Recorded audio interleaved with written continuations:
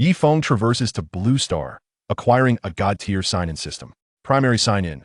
Rewards granted, a threefold augmentation of strength through the Thunder Fist technique. Intermediate sign-in. Rewards granted, an intermediate strength talent. Advanced sign-in. Rewards granted, a superlative vitality cultivation technique, the Dragon Vitality Art. God-tier sign-in. Rewards granted, the ultimate cultivation talent. Following a catastrophic transformation, the creatures inhabiting both land and sea on Blue Star have mutated into formidable beasts, compelling the global populace to embrace martial prowess for survival. Chapter 1. The World of High Martial Arts. In the bustling living room of Jiangnan City, 5 individuals are seated. Ye Feng is engrossed in the martial artist forum on his mobile device. A monstrous serpent has emerged from the Blackwater River, its head exceeding 20 meters in diameter, mercilessly slaughtering countless civilians along the riverbank, prompting Grandmaster Wang He of the Dragon Nation to enter the Blackwater River and slay the giant serpent. A rift has torn open in the skies above Jiangnan City, through which an armored rhinoceros has emerged, resulting in hundreds of casualties among the city's residents, now dispatched by the Jiangnan City Guard. The capital of the Dragon Nation has identified an unparalleled genius possessing extraordinary cultivation talent, with limitless potential for the future, who has now entered Nanshan University as a key candidate for specialized training. A girl who appears to be around 15 years of age glances at Ye Feng, a hint of disdain flitting across her face as she observes him engrossed in the martial artist forum. I truly don't understand what's so captivating about it. You're not even a martial artist. You're just worrying for nothing. Sister, please don't say that. Brother, you turn 16 tomorrow, right? Another girl looks at Ye Feng. Indeed, I will be 16 tomorrow. Brother, I truly envy you. Tomorrow you will discover whether you possess any cultivation talent. What is there to envy? Do you really think everyone has cultivation talent? If that were the case, martial artists would be as common as weeds. The 2 girls speaking are named Yi Qing and Yi Shui, both of whom are Ye Feng's sisters, though not by blood. He was not originally from this planet known as Blue Star. He is a time traveler. When he traversed to Jiangnan City, he was merely 5 years old. In this world, his mother succumbed during childbirth, and his father was slain when he was 5. His father was a formidable martial artist and the vice principal of the Golden Wind Martial Arts Academy in Jiangnan City. He recalls that fateful day with utmost clarity. He was in a room with his father when his father received a phone call. Subsequently, he was given a potion to conceal his presence and instructed to hide beneath the bed, remaining silent regardless of what transpired. Although only 5 years old, Ye Feng, having lived over 20 years in his previous life in Huaxia, could discern that something grave was unfolding. Indeed, shortly thereafter, the sounds of fierce combat erupted outside, and noises soon infiltrated the room. From his hiding place beneath the bed, he witnessed his father collapsing in a pool of blood. Though a time traveler, he had experienced the warmth of familial love in this world, having been orphaned in Huaxia. Seeing his father fall in that pool of blood filled him with profound sorrow, akin to a knife twisting in his heart. However, for reasons unknown, he did not shed a single tear. From that moment onward, a seed of vengeance was sown deep within his heart. He vowed to avenge his father. At that moment, a clear objective was established within him. Yet, mere days later, Ye Feng began to grasp the harsh realities of this world. At just 5 years old, he was powerless to effect change. He was uncertain if he would succumb to starvation. Fortunately, he encountered a benefactor who would shape his destiny, his adoptive father Ye Yonghe. He subsequently resided with his adoptive father. Ye Yonghe was a lowly company employee, earning a meager salary. Yi Qing originally had her own room, but due to his arrival, she was forced to share a room with her sister, leading her to harbor resentment towards him, though she never voiced it. He understood that without his adoptive father, he would have perished long ago. At 16, the age when Blue Star assesses cultivation talent, he has awaited this day with great anticipation. Should he be found to possess cultivation talent, it would signify his potential to become a martial artist. Only by becoming a martial artist could he seek vengeance. Over the years, he had conducted thorough investigations. The demise of the Golden Wind Martial Arts Academy's principal had left the selection of a new leader to the 2 vice principals, the other of whom was named Yang Qingtian. Yang Qingtian was the very individual who had slain his father and is now a master-level martial artist. Xiao Feng, do you have confidence in the upcoming cultivation talent assessment? Ye Yonghe inquires gently, smiling at Ye Feng. Yes, Ye Feng responds resolutely. Indeed, Xiao Feng has always been clever. He will surely possess cultivation talent. His adoptive mother Wang Lan adds with a smile. What does cleverness matter? Does being clever guarantee cultivation talent? Yi Qing regards Ye Feng with disdain. Sister, why are you always targeting brother? Yi Shui expresses her displeasure. Xiao Shui, you must understand that I am your true sister. He is merely an outsider. Because of him, you and I share a room, and my allowance has dwindled to a paltry sum. Enough of that. Ye Yonghe interjects firmly. I have told you many times not to bring up such matters. Understood. Yi Qing remains apprehensive of her father, lowering her head. Cheer up, brother. If you demonstrate cultivation talent and become a powerful martial artist, we can all move into a larger house together. Yi Shui gestures encouragingly at Ye Feng. It will certainly happen. Ye Feng nods in agreement. Blue Star is unlike Earth. 30 years prior, a cataclysm struck Blue Star, causing rifts to emerge in the skies across the globe, allowing ferocious beasts to descend upon Blue Star, accompanied by the emergence of dark, demonic energy. On the planet of Blue Star, both the land and the creatures inhabiting its oceans have been tainted by the ominous magic of darkness, transforming into ferocious beasts. Countless of these monstrous entities launch assaults against nations worldwide, with island nations falling one after another to their relentless slaughter, while numerous inland countries are not spared from this fate. The weaponry of the military proves utterly inadequate for the large-scale extermination of these feral beasts. As humanity teeters on the brink of annihilation, a succession of superhumans emerges into the public eye, exhibiting unparalleled strength as they rend the ferocious beasts asunder. Subsequent scientific inquiry reveals that these superhumans possess the ability to absorb a peculiar gas, thereby enhancing their physical prowess. Thus, the era of martial artists is born, with this enigmatic gas referred to as primordial energy. Some formidable martial artists even manage to devise techniques and skills derived from primordial energy. Consequently, martial artists grow increasingly powerful. Scientists commence the development of weaponry capable of combating the ferocious beasts, resulting in an array of innovations such as the Thunder God Cannon, laser cannons, and alloy weaponry. Upon sensing humanity's burgeoning strength, the ferocious beasts temper their ambitions of conquering Blue Star, although numerous territories remain under their dominion. Seizing the opportunity to regroup, nations across the world begin constructing fortified bases, their protective walls crafted from an exceptionally resilient alloy. This metal is capable of effortlessly slicing through the hide and bone of ferocious beasts, and it currently stands as the finest quality metal on Blue Star. Jiangnan City is one of the 8 major base cities of the Dragon Kingdom.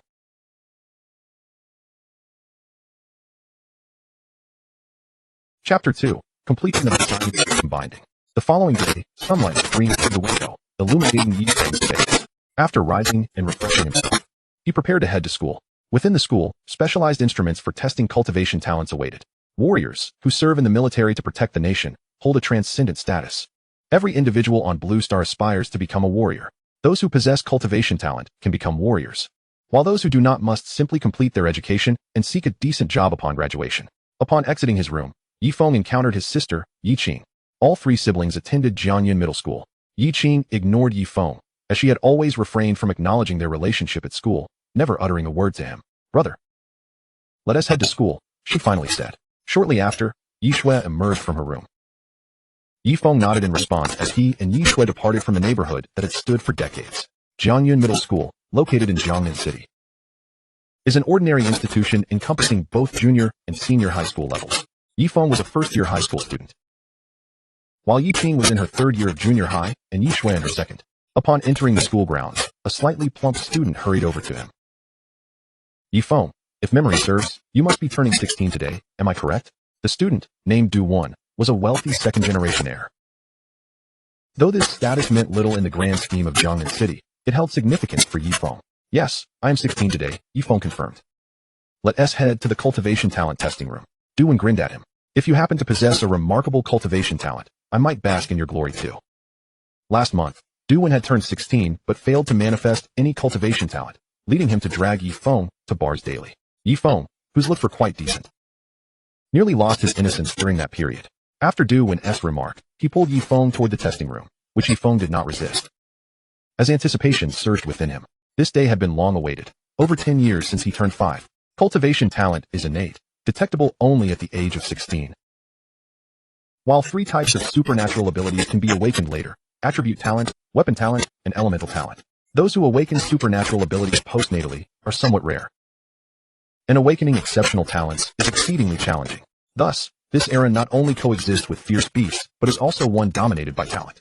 Upon reaching the cultivation talent testing room, several students exited, sighing dejectedly.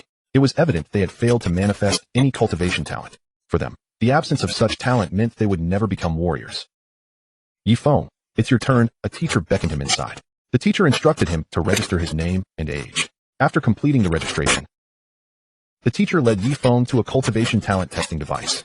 Place your hand on the device, and it will reveal whether you possess cultivation talent, the teacher explained. Ye Feng extended his hand, trembling slightly, perhaps due to his fervent desire to possess such talent. He firmly placed his hand on the device, and suddenly, a faint blue light emanated from it. Weak-level cultivation talent, the teacher announced, his eyes sparkling with a hint of intrigue. Congratulations, you possess cultivation talent. Only weak-level cultivation talent. Ye Feng felt as if all his energy had been sapped. The teacher regarded him with some confusion. He could not comprehend why Ye Feng appeared so despondent. After all, having any cultivation talent was a significant advantage compared to the average individual. Weak-level talent, however, limited one's potential to merely becoming a martial apprentice throughout their life. In contrast, the illustrious Yang Qingtian was a master. If Ye Feng's talent was deemed weak-level, it would signify that revenge was an unattainable dream for him. Ding. Energy infusion successful. Sign-in system binding in progress. Sign-in system binding complete. Chapter 3, Divine Sign-in, Ultimate Cultivation Talent. Is this the system? Ye Feng was momentarily stunned. As a transmigrator, he certainly understood what a system entailed. Ding. Host bound to sign-in system. Congratulations on acquiring one divine sign-in opportunity.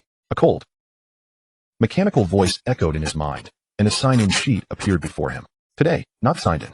Divine sign-in opportunity. This implies that signing in would yield rewards? This student. Since you have detected weak-level cultivation talent, we will now announce this over the school broadcast. If you have no objections, the teacher stated. Ye Feng remained silent, engrossed in manipulating the sign-in sheet in his mind. The teacher sighed, believing Ye Feng's expectations of his cultivation talent were excessively high. It was his first time encountering a student who, despite possessing cultivation talent, was dissatisfied with weak-level abilities. The teacher proceeded to announce Ye Feng's cultivation talent to the school. After all, only a handful of students at Jiangyun Middle School had been tested and found to possess cultivation talent, making each discovery a momentous occasion. This is Jiangyun Middle School's cultivation talent testing room. Ye Feng from Class 2 of the first year has detected weak-level cultivation talent. He is our 5th student to exhibit such talent. Let us congratulate Ye Feng. The announcement echoed throughout all classrooms, the courtyard, and the offices. For most students at Jiangyun Middle School, the broadcast was a profound blow. Weak-level talent meant they would forever remain below the martial apprentice rank. Yet, having even a semblance of talent was better than none. Brother truly has cultivation talent. How wonderful. Ye Shui beamed with joy. Her words elicited envy from the surrounding classmates, who were aware that Ye Feng was her brother. Having a brother with cultivation talent would surely deter anyone from crossing him at Jiangyun Middle School. I can't believe he actually possesses cultivation talent. A female student in the 3rd year of junior high, Yi Qing, displayed a complex array of emotions on her face. Whether happiness or sadness was uncertain. After a considerable amount of time, Ye Feng finally deciphered the sign-in sheet in his mind. It turned out that he needed to click on sign in. He had been puzzled until now. He moved the virtual pointer to the not signed in today icon and clicked it. Ding. Does the host wish to use the divine sign-in opportunity? Confirm. Ding. Sign-in successful. Congratulations, host. You have received the divine sign-in reward, the ultimate cultivation talent, the highest level cultivation talent on Blue Star. Absorb chi and cultivate chi techniques at 100-fold speed. Ultimate cultivation talent? Ye Feng trembled all over, momentarily unable to believe his fortune. Cultivation talents are categorized as follows: weak level, secondary level, low level, intermediate level, advanced level, super level, and ultimate cultivation talent. The ultimate cultivation talent stands as the pinnacle of all cultivation talents. Chi levels, 29, 34, 28. Ye Feng observed data indicating an increase in chi on his retina. As the chi flowed into his body, his physical attributes, functions, and cells began to undergo a reorganization. Chapter 4, The Cycle of the Sign-in System. The data reflecting the increase in chi on his retina assured Ye Feng that he had indeed acquired the ultimate talent. With this ultimate cultivation talent, his future achievements were boundless. The prospect of vengeance now seemed attainable. Chi levels, 53, 24, 38. On the retina, data indicating an increase in vital energy continuously appeared. The ultimate cultivation talent enhances the rate of vital energy absorption 100-fold. It is not a mere amplification, but rather an acceleration of speed. Ye Feng could distinctly sense the vital energy surging toward his body, yet it seemed to vanish like a mud ox sinking into the sea. He examined the sign-in sheet in his mind, and discovered that sign-ins occurred once every half-month, with the next being a primary sign-in, followed by a cyclic sequence: primary sign-in, intermediate sign-in, advanced sign-in, and divine sign-in. Ye Feng, what is the matter with you? Noticing Ye Feng had yet to emerge, Duwen entered the cultivation talent assessment room, gazing at him with a puzzled expression. Oh, nothing. Ye Feng snapped back to reality. You truly possess a cultivation talent. Although it's merely of the weak tier, it's commendable nonetheless. I envy you. Duel's face radiated various expressions of envy. Ye Feng smiled, attributing it to mere luck. After speaking, he fell into contemplation. The next sign-in was in 7 days, and he was uncertain of the reward it would yield. Vital energy, 23. Vital energy, 46. Vital energy, 55.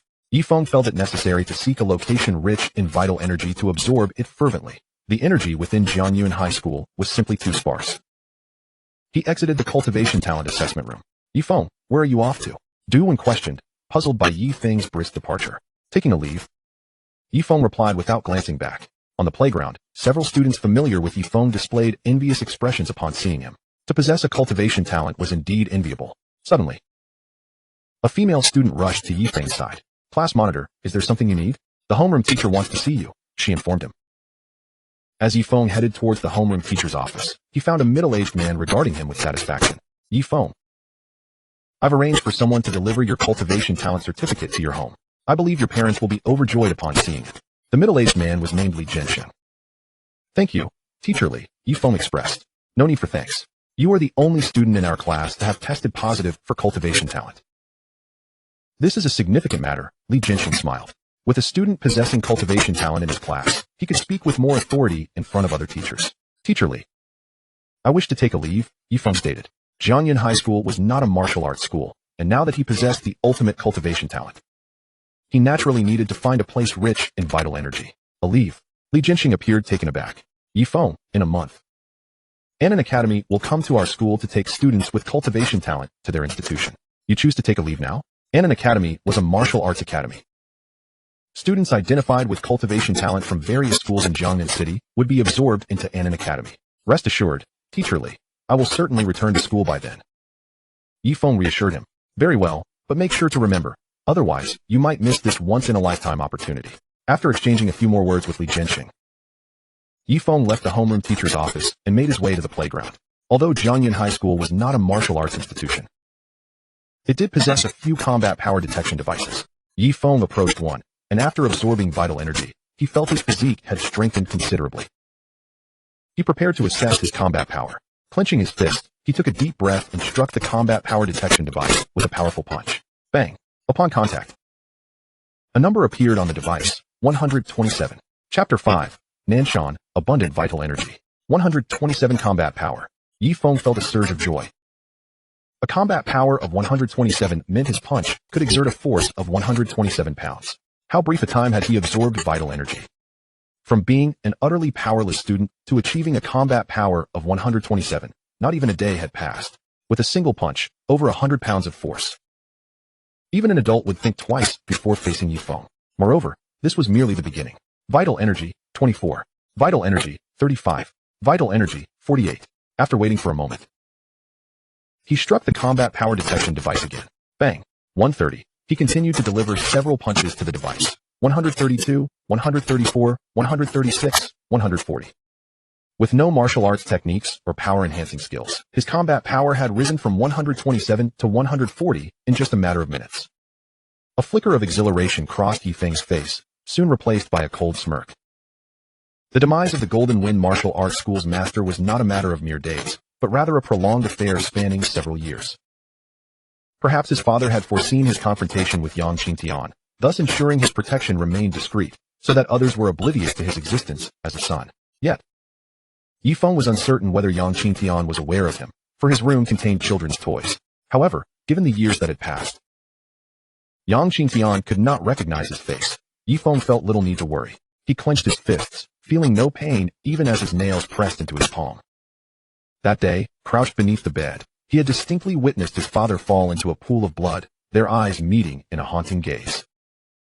He would never forget that scene. A master? Ye Feng chuckled coldly. Soon, you shall experience true suffering. Not lingering longer at Jiangnan High School, Ye Feng departed and began to traverse Jiangnan City, seeking a locale rich in vital energy. However, after much wandering, he found nothing. Most places were less abundant in energy than Jiangnan High School. A sense of despondency washed over him. He raised his head slightly to gaze at the setting sun. The mountains? Of course. Ye Feng's eyes lit up. Nanshan. Nanshan, the highest peak in Jiangnan City. He believed that the vital energy there would be comparatively dense. However, Nanshan was still distant, and he would need transportation. Digging through his pockets, he discovered he had not a single alliance coin. Thus, he began to run toward Nanshan. After a considerable time, Ye Feng finally arrived at the foot of Nanshan as night began to fall. Vital energy, 85. Vital energy, 89. Vital energy, 92. Observing the increasing data on his retina, Ye Feng exhaled a sigh of relief. If the vital energy at the mountain's base had changed, the energy atop the peak would be even more pronounced. He ascended further up Nanshan. By the time he reached the summit, the moon had risen. Vital energy, 125. Vital energy, 152. Vital energy, 137. Such dense vital energy. If he continued absorbing it at this rate, it would not be long before his combat power reached 1,000. Qualifying him as a junior martial apprentice, right? 30 years had elapsed since the cataclysm on Blue Star. During these 3 decades, martial artists had been distinctly categorized: martial apprentices, warriors, masters, grandmasters, true masters, great masters, vital generals, vital kings, and emperors. Each realm further divided into beginner, intermediate, and advanced tiers. Ferocious beasts were similarly classified, ranging from 1st to 10th tier beasts. After absorbing vital energy for a considerable duration, Ye Feng prepared to return home. He had yet to transcend the realm of ordinary humans. He could still feel cold and hunger. Chapter 6. Rapidly increasing combat power. Upon returning to his residential complex, it was already past 9 at night. Ye Feng approached the combat power detection device in the community. An elderly man stood nearby, a resident he had seen before but never spoken to. The old man was fiercely striking the combat power detection device. Ye Feng glanced at the data displayed on the device and was slightly taken aback. 99, 100, 98, 99. He gazed at the elderly man, astonished to discover that he was at least 70 years old, yet still possessed such formidable combat prowess. Young man, do not be deceived by my 72 years. Your strength may not surpass mine, the old man said, wiping the sweat from his brow after noticing Ye Feng's approach. Ye Feng began, but the old man interrupted him. If you doubt me, why not give it a try? Reluctantly, Ye Feng stepped up to the combat power testing machine, intending to assess the effects of his absorption of energy from Nanshan. He raised his fist and struck the machine with a powerful blow. Bang! The display read 207. The old man stared at the number in disbelief, rubbing his eyes in a futile attempt to alter the outcome. No, the machine must be malfunctioning. Young man, strike again. Ye Feng was equally surprised that he could achieve such a high combat power. With a flurry of punches, he struck the machine repeatedly. Bang! Bang! Bang! The readings peaked at 209. The energy in the community was alarmingly sparse, barely increasing by single digits. The old man's astonishment was palpable. He had staunchly believed that Ye Feng's strength could not rival his own, yet now he bore an expression of embarrassment. Ahem, young man, it's getting late. I must retire for the night, he said, clearing his throat before leaving. After the old man departed, Ye Feng examined the reading on the combat power testing machine, realizing that it would not be long before he became a martial apprentice. Upon returning home, he was met by his sister, Ye Qing, who greeted him with a disapproving demeanor as she slumped onto the sofa. Brother, you're incredible with your subpar cultivation talent. I am utterly envious, she remarked sarcastically. Ye Shui chimed in with a bright smile. Xiao Feng, your homeroom teacher has delivered your certificate of honor and 10,000 alliance coins. You've truly made us parents proud. Indeed, Xiao Feng, the future of the Ye family rests upon your shoulders, Ye Yonghe expressed with pride. What is so impressive about it? He has cultivation talent, but I will soon reveal my own, Ye Qing interjected. By the way, brother, in a month, Annan Academy will come to our school to take students with cultivation talent. You'll be able to attend Annan Academy then. Yes, Ye Feng nodded in agreement. After enjoying a sweet soup prepared by Wang Lan, the family retired for the night. The following day, Ye Feng returned to Nanshan, his body fervently absorbing energy. Time flew by, and several days passed. As night fell again, Ye Feng approached the combat power testing machine where the old man was once again present. The old man's face lit up with joy upon seeing Ye Feng. Young man, I couldn't sleep well after you left the other day. I finally realized that you must possess cultivation talent, right? With such talent, your combat power should have improved over the past few days, he said eagerly. Chapter 7. Junior Martial Apprentice, commencing initial sign-in. Indeed, it must have improved, Ye Feng affirmed. Do not worry, young man. Although your cultivation talent may not be exceptionally high and your combat power may increase slowly, remember that where there is a will, there is a way. The old man encouraged, patting Ye Feng on the shoulder. Looking at the combat power testing machine, Ye Feng took a deep breath, raised his fist, and struck with all his might. Bang! 459. The machine displayed a terrifying number. 4,459. The old man's pupils constricted in disbelief, as if witnessing an unfathomable figure. After swallowing hard, he gazed at Ye Feng. Is this a super genius? Ye Feng thought to himself that it was quite satisfactory. Soon, he would ascend to the level of a martial apprentice. A combat power of 1,000 is the foundational strength for a junior martial apprentice. Being a martial artist encompasses more than merely possessing great strength. It involves mastering martial techniques and energy manipulation, with the capability to inflict harm solely through energy. However, junior martial apprentices can only practice the most rudimentary techniques, and energy projection holds little efficacy. Upon returning home, Yi Qing glared at him. Do you really treat this place like a marketplace, coming and going at all hours? Xiao Feng, you haven't eaten, have you? I saved some food for you. Wang Lan offered, bringing out the meal. Having gone a day without food, Ye Feng devoured it ravenously, like a starving ghost. Yi Qing mocked as she observed his voracious appetite. Ye Feng chose not to respond. After all, his presence forced Yi Qing to share a bed with Yi Shui, a fact he dismissed with indifference. Once in bed, he quickly fell into a deep slumber. In the morning, Ye Feng once again headed to Nanshan, his body feverishly absorbing energy. Days passed swiftly, and Ye Feng arrived at the combat power testing machine once more. He struck the machine with a punch. Bang! 998. Satisfied with the number, he continued to strike the machine. 996, 997, 998, 995. His combat power stubbornly refused to breach the 1,000 mark.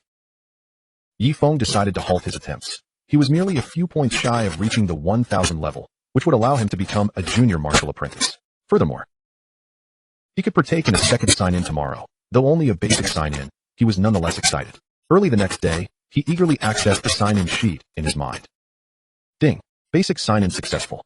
Congratulations, host, you have received the sign-in reward. Thunder Fist, a primary energy technique, with a threefold strength amplification. Thunder Fist? A threefold strength amplification? Ye Feng was elated. He had not anticipated receiving such an excellent reward from a basic sign-in. His anticipation for the intermediate sign-in and half a month soared. Although he feared he would have already been accepted into Annan Academy by then, energy techniques could only be cultivated by those at least at the junior martial apprentice level. And the Thunder Fist was exceedingly challenging for junior martial apprentices to master. However, Ye Feng harbored no concerns. He possessed ultimate cultivation talent, allowing him to absorb energy at 100-fold speed and enhance his mastery of energy techniques at an equal rate. Energy levels, 5. Energy levels, 9. Energy levels, 11. The increase in energy data appeared before Ye Feng's eyes. He mused that the energy in the community was woefully inadequate. However, he was confident that he had already surpassed 1,000 in combat power. After completing his morning routine, he approached the combat power testing machine in the community. Achieving a combat power of 1,000 would enable him to cultivate the Thunder Fist. Bang! He struck the machine with ferocity. The combat power testing machine instantly revealed a number, 1,005. The display brought immense satisfaction to Ye Feng. Next, it was time for the Thunder Fist.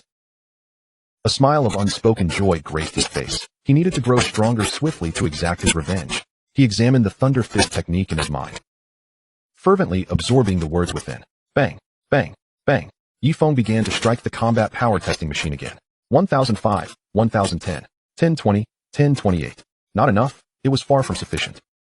The Thunder Fist offered a threefold strength amplification, which meant he needed to deliver a punch that amplified his strength by 1, then 2, and finally 3 times to successfully master the technique. Chapter 8.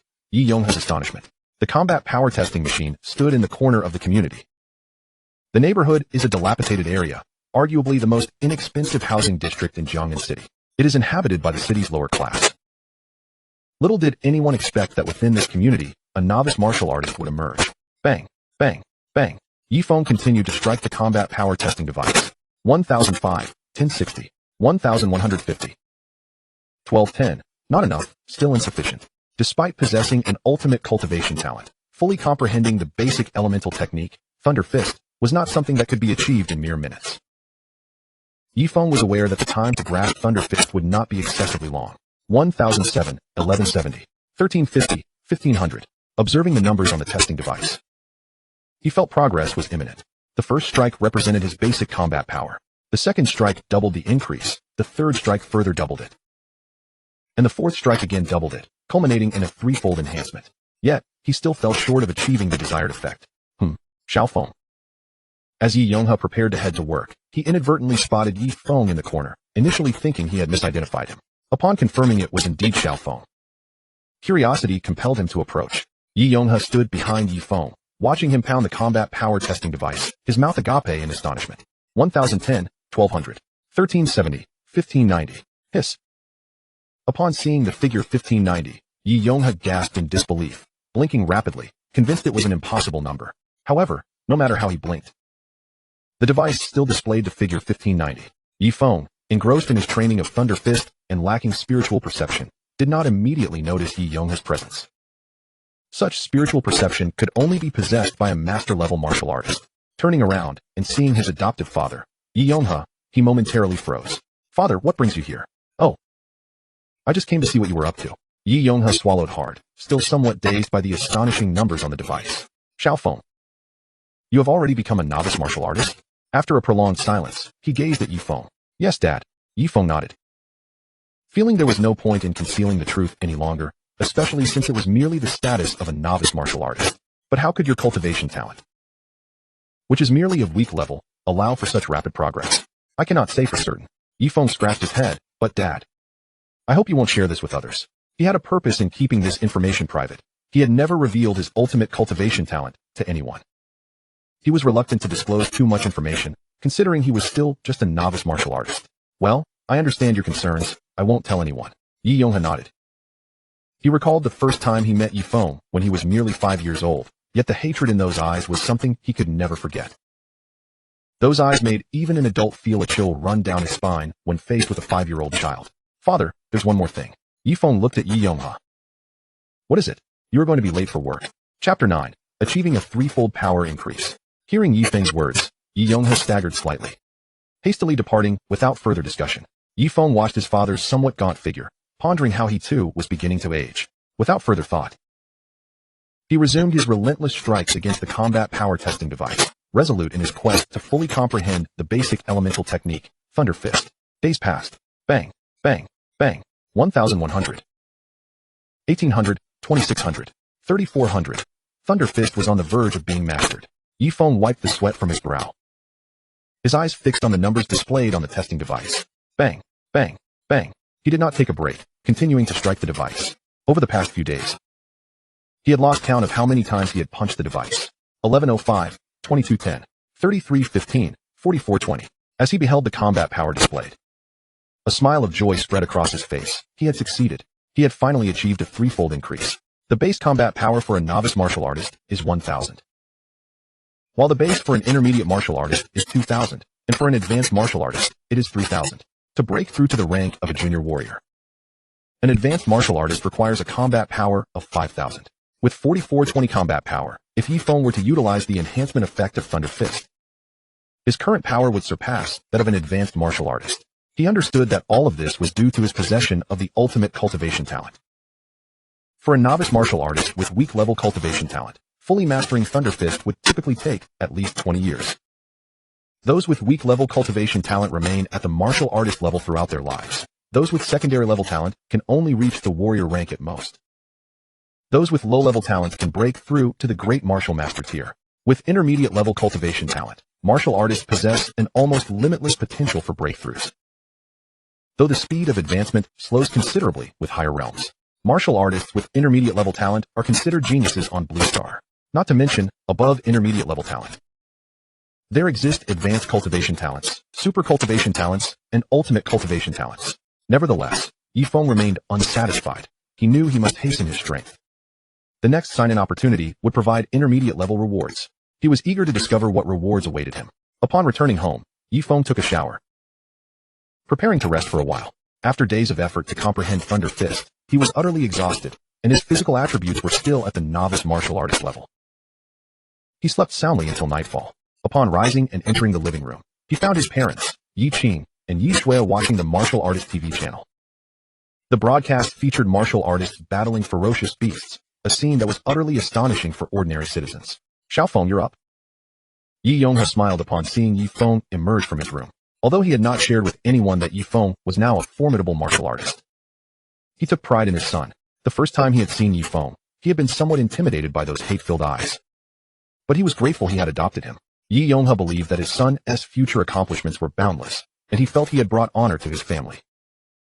Wang Lan brought out the meal she had prepared earlier.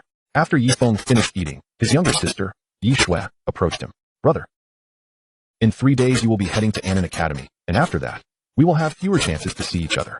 Ye Shui pouted. After a moment, she seemed to recall something, glancing at Ye Yonghe with a hesitant expression, as if there were something difficult to articulate. Chapter 10, Martial Artist Subsidy. Xiao Shui. Is there something on your mind? Ye Yonghe noticed her hesitation. Father, the teacher said that to improve the quality of education, we need to buy a computer. Ye Shui had always been understanding, aware that their family was not well off, with her mother as a homemaker and her father as the sole breadwinner. Don't worry about it. Go ahead and buy it. Ye Yonghe smiled, sitting on the sofa. Ye Feng considered that he was now a novice martial artist and could register at the Jiangnan City Martial Artist Alliance branch to receive martial artist subsidies. Such support was too good to pass up. After years of being fed and sheltered by the Ye family, he knew he would have perished without Ye Yonghe's help. Although he was still only a novice martial artist, he figured he might as well contribute in any way he could. Father, allow me to handle the issue with Xiao Shui's computer, Ye Feng stated. The entire family was taken aback by his words. Xiao Feng, where did you acquire the funds? Ye Yonghe inquired, a look of confusion etched on his face. Over the years, Ye Yonghe had incurred substantial debts in his efforts to support the family, and his health had deteriorated, prompting him to borrow even more. The last time Ye Feng's low-level cultivation talent was revealed, his homeroom teacher had gifted him a certificate along with 10,000 alliance coins. That sum had already been returned to others. Now, with Ye Shui wishing to purchase a computer, he was left with no choice but to seek out a loan. It's all right, Dad, I have a plan. Ye Feng replied with a smile. Suddenly, Ye Yonghe remembered that Ye Feng had already reached the status of a junior martial artist, so he refrained from pressing further. As a mere employee of a small company, his capabilities were far from that of a junior martial artist, and thus he felt reassured about Ye Feng's intentions to buy the computer for Ye Shui.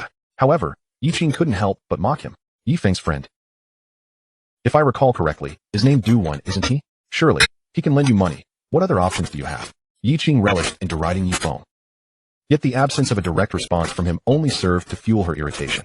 The following day, Ye Feng stepped out of the house, making his way toward the Martial Artist Alliance in Jiangnan City. The Martial Artist Alliance is the largest martial organization on the entire Blue Star, with its headquarters located in the World City. Every significant city on Blue Star boasts a branch of the Martial Artist Alliance. Upon arriving, Ye Feng found himself before the Jiangnan City branch, a 30-story edifice that exuded a sense of awe. Once inside, he approached the relevant testing facility. May I assist you? A female staff member inquired as he approached him. I am here to register as a martial artist, Ye Feng replied. The staff member hesitated momentarily, scrutinizing Ye Feng. Given his age, it seemed improbable for him to be a martial artist. Is there a problem? Ye Feng pressed, noticing her silence. The staff member snapped back to attention. No, please follow me for a physical attribute assessment, she instructed, leading him to the testing room. Inside, several individuals were undergoing assessments of their physical attributes. Ye Feng approached a machine that measured combat power, speed, and defense. He clenched his fist and struck the device with a powerful punch. Boom. Combat power, 1160. Speed, 22 ms. Maximum weight tolerance, 200 kilograms. All results met the standard for a junior martial artist's physical attributes. As martial artists progress in rank, their strength, speed, and defense also improve. Although Ye Feng had mastered the thunderclap fist, which granted him a threefold increase in power, his speed and defense had yet to surpass the baseline for a high-level martial artist. Thus, he remained classified as a junior martial artist. The staff member stared at the data on the testing machine, her expression one of astonishment. She had not anticipated that Ye Feng was indeed a martial artist. Chapter 11. Elementary School Classmate Wang Jing. Hello, your physical attributes meet the standards for a junior martial artist. Please follow me for registration, the staff member said. Regaining her composure, Ye Feng nodded, following her toward a designated area. However, before they could take more than a few steps, a voice filled with surprise echoed in his ear. Ye Feng, is that really you? I thought I was mistaken. Ye Feng turned toward the voice, spotting a girl of similar age to him.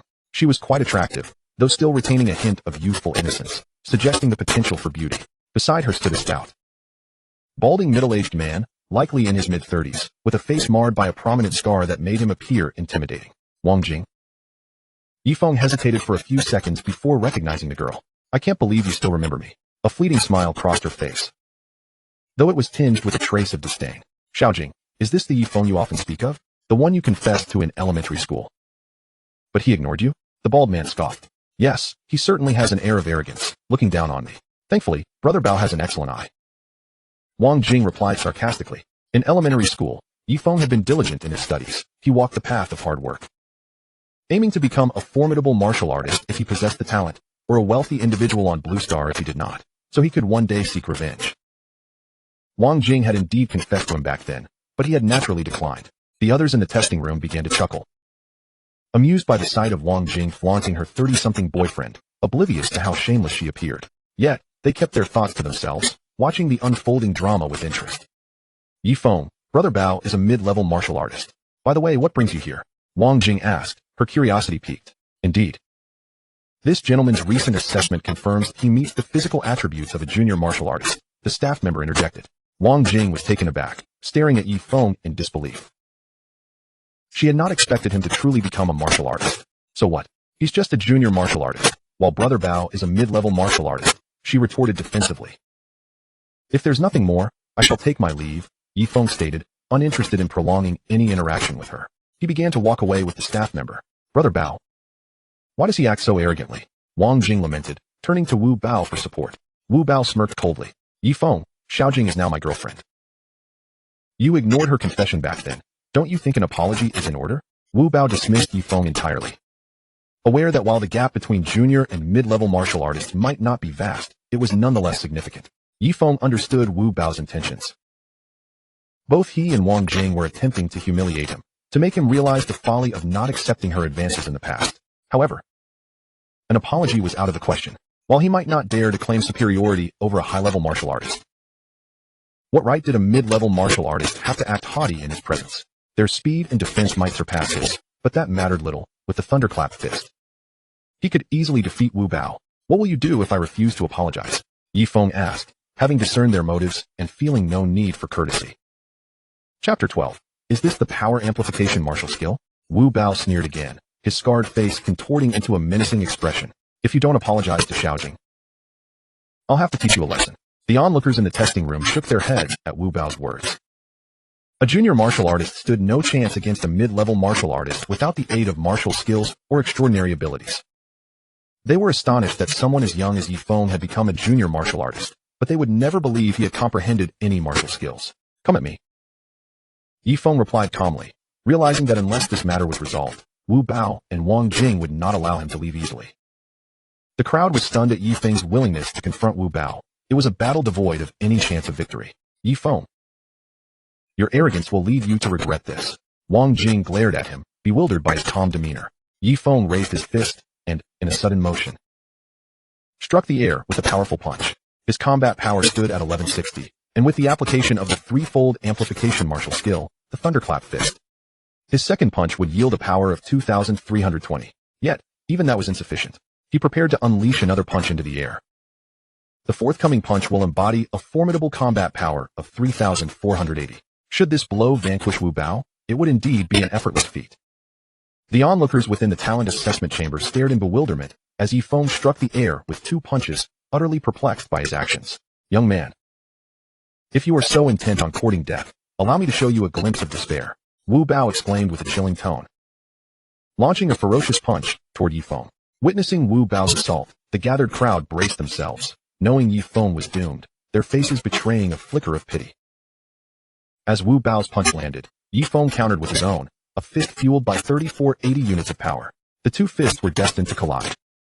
Wang Jing's countenance turned grim, foreseeing the impending calamity that awaited Ye Feng. With a thunderous impact, their fists met, the sound of flesh colliding resonating in the ears of all present.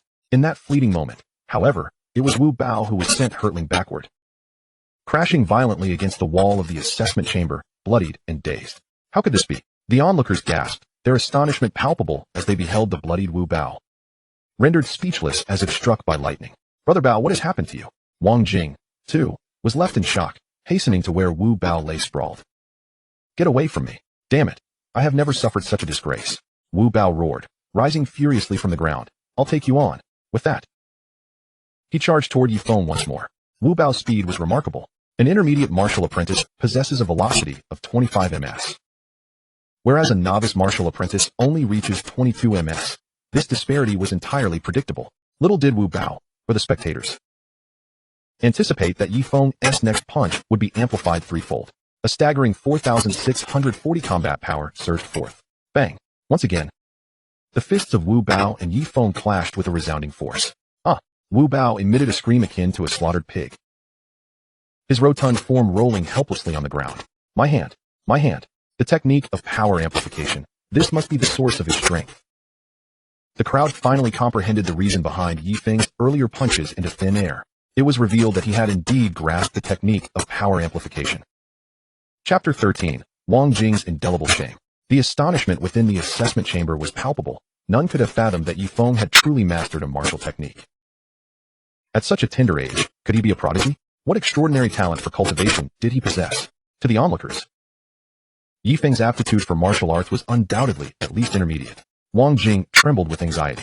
Her intention had been to humiliate Ye Feng, yet Brother Bao was utterly outclassed. Decimated in an instant. Let us depart. Ye Feng turned to the female staff member, who stood frozen in shock. What about her? She stammered. Having only dealt with martial apprentices of lower tiers, and now, witnessing Ye Feng's overwhelming prowess left her utterly astounded. I shall not stoop to her level. She is merely a little girl, Ye Feng replied, shaking his head. He could easily confront Wang Jing, striking her with disdain, but what would that prove? He now possessed a system and an ultimate talent for cultivation. In his eyes, individuals like Wang Jing no longer held any significance. Engaging with her would only tarnish his dignity. Had Wu Bao and Wang Jing allowed him to leave earlier, he would not have faced such humiliation. Ye Feng departed the assessment chamber alongside the female staff member. Standing still, Wang Jing was overwhelmed by shame, rendered utterly mortified. Little sister, let me impart some wisdom. Relying on others is not inherently wrong, nor is it wrong to use others to assert dominance. However, this time, you have encountered a formidable opponent. No one is to blame. Just a mere intermediate martial apprentice, the lowest tier of warriors in Blue Star. A man in his 20s spoke to Wang Jing with a smile before exiting the chamber. At that moment, Wang Jing could no longer contain her emotions. Tears streaming down her face. Why had she belittled herself? At only 16, why had she sought a boyfriend so much older? Was it to gain a sense of superiority? Ye Feng was oblivious to Wang Jing's turmoil, nor did he need to know. After all, their only connection was as former elementary school classmates. The female staff member guided Ye Feng to the registration office. After completing his registration, she handed him an alliance card and a badge representing his status as a novice martial apprentice. Mr. Yi, your alliance card contains 10,000 martial artist allowances, which will be dispersed on time next month. The alliance card is a universal bank card in Blue Star, issued by the Global Alliance Bank. Ye Feng accepted the card and badge, departing the Martial Artist Alliance. Next, he intended to purchase a computer. However, he needed to return home to invite his sister, Yi Shui, to accompany him. It was Saturday, and school was out. Yi Shui was at home, engrossed in watching television. Upon returning home, Yi Shui exclaimed, "Brother, you're back." "Yes, let us go buy a computer," Ye Feng replied. "Brother, you're the best."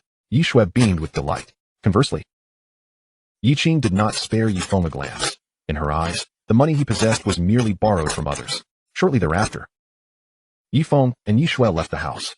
Once outside, Yi Shui looked at her brother and said, "Brother, I know sister isn't nice to you, but do you realize that she has a heart of gold beneath that sharp tongue?" She was quite pleased when she learned of your lower-level cultivation talent. "Though you may not believe it, I share a room with her, and I am not lying," Yi Shui insisted, pouting. "Sister also needs to buy a computer. She just feels embarrassed to ask." Her eyes glistened with innocence as she gazed at Ye Feng. Chapter 14. Nanshan, the Powerful Elder. Ye Feng smiled. With 10,000 alliance coins in his card, he could comfortably purchase 2 computers for study. After selecting the computers at a specialty store, he spent 5,500 alliance coins to acquire them. Ye Feng instructed Yi Shui to return home while he made his way to Nanshan. With 3 days remaining, attending school would serve little purpose. It was far more beneficial to absorb additional energy. Upon reaching the foot of Nanshan, Ye Feng sprinted swiftly up the mountain. His pace was brisk, and it wasn't long before he reached the summit. Energy, 153. Energy, 155. Energy, 158. The figures indicating his energy levels continued to rise before his eyes. Just as he was fervently absorbing energy, an elderly man appeared in his line of sight. The old man appeared to be in his 60s, robust, and with hawk-like eyes. Keenly scrutinizing Ye Feng had not anticipated encountering anyone else here. Observing the elder, he noticed the terrifying energy enveloping the man, confirming that he was a formidable warrior. The elder was also assessing Ye Feng, taken aback by the presence of another at the peak of Nanshan, for reasons unknown. The elder felt that Ye Feng was not like ordinary individuals. He could not discern if this was merely an illusion. Feeling the elder's penetrating gaze upon him was profoundly unsettling. "Young man, what is your name?" the elder inquired. "Ye Feng," he replied. The elder pondered for a moment, his intuition suggesting that Ye Feng was likely a genius.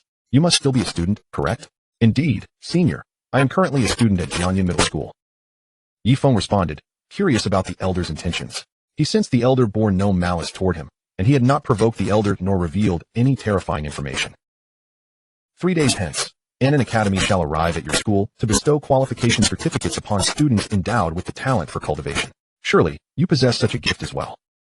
Do you not? The elder gazed at Ye Feng, harboring an unwavering belief that he was a prodigious genius, of a caliber so profound that it bordered on the extraordinary. He wondered if this perception was merely an illusion. "Indeed, senior," Ye Feng nodded in acknowledgement. "Enough with the senior titles. My name is Su Ming."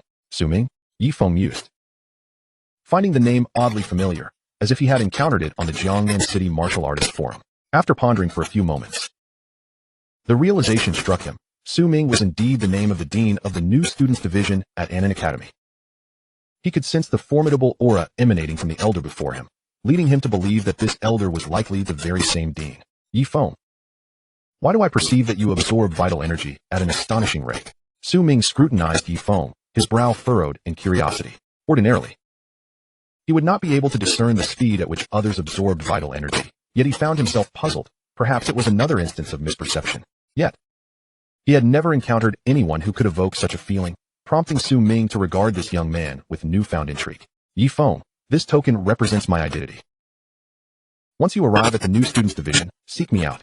Su Ming contemplated that once Ye Feng reached the new students division, a thorough assessment would be in order.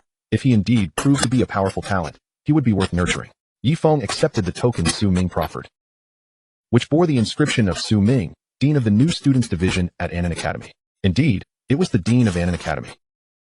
Ye Feng recalled having seen information regarding Su Ming on the Jiangnan City Martial Artists Forum, where he was recognized as a master-level warrior. "Master, one must not be humiliated." This phrase resonated throughout Jiangnan City, a sentiment well known to all. Chapter 15, Onward to Annan Academy. After exchanging a few more words with Ye Feng, Su Ming departed from Nanshan. Ye Feng watched the elder's retreating figure, pondering the sheer audacity of encountering a master-level warrior in Nanshan. Truly a remarkable experience. Yang Qingtian, the head of the Golden Wind Martial Arts School, was also a master-level warrior and significantly more powerful than Su Ming, the dean. Ye Feng understood that he must expedite his own development. After a full day of absorbing vital energy in Nanshan, Ye Feng returned to his apartment at night, where he stood before the combat power testing apparatus. Bang, bang, bang. He struck the testing device with a flurry of punches. 1250, 1251, 1252, 1251. He refrained from employing the thunder fist technique, for doing so would yield an alarmingly high combat power reading. Upon returning home, he found his family engrossed in watching television. Perhaps it was due to Ye Feng's gift of a computer to Yi Qing, but Yi Qing's demeanor toward him had softened, no longer characterized by the previous indifference. Ye Feng opened his phone to access the martial artist forum. The ferocious beasts have launched an assault on the 10 island nations of the Ocean Sea, resulting in their obliteration. The Jinwei army has entered the occupied territories of the ferocious beasts, engaging in a month-long battle with countless casualties on both sides. Dragon Kingdom scientists have invented an ion cannon, capable of annihilating hundreds of ferocious beasts with a single shot. As he perused the news on the martial artist forum, Ye Feng contemplated the inevitability of a cataclysmic confrontation between humanity and the ferocious beasts, a battle that would undoubtedly shape the fate of mankind. Yet, he did not dwell on such thoughts. What he needed to focus on now was vengeance. The following day, Ye Feng continued to absorb vital energy atop Nanshan, his foundational combat power soaring to 1300. In the early morning, Ye Feng rose early and made his way to Jiangyin High School. Upon his arrival, the students who recognized him cast envious glances his way, for today marked the arrival of the admissions officers from Annan Academy. Shortly after Ye Feng arrived at Jiangyin High School, he was summoned to the principal's office, accompanied by several other students. These students possessed secondary-level cultivation talents, and Ye Feng had previously had no interactions with them. Moreover, Their secondary level talents eclipsed Ye Feng's weaker level, rendering them dismissive of him. You are all students of Jiangyun High School with cultivation potential. Shortly, the admissions officers from Annan Academy will arrive, the principal announced with a smile. No sooner had he spoken than a teacher entered the room. Principal, the admissions officer from Annan Academy has arrived. The principal promptly rose to greet the visitor. Moments later, Ye Feng beheld a robust man, his countenance exuding authority without anger, adorned with a 2-star leopard insignia upon his chest. The 2-star leopard insignia signified a mid-level martial master. The entering mid-level martial master surveyed Ye Feng and the others, accepting the documents handed by the principal. Upon glancing over them, disappointment flickered across his face. All secondary level cultivation talents, with one possessing a weak level talent. The mid-level martial master shook his head. Here are your qualification certificates. Report to Annan Academy tomorrow, he stated. Distributing the certificates before departing, Ye Feng accepted his insignia and exited the school. Upon returning home, he prepared for the journey ahead. Annan Academy is situated in the heart of Jiangnan City, a considerable distance from his apartment, necessitating accommodation. However, he had heard that the living conditions were excellent, with each student provided their own private room. As night fell and the stars twinkled above, Ye Feng calculated that in 5 days, he would be able to complete his mid-level registration, a prospect that filled him with anticipation. If he were to receive a reward of extraordinary abilities, it would be nothing short of remarkable. A sleepless night ensued. The next day, Ye Feng, laden with a suitcase, prepared to set forth for Annan Academy. Ye Feng. Just as he was about to step out the door, Yi Qing's voice resonated in his ears. He paused, momentarily taken aback, and turned to face Yi Qing. Her expression was one that defied description, as if a multitude of sentiments clamored to be expressed, yet ultimately, she managed to utter but 2 words, do well. Chapter 16, The Peerless Maiden, Su Hua. Hearing Yi Qing's words, a smile graced Ye Feng's face. He had not anticipated that she would offer him such encouragement. All right. He nodded in response. Upon leaving the apartment complex, he boarded a vehicle bound for Annan Academy. Annan Academy, also known as Annan Martial Arts Academy, comprises both the New Students Division and the Senior Students Division. While the 2 divisions are situated in close proximity, students from the Senior Division seldom interact with those from the New Students Division unless necessary. New students are required to remain in the New Students Division for 2 years before transitioning to the Senior Division for 3 years, after which they graduate. Upon arriving at the gates of Annan Academy, Ye Feng was met with a throng of students, numbering in the thousands. All of them were new students. Whispers floated through the air as they exchanged gossip about the Academy's prodigies. Have you heard? The daughter of Jianghe Martial Arts School's head, Su Hua, is also coming to Annan Academy. Impossible. Why would she come to Annan Academy? She is likely scouting for talent to recruit into Jianghe Martial Arts School. Jianghe Martial Arts School is one of the 4 major martial arts schools in Jiangnan City, with its head, Su Zhan, being a highly skilled master, renowned for his formidable strength. As the crowd of new students buzzed with excitement, the roar of a sports car pierced the air, drawing their attention. They turned to see a Lamborghini Veneno, from which emerged a girl of around 16 or 17 years of age, dressed in expensive attire and sporting a ponytail. She retained a youthful innocence in her face, yet possessed the beauty befitting a young lady. Who is she? She's impressive. Don't tell me you don't know. That's Su Hua, the daughter of Su Zhan, the head of Jianghe Martial Arts School. What? That's Su Hua. I heard her cultivation talent is at the advanced level, and she recently broke through to the martial apprentice stage. The new students gazed at Su Hua in awe. In their eyes, she was an unattainable figure, both in terms of talent and lineage. Did you know that Su Hua has also awakened a primary power talent? Another new student interjected. Surrounded by a throng of fellow students, the new arrival stood in awe, eliciting astonishment at the sheer brilliance of his talent. In the Dragon Kingdom, the most prevalent cultivation aptitude is the secondary level, followed by the primary level. As for those with weak cultivation aptitude, while their numbers may be considerable, they scarcely reach even a tenth of those with secondary aptitude. Thus, in the eyes of those endowed with cultivation abilities, weak aptitude is deemed utterly laughable. Look over there. That is Lu Chong, the foremost genius of Jinming High School, possessing a medium-level cultivation aptitude. And over there is Lin Yunhua, the prodigy from Bailu High School, equally boasting a medium-level cultivation aptitude.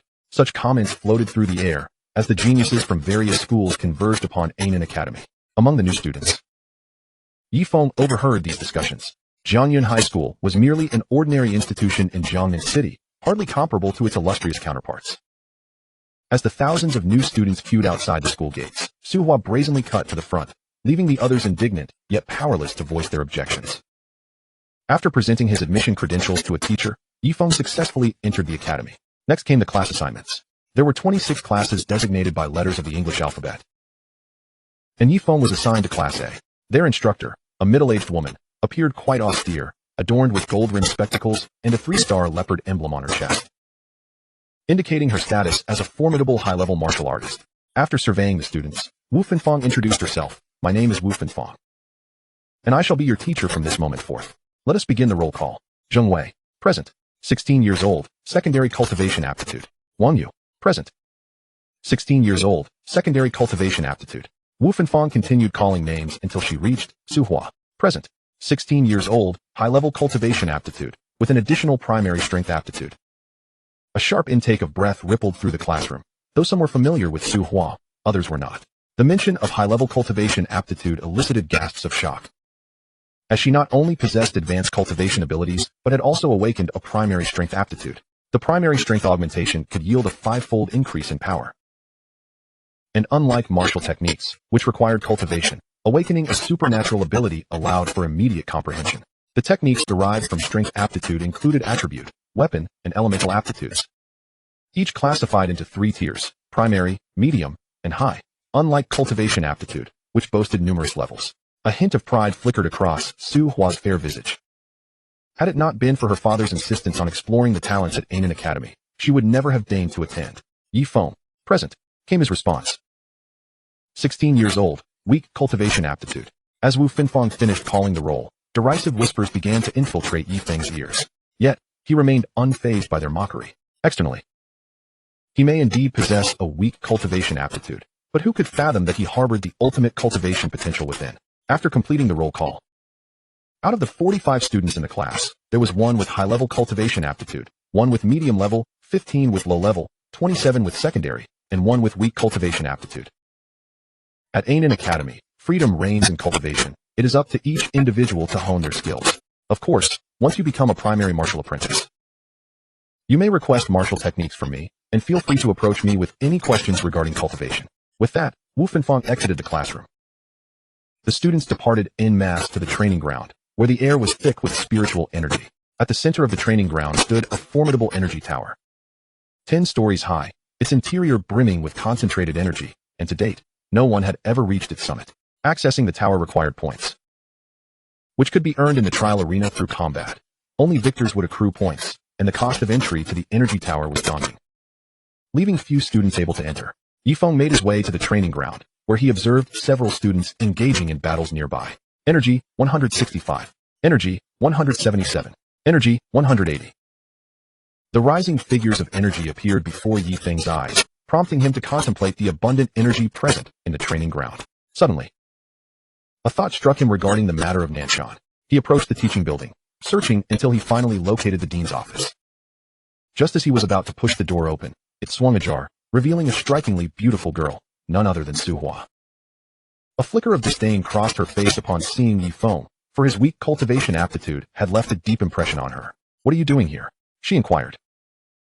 I am here to see the dean, he replied. Su Hua paused, taken aback. To her, a student with merely weak cultivation aptitude should hardly possess the right to meet the dean. Ye Feng was well aware that Su Hua was the daughter of the head of the Su He Martial Arts School, one of the 4 major martial arts schools in Jiangnan City, and was not surprised by her familiarity with the dean. However, he had no desire for lengthy conversation with her, and instead produced the identification badge that Dean Su Ming had given him. May I enter? He asked, knowing that without presenting it, Su Hua's proud demeanor might lead to further entanglements. As Su Hua gazed at the badge in Ye Feng's hand, her eyes widened in disbelief, as if she had witnessed something utterly improbable. Grandfather Su actually entrusted you with the identification badge? Her face was a mask of incredulity. How could a mere student with weak cultivation aptitude be granted such a privilege? Perplexed, she could not fathom why Dean Su would bestow his identification badge upon Ye Feng. Just as she prepared to ask for clarification, she realized that Ye Feng had already stepped into the dean's office. What a mystery, she muttered, scratching her head as she exited the administration building. Upon entering the dean's office, Ye Feng found Dean Su Ming awaiting him, a warm smile gracing his features. Ye Feng. Welcome, he said. Yes, Dean. Su Ming regarded Ye Feng with keen interest, stating, I have no ulterior motive for calling you here. I merely wish to assess your cultivation aptitude. No young person had ever evoked such curiosity in Su Ming before, even during their previous encounter at Nanshan. He sensed that Ye Feng possessed extraordinary potential. Dean, is that appropriate? Ye Feng hesitated, reluctant to reveal the existence of his ultimate cultivation aptitude. Not to worry. Should the assessment reveal that you possess formidable cultivation abilities, I shall reward you with a vial of beast blood. At the mention of beast blood, Ye Feng felt a stir of excitement. Consuming it would significantly enhance his combat prowess. All right, but you must promise to keep it confidential, he replied, nodding in agreement. Little did he know that the principle of truth in unexpected places would soon apply to him. Seeing Ye Feng acquiesce, Su Ming inwardly smiled. Convinced that Ye Feng must indeed possess remarkable cultivation aptitude, hence the need for discretion, he opened the inner door to reveal a complete set of assessment equipment. Ye Feng approached the cultivation aptitude testing device and placed his hand upon it. The machine emitted a soft blue glow, signifying weak cultivation aptitude. Weak cultivation aptitude? A profound disappointment washed over Su Ming's face. He had anticipated that Ye Feng would emerge as a genius with terrifying potential, yet it appeared he had misjudged. Ye Feng, equally astonished, pondered whether the testing apparatus might be incapable of detecting his ultimate cultivation aptitude. How perplexing. Ye Feng. It seems you are not destined for the beast blood after all, Su Ming remarked as he prepared to exit the inner chamber. Director, if I were to tell you that my body has undergone a mutation, albeit a minor talent, yet my ability to absorb vitality is astonishingly rapid, would you believe me? Dean Su Ming listened intently to Ye Feng's words, shaking his head in disbelief. A minor talent is merely a minor talent. Ye Feng, you should take your leave. Ye Feng contemplated his status as a novice martial artist and his possession of the Thunder Fist technique. He deemed there was no need for concealment. Revealing this information to the Dean in exchange for a vial of beast blood was a worthy trade. He approached the testing device to assess his realm. Dean Su Ming understood that Ye Feng was still clinging to the hope of obtaining beast blood, yet a minor talent had no qualification to receive such a reward. However, the data displayed on the testing apparatus caused Su Ming's pupils to dilate in astonishment. Chapter 19, The Astonished Dean and the Beast Blood. Combat Power, 1320. Speed, 22 ms. Endurance, 200 kilograms. The readings indicated were unequivocally those of a novice martial artist. How could this be? Su Ming was taken aback. He knew Ye Feng was merely 16 years old. But how could someone with a minor cultivation talent break through to the level of a novice martial artist at such a tender age? In Blue Star, one could only ascertain their cultivation talent at 16, meaning that training could only commence at that age. A minor cultivation talent would typically require over a decade to progress to the novice martial artist level. Could it be that Ye Feng's body had truly undergone a mutation? Su Ming began to entertain this possibility. Director, do you think I might qualify for the beast blood? After several moments of contemplation, Su Ming remained uncertain. He could not definitively ascertain whether Ye Feng's body had indeed mutated, yet what if he had simply reached the novice martial artist level through means unknown to Su Ming? Noticing the Dean's hesitance, Ye Feng approached another combat power testing device. Su Ming was momentarily perplexed. Hadn't Ye Feng already tested his combat power? What was he planning now? With unwavering focus, Ye Feng inhaled deeply and struck the device with a powerful punch. Bang! 1320. Su Ming observed the readings, puzzled by Ye Feng's actions. What was he attempting to achieve? Bang! Ye Feng struck the device again, and the reading soared to 2640, doubling his previous result. What? Su Ming's pupils constricted in disbelief. He recognized that only through a power amplification technique could such results be achieved. Bang! Suddenly, Ye Feng unleashed two rapid punches against the testing device. Bang! Bang! 3960, 5280. The readings displayed before Su Ming's eyes were staggering. In a moment of shock, Su Ming rubbed his eyes, convinced he must have misread the results. Yet the truth was undeniable. A threefold power amplification technique, the Thunder Fist. Su Ming was utterly astounded, fully convinced that Ye Feng's body had indeed mutated. Otherwise, how could he have comprehended such techniques at the age of 16? Director, I believe I now qualify for the beast blood, Ye Feng stated, meeting Su Ming's gaze. The Dean, recovering from his astonishment, looked at Ye Feng with a sense of pride. If you don't mind, might I become your mentor? Ye Feng was taken aback. He had not anticipated such a proposition from the Dean. However, it seemed to present no drawbacks. Very well, he nodded in agreement. Su Ming, delighted by Ye Feng's acceptance, produced a dusty box and opened it to reveal a small vial containing a rich, crimson liquid, undoubtedly the beast blood. Su Ming had long contemplated taking on a disciple, but had yet to find a suitable candidate. With Ye Feng's emergence, he was eager not to let this opportunity slip away. Ye Feng accepted the vial, eager to find a secluded spot to absorb the beast blood. Teacher, I shall take my leave, he said. Go ahead, and make sure to absorb the beast blood properly, Su Ming replied as Ye Feng exited the office. Attention. This is Dean Su Ming. I have a significant announcement to make. Just as Ye Feng stepped out, the voice of the announcement echoed in his ears. Chapter 20. Absorbing the beast blood and intermediate sign-in. All students at the new student martial arts field were perplexed, uncertain of the significance of the dean's impending announcement. Ye Feng paused outside the office, curious about what the dean had in store. Among the new students, there is one named Ye Feng, whose strength is formidable. From this moment on, I shall be his mentor. The announcement reverberated through the halls of the new student academy. The students were left in shock. What sort of extraordinary genius was Ye Feng to warrant such attention from the dean? Su Hua, present at the training ground, froze momentarily, pondering whether the Ye Feng mentioned by her grandfather was indeed the same individual, though she entertained doubts. She could not shake the feeling that Ye Feng was the one in question. After leaving the dean's office, he had entered, and shortly after, the announcement followed. Who else could it be? Was her grandfather out of his mind for accepting a disciple with a minor cultivation talent? Su Hua shook her head, unable to comprehend her grandfather's reasoning. Could Ye Feng be the one from Class A? He only possesses a minor cultivation talent, right? That can't be true, another student reasoned. The dean is a master-level expert. How could he take on a student with merely a minor cultivation talent? Perhaps not, another chimed in. Just look at the bewildered expressions on the faces of those training in the martial arts field. It proves they, too, are unaware of who Ye Feng is. Some students from Class A began to accept the possibility that the Ye Feng mentioned by the dean was indeed their classmate. Ye Feng, upon hearing the broadcast, smiled to himself, realizing that he was destined to become a notable figure among the new students. Not only the new students, but all the faculty were equally astonished, never having anticipated the dean's intention to take on a disciple. In an instant, everyone at the new student academy was eager to meet Ye Feng, curious about the extent of his remarkable talents. However, unbeknownst to them, Ye Feng had already made his way to the back mountain of the academy. He had only one objective, to absorb the beast blood. Ye Feng gazed at the vial in his hand. The blood within appeared overwhelmingly potent. Without hesitation, he uncorked the vial and drank it in one swift motion. Instantly, he felt an immense power surging within his internal organs, threatening to tear him apart. It was excruciating. Cold sweat streamed down his forehead. Clenching his teeth, Ye Feng never anticipated that absorbing beast blood would be such a painful ordeal. He knew he had to endure.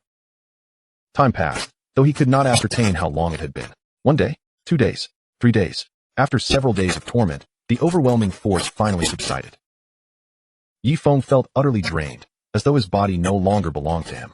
Although today marked the opportunity for intermediate sign-in, he was so famished that he could barely stumble down the mountain and into the dining hall, where he devoured food ravenously. The other students stared in shock, having never witnessed such a spectacle, unable even to fathom it. After satisfying his hunger, Ye Feng finally felt at ease. He opened the sign-in sheet in his mind. Ding. Are you certain about proceeding with the intermediate sign-in? Affirmative. Ding. The intermediate sign-in was successful, and the reward of an intermediate strength talent was obtained. Staring at the acquired reward, Ye Feng was momentarily stunned. Chapter 21. Advanced Martial Disciple, Eightfold Amplification. An intermediate strength talent? This is a talent capable of producing an eightfold amplification effect, and it requires no cultivation. One can comprehend it directly. Ye Feng never anticipated that a mere intermediate sign-in would bestow upon him a supernatural talent. What kind of rewards would the subsequent advanced and divine sign-ins yield? The thought was almost too overwhelming to bear. My strength. After satisfying his hunger, Ye Feng discovered that his strength had drastically increased. Could it be the effect of the beast's blood? He returned to his dormitory, took a shower, changed into clean clothes, and approached a combat power detection device. Taking a deep breath, he struck the device with his fist. Bang! 3150. Ye Feng gazed at the number displayed on the device, unable to suppress the sharp intake of breath. 3150 combat power. This was already the strength of an advanced martial disciple. After absorbing the beast's blood, he had directly advanced from a junior martial disciple to an advanced martial disciple. How terrifying was that?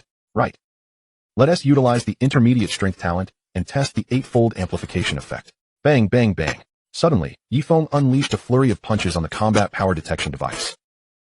3150, 6300, 9450, 12600. The displayed combat power surged wildly. 15750, 18900, 22050, 25200. With the complete 8-fold amplification effect, Ye Feng's combat power soared to 25,200. The intermediate strength talent was indeed formidable. A combat power of 25,000 signified that he was already on the cusp of being an advanced martial master. However, this was the power he achieved after the amplification effect. It did not imply that he was indeed an advanced martial master as of now. At that moment, Teacher Wu Feng happened to pass by. Her eyes widened behind her golden-rimmed glasses as she scrutinized the data on the combat power detection device, astonished. Advanced martial disciple. 8-fold amplification. Wu Feng's voice trembled slightly. She finally understood why the principal had chosen to take Ye Feng as his apprentice. Teacher Wu, it's you. Ye Feng smiled at Wu Feng. Ye Feng, you actually are an advanced martial disciple and have awakened an intermediate strength talent. Wu Feng realized that for Ye Feng to achieve a combat power of 25,200 through the 8-fold amplification effect, his base combat power must be that of an advanced martial disciple. Yet, wasn't Ye Feng supposed to possess a weak cultivation talent? Teacher Wu. If there is nothing else, I'll take my leave. After Ye Feng departed, he returned to his dormitory. He prepared to head to the trial grounds the next day to earn points, anticipating that a considerable portion of the students would resent him after the principal became his mentor. The following day, after rising and freshening up, Ye Feng made his way to the trial grounds, which boasted hundreds of trial platforms for students to compete. After familiarizing himself with the rules, Ye Feng understood that defeating a student with 300 combat power would earn him 3 points, while vanquishing one with 500 combat power would yield 5 points. However, defeating a junior martial disciple would net him a whopping 50 points. To enter the first level of the Freshman Academy's Yuan Tower, 10 points were required, allowing one to stay for a day. Although everyone in the Freshman Academy was now aware of Ye Feng, only those in class truly recognized his name. Ye Feng took his points card and stepped onto one of the trial platforms. The Freshman Academy consisted merely of a few weaklings. Even without employing the amplification effect, these students would stand no chance against him. Shortly after, a student approached his trial platform. Zhang Yun, 650 combat power. This student gazed intently at Ye Feng. Chapter 22, Trial Grounds, Earning Points. Zhang Yun. Ye Feng pondered, recalling that he had learned from Zhang Yun's school, and felt a slight dissonance upon hearing the name. Ye Feng, he introduced himself. Ye Feng. Zhang Yun was taken aback. He certainly did not expect the student before him to be Ye Feng. You are the principal's apprentice, Ye Feng? Zhang Yun's voice was not loud, yet it was undeniably clear. The other students in the trial grounds were startled, their gazes shifting toward Ye Feng as they scrutinized him from head to toe. So this is Ye Feng? He doesn't look particularly impressive. One wonders how strong he truly is. To become the principal's apprentice, his strength must be extraordinary, murmured some students in hushed tones. My goodness. It's really our class, AS Ye Feng. Isn't he supposed to have a weak cultivation talent? How could the principal possibly take a student with such a talent as his apprentice? Suddenly, a gasp echoed through the trial grounds, uttered by a student from Class A. They had considered the possibility of the principal's apprentice being Ye Feng, but given his supposed weak cultivation talent, they had dismissed it as a coincidence of names. Yet, the unfolding scene made it clear that indeed, the principal's apprentice was none other than Ye Feng. The students in the trial grounds all heard the gasp, and their astonishment grew. A weak cultivation talent? Ye Feng is merely a student with a weak cultivation talent? Is this true? The students exchanged glances, contemplating why the principal would choose to mentor someone with such a talent. Has the principal lost his mind? Ye Feng. I can't believe you're just a student with a weak cultivation talent. Zhang Yun sneered derisively at him. Ye Feng maintained an impassive expression as he regarded Zhang Yun. Have you come to converse with me on the trial platform, or to engage in battle? Ye Feng. I possess a low-level cultivation talent. Let me demonstrate the terror of 650 combat power. Zhang Yun shouted as he charged at Ye Feng.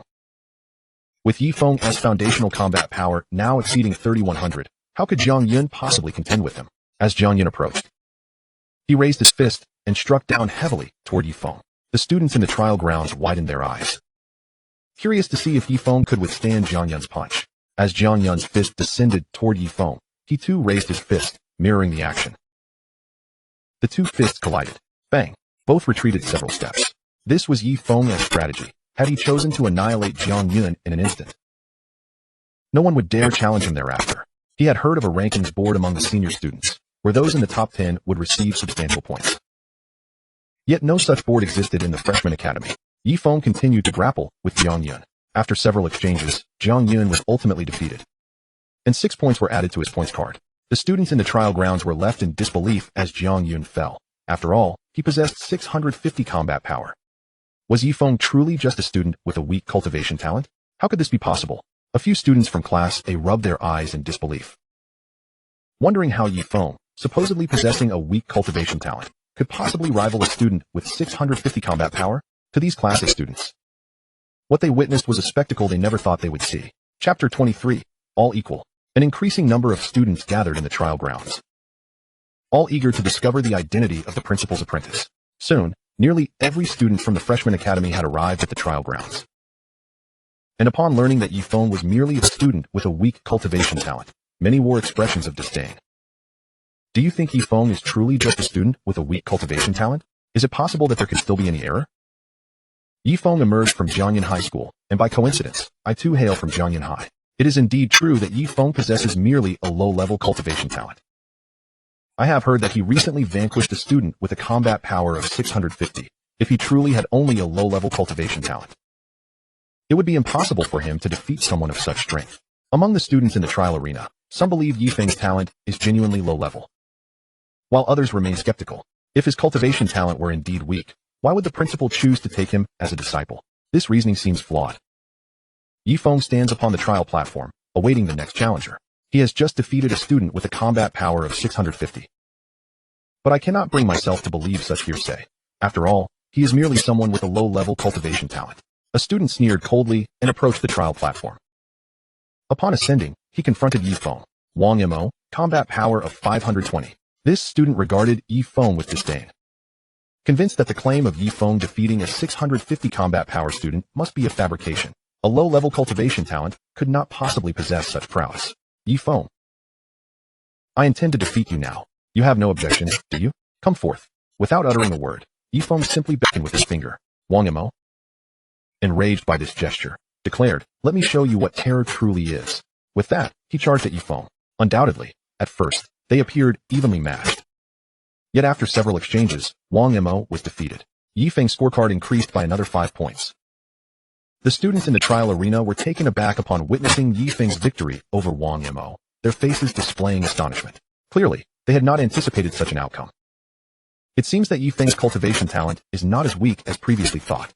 The students pondered, if he were truly of low-level talent, it would be impossible for him to best a student with 520 combat power. However, it must be noted that Ye Feng's talent is not exceedingly high, as he is only slightly stronger than Wang Mo. In the trial arena, all eyes were fixed on Ye Feng, with no one daring to challenge him further, awaiting the next student to step up against him. Earlier, when the principal announced his decision to accept a disciple over the broadcast, the entire Freshman Academy was abuzz with excitement, believing him to be an immensely formidable genius. Now, it was evident that they had misjudged.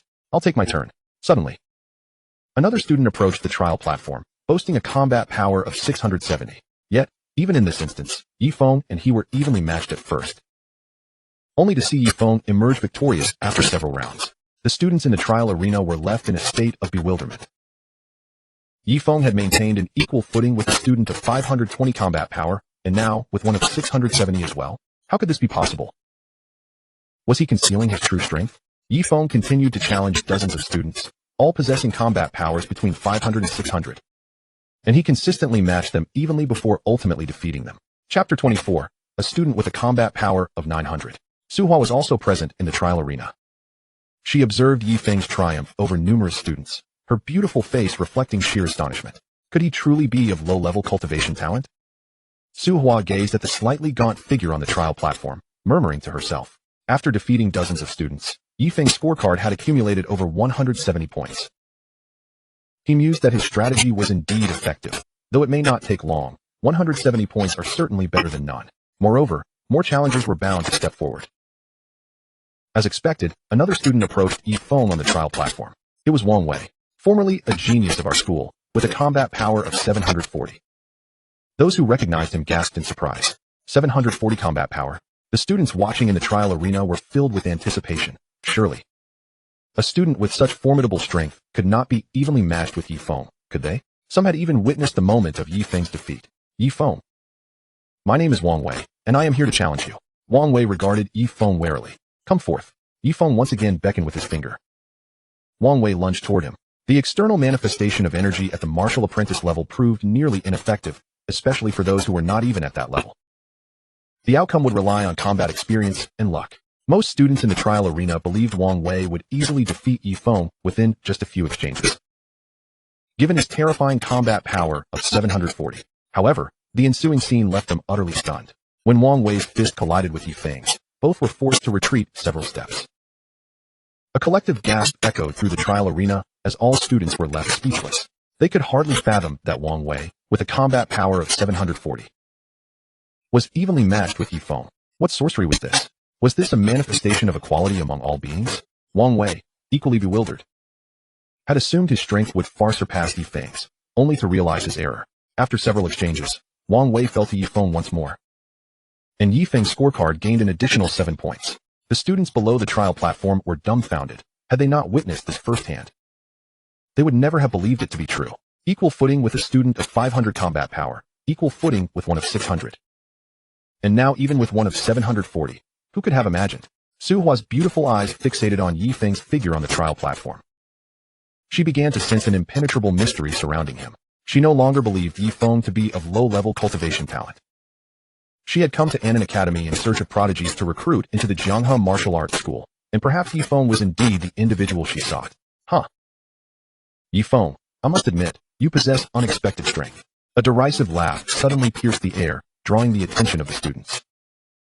They turned to find a rather handsome student approaching.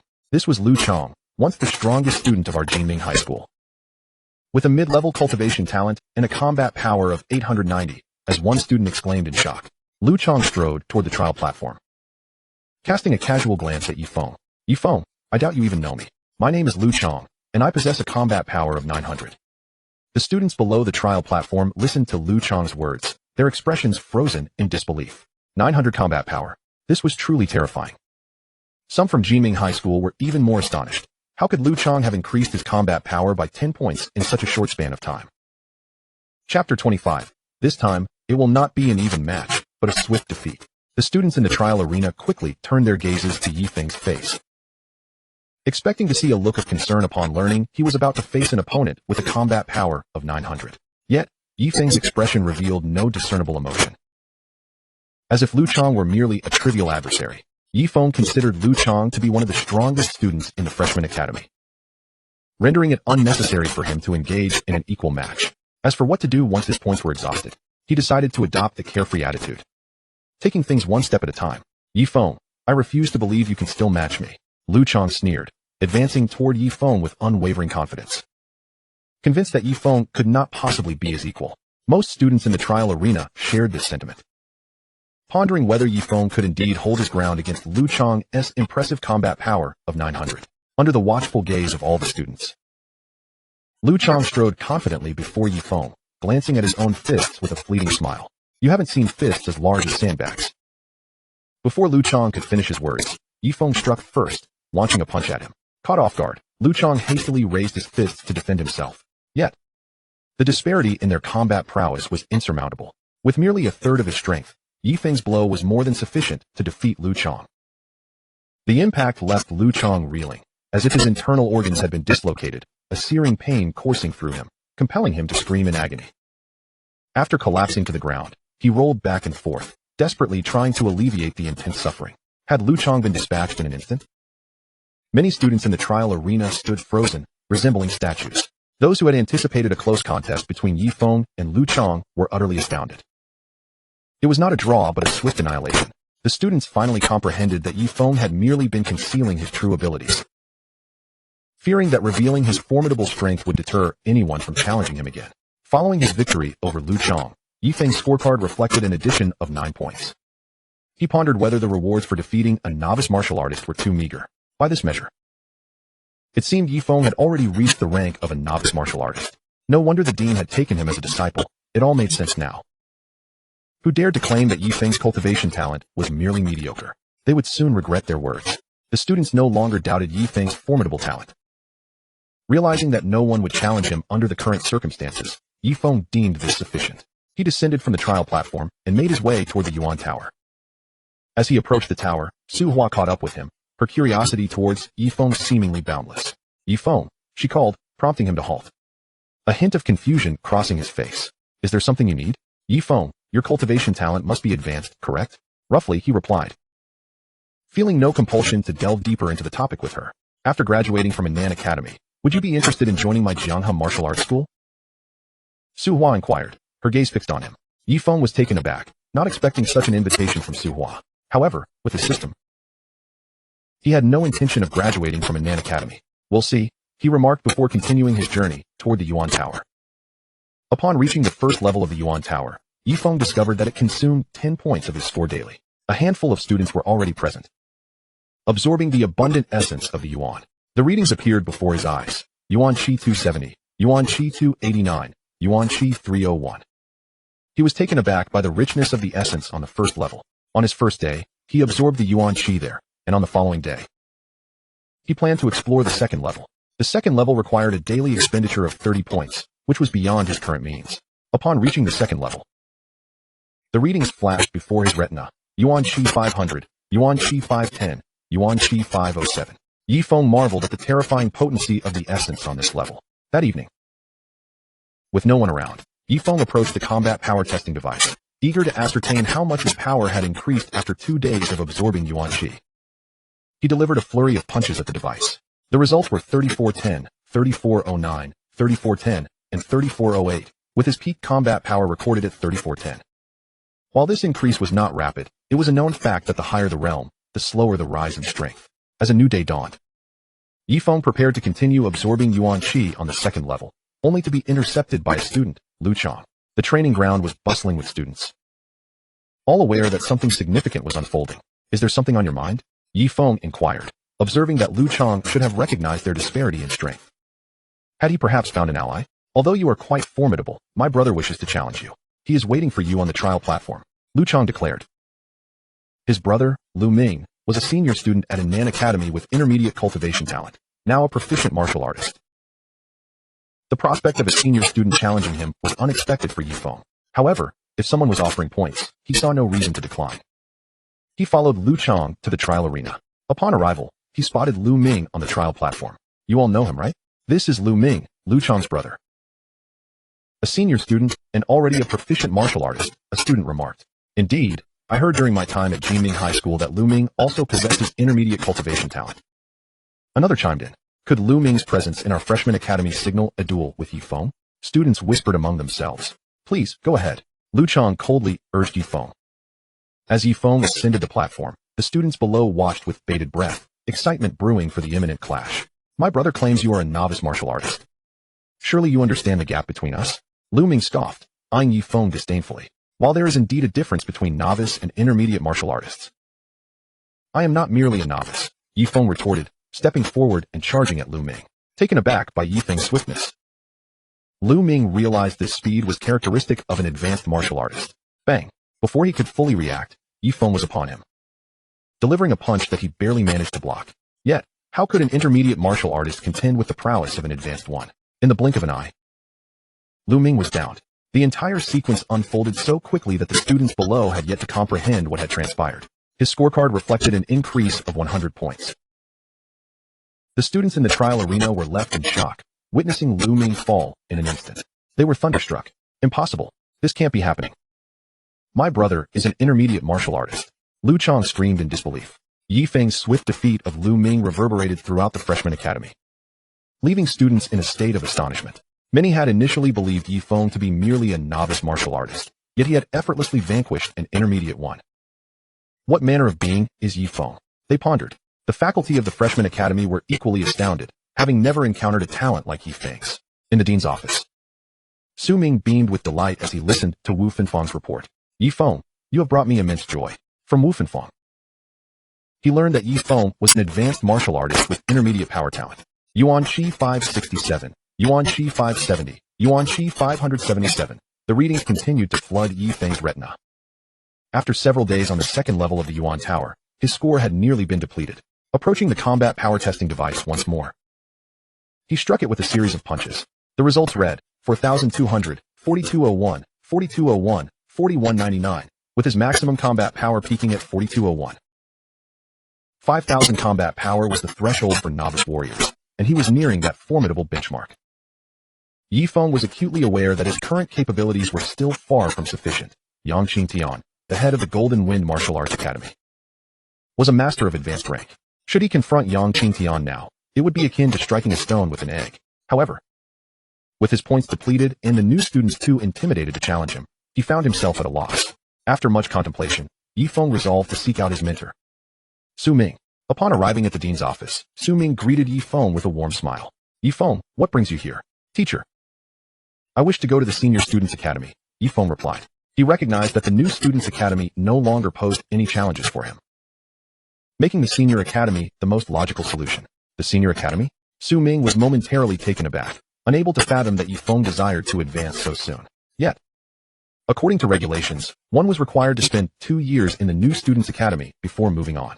Teacher, the new Students Academy holds no challenges for me anymore, Ye Feng asserted to Dean Su Ming. Very well, I will visit the Senior Academy, Su Ming conceded, although as the Dean of the new Students Academy, he could not make a unilateral decision regarding Ye Feng's early admission. By the way, Ye Feng, may I assess your combat prowess? Su Ming suddenly inquired.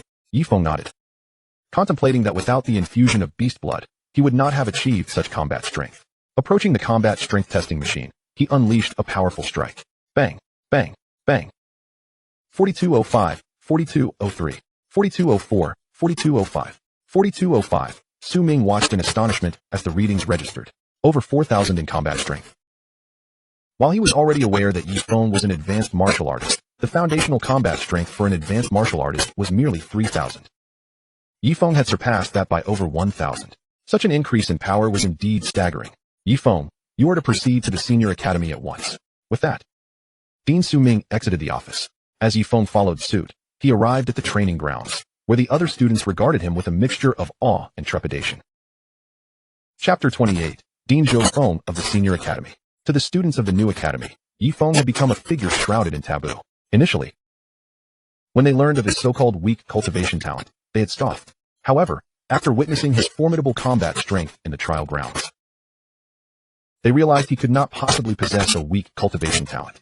Even more astonishing was Ye Feng's effortless defeat of Lu Ming, Lu Chang's elder brother, a mid-level martial artist who had been vanquished in an instant. They could hardly measure up. In the eyes of the new students, Ye Feng had become an insurmountable mountain. His presence at the training ground was born from a sense of restlessness as he awaited his teacher's return from the Senior Academy. The new academy had lost its appeal for him. At the Senior Academy's dean's office, Su Ming sat across from an elderly man with white hair and beard, who was none other than Dean Zhou Feng of the Senior Academy.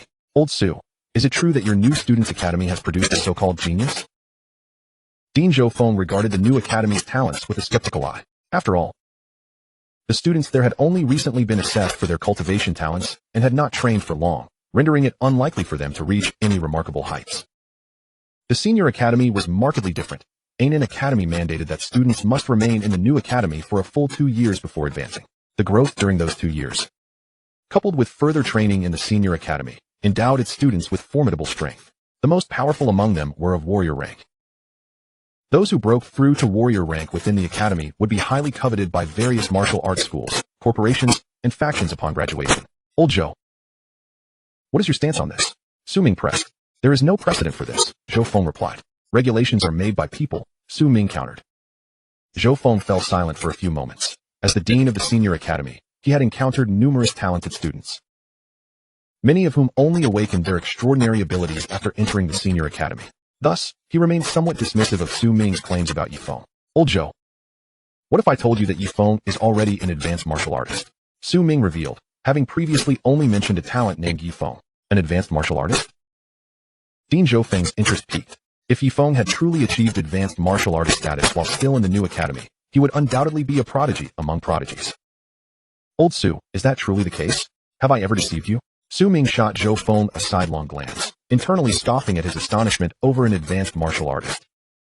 If only he knew that Ye Feng had also awakened a mid-level power talent, his jaw would surely drop. Very well. I shall make an exception and allow him to enter the Senior Academy. However, I must warn you, should he arrive, it will be clear that he looks down upon the new academy, and he must be of a proud disposition. Once he is here, I will announce his arrival so that all students and teachers are aware he has only just arrived at the new academy before coming to us. Zhou Feng regarded Su Ming intently. After a moment of thought, Su Ming concluded that perhaps this would not be a bad thing for Ye Feng. Growth in adversity was far superior to that in a sheltered environment. Agreed, the student's name is Ye Feng, correct? Indeed, Su Ming affirmed. Just as Su Ming was about to depart, Zhou Feng detained him. No rush, since it has already been confirmed that Ye Feng will be joining the senior academy. Why not make the announcement now? How about you deliver it? Dean Zhou Feng gestured for Su Ming to proceed. Is that truly necessary? Absolutely necessary, Zhou Feng insisted. Pulling Su Ming towards the broadcasting room. Old Su, the floor is yours. Su Ming shook his head inwardly. Realizing that Zhou Feng was still reluctant to admit Ye Feng early into the senior academy, as he had yet to witness Ye Feng's true power. The reasoning behind the broadcast was all too clear, to incite the students of the senior academy, preparing them to target Ye Feng upon his arrival. Yet, such tactics would prove futile. Ye Feng's prowess was beyond their imagination. I am Su Ming, the dean of the new students' academy. My disciple, Ye Feng, will soon be joining your senior academy. With that unremarkable statement, Su Ming departed. The faculty and students of the senior academy were momentarily stunned by the announcement. The voice of the dean of the new students' academy had echoed within the senior academy, proclaiming that his disciple would be joining them.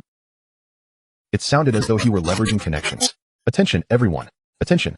The dean of the new students' academy has just declared that his disciple, who has barely been in the new academy for a few days, finds it lacking in challenges and wishes to challenge our senior academy. Dean Zhou Feng seized the opportunity to incite the students further. As his words resonated, the students of the senior academy erupted in fervor and indignation. On one side of the senior academy, a student clenched his fist tightly. Ye Feng, do you truly believe our senior academy is without worthy opponents?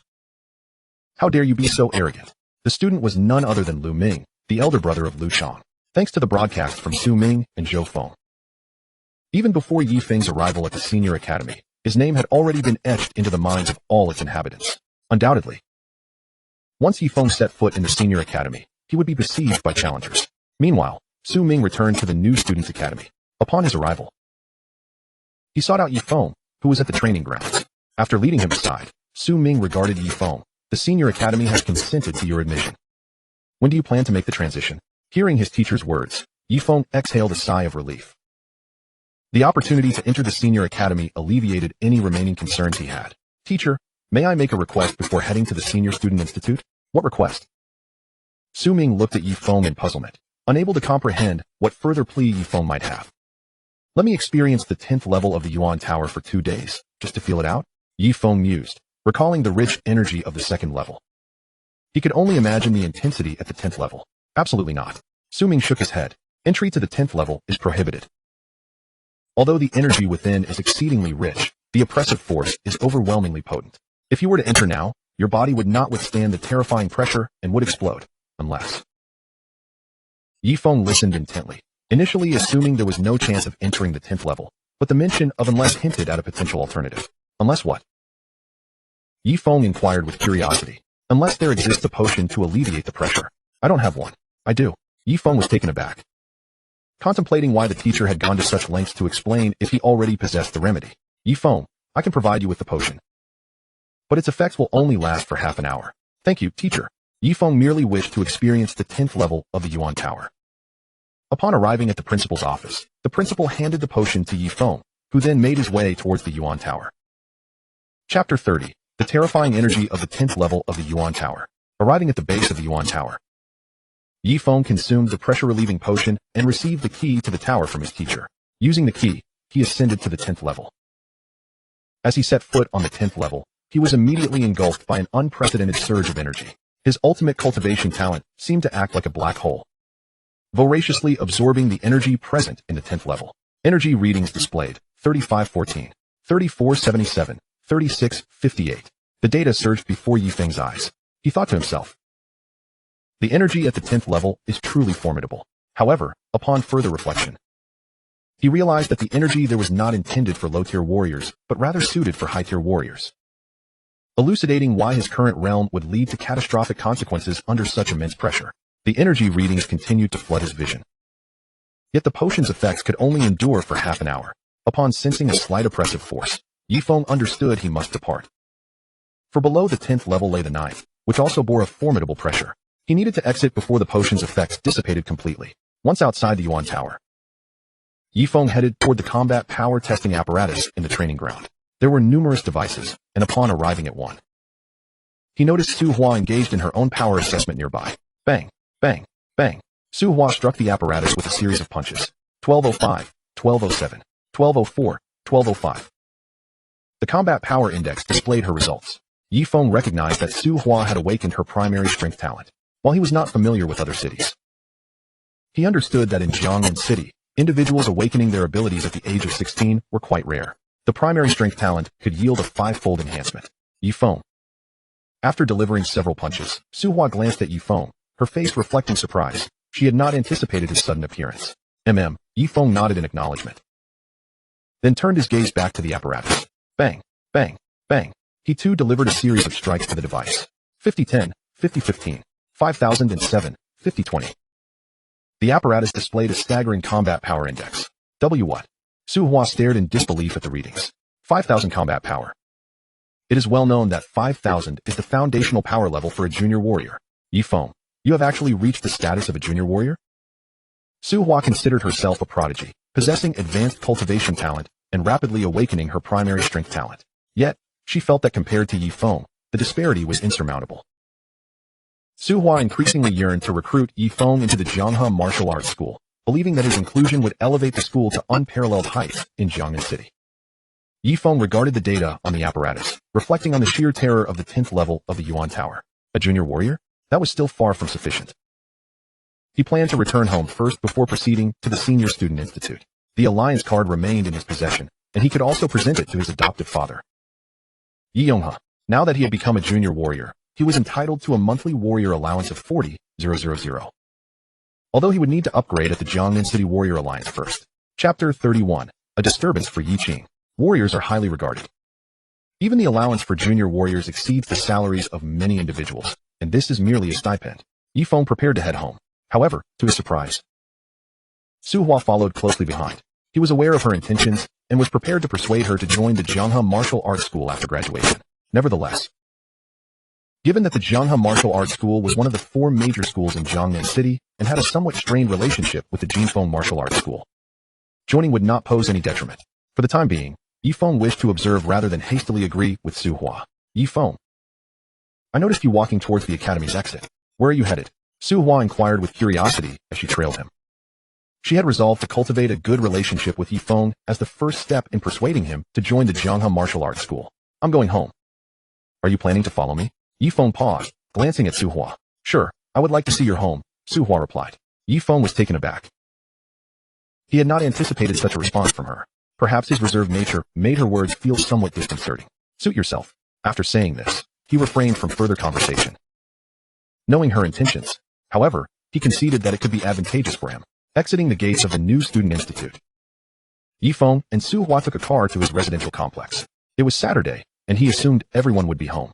Su Hua surveyed the dilapidated complex before her, astonished that Ye Feng resided in such a place. Upon entering his home, Ye Yonghe, Wang Lan, and Ye Shui expressed their joy at Ye Feng's return, their faces lighting up with delight. However, Yi Qing was not present. Brother, I missed you. You're finally back. Ye Shui pouted. What a beautiful girl. Little Feng. Why don't you introduce us? Wang Lan exclaimed upon noticing Su Hua's striking appearance. Hello, everyone. My name is Su Hua. Su Hua politely bowed. By the way, Little Feng, it's good that you're back. Lately, some individuals have been following me, seemingly preparing to take action, yet they also appear to be cautious. Someone mentioned they are associated with Brother Bao. Ye Yonghe suddenly turned to Ye Feng, concern evident in his voice. Brother Bao? Ye Feng pondered, recalling the figure of Wu Bao from the Jiangnan City Warrior Alliance. A glimmer of murderous intent flitted across his eyes. Uncle Yi. Suddenly, a panicked voice broke through the air. Everyone in the living room turned toward the door, where a girl appeared, her face etched with sheer terror. Xiaoqing, what happened? Ye Shui quickly inquired, recognizing the girl who had gone out shopping with Yi Qing. I was out shopping with Xiaoqing when suddenly 5 or 6 people rushed out and abducted her. The girl named Xiao Yi sobbed. Ye Yonghe, Wang Lan, and Ye Shui were struck dumb by the girl's words. Wu Bao. Ye Feng gritted his teeth, knowing full well that this was undoubtedly the doing of Wu Bao. After being defeated by him in the Jiangnan City Martial Artists Alliance, Wu Bao had harbored resentment and sought revenge, but to target his family was utterly intolerable. Perhaps I can assist you, Ye Feng, Su Hua offered, gazing intently at him. Can you track down Wu Bao's whereabouts? I'll give it a try, she replied. stepping outside to retrieve her phone and dialing a number.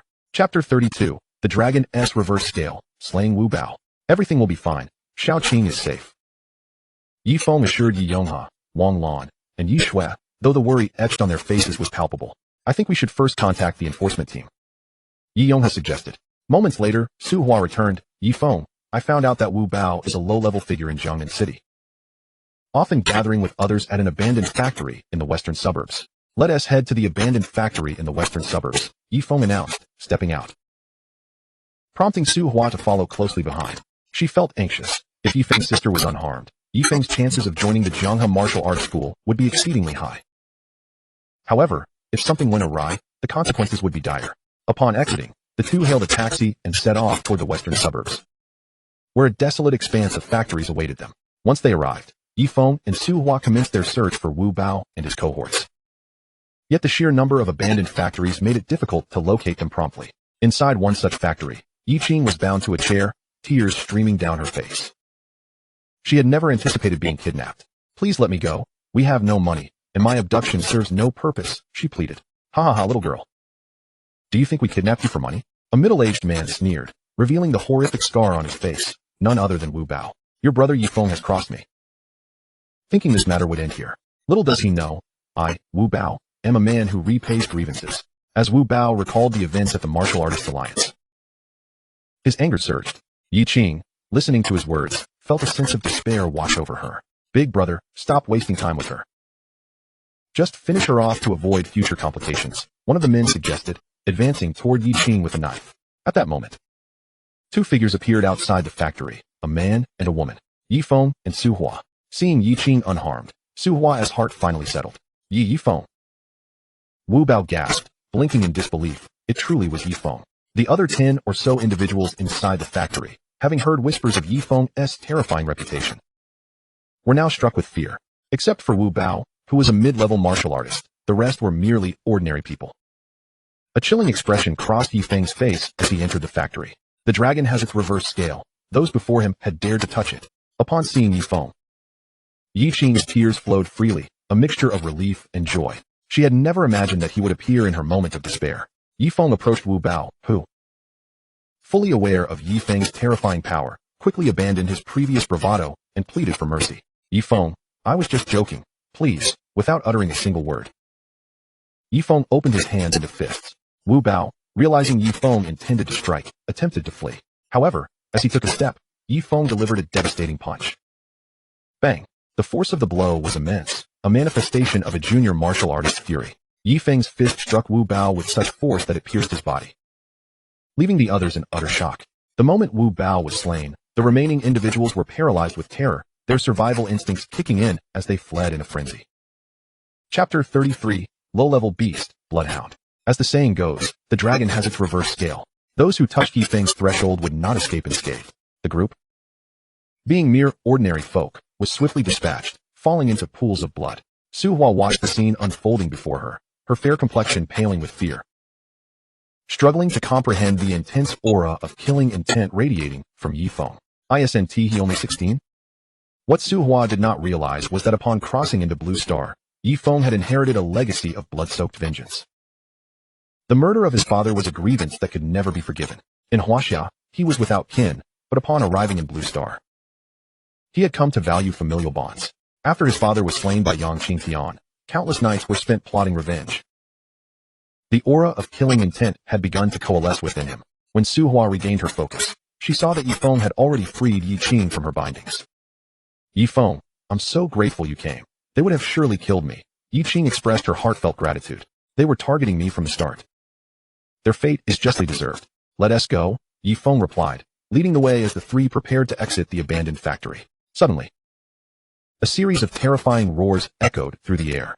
Ye Feng, Su Hua, and Yi Qing turned to see several crimson monstrosities lurking at the entrance of the factory. The creatures resembled oversized dogs, grotesque in appearance, with fangs measuring over 10 centimeters in length, glinting ominously. There was no doubt. These were ferocious beasts, level 1 low-level bloodhounds.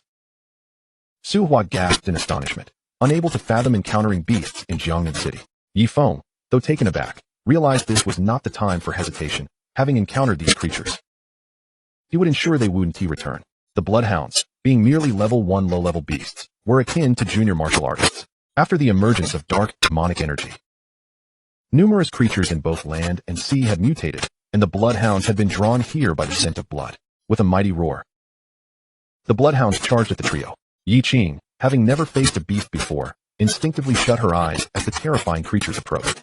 Though fearsome, the bloodhounds were still only level 1 low-level beasts, while Ye Feng was a junior martial artist. Although his combat experience was limited, his resolve was unyielding. Eliminating these beasts was a trivial task. As the bloodhounds reached him, Ye Feng dispatched them one by one with powerful punches. Their agonized howls echoed as they departed this world. Yi Qing, hearing the cries, opened her eyes to witness the bloodhounds defeated. She marveled at Ye Feng's strength, realizing he was an incredibly formidable martial artist capable of effortlessly vanquishing such terrifying beasts. Isn't he supposed to have weak cultivation talent? Su Hua, aware of Ye Feng's capabilities, did not exhibit excessive shock on her face. After leaving the abandoned factory, the trio returned to the neighborhood. Yi Yonghe, Wang Lan, and Yi Shui, relieved to see Yi Qing safe, finally felt at ease. Yi Yonghe immediately called the enforcement team to report her return. Xiaofeng, who were those people? Yi Yonghe inquired, puzzled. Just a bunch of clowns. They won't be bothering you again, Ye Feng reassured. Nodding in acknowledgement, Yi Yonghe felt a sense of relief. After a brief stay in the neighborhood, Ye Feng hurried toward the Martial Artists Alliance. During his last registration, he was merely a novice martial apprentice. Now he has successfully ascended to the rank of a junior warrior. Should he neglect to re-register with the Martial Alliance, his martial allowance will remain at the level of a novice apprentice. Chapter 34. Extraordinary abilities can yield additional bonuses. Ye Feng and Su Hua exited the residential complex. He gazed at Su Hua, feeling immense gratitude towards her. Had she not pinpointed Wu Bao's location, the outcome could have been dire. Thank you, he said. Su Hua was taken aback. She had not anticipated such a declaration from him and momentarily struggled to respond. Ye Feng, are we not friends? There is no need for thanks. Just ensure you join the Jianghe Martial Academy in the future. Su Hua understood that with Ye Feng's exceptional talent, his enrollment would undoubtedly elevate Jianghe Academy to prominence among the 4 major martial academies in Jiangnan City. Rest assured, I will indeed join your Jianghe Academy, Ye Feng assured her. He had come to a clear resolution regarding his future at Jianghe Academy, recognizing it as a venture that promised unbounded benefits with no drawbacks. He knew that if it were not for Su Hua, Yi Qing would already be lifeless. His concern for Yi Qing was not merely born of deep affection, but rather a sense of indebtedness. Years ago, he was just 5 years old. One must ponder. Without Yi Yonghe, how could he have become who he is today? Su Hua's face lit up with surprise upon hearing Ye Feng's commitment to join Jianghe Academy. She recognized that his presence heralded a promising future for the institution. Upon arriving at the Martial Alliance, a staff member approached them. Hello, how may I assist you? I am here for a breakthrough in my realm. Please, follow me, the staff member replied, leading Ye Feng and Su Hua to a grand hall. After Ye Feng provided his identification details, the staff member conducted a search and confirmed that Ye Feng was indeed a novice martial apprentice. The staff member then escorted Ye Feng to the testing hall, where he began to assess his physical attributes. Combat power, 50-35. Speed, 40 ms. Endurance, 1,500 kilograms. The staff member stood in stunned silence as the figures displayed on the testing apparatus were indicative of a junior warrior. After a prolonged moment of astonishment, he finally regained his composure. Please, follow me. Once all formalities were completed, Ye Feng's badge transformed into that of a junior warrior, and his martial allowance increased from 10,000 to 40,000 alliance coins per month. Though Su Hua had been aware of Ye Feng's combat prowess reaching that of a junior warrior during her time at the new student academy, she displayed no outward signs of surprise throughout the process. By the way, Mr. Ye Feng, should you awaken any extraordinary abilities in the future, you may also come to the Martial Alliance for testing. If you were to awaken a junior strength talent, you would receive a reward of 1 million alliance coins. The staff member added. The mention of 1 million alliance coins piqued Ye Feng's interest. Why not seize the opportunity? What about the intermediate strength talent? He inquired. An intermediate strength talent would yield a reward of 5 million alliance coins. The staff member replied casually, unaware that Ye Feng might indeed possess such extraordinary talents. Then take me for testing, Ye Feng requested, prompting astonishment from both the staff member and Su Hua. The awakening of extraordinary talents occurs postnatally and cannot be discerned through mere testing. The Martial Alliance conducts these assessments to confirm one's possession of such abilities. Ye Feng, have you awakened an extraordinary talent? Perhaps, Ye Feng nodded. The staff member gazed at him in disbelief. contemplating the implications if Ye Feng truly had awakened such a formidable talent. Chapter 35. Ye Yongha's trembling hands. The staff member escorted Ye Feng to a specialized hall for extraordinary talent testing, which was currently devoid of any other presence. Mr. Ye Feng, let us commence the testing. Ye Feng's extraordinary talent was an intermediate strength talent. He approached the combat power testing apparatus, activating his intermediate strength talent for an 8-fold augmentation. He began to strike the device with fervor. Su Hua and the staff member, upon witnessing Ye Feng's approach to the testing apparatus, had already surmised that his extraordinary talent was related to strength, though they were uncertain of its level. Bang, bang, bang. 5035, 10070, 16005, 21040. As they observed the combat power readings on the apparatus, Su Hua and the staff member's eyes widened in astonishment. The augmentation had already reached 4-fold. Yet it continued to escalate. 26075, 31110, 34145, 39180, 44215. 8-fold augmentation concluded. The foundational combat powers are as follows. Novice martial apprentices begin at a base of 1,000. Intermediate martial apprentices at 2,000, and advanced martial apprentices at 3,000. Junior warriors start at 5,000, intermediate warriors at 8,000, and advanced warriors at 11,000. Novice grand warriors boast a staggering foundational combat power of 40,000. Thus, transitioning from warrior to grand warrior represents a qualitative leap. While Ye Feng's use of his intermediate strength talent allows him to achieve the foundational combat power of a junior grand warrior, his attributes in other respects fall significantly short of those expected of an advanced warrior. This disparity is akin to augmentation being purely strength-based. When you charge towards a junior grand warrior, should they unleash their vitality, you may find yourself defeated before you even reach them. Therefore, strength attributes, while categorized as extraordinary talents, rank among the least potent.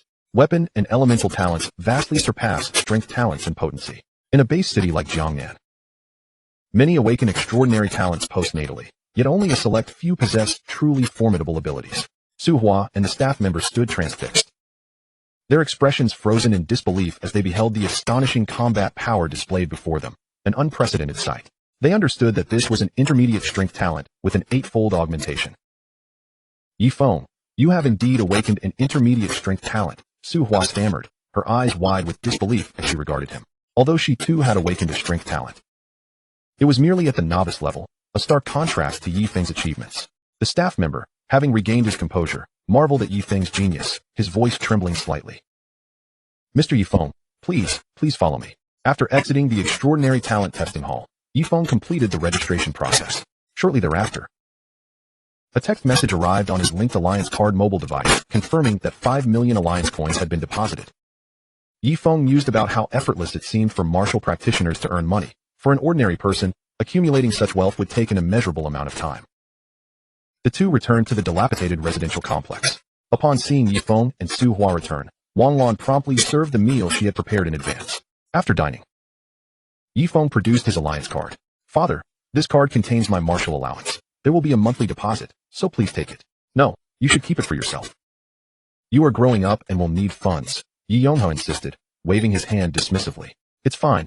I don't require much money at Annan Academy, Ye Feng replied. Seeing Ye Feng's insistence, Ye Yongha felt it inappropriate to refuse further. Very well. After lingering for a while, Ye Feng and Su Hua departed the complex, preparing to return to Annan Academy. Once back, Ye Feng entered his dormitory, tidied up, and made preparations to head to the old student academy the following day. Counting the days, he realized that the advanced sign-in was only a few days away. Uncertain of the splendid surprises the advanced sign-in rewards might bestow upon him, Ye Yongha, as per his usual routine, set forth to his workplace the following day. Passing by an Alliance ATM, he recalled the previous day's gesture from Ye Feng, who had presented him with an Alliance card. He contemplated checking the balance, yet dismissed the thought, realizing that the amount was inconsequential, given the child's heartfelt intention behind it. He inserted the Alliance card into the ATM to inquire about the balance. 5044 500. As the ATM revealed this astonishing figure, Ye Yongha's hands trembled in disbelief. Chapter 36. Entering the senior dormitory. Had he become the universally detested target? Ye Feng, dragging his suitcase, prepared to depart from the freshman dormitory. Unbeknownst to him, his name had already become well known among the faculty and students of the senior dormitory. Just as he was about to exit the school gates, he encountered Su Hua. Noticing Ye Feng with his suitcase, Su Hua inquired, "Ye Feng, what are you planning to do?" "I'm heading to the senior dormitory," Ye Feng replied. Su Hua gasped, thinking that one was required to remain in the freshman dormitory for 2 full years before moving to the senior dormitory. However, upon reflection, she realized that Ye Feng had already become a junior warrior and awakened a mid-level power talent. Thus, continuing in the freshman dormitory seemed futile, especially since his mentor was none other than Su Ming, the head of the freshman dormitory. After exchanging a few words with Su Hua, Ye Feng exited the freshman dormitory and made his way to the senior dormitory. The senior dormitory was not far from the freshman dormitory.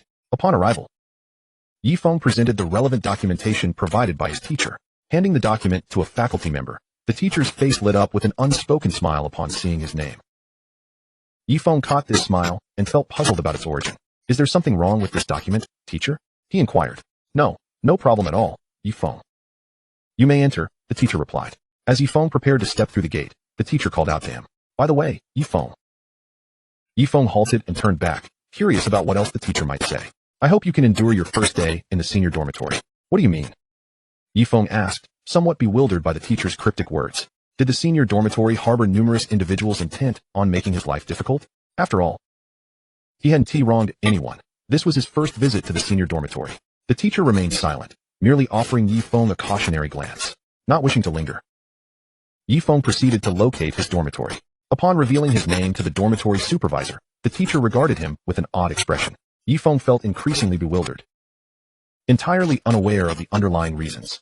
After placing his suitcase in the room, he intended to inquire with the dormitory supervisor, wondering if his reputation from the freshman dormitory had rendered him something of a celebrity in the senior dormitory as well.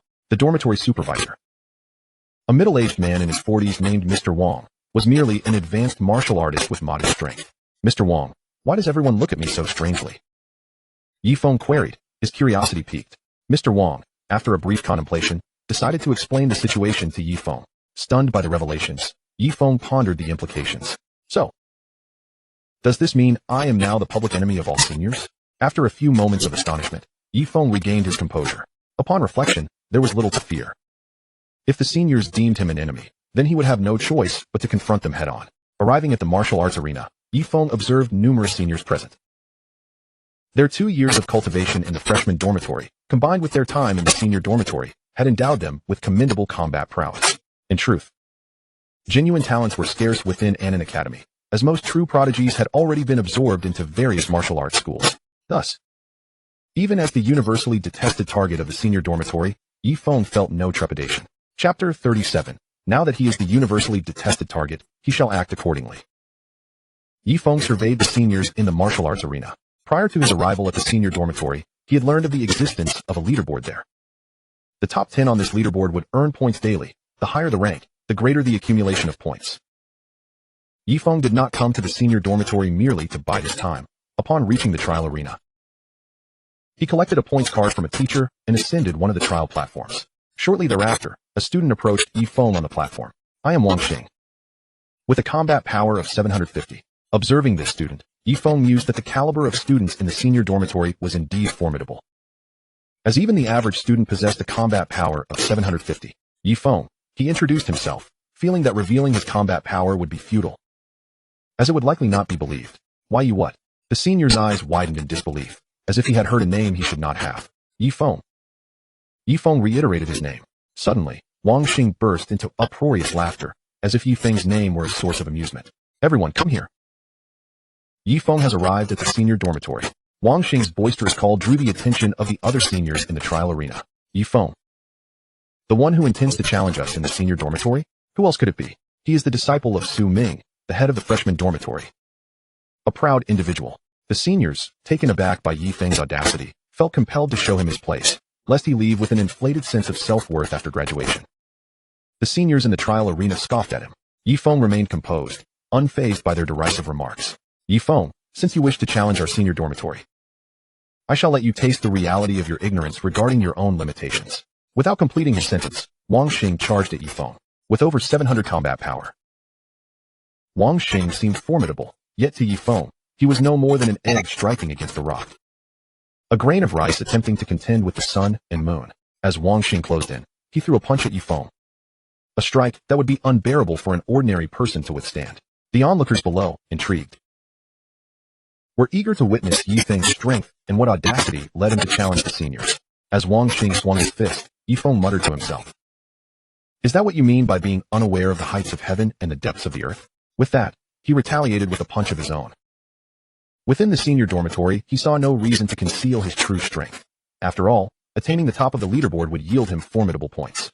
This punch, devoid of any reliance on energy or flashy techniques, appeared deceptively weighty. Bang! Under the watchful eyes of all the seniors, Ye Feng's fist collided with Wang Xing's. In that instant, Wang Xing felt as though a mountain had struck his fist, the overwhelming force eliciting a scream of agony as he was sent flying. Wang Xing crashed heavily to the ground, losing consciousness. What? The seniors in the trial arena stood in stunned silence, their expressions frozen in disbelief. Despite Wang Xing's modest combat power, Ye Feng's display exuded an aura of invincibility. Observing Wang Xing's unconscious form, Ye Feng shook his head, reflecting that had he exerted even more strength, Wang Xing might have met a far graver fate. Upon vanquishing Wang Xing, Ye Feng's points card naturally accumulated an additional 7 points. Chapter 38, The Terrifying Combat Power of Ye Feng. When Ye Feng arrived at the Senior Academy, it immediately ignited a frenzy among the students, prompting several curious instructors to flock to the trial arena. Naturally, the self-proclaimed geniuses among the students, brimming with arrogance, deemed Ye Feng unworthy of their attention and chose to remain absent. The trial arena was already populated with numerous senior students, all fixated on Ye Feng in the center of the trial platform. "Look, that's Ye Feng. I've heard he is unmatched in the freshman academy." "Indeed. I've heard tales of his formidable prowess. Perhaps you are overestimating him. He appears rather ordinary." In truth, Ye Feng was far from ordinary. He possessed striking good looks. However, due to the envy of others, even his striking appearance went unacknowledged. At that moment, the majority of the seniors present were among the weakest in the senior academy. Eager to witness one of their own vanquish Ye Feng, relishing the prospect of his humiliation. Before long, another student stepped up to challenge Ye Feng. With a cold smirk, he declared, "Wu Jiang, 920 combat power. Come at me." Ye Feng's expression remained unfazed. Noticing Ye Feng's demeanor, Wu Jiang felt belittled, and his face darkened as he lunged at Ye Feng. Bang! Ye Feng delivered a single punch to Wu Jiang.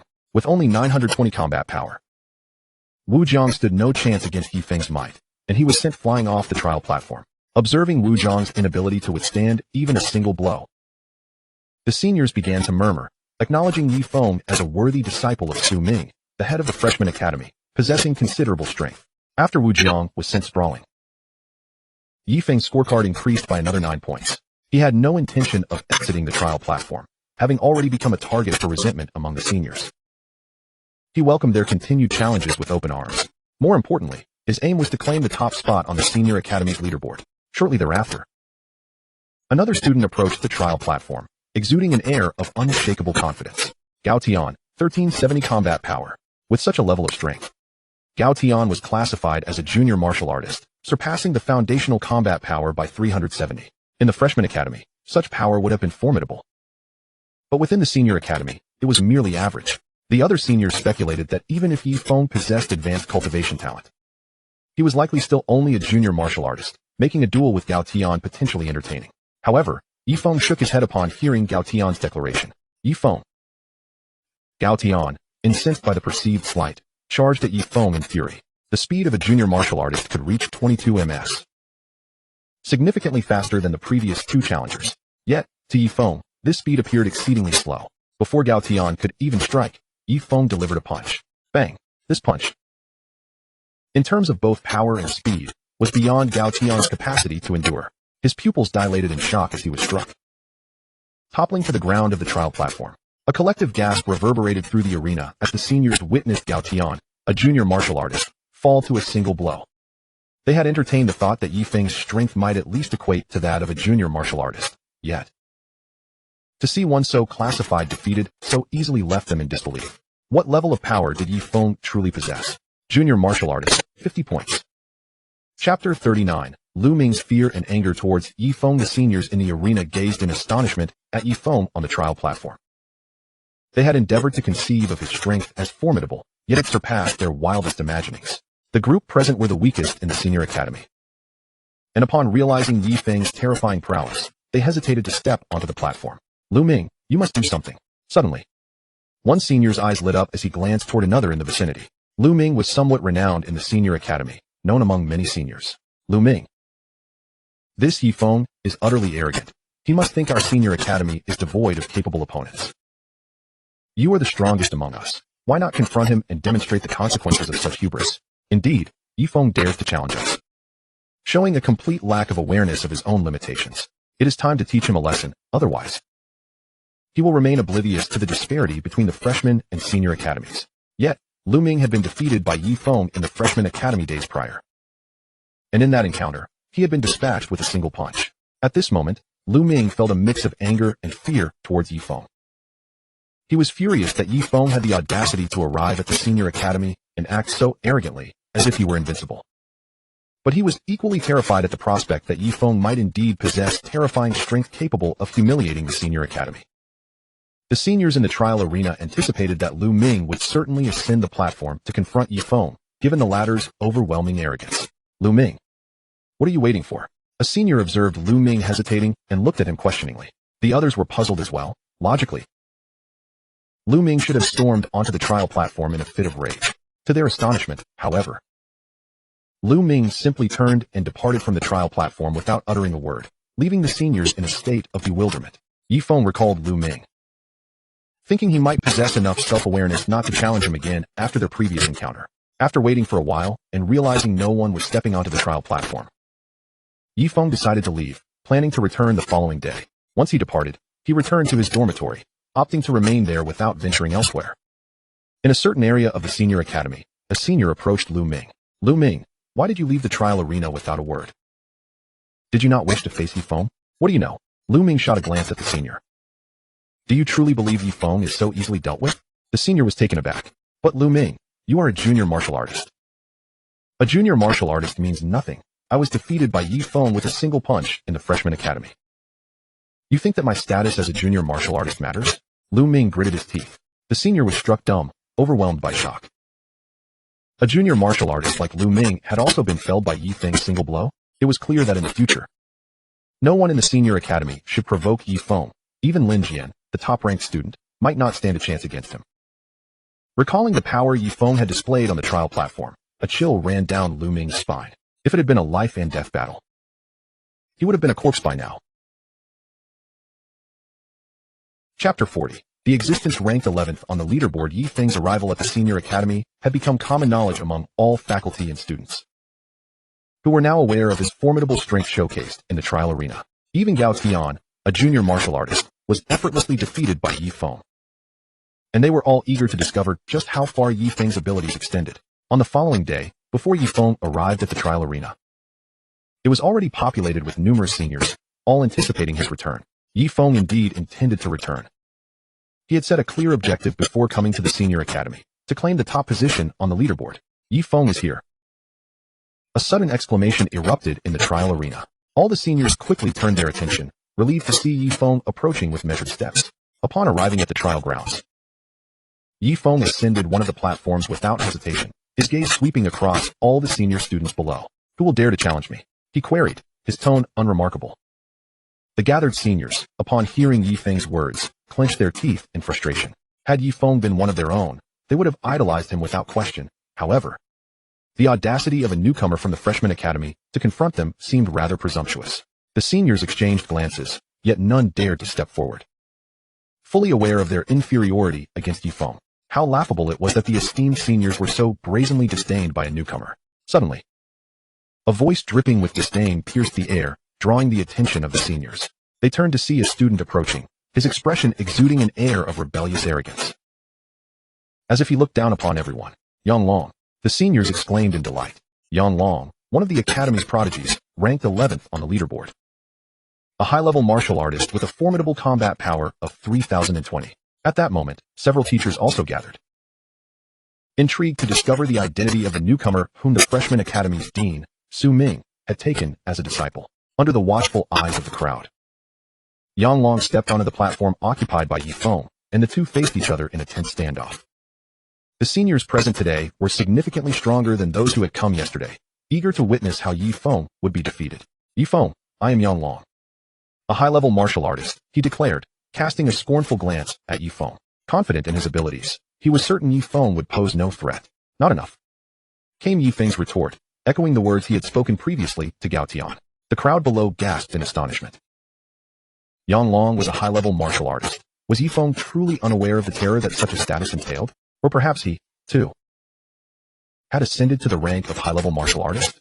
The seniors recalled how Ye Feng had effortlessly defeated the low-level martial artist Gao Tian. And it was not beyond the realm of possibility. Not enough? Yang Long, rather than becoming enraged, smirked coldly. If you think that's insufficient, allow me to show you what is truly sufficient. With that, he lunged forward with astonishing speed, charging at Ye Feng. The onlookers widened their eyes, eager not to miss a moment of the impending spectacle. Yang Long reached Ye Feng, fully convinced of his superiority. With a resounding crash, Yang Long's fist, imbued with a modicum of elemental energy, collided with Ye Feng. This blow was intended to instill in Ye Feng a sense of genuine terror. Chapter 41. A challenge to the strongest senior, Lin Jian. The spectators watched in horror as Yang Long's punch landed. They were certain they would never withstand such a fearsome attack. Could Ye Feng endure it? Just as Yang Long's fist was about to connect with Ye Feng's body, Ye Feng raised his palm and effortlessly grasped Yang Long's fist. By the heavens, the crowd was left in utter disbelief. Yang Long, a high-level martial artist, had been so easily subdued. This meant Ye Feng's combat prowess surpassed his own. How could you? Yang Long stammered, shock evident on his face. I told you. You are still not enough, Ye Feng replied, shaking his head. With a firm push, he sent Yang Long stumbling back several steps before collapsing to the ground.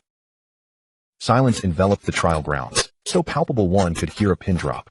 The teachers and seniors stood speechless, their mouths agape at the spectacle before them. Yang Long, ranked 11th on the leaderboard, had been so effortlessly defeated by Ye Feng. You have lost. Step down, Ye Feng stated, looking down at the fallen Yang Long, his expression devoid of any fluctuation. As a low-level warrior blessed with a mid-level strength talent, vanquishing a recently promoted high-level martial artist proved to be exceedingly simple. Yang Long rose from the platform, his eyes burning with fury as he glared at Ye Feng. Ye Feng, he spat through clenched teeth. It was clear to all that Yang Long was unwilling to accept defeat. With renewed determination, Yang Long charged at Ye Feng once more, his face contorted with rage. Ye Feng observed the approaching Yang Long and mused on the nature of anger. In such a state, one is prone to losing their rationality. If Yang Long refused to concede, then Ye Feng would have no choice but to send him down once more. As Yang Long closed the distance, Ye Feng stepped forward and unleashed a powerful punch. The force of this strike created a sensation akin to the shattering of space itself. Bang! Undoubtedly, Yang Long was unable to withstand such a blow and was sent hurtling off the platform. Meanwhile, Ye Feng remained steadfast upon the trial stage, resembling a god of war. Impervious and eternal, the ease with which Ye Feng had defeated Yang Long, ranked 11th on the leaderboard, left the spectators in shock. The teachers and seniors felt compelled to re-evaluate Ye Feng's capabilities. With Yang Long now bested, Ye Feng had effectively usurped his position, posing a threat to the 10th-ranked contender on the leaderboard. Ye Feng contemplated the series of challenges ahead and found them lacking in excitement. He scanned the students gathered on the trial stage. Where is the student ranked first on the leaderboard?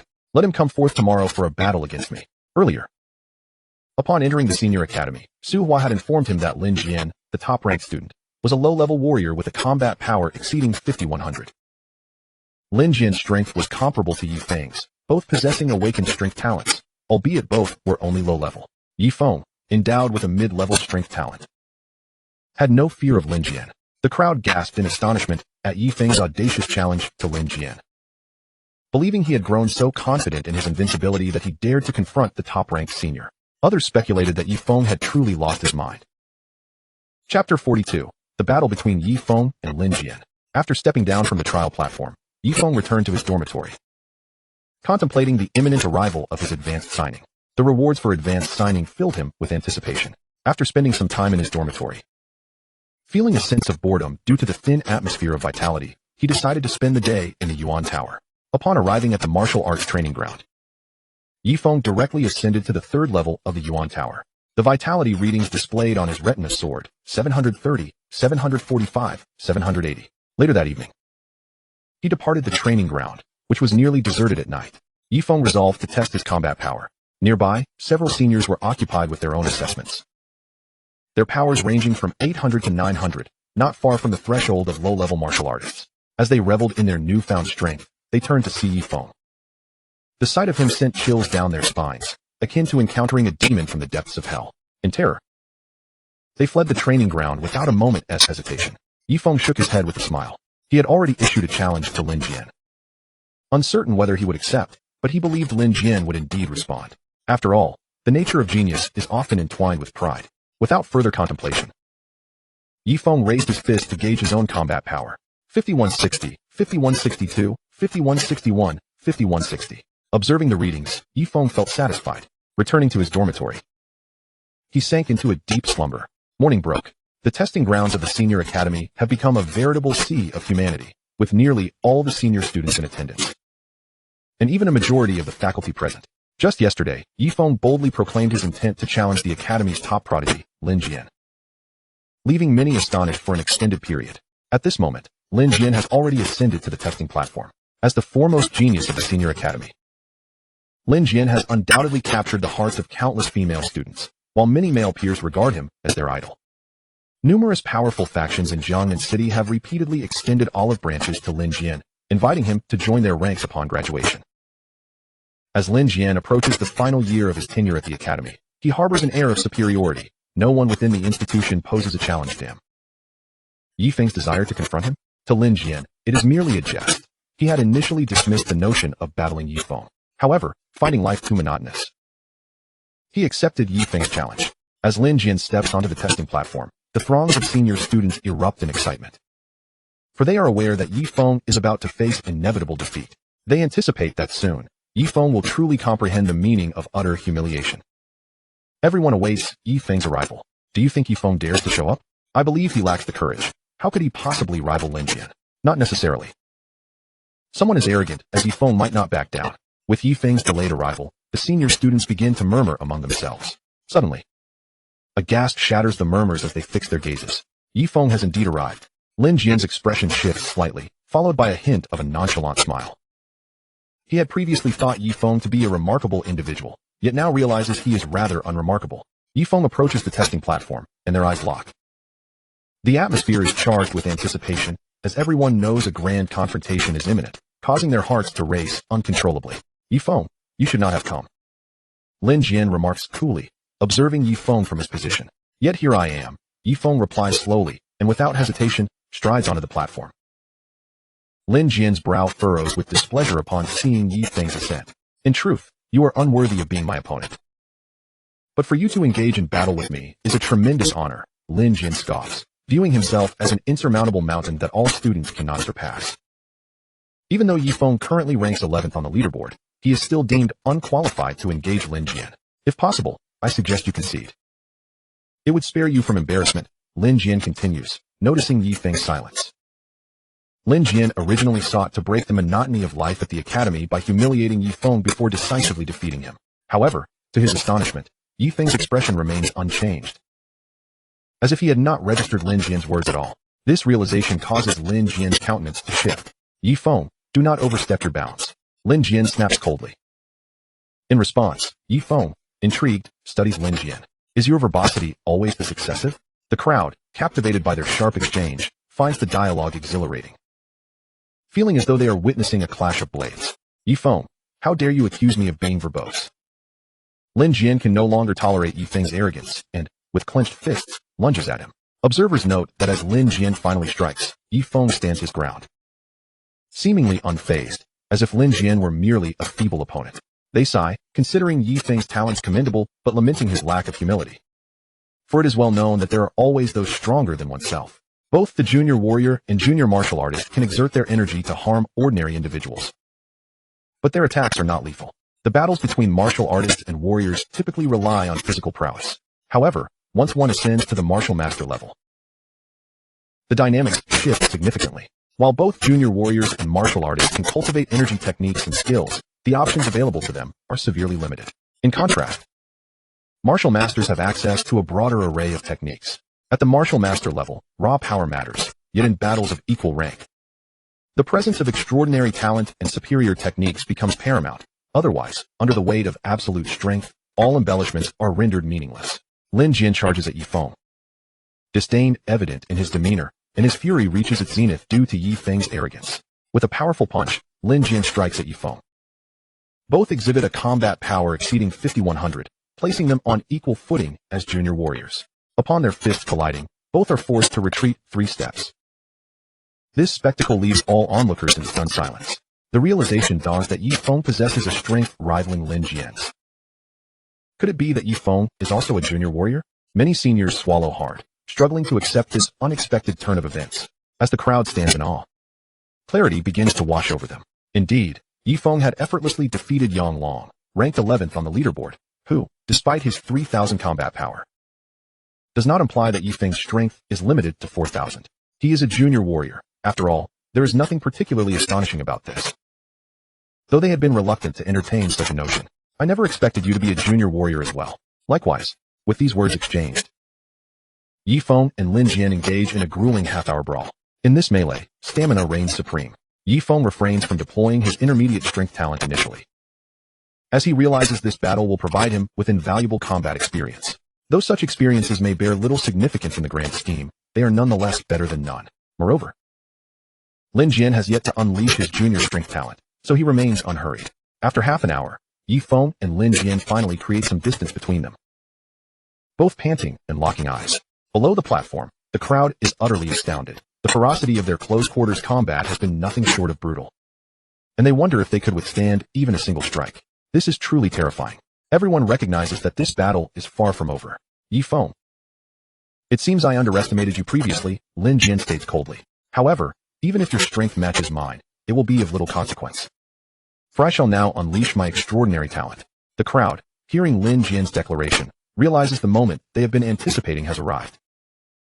Every student within the Senior Academy knows Lin Jian has awakened his junior strength talent, which is capable of delivering a 5-fold increase in power. When Lin Jian awakened this talent, envy swept through the ranks, as they lamented their own inability to awaken such extraordinary abilities. Come forth, Ye Feng responds, fully aware of Lin Jian's impending use of his junior strength talent. He, however, possesses an even more formidable intermediate strength talent, leaving him unperturbed. Lin Jian, witnessing Ye Feng's unwavering confidence, is consumed by rage. Ye Feng, I will demonstrate to you the true meaning of extraordinary talent. With a mighty roar, Lin Jian charges forward, his raised fist resembling a wild stallion unleashed, instilling a sense of dread in all who bear witness. Ye Feng pondered, do you possess extraordinary abilities while I do not? He too raised his fist. The two fists were poised to collide. All those below the trial platform watched in wide-eyed anticipation. Any missed moment of this epic confrontation would surely lead to profound regret. Bang! At last, their fists struck together with tremendous force. This punch was magnified tenfold. As before, both Ye Feng and Lin Jian staggered back several steps. How could this be? Lin Jian exclaimed in disbelief. He charged at Ye Feng once more. Bang, bang. Bang. Subsequently, he unleashed 4 punches at Ye Feng, exhausting the quintuple enhancement. Yet, he and Ye Feng remained equally matched, both retreating several steps as if they were both under the influence of a 5-fold amplification. The onlookers were left in stunned silence, as if struck by lightning. Could it be that Ye Feng had awakened a fundamental power talent as well? Impossible. How could Ye Feng possibly awaken such extraordinary abilities? But then, how could this be explained? They all concurred that Ye Feng must have indeed awakened a basic power talent, hence this outcome. Chapter 45. Had Ye Feng awakened a mid-level power talent? Lin Jian's quintuple enhancement had been completely spent, yet he still could not overpower Ye Feng. Gritting his teeth, he fixed a determined gaze on Ye Feng, convinced that Ye Feng too had awakened a fundamental power talent.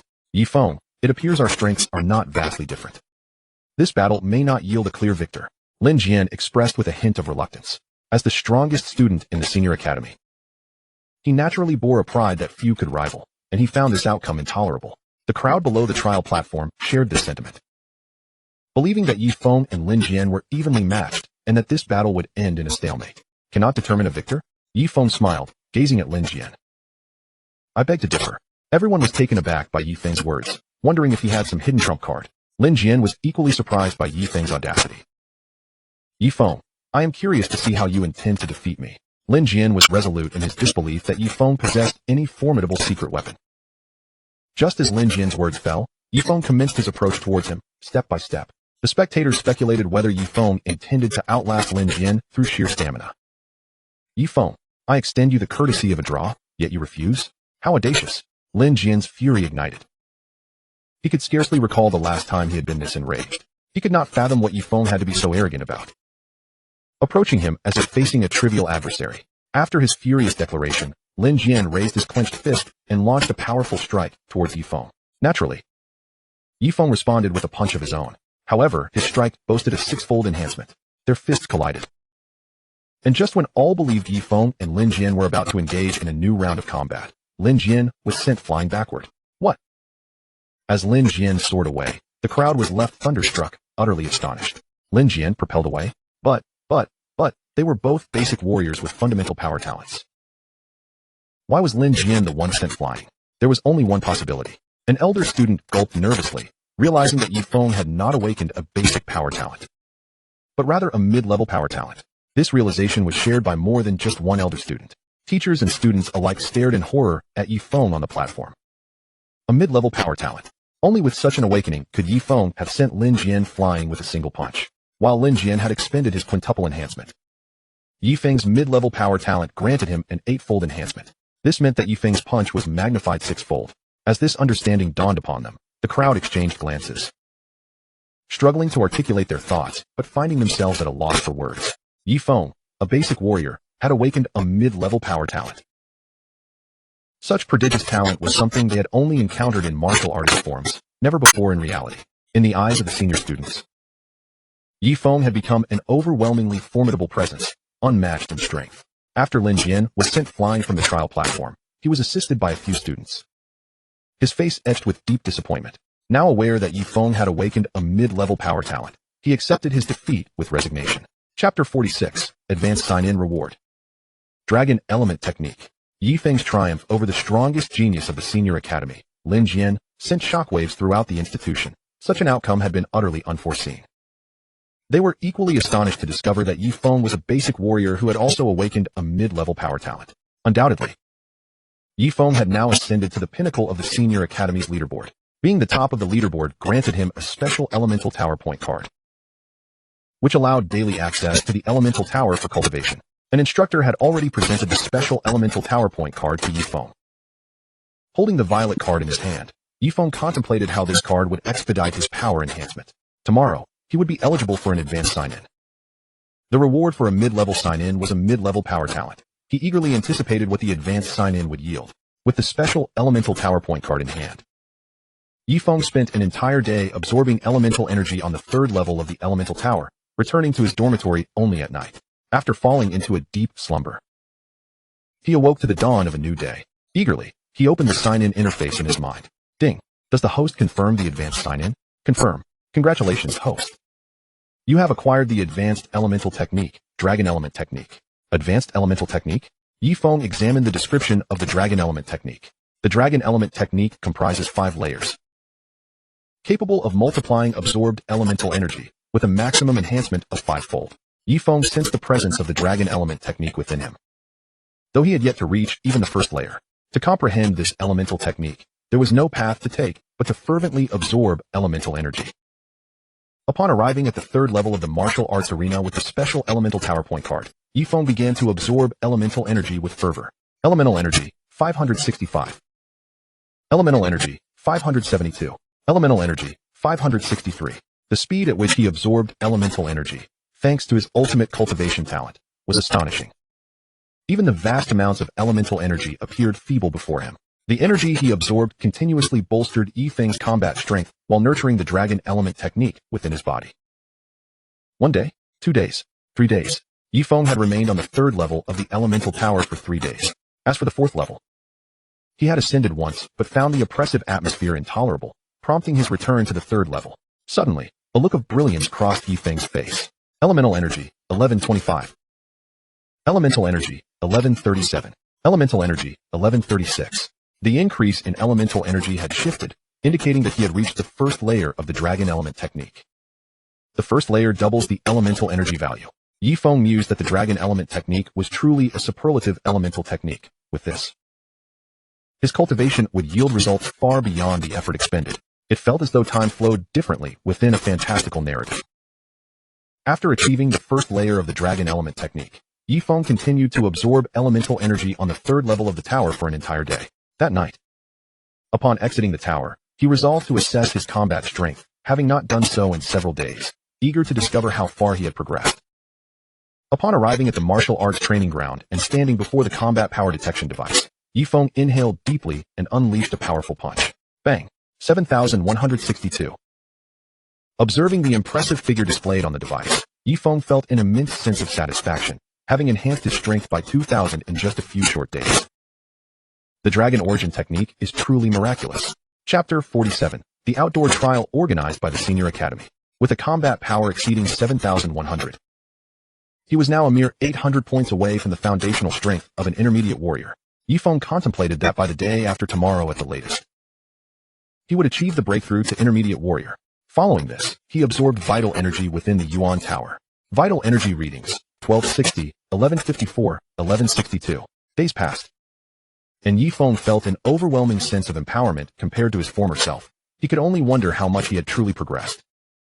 He approached the combat power detection device once more, his gaze fixed upon it as he threw a series of punches. Bang, bang, bang. 9150, 9155, 9154, 9151, 9153. He had once again increased his combat power by nearly 2,000. With a foundational strength of 8,000 for intermediate warriors, he now surpassed that threshold by over 1,000. He was steadily advancing toward becoming a senior warrior. However, Ye Feng felt that his rate of cultivation was still far too slow. Above the ranks of warriors lay masters, grandmasters, and ultimately, the grandmasters. He was still an arduous distance from achieving that level. Ye Feng, is this the combat power you generated? Suddenly, a voice filled with astonishment echoed in Ye Feng's ears. Turning around, he recognized an unfamiliar elder, whose entire being radiated a formidable aura, indicating his strength. May I inquire who you are? I am Ye Feng, the elder replied, emerging from his shock. Ye Feng realized that the principal of the Senior Academy was indeed named Ye Feng. He had yet to encounter the principal during his time at the academy. Ye Feng, you have yet to answer my question. Is the combat power displayed on the device truly yours? Ye Feng's expression was serious, as though he were inquiring about a matter of great significance. Yes, Ye Feng nodded, feeling no inclination to conceal the truth. 9,000 combat power, an intermediate warrior. Ye Feng shook his head in disbelief. I did not anticipate such a terrifying genius in you. By the way, Ye Feng, you are merely 16 years old, correct? Yes. Principal, Ye Feng affirmed with a nod. Ye Feng let out a wry smile, reflecting on how he had initially hesitated to allow Ye Feng to join. Now he realized how profoundly mistaken he had been. Ye Feng, you are truly remarkable. Even someone as formidable as Ye Feng could not help but express his admiration. I look forward to you becoming a master. Once you achieve that, you will graduate from our senior academy directly, and you will undoubtedly be the most powerful student in the history of Annan Academy. Ye Feng shared this aspiration, recognizing that despite his impressive cultivation, he lacked combat experience. He contemplated that once he became a master, he would need to undertake further practical training. By the way, Ye Feng, our academy will be conducting an outdoor trial tomorrow. Will you participate? Certainly, Ye Feng replied almost without hesitation, nodding in agreement. He did not linger at the training ground any longer, instead returning to his dormitory to take a shower and prepare for the outdoor trial the following day. The outdoor trial involved the entire senior academy, led by their respective instructors. The teachers of each class were formidable martial artists, and naturally, they would be venturing into regions inhabited by weaker ferocious beasts. In contrast, entering areas populated by powerful beasts could be perilous, even for grandmasters. As Ye Feng had no instructor at the senior academy and was alone, many students invited him to join their classes the next day, having never ventured into the wild. Ye Feng was eager to see the world beyond, making it a wise choice to join a class for safety in numbers. Ye Feng, why not join our class A? A somewhat familiar voice caught his attention. Chapter 48, The Shadow Cat. Following the voice, Ye Feng turned to find none other than Lin Jian addressing him. The senior students were classified into sections in a manner akin to the new students, using the 26 letters of the alphabet. After being defeated by Ye Feng in the trial grounds, Lin Jian had accepted his loss, recognizing Ye Feng's awakened intermediate strength talent. Alright. Ye Feng nodded in agreement with Lin Jian. Upon hearing Ye Feng's acceptance, not just Lin Jian, but the entire Class A, including their teacher and fellow students, erupted in joy. The destination for this trial was named Nanshan Town. Since the cataclysm that struck Blue Star, Nanshan Town had been overtaken by ferocious beasts, with its residents either perishing or fleeing to Jiangnan City. The 26 classes, each led by their respective instructors, departed for Nanshan Town. Boarding vehicles that could not reach the town directly, they disembarked at a distance from Nanshan Town, where the students, experiencing the wild for the first time, were filled with curiosity. As they approached Nanshan town, the sun began to set.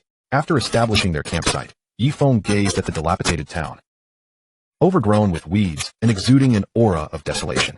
He understood that Annan Academy had chosen this location for the trial because it likely lacked any formidable beasts. At dawn the next day, over 1,000 senior students set forth from the campsite towards Nanshan town. Have you heard?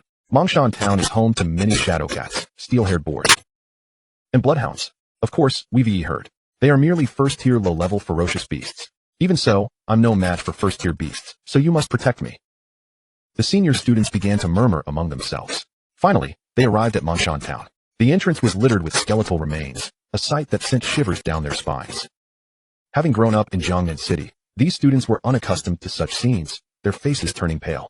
The entrance resembled a gateway to the underworld, ominously awaiting their arrival. Classmates, let us proceed inside. Their teachers began to lead the various classes into Nanshan town. Ye Feng followed Class A into the town. Nanshan town was larger than Ye Feng had anticipated. Once the 26 classes entered, they dispersed to different locations. Class A found themselves on an extremely desolate path, where a foul odor permeated the air, and dozens of shadow cats lurked among the ruins. Is this truly a shadow cat? The students of Class A swallowed hard. The shadow cat, a first-tier low-level ferocious beast, was as massive as a bull, with glowing green eyes and a sleek black coat, moving with incredible speed. Its teeth and claws were as sharp as steel blades. Indeed, this is a shadow cat, the students of Class A murmured nervously. Classmates, our objective in this trial is to cultivate your courage, their instructor, Huang Yun, announced. Huang Yun, a middle-aged man in his 40s, was a senior master. Vital energy readings, 453, 455, 451. Observing the data on his retina, Ye Feng noted that the vital energy in Nanshan town was surprisingly adequate. Dozens of shadow cats glared hungrily at the students of Class A, poised to pounce at any moment. Instructor Huang Yun, Ye Feng, Lin Jian, and some students stood at the forefront, while the weaker students remained at the back.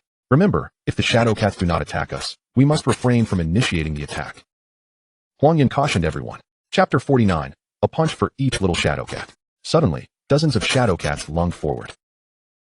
The students of Class A were taken aback as they witnessed the shadowy cats charging toward them, their faces betraying a mixture of terror and disbelief. In stark contrast, Ye Feng maintained a calm demeanor, having encountered the ferocious bloodhounds in the abandoned factory on the outskirts. He had come to Nanshan town with the hope of facing such beasts to gain combat experience. Huang Yun, the teacher of Class A, regarded the situation with a hint of amusement. As a senior martial artist who had slain dozens of first-tier low-level beasts, he found it hardly challenging. However, he was caught off guard when Ye Feng took the initiative, stepping forward to confront the oncoming horde of shadowy cats. Bang, bang, bang. With swift precision, Ye Feng unleashed a series of punches toward the shadowy cats, each strike lethal enough to fell one of the creatures as if they were mere insects in his eyes. The sheer ferocity of his attack left the students of Class A in a state of shock. Even Huang Yun was momentarily stunned. Who exactly was Ye Feng? Even if he were a prodigious talent, did he not fear the multitude of beasts before him? To charge headlong into the fray and dispatch them one by one was audacious, to say the least. As a mid-level warrior, Ye Feng's strength and attack speed far surpassed that of the shadowy cats.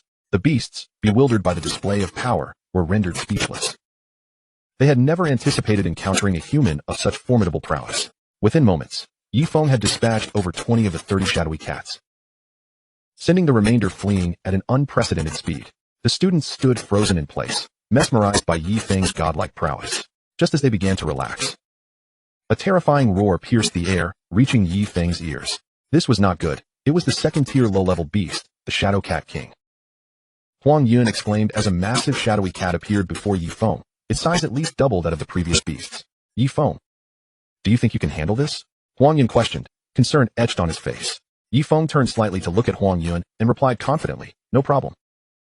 With that, he charged toward the Shadow Cat King, channeling his mid-level power talent. Initially, the Shadow Cat King underestimated the human before it, lowering its guard. Yet, after Ye Feng landed several powerful punches, the beast was gripped by fear. It could hardly fathom the extent of Ye Feng's terrifying combat capability. Bang, bang, bang. Ye Feng struck the Shadow Cat King with a series of blows, ultimately bringing the second-tier low-level beast crashing to the ground, lifeless in a pool of blood. Technically, as a mid-level warrior, Ye Feng could have dispatched the Shadow Cat King without the aid of his power talent, but he chose to activate it for added assurance. The students of Class A gasped in astonishment at the sight of the fallen Shadow Cat King, marveling at the sheer terror of Ye Feng's might. Was this the source of his fearsome reputation? The strongest beasts in Nanshan town were merely second-tier low-level creatures, and Ye Feng had proven himself capable. Huang Yun smiled at Ye Feng, acknowledging his extraordinary talent. He had never encountered a genius like Ye Feng, nor had he even heard of one.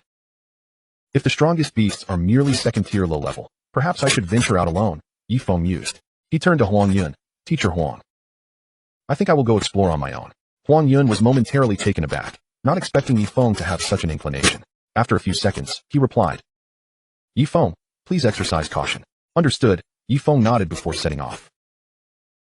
Huang Yun's lack of concern stemmed from the fact that Ye Feng was not only a mid-level warrior, but had also awakened his mid-level power talent.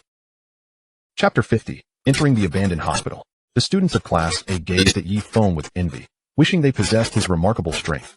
However, they were unaware that Ye Feng had already attained mid-level warrior status, with combat capabilities exceeding a baseline mid-level warrior by over 1,000 points. Nanshan town was indeed vast.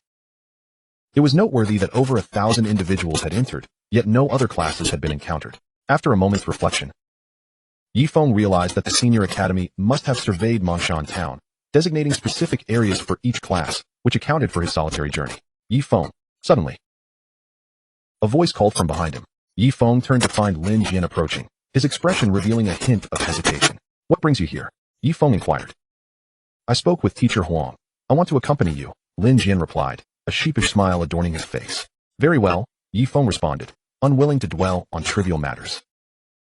Lin Jian beamed with joy at Ye Feng's consent, having, after witnessing Ye Feng's formidable strength, unconsciously adopted him as a role model. The pride of being the strongest student of the Senior Academy had been shattered when Ye Feng defeated him in the training ground. And he had come to understand the meaning of the saying, there is always someone stronger. Ye Feng and Lin Jian proceeded along the path. Look, a steel-haired boar. Lin Jian exclaimed, pointing toward a distant figure. Following Lin Jian's gesture, Ye Feng spotted a steel-haired boar perched against the wall, behind which lay the abandoned hospital. Let's go take a look, he suggested, and the two approached. The steel-haired boar possessed formidable defenses, its body black and hairless, with tusks exceeding 20 centimeters in length. A truly fearsome sight, larger than an ordinary pig. In Blue Star, while larger beasts were generally stronger, it was not a certainty that smaller beasts lacked power. The steel-haired boar, upon noticing the approach of the two humans, leaped from the wall, lunging at Ye Feng and Lin Jian. Ye Feng retaliated with a powerful punch, piercing through the beast's body effortlessly. Having witnessed Ye Feng's terrifying might, Lin Jian showed little surprise. They arrived at the hospital's lobby, which, despite its disarray, was devoid of beasts. However, upon reaching the second floor, they encountered two steel-haired boars, one for each of them. I'll take one, Ye Feng stated calmly. Lin Jian nodded vigorously, his admiration for Ye Feng evident. Roar! The two steel-haired boars charged at them with a fierce bellow. Bang! Ye Feng dispatched one with a single punch, the disparity in their strength rendering the beast's defenses utterly meaningless. Lin Jian followed suit, quickly eliminating the other steel-haired boar. Despite their ease in defeating the creatures, it was important to note that for an entry-level martial artist without weapons, facing a steel-haired boar would be nearly impossible, as they could not breach its defenses without advanced weaponry. Chapter 51. The Medical Oddity, Beast Blood. Ye Feng and Lin Jian began to explore the rooms on the second floor of the hospital. After opening several doors to find nothing, Ye Feng felt a pang of disappointment. Ye Feng, look over there. Lin Jian's voice suddenly took on a note of surprise. Ye Feng approached Lin Jian, where he spotted an iron door at the corner. Why is there an iron door here? Lin Jian wondered aloud. This was no ordinary door. It appeared heavy and imposing. Ye Feng, intrigued, decided to open it and see what lay beyond, an idea that Lin Jian readily shared. Bang! Ye Feng struck the iron door with a powerful punch, shattering it into fragments. A foul stench wafted forth from within. Lin Jian instinctively covered his nose. It was clear that this place had not been opened for an extended period.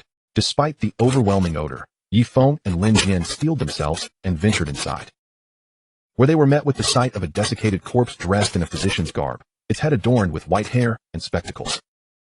Beside the corpse lay two small vials, each containing a viscous crimson liquid, accompanied by a booklet. Ye Feng picked up the booklet and, upon examining its contents, realized that the deceased had once been a medical eccentric. lacking any innate talent for cultivation, yet striving to enhance himself through the blood of ferocious beasts in pursuit of the martial path. However, a lack of innate talent rendered the aspiration to become a martial artist utterly futile. What are these two vials? Lin Jian inquired, his curiosity piqued by the sight of the blood-red liquid. Beast blood. What? Lin Jian gasped, astonished to discover that it was indeed beast blood. This substance was applicable only to martial apprentices and warriors, and its extraction was exceedingly arduous, rendering it invaluable in the marketplace and nearly impossible to procure. Though Lin Jian's family possessed some wealth in Jiangnan City, acquiring beast blood through conventional channels remained an unrealistic endeavor. Ye Feng. Those 2 vials of beast blood belong to you.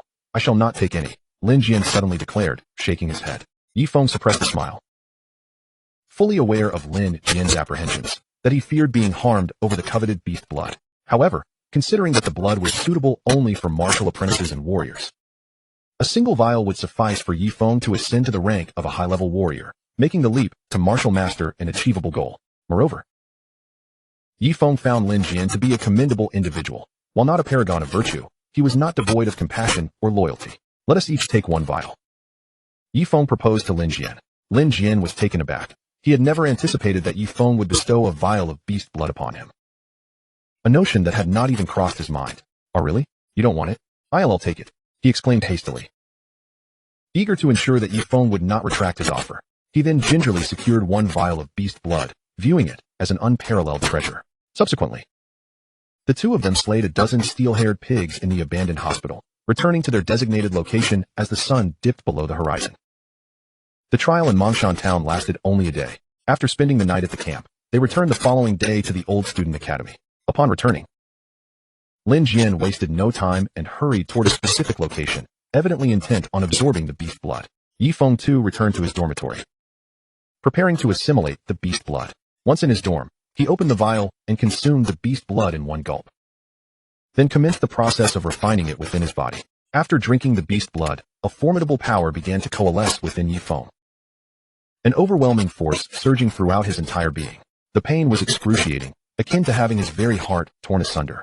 Ye Feng felt as if he were engulfed in flames, enduring relentless agony. Yet he understood that he must withstand this torment. Finally, after what seemed an eternity, the pain began to ebb, and sweat soaked his entire body. He clenched his fists, discovering that his strength had significantly increased. After showering and changing clothes, Ye Feng approached a combat power testing device in the trial ground, unleashing a series of punches upon it. Bang, bang, bang. 11052, 11053, 11051, 11054, 11,055. A combat power exceeding 11,000 signified that he had achieved the status of a high-level warrior. Ye Feng could hardly believe his fortune in Nanshan town, where he had acquired beast blood. It appeared that the path of cultivation required not only diligence, but also a stroke of luck. Ye Feng. A melodious voice suddenly reached his ears. Ye Feng turned in surprise, recognizing it as Su Hua's voice. She too had come to the old student academy? Upon turning around, he indeed found Su Hua, her expression one of mild perplexity. What brings you to the old student academy? I spoke with Grandpa Zhou. From now on, I am also a member of the old student academy, Su Hua replied with a smile. Ye Feng couldn't help but let out a wry smile at Su Hua's words, reflecting on the advantages of having connections. By the way, Ye Feng, when I entered the old student academy just now, there was someone outside who seemed hesitant. When I inquired, he mentioned that he wished to meet you. His name was Du-Wan, and I believe he was sincere, Su Hua continued. Ye Feng paused, surprised that Du-Wan wished to see him. Du-Wan had been a close friend during his time at Jiangnan High School, hailing from a well-off family.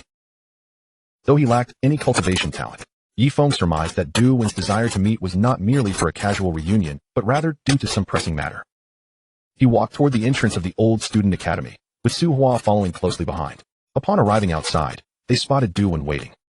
His slightly plump face lit up with joy upon seeing Ye Feng. Ye Feng, you're here. Awen, what is going on? Ye Feng inquired directly. Du-Wan sighed. Honestly, I didn't want to come find you, but the principal sent me to ask you to return to Hanyun High School to give a speech and serve as a role model for the students. They were concerned that you might refuse, so they had me come to persuade you. Ye Feng was momentarily speechless, surprised that this was the reason. Though he had no qualms about going, he hadn't expected such a request. Ye Feng, the principal wants you to speak, but I've heard that a former genius from Jinming High School has returned, And recently there has been some conflict between Jinming High School and us at Jianyan High School, Duan added, trailing off. The implication was clear. Ye Feng was aware of Jinming High School. Lu Chang and Lu Ming had both come from there. Although I believe you may not need to go. Jianyan High School is your alma mater, and Jinming High School seems intent on bullying us. What are your thoughts? Duan probed, gauging Ye Feng's reaction. Then let us go, Ye Feng decided, considering not only his dear friend Duan but also his younger sisters, Yi Qing and Yi Shui, who were still at Jianyan High School. What harm could come from returning? Upon hearing Ye Feng's agreement, Duan was visibly elated. He had hoped Ye Feng would take part, especially as Ye Feng was an alumnus of Jianyan High School. When he sought out Ye Feng at Annan Academy, he had experienced some internal conflict. While he wanted to believe that Ye Feng remained the same as before, he had witnessed people change before. Now, however, he felt reassured.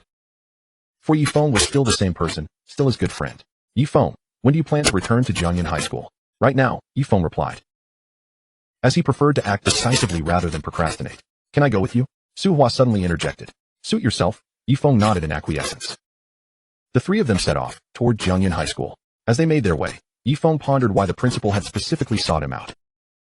Given his rising fame at Annan Academy, it was no surprise that the principal was aware of certain matters. Upon arriving at Jianyan High School, the trio entered the campus. Let us go see the principal directly, Duan suggested. Ye Feng did not refuse, following Duan and Su Hua toward the principal's office. On the playground, several students who were acquainted with Ye Feng displayed expressions of envy. For he had been identified as possessing a weak-level cultivation talent, and had since become a student at Annan Academy, creating an ever-widening chasm between him and his peers. Ye Feng, I want to be joining you inside. You all go meet the principal, Duan stated as he halted outside the principal's office. All right, Ye Feng replied. And he and Su Hua entered the principal's office. Upon their arrival, Principal Wu Qi immediately set aside his work and greeted them with a smile. Ye Feng, you've arrived, he said warmly. Wu Qi quickly invited Ye Feng and Su Hua to take a seat. I've learned that you've become an extraordinary genius at Annan Academy, which is why Principal, Duan has already informed me of everything, Ye Feng interjected. Looking at Principal Wu Qi felt a surge of joy, believing that Ye Feng was already aware of the truth and had come to help Jianyun Middle School. In that case, on behalf of all the teachers and students at Jianyun Middle School, I extend my heartfelt gratitude to you, he expressed. Principal, aren't you supposed to be giving a speech? Gather all the students on the playground, Ye Feng suggested. Of course. Principal Wu Qi nodded eagerly and sent someone to relay the message. Before long, students from both the junior and senior high divisions of Jianyun Middle School assembled on the playground, their faces filled with confusion as they wondered what was happening. Ye Feng ascended the platform, and among the junior high students, Yi Qing and Yi Shui were taken aback. They had not anticipated Ye Feng's presence. Ye Feng then commenced his speech, yet his words were rather trite, merely urging those with cultivation talent to train diligently and those without such talent to study hard, aspiring to become useful individuals for Blue Star and not mere parasites. These notions had been gleaned from the words of teachers from Huaxia. However, due to Ye Feng's status, the students of Jianyun Middle School were stirred with excitement, particularly when Principal Wu Qi proclaimed Ye Feng to be a super genius at Annan Academy, leaving them astonished. They were aware that Ye Feng possessed only a weak-level cultivation talent. How could a student with such limited potential become a super genius at Annan Academy? After some contemplation, they conjectured that perhaps the cultivation talent detection device had malfunctioned, failing to reveal Ye Feng's true abilities. After the speech concluded, Ye Feng felt a wave of discomfort wash over him. He detested such attention. Once Principal Wu Qi dismissed the students, Ye Feng approached Yi Qing and Yi Shui, with Su Hua trailing closely behind him. Yi Qing and Yi Shui, having seen Su Hua before, were not taken aback by her beauty. Brother, why did you return to Jianyun Middle School? Yi Shui inquired, her porcelain-like face reflecting confusion. The principal asked me to give a speech, so here I am. Ye Feng replied. Oh, but brother, you spoke so well just now, Yi Shui beamed, turning to Yi Qing for corroboration. However, Yi Qing was at a loss for words. She felt a sense of trepidation in confronting Ye Feng. The last time she had been in danger, it was Ye Feng who had saved her life. After several moments of hesitation, she finally nodded at Yi Shui. Miss, what is your relationship with my brother? Yi Shui suddenly directed her curious gaze towards Su Hua. I am a friend and classmate of your brother, Su Hua answered. Sister Su Hua, I think your demeanor is quite admirable. You must be from a distinguished family. Yi Shui remarked. Something like that, Su Hua replied, a hint of embarrassment gracing her lovely features. After Yi Qing and Yi Shui returned to their classes, Ye Feng and Su Hua made their way back to the principal's office. Principal, when will the people from Jiming Middle School arrive? Ye Feng inquired upon entering. They should be here shortly, Principal Wu Qi mused after a brief moment of contemplation. Ye Feng and Su Hua settled into the principal's office, awaiting the arrival of the Jiming Middle School representatives. Half an hour later, a teacher entered the principal's office, his face reflecting urgency. Principal, the representatives from Jiming Middle School have arrived. Wu Qi quickly rose, a hint of panic crossing his aged features. Bring them in, he instructed, swallowing hard. The disparity between Jiangyun Middle School and Jiming Middle School was glaringly apparent. Shortly thereafter, the teacher returned with an elderly man and 2 students. Brother Wu. The elderly man greeted coldly. Wang Chong. Principal Wu Qi fixed his gaze firmly on the elderly man, who was the principal of Jiming Middle School. Strongest talents to have emerged from Jiming Middle School, brothers Lu Ming and Lu Chong. Lu Ming is an intermediate martial artist, while Lu Chong is on the verge of achieving martial artist status. As Lu Ming and Lu Chong entered, Ye Feng and Su Hua were seated with their backs to them, unaware of their presence. Upon realizing who it was, Ye Feng and Su Hua turned around, momentarily stunned to see Lu Ming and Lu Chong. Although Ye Feng knew they had come from Jiming Middle School, he expected them to be the ones visiting. Upon recognizing Ye Feng, Lu Ming and Lu Chong instinctively took 3 steps back, their faces filled with disbelief, as they confirmed it was indeed Ye Feng. Their astonishment morphed into sheer terror. Why Ye Feng? Lu Ming stuttered, as he now harbored a profound psychological shadow regarding Ye Feng. Merely hearing Ye Feng's name was enough to send shivers down his spine. Lu Ming, Lu Chong, do you know him? Wang Chong asked, bemused by their fearful reactions.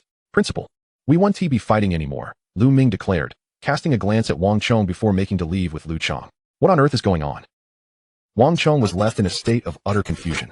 Lu Ming and Lu Chong had reached the door when Lu Ming turned back to face the principal, stating, because he is Ye Feng. With that, the 2 hurriedly exited without looking back, leaving Wang Chong in a state of bewilderment, utterly unaware of what had transpired.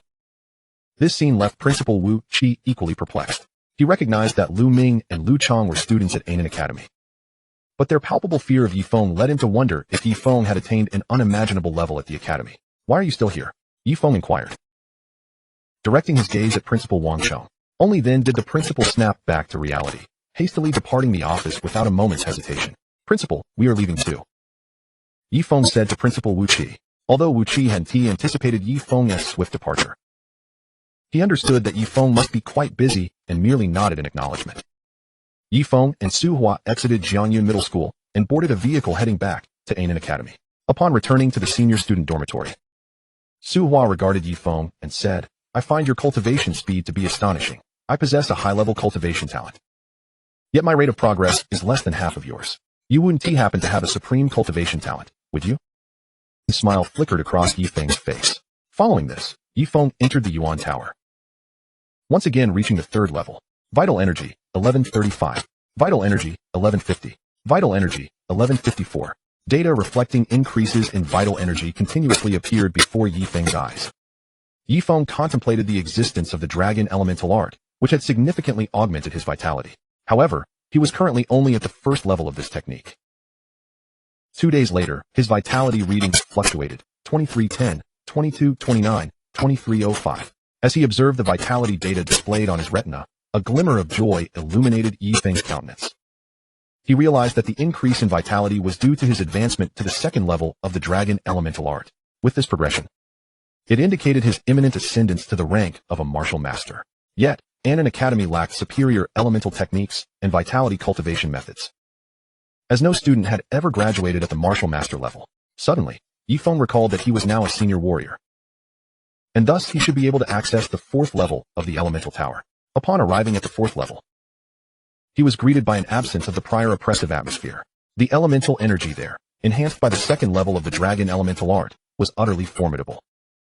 Vitality readings soared, 3150, 3157, 3180. Incredible, Ye Feng exclaimed, unable to contain his excitement as the data on his retina indicated an increase of over 3,000 vitality per second. This was comparable to the 10th level of the elemental tower for new students, truly astonishing. As night fell, Ye Feng found himself once again before a combat power testing apparatus in the training grounds. The readings echoed, 12500, 12510, 12505, 12506, 12508. with a peak power of 12,510. A daily increase of over 1,000 in combat power was entirely acceptable to him, considering that as one's realm advanced, augmenting combat power became increasingly challenging. In the office of the Academy's headmaster, a teacher was reporting to Headmaster Ye Feng. Headmaster, the instrument for measuring the absorption of elemental energy into the human body has arrived from the World City. Ah, excellent. Ye Feng nodded, his thoughts drifting to Ye Feng. He was eager to ascertain how much elemental energy Ye Feng could absorb per second, given the astonishing pace of his cultivation. Where is Ye Feng now? If I am not mistaken, he should be at the 4th level of the elemental tower. Rising from his seat, Ye Feng declared, in that case, let us take the energy detection device and measure how much elemental energy Ye Feng can absorb per second. Upon reaching the 4th level of the elemental tower, they indeed found Ye Feng there. He was momentarily taken aback upon seeing the headmaster and the accompanying teacher, puzzled by the headmaster's visit. Headmaster, what brings you here? Ye Feng inquired, his brow furrowed in confusion. With a smile, Headmaster Zhou pointed to the energy detection device held by the teacher. Ye Feng. This instrument can measure the density of elemental energy in a location and also quantify how much energy a person can absorb. We intend to assess your absorption rate. Ye Feng observed the device, which was compact and reminiscent of a hospital thermometer, albeit with 2 display screens. Very well, he thought.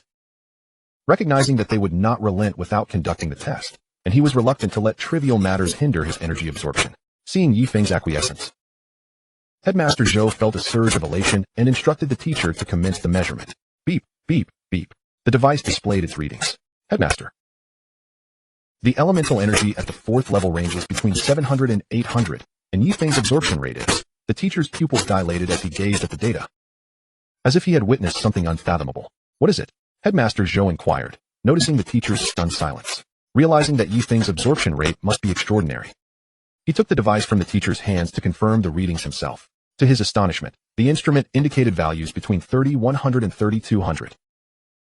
Could Ye Feng be absorbing such an immense quantity of elemental energy each second? Headmaster Zhou rubbed his eyes in disbelief, but was met with the same results. However, considering that the 4th level had only 700 to 800 units of elemental energy, how could one possibly absorb 3,100 to 3,200? It must be a malfunction, he concluded hastily, repeating the test 3 more times, only to receive the same astonishing readings. As he beheld the data on the instrument, he swallowed hard, pondering that even with the most exceptional cultivation talent, one could only absorb 700 to 800 units at the 4th level. Ultimately, he had no choice but to attribute the anomaly to a malfunction of the detection device. Though he secretly believed that Ye Feng might indeed possess the capacity to absorb such quantities, given the rapidity of his cultivation, he realized that Jiangnan City was on the brink of producing a true dragon. Ye Feng, when silent, is inconspicuous. When he strikes, he astonishes. Days later, Ye Feng's combat power escalated to 14550. With a threshold of 15,000, he had reached the foundational combat power of a junior martial master. A smile graced his face as he anticipated his imminent breakthrough to the martial master level. Moreover, he calculated that the next day would mark his opportunity for a divine level sign-in. The rewards from such a sign-in were bound to be extraordinary.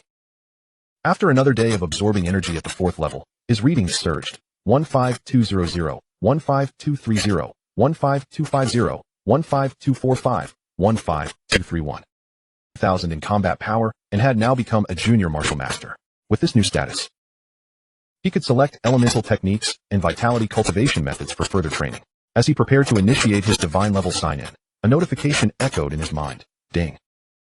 Congratulations, host, on obtaining the reward, the advanced boxing technique, Dragon Elephant Fist. Upon reaching mastery, it can summon the illusory power of the dragon elephant, delivering a single strike with 150,000 combat power. To cultivate the Dragon Elephant Fist, one must enter a meditative state for 3 months. Ye Feng's eyes sparkled at the thought of the Dragon Elephant Fist. Although the illusory power of the Dragon Elephant was expected, the true power was fearsome beyond his current comprehension. Nevertheless, the ability to unleash an illusory Dragon Elephant strength with a strike capable of 150,000 combat power was already the foundational power of a junior grandmaster. Ye Feng mused that it was remarkable to have acquired the Dragon Elephant Fist so soon after reaching the junior martial master level. However, a 3-month meditation period was indeed lengthy. Meditation, in this context, did not refer to the traditional practices of ancient monks, but rather a period of deep contemplation where one could remain undistracted by hunger, serving to solidify one's realm. Ye Feng reflected on his rapid advancement and realized that a period of meditation would be beneficial for solidifying his foundation. After much deliberation, he decided to seek a quiet place on Nanshan Mountain for his meditation. Upon arriving at Nanshan, Ye Feng prepared to enter his meditative state. The mountain was typically deserted, and he desired solitude during these 3 months. Settling onto the ground, he began his meditation. However, entering this state was not instantaneous. An hour passed, then 2, and then 3. Ye Feng had not yet attained a state of meditation until the 5th hour, when he finally succeeded in entering a deep trance. Time flew by swiftly, and in the blink of an eye, 3 months had passed.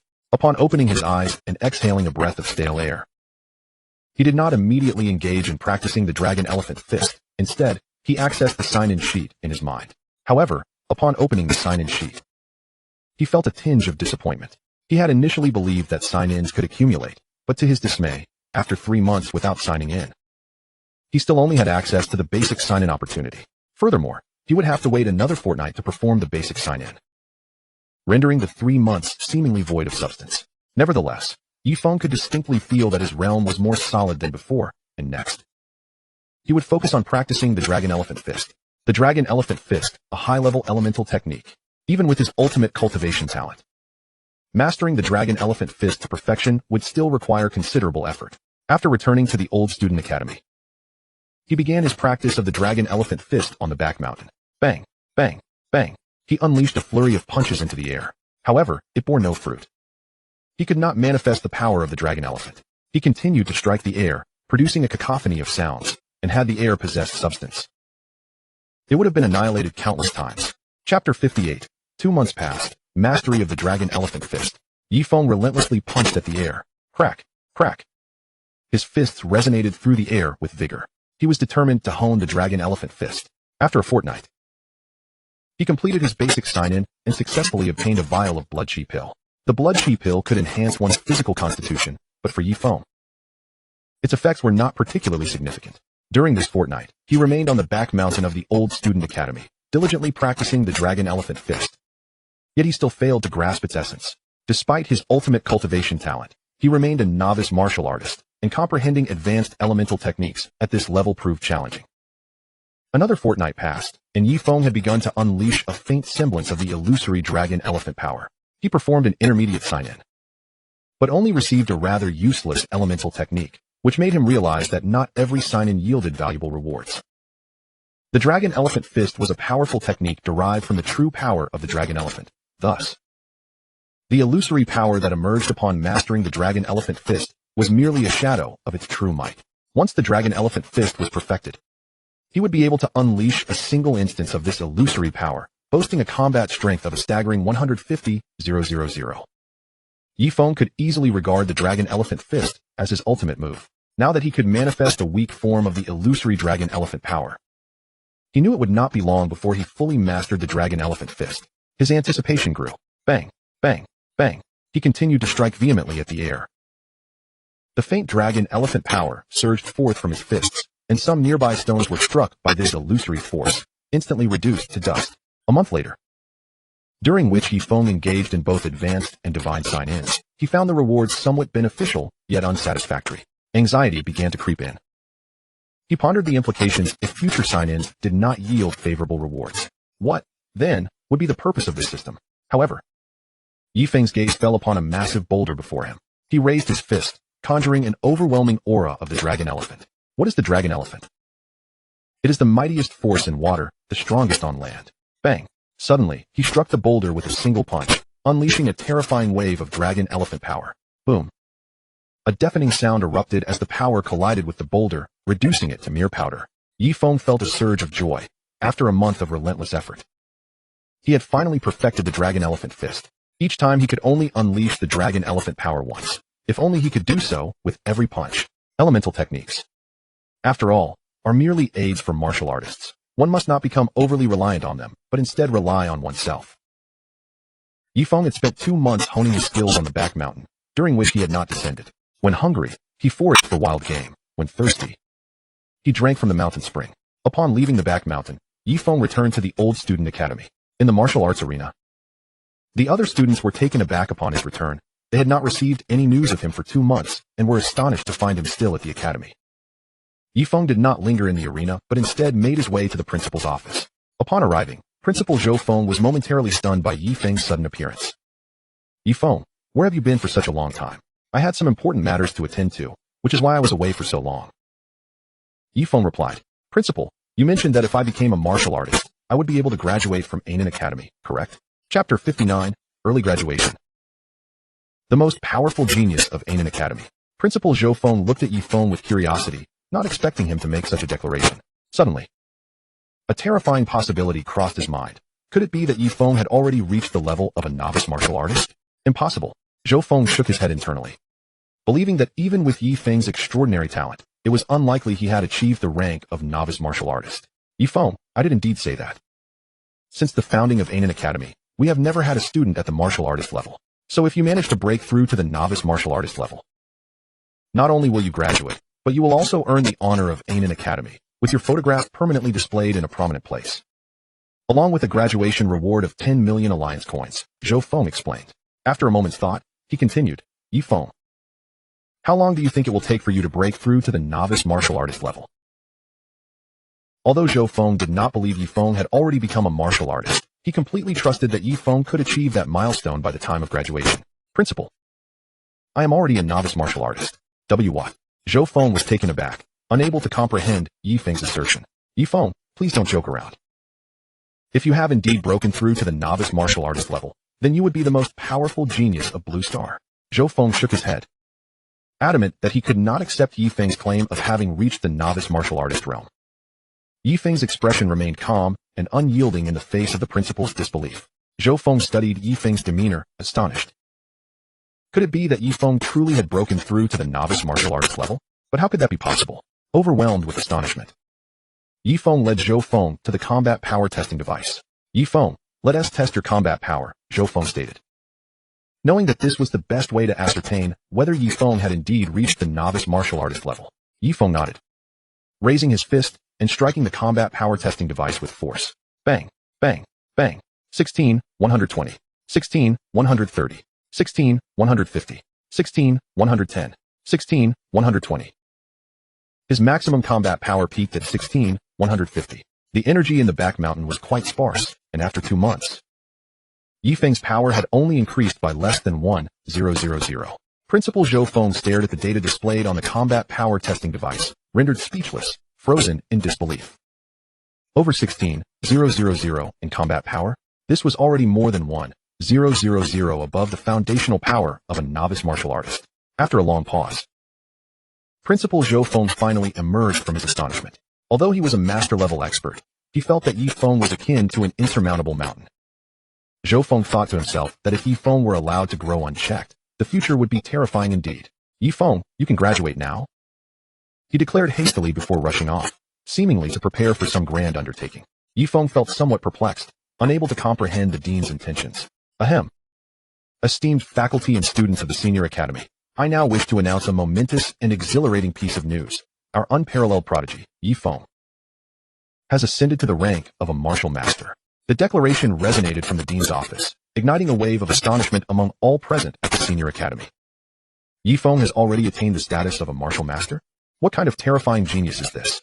Chapter 60. A true dragon emerges from the Ye family. Ye Feng has already reached the level of a junior martial master? Su Hua felt a surge of shock.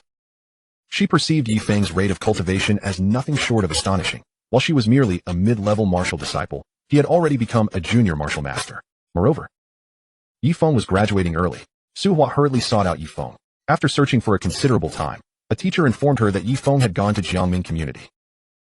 Jiangming Community was, in fact, the neighborhood where Ye Feng's family resided. Ye Feng and Dean Zhou Feng arrived at Jiangming Community. Zhou Feng surveyed the dilapidated surroundings, contemplating how challenging Ye Feng's journey must have been, recognizing him as a true child of humble beginnings. Dean, shall we proceed upstairs? Upon reaching the doorstep, they discovered Ye Feng's family gathered within. Yi Yonghe, Wang Lan, Yi Qing, and Yi Shui beamed with joy upon seeing Ye Feng return. Xiaofeng, you're back. Yes, father. Ye Feng nodded in response. After inviting Zhou Feng to sit, Wang Lan cast a puzzled glance at him. Xiaofeng, who is he? Yi Yonghe, Yi Qing, and Yi Shui also looked bewildered, unsure of why Ye Feng had brought an elderly gentleman home. Greetings, I am Zhou Feng, the dean of the Senior Academy at Annan College. Ye Feng introduced himself. What? The family was taken aback, gazing incredulously at Ye Feng. They had never imagined that this elderly man was the dean of Annan College's senior academy, although they were not martial artists themselves. They had heard of the dean's esteemed reputation, a master-level figure. Masters, the pinnacle of humanity. After the Great Cataclysm, masters were capable of establishing academies and martial arts schools, becoming formidable forces. In the military, a master could lead troops into battle against ferocious beasts. Ye Yonghe, Wang Lan, Yi Qing, and Yi Shui could hardly fathom that a master had appeared before them, and one so affable at that. G Great One. Has something happened to Xiao Feng at Annan College that warrants your personal visit? Ye Yonghe's voice trembled. As a mere employee of a small company, he had never encountered a master-level martial artist. Not at all. You are Ye Feng's father, are you not? Do you not understand that your son is an unparalleled genius? Unlike any before or after him at Annan College, he is now a martial master. Ye Feng smiled at Ye Yonghe. The family was left speechless by Ye Feng's words. An unparalleled genius? A martial master? These concepts felt utterly unattainable for their modest family. Recalling the alliance card Ye Feng had given him, Ye Yonghe suddenly awakened to the reality of his son's achievements, trembling slightly. Has a true dragon emerged from the Ye family? After a long pause, Ye Yonghe finally uttered these words. Since adopting Ye Feng, their already impoverished family had faced even greater hardships, yet he had persevered without complaint. When he first learned that Ye Feng had become a junior martial disciple, his joy was immeasurable. Later, when Ye Feng presented him with an alliance card containing over 5 million alliance coins, it was the first time he felt that Ye Feng had truly grown up. But now, having a master personally visit to inform him of his son's unprecedented genius and current status as a martial master was beyond anything he could have imagined. Unbeknownst to him, his eyes had become slightly moist. Chapter 61, Jianghe Martial Arts School. This is Ye Feng's graduation reward, comprising 10 million alliance coins. With that, Ye Feng handed an alliance card to Ye Yonghe. The entire family, Ye Yonghe, Wang Lan, Yi Qing, and Yi Shui, stood in stunned silence. 10 million alliance coins? This figure was astronomical compared to their previous circumstances. Ye Yonghe accepted the card with great joy. He had not yet spent the 5 million alliance coins Ye Feng had previously given him, and now he had received an additional 10 million, alleviating their financial worries.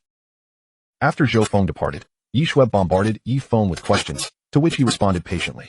Brother, having graduated early from Annan College, what are your next plans? Yi Shui asked curiously. I will be going to Jianghe Martial Arts School, Ye Feng replied. They all recognized Jianghe Martial Arts School as one of the 4 major martial arts schools in Jiangnan City. Brother, you're amazing, Yi Shui exclaimed with a smile. Ye Feng affectionately ruffled her hair and turned to Ye Yonghe. Father, this community is quite outdated. We should consider purchasing a new house. Indeed. I have been contemplating that as well, Ye Yonghe nodded. That's wonderful. I can have a big room. Yi Shui cheered excitedly. After spending a day at home, Ye Feng returned to the senior academy at Annan College. Upon arriving, he spotted Su Hua. Ye Feng, you're finally back, she exclaimed. Her breath released in relief as the tension she had been holding lifted. Were you waiting for me? Yes, you've graduated from Annan College. And you mentioned you would join our Jianghe Martial Arts School. You haven't forgotten, have you? Su Hua looked at Ye Feng cautiously, fearing he might refuse. She was acutely aware of Ye Feng's extraordinary talent and knew he would become an immensely powerful figure. His joining Jianghe Martial Arts School would be beneficial in every way. I haven't forgotten, Ye Feng assured her.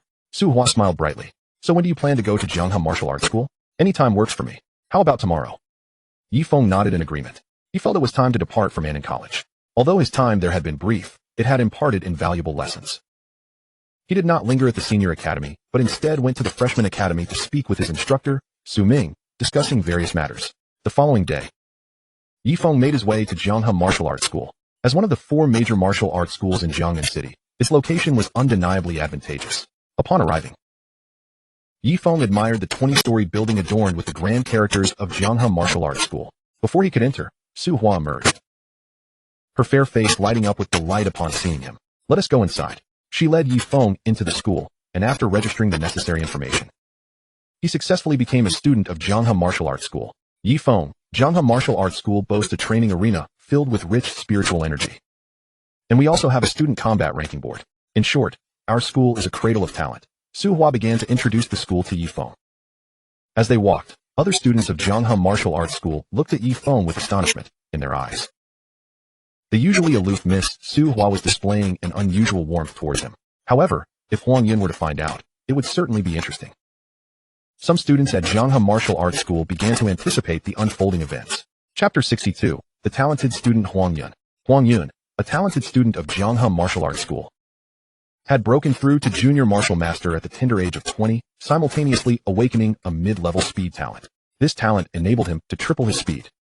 Huang Yun's affection for Su Hua is no longer a secret within the Jianghe Martial Arts Hall. Moreover, Huang Yun's father holds the esteemed position of vice master there. As one of the 4 major martial arts halls in Jiangnan City, Jianghe Martial Arts Hall boasts a student body numbering in the thousands. The master, Su Zhan, is a senior grandmaster, while both vice masters are intermediate grandmasters, accompanied by 12 formidable martial masters.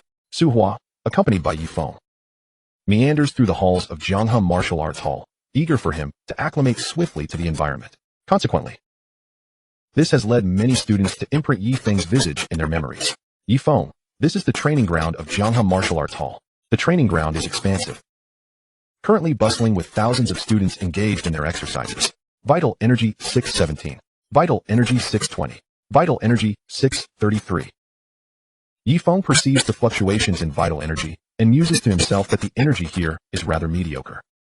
Especially considering this data is augmented by the second tier of the Dragon Elemental Technique. He strides into the training area. Vital energy 3525.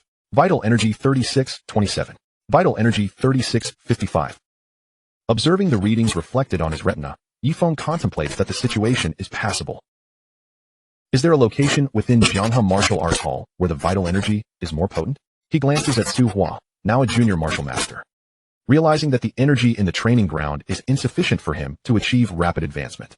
Indeed, there exists the Jianghe secret chamber, where the vital energy is exceptionally dense. However, the oppressive atmosphere within is so intense that only master-level warriors may enter, and even they are restricted to a mere 5 days. Upon hearing Su Hua's words, Ye Feng temporarily abandons the thought of venturing into the secret chamber. Yet he cannot help but speculate about the formidable density of energy that must reside within a place accessible only to master-level warriors. Several students in the training ground begin to whisper amongst themselves as they observe Ye Feng. Who is that? He seems to be with the young lady. I wonder, could he possibly be the young lady's boyfriend? Unlikely. Although he possesses decent looks, the young lady would certainly not take a liking to him. Ye Feng overhears snippets of their discussions but remains unfazed. After all, who is free from the scrutiny of gossip? Suddenly, an exclamation reverberates through the air. Huang Yun is coming. Instantly, all eyes in the training ground pivot toward one direction. A remarkably handsome young man strides forth, impeccably attired, exuding an aura that suggests he is not of ordinary lineage. This young man is none other than Huang Yun, the prodigious student of Jianghe Martial Arts Hall. Upon noticing Huang Yun approaching, Su Hua's brow furrows slightly. Huang Yun reaches Su Hua and greets her with a gentlemanly smile. Su Hua, I heard you brought a friend to tour Jianghe Martial Arts Hall. Ye Feng is not merely here for a visit. He is now an official student of Jianghe Martial Arts Hall, Su Hua replies. She had previously made her disinterest in Huang Yun abundantly clear. Yet he persists in his pursuit, and due to his father's influential position as vice master, she finds herself reluctant to act too harshly. Huang Yun's father, Huang Kun, has been a fixture in the establishment of Jianghe Martial Arts Hall, contributing to its vast influence. Should Su Hua overstep, it is conceivable that Huang Kun may choose to withdraw his support, leading to a significant decline in the hall's overall strength. A smile graces Huang Yun's face as he assesses Ye Feng, finding him rather unremarkable. May I inquire your name? Ye Feng, he responds candidly, aware of Huang Yun's disdainful demeanor, but having yet to provoke him unduly. Were he to cross that line, Huang Yun would surely experience the consequences of his actions. With Huang Yun's intermediate speed talent, he possesses an undeniable swiftness, enhanced by a 3-fold increase. Nevertheless, Ye Feng remains undeterred. His mastery of the Dragon Elephant Fist has reached a remarkable level, allowing him to unleash a deceptive force with greater velocity, even with Huang Yun's advantages. Evading the Dragon Elephant Fist would prove exceedingly difficult unless at a considerable distance. Very well, Ye Feng, I shall remember you, Huang Yun declares before departing. Ye Feng's expression remains impassive. Having lived 2 lives, he understands that Huang Yun will not let this matter rest, though he is uncertain of the specifics. Will he act out of rage for a pretty face? Ye Feng muses, awaiting the unfolding events. Ye Feng, I have something to attend to. Please explore on your own for a while, Su Hua states. Understood, he replies as she exits the training ground. Many students regard Ye Feng with sympathy. Having offended someone like Huang Yun on his first day at Jianghe Martial Arts Hall, His future prospects appear grim unless he chooses to withdraw immediately. They recognize that Huang Yun's prowess renders him above petty confrontations, yet the numerous subordinates he commands could pose a significant threat. During his first day at Jianghe Martial Arts Hall, Ye Feng engages in no notable activities. The accommodations at the hall are not single-occupancy rooms. And having grown accustomed to the living arrangements at Annan Academy, he resolves against residing at Jianghe Martial Arts Hall.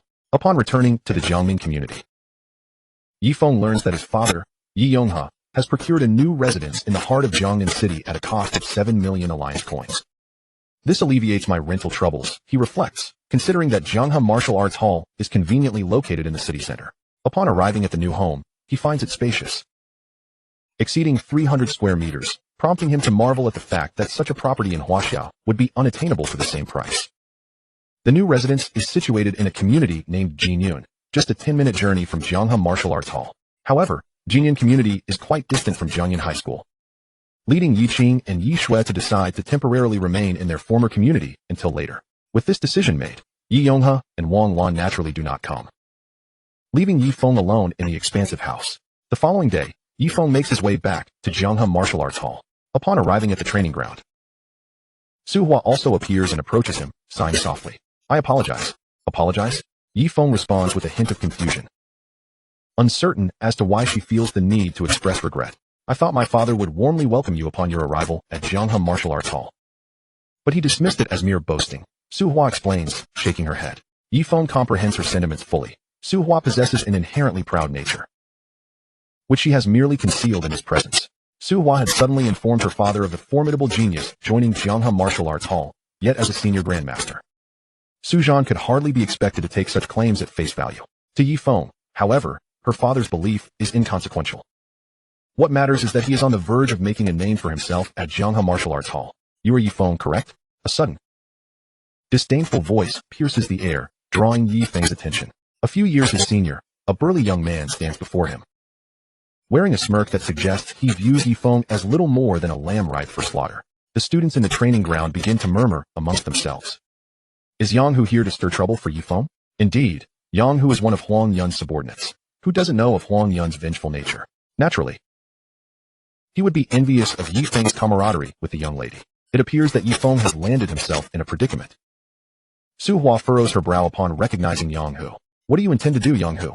Yang Hu has made a name for himself within Jianghe Martial Arts Hall, having achieved the rank of intermediate warrior at the young age of 20. Young lady, I heard that a genius has joined Jianghe Martial Arts Hall, so I thought to come and challenge this so-called genius, he states, turning his gaze toward Ye Feng. What do you say, ye genius?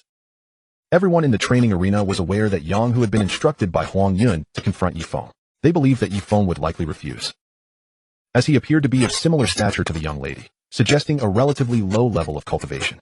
Ye Feng, what do you have to say? Su Hua inquired, knowing well that Yang Hu would certainly not be a match for him. Whatever, Ye Feng mused, considering that if he did not respond to the provocation, it would inevitably lead to future annoyances at the Jianghe Martial Arts Academy.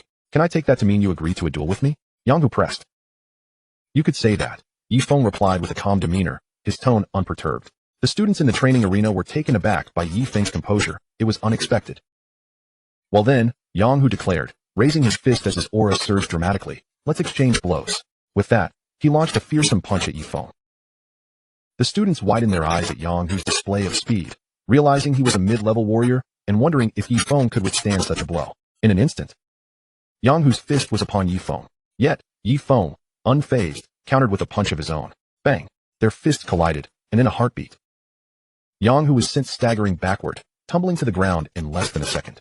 The entire sequence was so swift that the onlookers struggled to comprehend it. What just happened? Did Yang Hu lose? The students gaped in disbelief, as if struck by lightning. Yang Hu, a mid-level warrior with a combat power of 8,500, could not have been defeated so easily. Some students rubbed their eyes, convinced they must have misseen the event, but no matter how they adjusted their vision, the outcome remained unchanged. Yang Hu, dazed, took a moment to collect himself, stammering, "Why you?" He attempted to articulate something to Ye Feng, yet the words eluded him. The students exchanged glances, astonished to discover that Ye Feng was indeed such a formidable talent.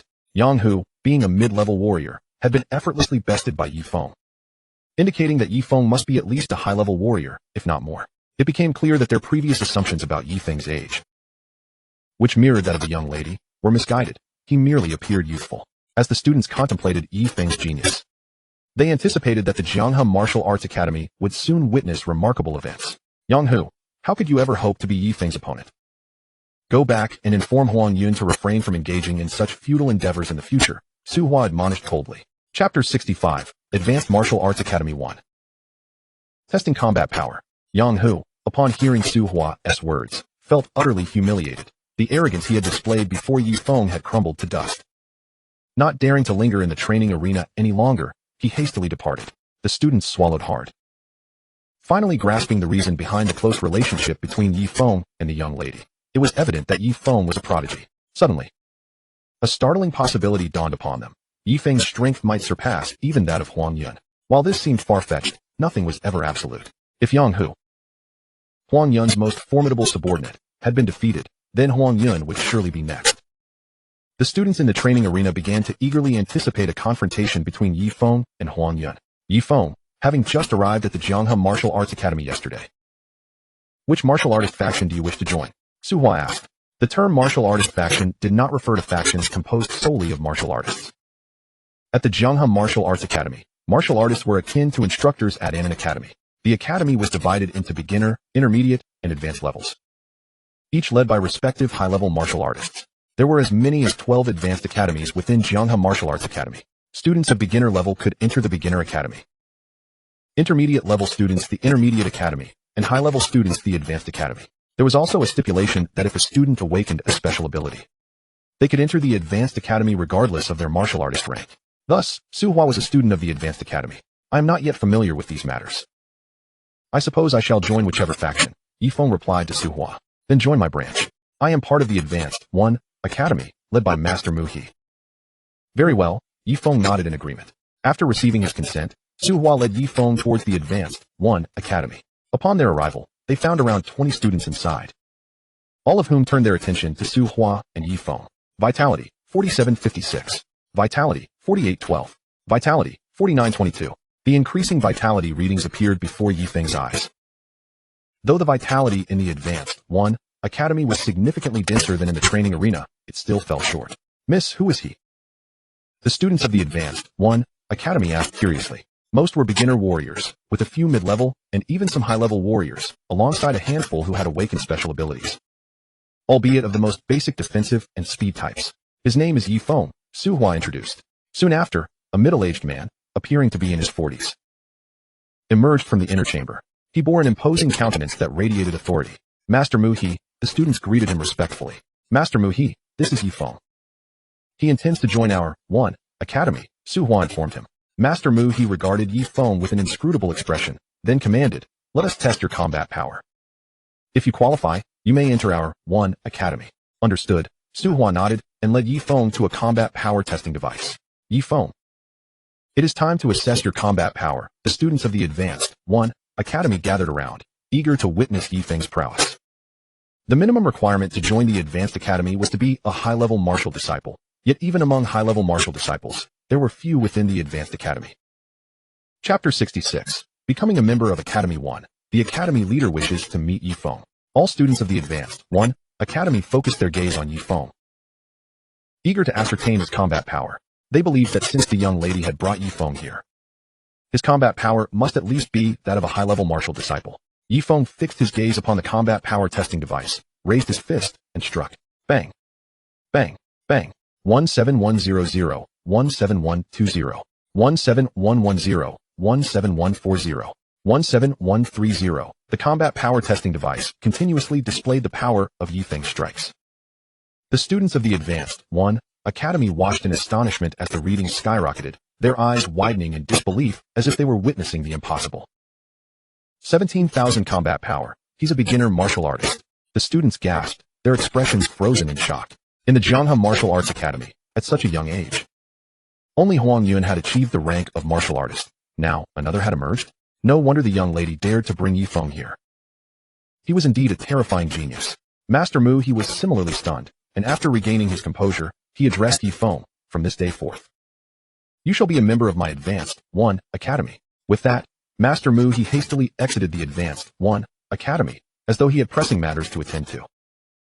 Ye Feng, you are truly remarkable. You've now attained the rank of martial artist.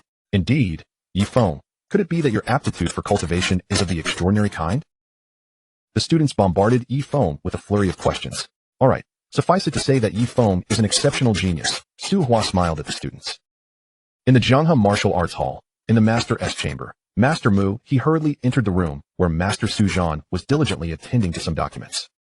Noticing Mu He's urgency, Su Zhan couldn't help but feel puzzled. Mu He, what has transpired? Master. It appears that Jianghe Martial Arts Hall may have uncovered a super genius. Mu He looked earnestly at Su Zhan. Su Zhan paused, contemplating for a few seconds before responding. Please elaborate. Today, the young lady brought a young man with her. I had him assessed for combat power, and the result was astonishing. 17,000. As he spoke, Mu He placed a video on Su Zhan's desk. The events occurring in the Jianghe Martial Arts Hall were recorded in their entirety, including Ye Feng's power assessment. Su Zhan watched the video before him, his expression gradually shifting to one of astonishment. This young man appears to be of a similar age to Xiaohua. Does he not? Indeed, Master. To achieve such a level at this age, do you believe he might possess the ultimate cultivation talent? Mu He tentatively suggested to Su Zhan. Master, Mu He nodded affirmatively, with a wry smile. Su Zhan recalled that Su Hua had mentioned a super genius named Ye Feng had arrived at Jianghe Martial Arts Hall, but he had dismissed it at the time. Now, he realized his oversight. A genius of such caliber joining our Jianghe Martial Arts Hall is indeed a blessing for us. A hint of a smile returned to Su Zhan's face. Yes, Master. If Ye Feng truly possesses the ultimate cultivation talent, his future achievements are boundless, Mu He added. Chapter 67. The students of Advanced Hall 2. Mu He, please summon Ye Feng to see me. Understood, Master. Mu He exited the Master S chamber and swiftly made his way to Advanced Hall 1, where he brought Ye Feng aside. Ye Feng, the Master wishes to see you. The Master wants to see me? Ye Feng was taken aback. He anticipated such a request. Come, I shall take you to meet the Master now. With that, Mu He led Ye Feng to a designated area. Before long, under Mu He's guidance, Ye Feng arrived at the Master S chamber. A tall, imposing middle-aged man came into view. With sharp brows and bright eyes, the man emanated an aura that was both commanding and intimidating. Master, Ye Feng has arrived. With that, Mu He stepped back from the chamber. You are Ye Feng? Master Su Zhan appraised him from head to toe. Yes, Ye Feng nodded. Su Zhan observed Ye Feng's demeanor. He was inwardly astonished. Most students would tremble in fear upon encountering him, yet Ye Feng remained as steadfast as a mountain. Which was unexpected. Ye Feng, I have viewed the video of your power assessment. It brings me great joy to welcome such a talent to our Jianghe Martial Arts Hall. Ye Feng remained silent, pondering that the Master S invitation surely held more significance than mere pleasantries. Indeed, Su Zhan continued. Ye Feng, you are friends with Xiaohua. Am I correct? Yes, I am friends with Su Hua, Ye Feng affirmed. Their friendship was genuine. Without her intervention, his sister Yi Qing would have perished. The reason I called you here is to see if you require anything. Master, I currently have no requests, Ye Feng replied respectfully. Very well. Should you need anything in the future, do not hesitate to seek my assistance. I shall do my utmost to help, Su Zhan assured him. Thank you, Master. With that, Ye Feng exited the Master S chamber. As Ye Feng departed, Su Zhan muttered to himself, Ye Feng, I hope you do not become entangled with Huang Kuan.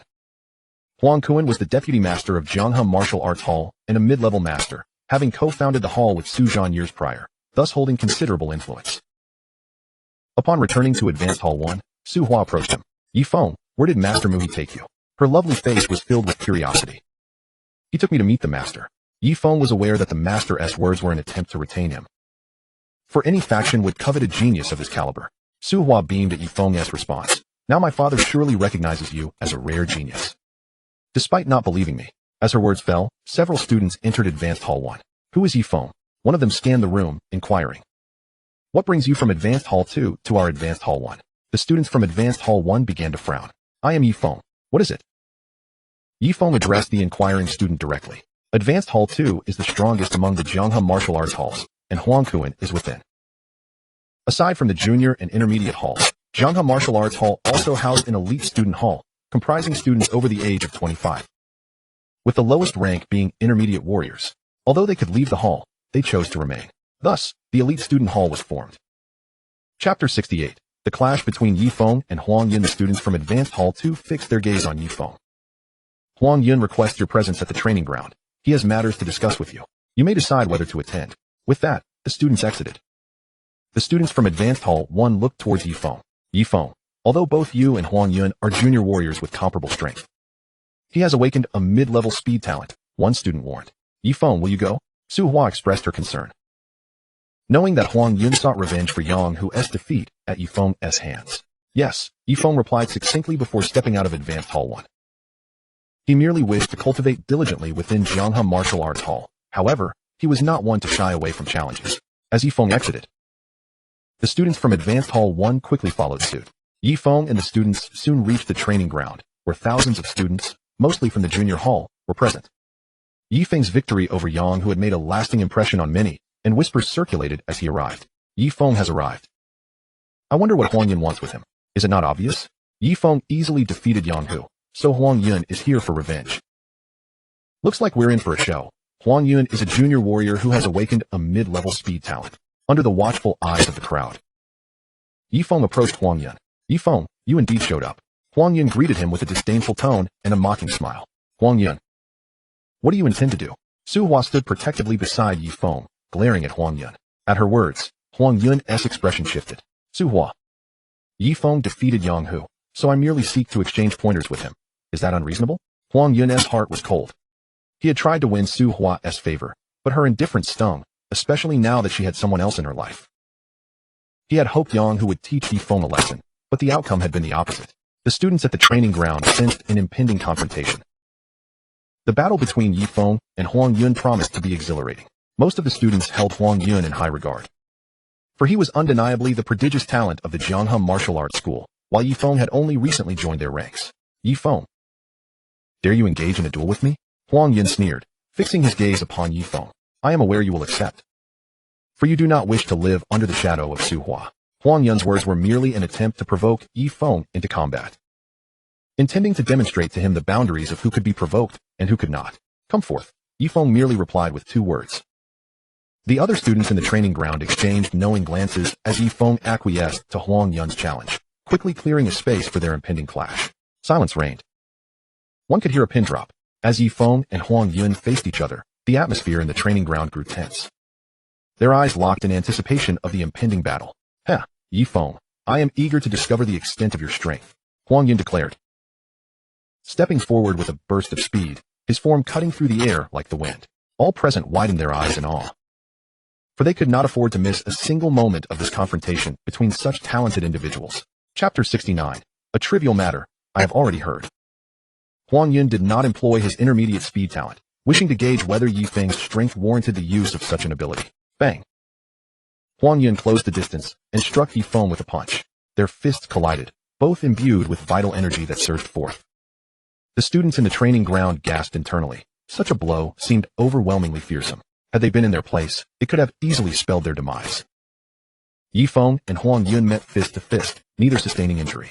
The students now understood that Ye Feng possessed combat prowess that rivaled Huang Yun's. Huang Yun chuckled coldly.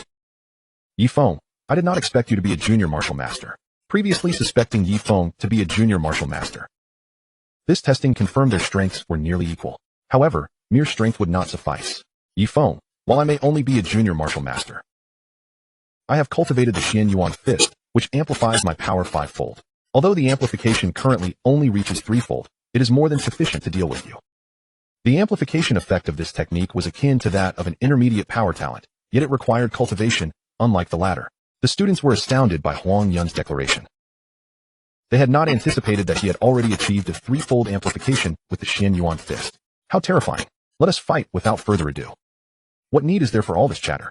Ye Feng remarked, his gaze steady upon Huang Yun. A 3-fold amplification seemed insignificant before him. Though Huang Yun was indeed a remarkable talent, Huang Yun, incensed by Ye Feng's words, erupted in fury. Bang!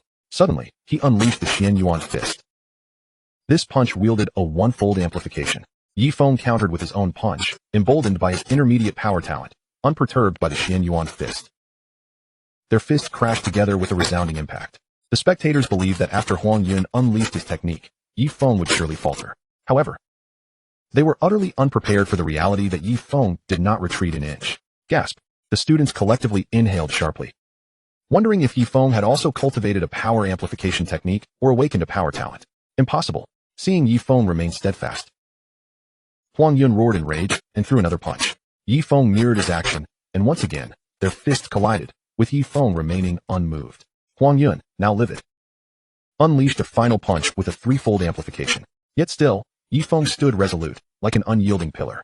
Silence enveloped the training ground, an oppressive stillness. Huang Yun's face darkened. His teeth clenched. Ye Feng, do you realize my Xian Yuan fist has not only achieved a threefold amplification, but I also possess an intermediate speed talent that enhances my speed? Enough of this trivial matter. I am already aware. Ye Feng interrupted Huang Yun, dismissing his words. Trivial matter? The students were astounded, for the intermediate speed talent was anything but trivial. Huang Yun seethed with rage, his visage contorted with fury. Since you are already aware, then I shall show you what true speed is. Huang Yun bellowed, activating his intermediate speed talent.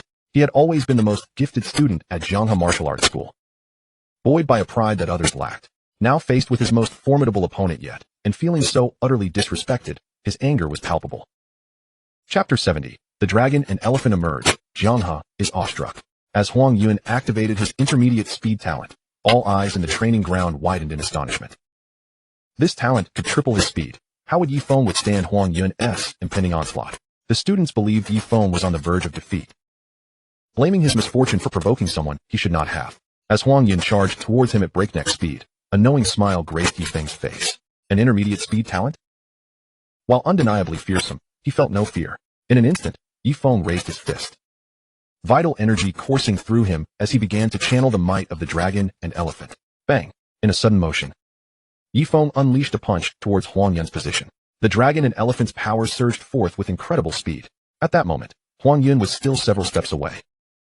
Yet the dragon and elephant's might was upon him in an instant. Though the power was merely an illusion, it could unleash a terrifying effect equivalent to 150,000 combat strength, and Ye Feng had yet to exert his full force. There was no need to eliminate Huang Yun at this juncture. As the dragon and elephant's might surged towards Huang Yun, the entire world seemed to still, time frozen at that moment. The students stood transfixed, as though witnessing an unimaginable spectacle. Huang Yun's pupils constricted in alarm at the sight of such a technique. The speed of the dragon and elephant was unparalleled. Golden figures intertwining, causing the very air to tremble. A gust of wind erupted, and weaker students stumbled back, some collapsing in terror. Boom! With a deafening crash, the dragon and elephant's power struck Huang Yun squarely, causing him to spit blood as though he had been struck by a mountain. His internal organs jostled. Huang Yun was sent flying several meters, collapsing unconscious to the ground. Silence reigned, an eerie stillness enveloping the training ground. Ye Feng observed Huang Yun, lying motionless several meters away. Had he unleashed his full power, Huang Yun would have been beyond saving. Is that the advanced technique Dragon Elephant Fist? A student suddenly exclaimed. In this modern world, despite the presence of technology, the students of Jiangnan City were aware of such techniques through various channels. Even if the Dragon Elephant Fist was not practiced there, Ye Feng had actually mastered the Dragon Elephant Fist. The students swallowed hard, gazing at the somewhat slender figure before them, suddenly perceiving Ye Feng not as a mere mortal, but as a divine being. Was the chasm between individuals truly this vast? Let us depart, Ye Feng said, turning to Su Hua. Snapping back to reality, Su Hua realized Ye Feng had already taken several steps away. Her heart racing as she comprehended that he had indeed cultivated the advanced technique Dragon Elephant Fist. What hidden cards does he possess that remain unknown to him? Ye Feng and Su Hua returned to the advanced pavilion, and shortly thereafter, other students also arrived. Their gazes towards Ye Feng had transformed into profound admiration, akin to that of devoted fans beholding their lifelong idol. Brother Ye Feng, you are simply terrifying, having cultivated the advanced martial technique, the Dragon Elephant Fist. Indeed. Brother Ye Feng, from this moment forth, you shall be my lifelong idol, Su Bai. Brother Ye Feng, you are eternally divine. This group of students, despite being older than Ye Feng, enthusiastically referred to him as brother, reveling in their newfound admiration. Chapter 71. The Genius, a true extraordinary talent. Ye Feng mused to himself that his own cultivation level was still too low. The Dragon Elephant Fist, being an advanced martial technique, required an immense reservoir of energy. The punch he had just executed had nearly depleted his internal energy. It would be some time before he could unleash the Dragon Elephant Fist again. All the students in the advanced pavilion, now regarded Ye Feng as their idol. Strength commands respect wherever one may be. Yet Ye Feng remained largely indifferent to this newfound reverence. When he demonstrated the Dragon Elephant Fist in the training ground, thousands of students bore witness, their eyes wide with awe. Not long after Ye Feng returned to the advanced pavilion, News of his victory over Huang Yun using the advanced martial technique of the Dragon Elephant Fist spread throughout the Jianghe Martial Arts School. Many had already begun to view Ye Feng as the strongest student within the institution. The Dragon Elephant Fist, capable of conjuring the illusory might of a dragon and elephant, unleashed a terrifying battle power of up to 150,000. It was unfathomable. Even students from the elite pavilion would find themselves incapable of matching his prowess. Huang Yun was sent flying over 10 meters, gravely injured, and has since been admitted to the first hospital in Jiangmen City for recuperation. In the main hall of the school, Master Su Zhan was watching a video, his expression growing increasingly astonished. Upon witnessing Ye Feng gather the illusory might of the dragon and elephant and deliver a punch towards Huang Yun, who was rushing in with an intermediate speed talent, Su Zhan could no longer contain himself and sprang to his feet. A genius, a true extraordinary talent. Even someone as formidable as Su Zhan found himself shouting in disbelief. He was convinced that talents like Ye Feng were exceedingly rare, even within the Blue Star Martial Artist Forum. Such a prodigy had appeared in his Jianghe Martial Arts School. What position would the Jianghe Martial Arts School hold among the 4 great martial arts schools in the future? Su Zhan felt his body tremble with excitement. Muhi. Issue a proclamation. From today onward, Ye Feng is the strongest student of Jianghe Martial Arts School, and all resources of the school shall be unconditionally made available to him. Yes, Master. Master Mu. He exited the main hall. Upon leaving, he promptly issued the announcement, which elicited envy, wry smiles, and jealousy among the students of Jianghe Martial Arts School. The emergence of someone like Ye Feng was utterly unexpected, and in comparison, they felt as if they were worlds apart. In the Vice Master's hall of Jianghe Martial Arts School, a middle-aged man, whose appearance was similar to that of Master Su Zhan, wore a cold expression, his right hand firmly gripping the armrest. What does Su Zhan mean by this? Huang Yun was gravely injured by Ye Feng, and he immediately issues a proclamation. What am I to make of this? The middle-aged man was none other than Huang Kuan, one of the 2 vice masters of Jianghe Martial Arts School, an intermediate master who had awakened a basic defensive talent and an intermediate strength talent. For a master-level martial artist, such awakened abilities offered little to no significance. Vice Master, it seems Master Su is targeting you, remarked a senior martial artist from the advanced pavilion, too, named Lu Tong, who was Huang Kuan's confidant. If Su Zhan wishes to target me, let him wait and see. Huang Kuan slammed his hand down on the armrest, shattering the entire chair, yet his body remained steady. Contact Master Yang Qingtian of the Ye Feng Martial Arts School. Inform him that I have matters to discuss. Chapter 72, Dragon Soul Potion, entering the Jianghe Secret Chamber. For the past few days, Ye Feng had been absorbing energy in the advanced pavilion. 1. Energy, 4957. Energy, 4865. Energy, 4955. After successfully absorbing sufficient energy, Ye Feng approached a battle power testing device. Bang, bang, bang. 19715, 19814, 19613, 19755, 19770. His battle power peaked at 19770.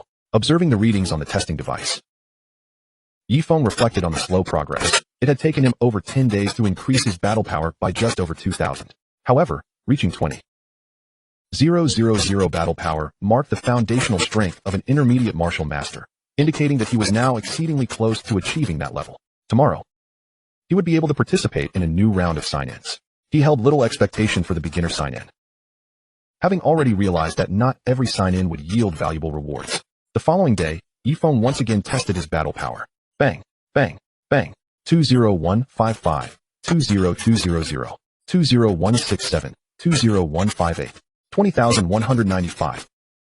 Ye Feng had successfully broken through to the intermediate martial master level. He opened the sign-in list in his mind. Ding. Does the host confirm the beginner sign-in? Confirm. Ding. Congratulations to the host for receiving the beginner sign-in reward. Dragon Soul Potion, X3. Dragon Soul Potion. Ye Feng examined the effects of the Dragon Soul Potion. After consumption, any overwhelming sense of pressure would be perceived as void, with the duration of the potion's effect depending on the intensity of the pressure encountered. This item. Ye Feng pondered, his eyes lighting up. The Jianghe Secret Chamber. Although Su Hua had informed him that only master-level martial artists could enter the Jianghe Secret Chamber, he believed that the overwhelming pressure within could only be resisted by such individuals. Now that he possessed 3 Dragon Soul Potions, why not give it a try? He approached Su Hua and asked, Su Hua, could you take me to the Jianghe Secret Chamber? You want to go to the Jianghe Secret Chamber? Su Hua gasped, looking at Ye Feng in astonishment. Yes, please take me. But Ye Feng, Only master-level martial artists can withstand the pressure within the Jianghe's secret chamber. Don't worry. I just want to take a look. Suhua thought to herself that if Ye Feng only intended to take a look, it should be fine. She led him toward the Jianghe secret chamber, located on the top floor of Jianghe Martial Arts School, not far from the main hall. Ye Feng. This is the entrance to the Jianghe secret chamber, Suhua said, pointing to the imposing closed door. The door to the Jianghe secret chamber was tightly shut, obscuring the view of the interior. I'll go in and take a look, Ye Feng said as he prepared to open the door. Seeing this, Suhua quickly stepped in front of him, her fair face displaying a hint of panic. No, Ye Feng, you are only a martial artist. If you enter the Jianghe secret chamber, you will be killed. I should be fine. Ye Feng understood that no matter what he said, Suhua would not believe him. He pushed her aside and secretly consumed one dragon soul potion in his mind. After opening the door to the Jianghe secret chamber, he stepped inside. Upon entering the Jianghe secret chamber, a massive blue crystal weighing thousands of pounds caught Ye Feng's eye. The blue crystal emitted a brilliant blue light, appearing dazzling. If carved into a ring, it would fetch an astronomical price. However, Ye Feng knew this was not a sapphire but rather a yuan stone. Yuan stones can contain energy, and the sheer size of this yuan stone indicated that its energy content was likely terrifying. Ye Feng finally understood why the energy in the Jianghe secret chamber was so formidable. He quickly began to assess the increase in energy. Energy, 22543. Energy, 24678. Energy, 23546. Gazing at the vitality data displayed on his retina, Ye Feng's expression was nothing short of extraordinary. The absorption of this vitality was truly exhilarating. Chapter 73 Ye Feng. How is it that you are unscathed? Suhua's voice trembled as she stared at the firmly shut door, her expression frozen in disbelief. Had Ye Feng truly entered? After what felt like an eternity, Suhua finally regained her composure and rushed towards the main hall. Father. Upon reaching the main hall, she called out to the master. Suzhan, with urgency. Xiaohua, what troubles you? Suzhan observed the distress etched on his daughter's face, his brow furrowed in concern. Ye Feng. He has entered the Jianghe secret chamber. What? Suzhan sprang from his seat, his face paling in shock. Did you not warn Ye Feng of the dangers within the Jianghe secret chamber? I did, but he disregarded my warnings and went in regardless, Suhua replied, her eyes brimming with tears. With little time to ponder, Suzhan hurried from the main hall, making his way directly to the entrance of the Jianghe secret chamber, with Suhua trailing closely behind. Father, please go in and check on him. I hope he hasn't perished. Suhua sobbed. Suzhan pushed open the great door of the Jianghe secret chamber and stepped inside, while Suhua anxiously waited outside, her heart racing faster than it ever had before. Upon entering the chamber, Suzhan felt a heavy weight in his heart, apprehensive that he might witness the fall of an extraordinary talent. Yet, upon spotting Ye Feng seated in a corner, seemingly at ease, with a vibrant expression adorning his face, his eyes widened in disbelief. Master, what brings you here? Ye Feng was taken aback by Suzhan's sudden appearance, but quickly rationalized that Suhua must have informed him out of concern for his safety. Ye Feng, you are unharmed? Suzhan gazed at him in astonishment. The oppressive atmosphere of the Jianghe secret chamber, combined with the overwhelming vitality emanating from the massive vitality stones, was enough to deter even him from lingering. He could not fathom how Ye Feng, with merely a martial master-s level, could venture into the Jianghe Martial Academy and emerge unscathed. Rest assured, Master, I do not jest with my life. I would not have entered the Jianghe secret chamber without absolute confidence, Ye Feng reassured him.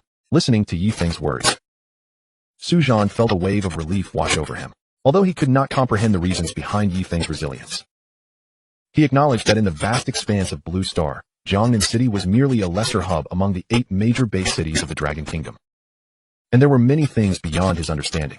Ye Feng, please be cautious. If you find it unbearable, exit immediately. I understand, Master, Ye Feng nodded in affirmation.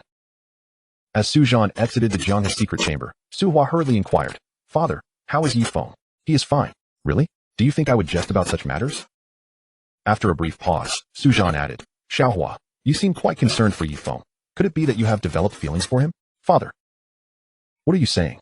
Suhua's cheeks flushed crimson as she quickly lowered her head. All right, I must take my leave. Okay, Father. I will wait here for Ye Feng to come out. Shaking his head, Suzhan strolled back towards the main hall. It did not surprise him that Suhua might harbor feelings for Ye Feng, considering his remarkable talents. However, given Ye Feng's potential future, it was difficult to ascertain whether this was a blessing or a curse. Chapter 74. In just 3 days, Ye Feng's battle power surged by over 5,000. Vitality, 22. 675. Vitality, 22,782. Vitality, 22,753. The increments of vitality continued to appear on Ye Feng's retina. He contemplated that, given the oppressive atmosphere of the Zhanghe's secret chamber, a single dragon soul potion should suffice for a day. Having received 3 dragon soul potions as a reward for his initial sign-in, he realized he could remain in the Zhanghe's secret chamber for 3 days. However, that was more than adequate. As the 3 days swiftly passed, Ye Feng consumed all 3 dragon soul potions and emerged from the Zhanghe's secret chamber, now under the cover of night. To his surprise, he found Su Hua leaning against the wall, fast asleep. Could she have waited for me here for 3 days? He mused. He gently nudged Su Hua. Upon awakening and seeing Ye Feng, her face lit up with joy. Ye Feng, you're all right. Thank goodness. Let us go back and get some rest. All right. As Su Hua stood up, warmth flooded her heart. After she departed, Ye Feng approached a battle power testing device at the training ground. Having absorbed the terrifying vitality over the past 3 days, he could sense that his strength had reached an astonishing level even without testing it. Bang, bang, bang. 25,780. 25,790. 25,820. 25,810. 25,795. Whoa. Ye Feng stared in amazement at the battle power readings on the device. An increase of over 5,000 in just 3 days? This was utterly terrifying. If only he could remain in the Zhanghe's secret chamber indefinitely. He thought to himself, with a battle power of 25,000, he was already at the foundational level of a senior martial master. Now possessing over 25,000 battle power meant he had truly become a bona fide senior martial master. Upon returning home, Ye Feng took a shower and quickly fell into a deep slumber. The following day, he made his way to the Zhanghe Martial Academy. Along the journey, he pondered various matters, including not only his thirst for revenge, but also thoughts of Huang Yun. Given Huang Yun's severe injuries, he surmised that Huang Kuan, the vice master of Zhanghe Martial Academy, would not let the matter rest easily. It remained to be seen what schemes they would concoct. Shortly after his arrival at the academy, Su Hua approached him. Ye Feng, the top-tier academy is planning to deal with you, she whispered. The top-tier academy consisted of students over 25 who were unwilling to leave Zhanghe Martial Academy. Ye Feng felt puzzled. With his current battle power, any top-tier academy would seem trivial. Why would they want to confront him? Were they courting disaster? No sooner had Su Hua finished speaking than a group of over a dozen students approached him, their presence exuding an air of intimidation akin to a tiger descending from the mountain. The other students in the training ground observed in shock, recognizing that these were elite students from the top-tier academy. Ye Feng, right? Brother Ye Fan wishes to see you, one of the intermediate martial artists said. Locking eyes with Ye Feng, it was clear to Ye Feng that they had come because of the incident involving Huang Yun. However, he was no longer the same person he once was. Would he still greet them with a smile when they sought to trouble him? Let him come to me. My time is precious. Have him hurry. I will wait right here, Ye Feng replied calmly to the group of top-tier students.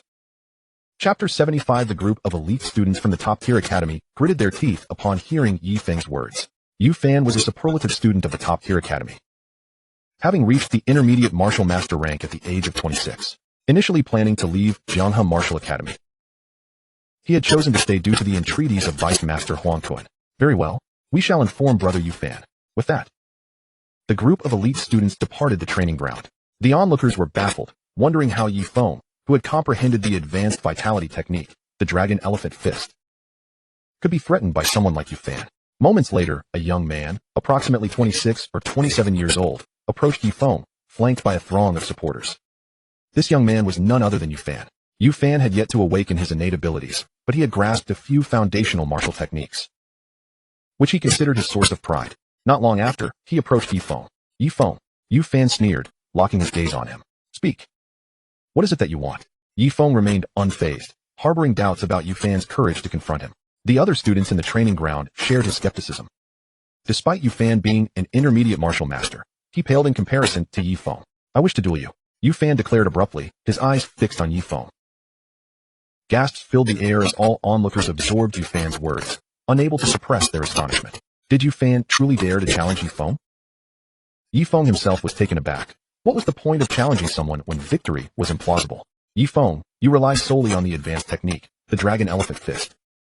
Without it, you are nothing. Do you believe you are formidable?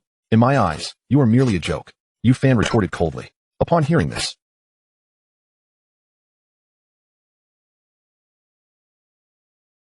initially, Ye Feng thought that the deputy head, Huang Kuan, had sent Ye Feng to confront him, but it was clear that Ye Feng sought to defeat him to gain favor in front of Huang Kun.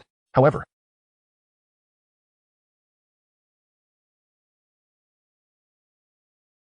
000. It was indeed laughable that a mere intermediate martial master would speak so boldly in his presence. Make your move, Ye Feng said suddenly, beckoning Ye Feng with a finger. If Ye Feng wished to defeat him, Ye Feng would ensure he learned what true humiliation meant. Are you serious? Ye Feng began, but before he could finish, Ye Feng struck. With a swift step forward, he closed the distance, catching Ye Feng off guard, who had not anticipated such an immediate assault. In an instant, Ye Feng's punch sent Ye Feng sprawling to the ground, unable to rise. The students in the training ground stared in disbelief as Ye Feng, an intermediate martial master, was so easily dispatched by Ye Feng without even using the dragon elephant fist. They felt compelled to re-evaluate Ye Feng's prowess. Perhaps he was not merely an initial martial master, but rather had showcased the power of the dragon elephant fist merely for demonstration during his fight with Huang Yun. Little did they know that in such a brief span, Ye Feng had ascended from an initial to an advanced martial master. Do not think to challenge me with provocations again.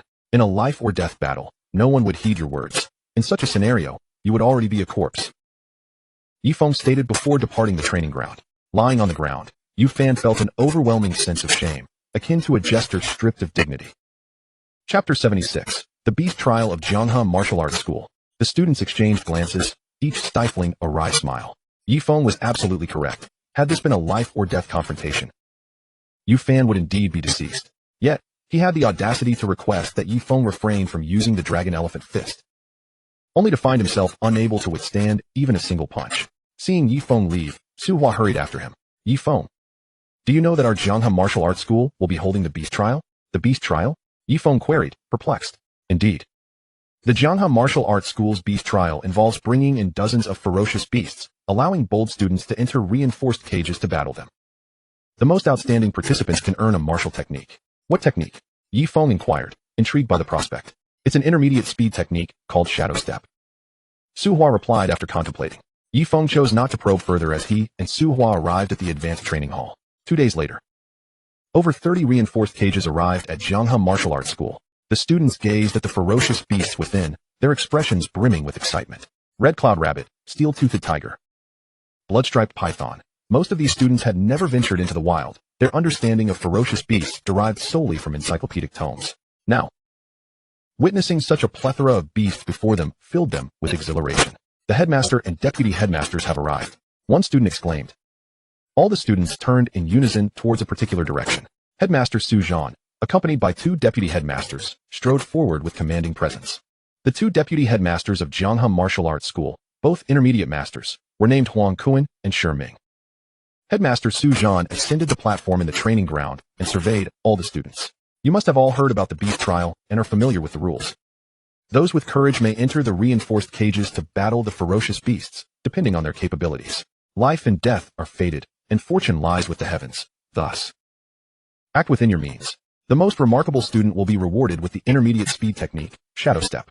The mention of the intermediate speed technique sparked avarice among some students, who were eager to claim it. Now let us begin, Su Zhan announced loudly to all the students. As his words echoed, some students began to stir with anticipation. Yet none dared to make the first move. Su Zhan's cautionary words about life and death rendered them hesitant to confront the beasts, under the lure of significant rewards. One student stepped forward, an advanced martial apprentice. He entered one of the reinforced cages. The onlookers held their breath in anxiety as he faced a black-striped tiger, a first-tier advanced beast. As soon as the advanced martial apprentice entered the cage, the black-striped tiger lunged at him. The tiger's strength was formidable. The apprentice, eager to showcase his prowess, had chosen to face the first-tier advanced beast. However, typically, a beast of the same tier possesses greater strength than a human martial artist, left him paralyzed with fear. After several evasive maneuvers, he was ultimately caught by the tiger's jaws at his neck, meeting a tragic fate. The students in the training ground were struck with horror upon witnessing the gruesome demise of the advanced martial apprentice. Following this incident, additional students attempted to engage the beasts within the cages, but the earlier experience made them wary of challenging creatures of equal rank.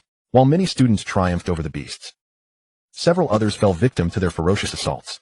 Ye Feng, are you not going to make a move? Su Hua queried, noting Ye Feng's indifference. A hint of concern etched upon her fair visage. Just watch, he replied. After several more minutes, Ye Feng finally approached one of the reinforced cages. The other students, witnessing his intent to act, were filled with eager anticipation. Meanwhile, Huang Kuan, standing beside Headmaster Su Zhan, cast a cold glance at Ye Feng's figure.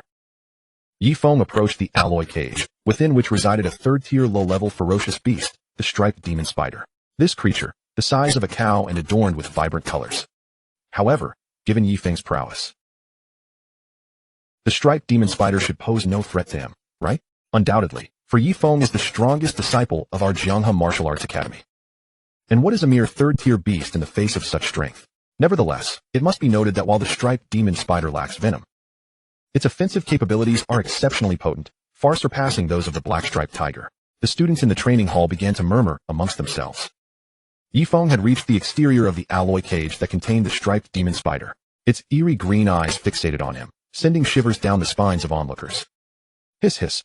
The striped demon spider emitted a terrifying sound, as if to warn that the moment Ye Feng stepped inside the cage, he would become its prey. As everyone fell silent, eager to witness the outcome. Once Ye Feng entered the cage, the striped demon spider lunged at him. A third-tier low-level beast? Ye Feng scoffed inwardly. He was now an advanced martial artist, and such a creature could never be his adversary. Just as the spider was about to reach him, he spread his arms wide, exuding an unwavering courage akin to that of the four symbols. The students watched in anticipation, eager to see how Ye Feng would counter the spider's aggression. Ye Feng seized the spider's head, employing immense strength to tear it from its body. The striped demon spider let out a deafening wail of agony. Ye Feng's might was terrifying, effortlessly ripping the creature's head off. My heavens! The spectators gasped in disbelief as they witnessed Ye Feng's effortless display of power. Chapter 78, Blood Explosion Pill, Cultivating the Wind Shadow Step. The onlookers were left speechless, their expressions frozen in shock. The head of a third-tier low-level beast had been torn off by Ye Feng. Such a display was overwhelmingly astonishing. Truly, he is the most formidable disciple of our Jianghe Martial Arts Academy, praised the academy head, Su Zhan. If Ye Feng is allowed to grow unchecked, he may pose a threat to my position as headmaster in the future. This boy must perish. Huang Kuan thought coldly to himself. He was fiercely protective of his own. And with Ye Feng having severely injured his son, who was still recovering in the hospital, he vowed to exact revenge. Moreover, Ye Feng was under Su Zhan's wing. The third-tier low-level beast was the strongest among the many beasts contained within the alloy cages. And there was no doubt that Ye Feng had emerged as the most outstanding participant in this ferocious beast trial. The academy head, Su Zhan, personally awarded Ye Feng with the intermediate speed technique, Wind Shadow Step. While Ye Feng did not have an urgent need for this technique, he accepted it nonetheless, grateful for any advantage. Ye Feng, come with me, Su Zhan suddenly beckoned. Without question, Ye Feng followed him to the headmaster's hall. Once there, Su Zhan produced a small box and opened it, revealing a crimson pill that captured Ye Feng's attention. This is the Blood Explosion Pill. Once consumed, it can amplify your attributes fivefold for half an hour, but beware, the backlash is severe, and you may fall into a deep slumber. Gazing at the Blood Explosion Pill, Ye Feng considered its potential life-saving capabilities in critical moments. An enhancement of 5 times his attributes meant that his current combat power of over 25,000 could soar to more than 125,000. Such power would be on par with an advanced great martial artist. The foundational combat power for a novice great martial artist is 40,000, while that of an intermediate great martial artist is 60,000. And for an advanced great martial artist, it is 80,000. The chasm between an advanced great martial artist and a novice master, with its terrifying foundational power of 150,000, is insurmountable. Ye Feng, I give you this Blood Explosion Pill, but remember to use it only in life or death situations. Understood, Headmaster, Ye Feng replied, nodding respectfully. After securing the Blood Explosion Pill, he departed from the headmaster's hall. He found a secluded spot within the Jianghe Martial Arts Academy, a place typically devoid of visitors. The intermediate technique, Wind Shadow Step, should not prove too arduous for him to master. He began his cultivation of the Wind Shadow Step. Day 1, Day 2, Day 3. After 3 days, he was nearing a complete understanding of the technique. The difficulty of cultivating intermediate techniques pales in comparison to that of advanced techniques, especially since the Wind Shadow Step is specifically tailored for martial artists, allowing Ye Feng to learn it with remarkable efficiency. Suddenly, a sense of murderous intent washed over him. This corner of the Jianghe Martial Arts Academy was meant to be deserted. Why was there such an aura of danger? Ye Feng became vigilant. Boom. Abruptly, a fist formed from condensed energy hurtled towards him. Ye Feng sensed it just in time. Though it was still a distance away, its speed was astonishing. He activated the wind shadow step and deftly evaded the terrifying energy projectile. Chapter 79. Killing Tianhai. I cannot fall here. I did not expect you to comprehend the intermediate technique, wind shadow step, so quickly. Truly terrifying talent. A chilling voice reached Ye Feng's ears. As the voice echoed, a man in his 50s appeared before him, adorned with a 3-star golden tiger emblem on his chest. An advanced great martial artist. Ye Feng's face shifted into a cautious expression. He recognized that this advanced great martial artist had been dispatched by Huang Kuan to eliminate him. Ye Feng. I am Tianhai, a martial artist from the advanced hall of Jianghe Martial Arts Academy. The man sneered at Ye Feng, as if he were a lamb awaiting slaughter. Devoid of any chance of survival. Huang Kuan sent you, didn't he? Who sent me is of no significance. What matters is that you are now a dead man. With those words, a sinister amusement danced across Tianhai's face. Oh, I recall you possessed the dragon elephant fist, but alas, you are merely a martial artist now. With my speed, your dragon elephant fist could never touch me, and killing you will be as effortless as a flick of my hand. Ye Feng was aware of the appearances of the top-ranking great martial artists within the Jianghe Martial Arts Academy, and he surmised that Tianhai's combat power likely did not exceed the foundational level by much. He contemplated that if he were to consume the blood explosion pill, he could likely achieve a swift, decisive strike. As for the backlash of the blood explosion pill, he could not afford to concern himself with that now. If he did not use it, his chances of survival were non-existent. Come here, Ye Feng, let me kill you. Tianhai beckoned with a playful grin. Ye Feng stepped towards him. Tianhai, momentarily taken aback, had not anticipated Ye Feng would obediently approach him. Shouldn't he be desperately fleeing for his life? Did Ye Feng have some hidden card to play? In the next moment, Tianhai shook his head, dismissing the thought, as a dignified advanced great martial artist. It was far too easy to eliminate a mere martial artist. Ye Feng halted a few paces away from Tianhai, his gaze unwaveringly fixed upon him. At this distance, should he employ the blood-exploding pill, Tianhai would be utterly unable to react. Farewell, Yi. Tianhai's words had barely escaped his lips when he observed Ye Feng produce a crimson pill and swallow it whole. The blood-exploding pill. Tianhai was taken aback. Just as he uttered the words blood-exploding pill, Ye Feng's entire being erupted with energy, a tempestuous aura swirling around him. His hair standing on end as the energy enveloping him transformed into a vivid scarlet hue. Boom! Ye Feng's fist lunged towards Tianhai's heart, delivering a staggering force exceeding 100,000 pounds. At such a close range, even an advanced martial master like Tianhai would have no chance to react. In that moment, Tianhai's vision blurred, obscuring all but Ye Feng's fist as it bore down upon him. Ye Feng's fist collided with Tianhai's chest, the overwhelming force piercing through his body. Tianhai's eyes widened in disbelief, blood gushing from the wounds as he grappled with the reality that Ye Feng possessed the blood-exploding pill.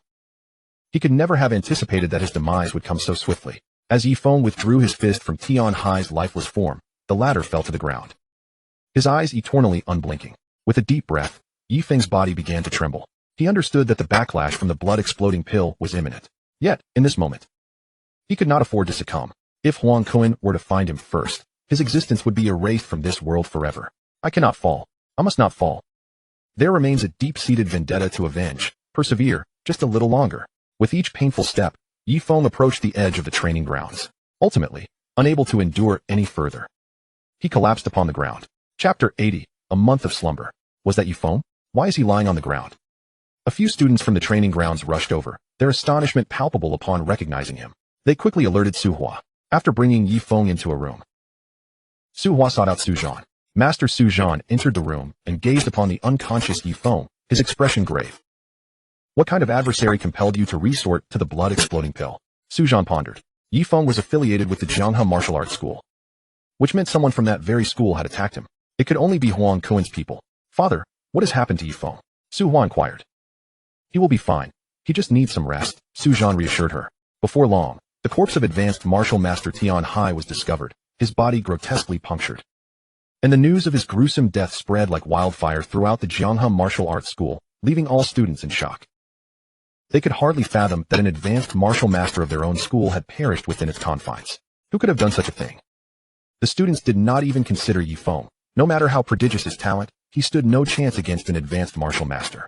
In the vice principal's hall, advanced martial master Lu Tong confronted vice principal Huang Kuan.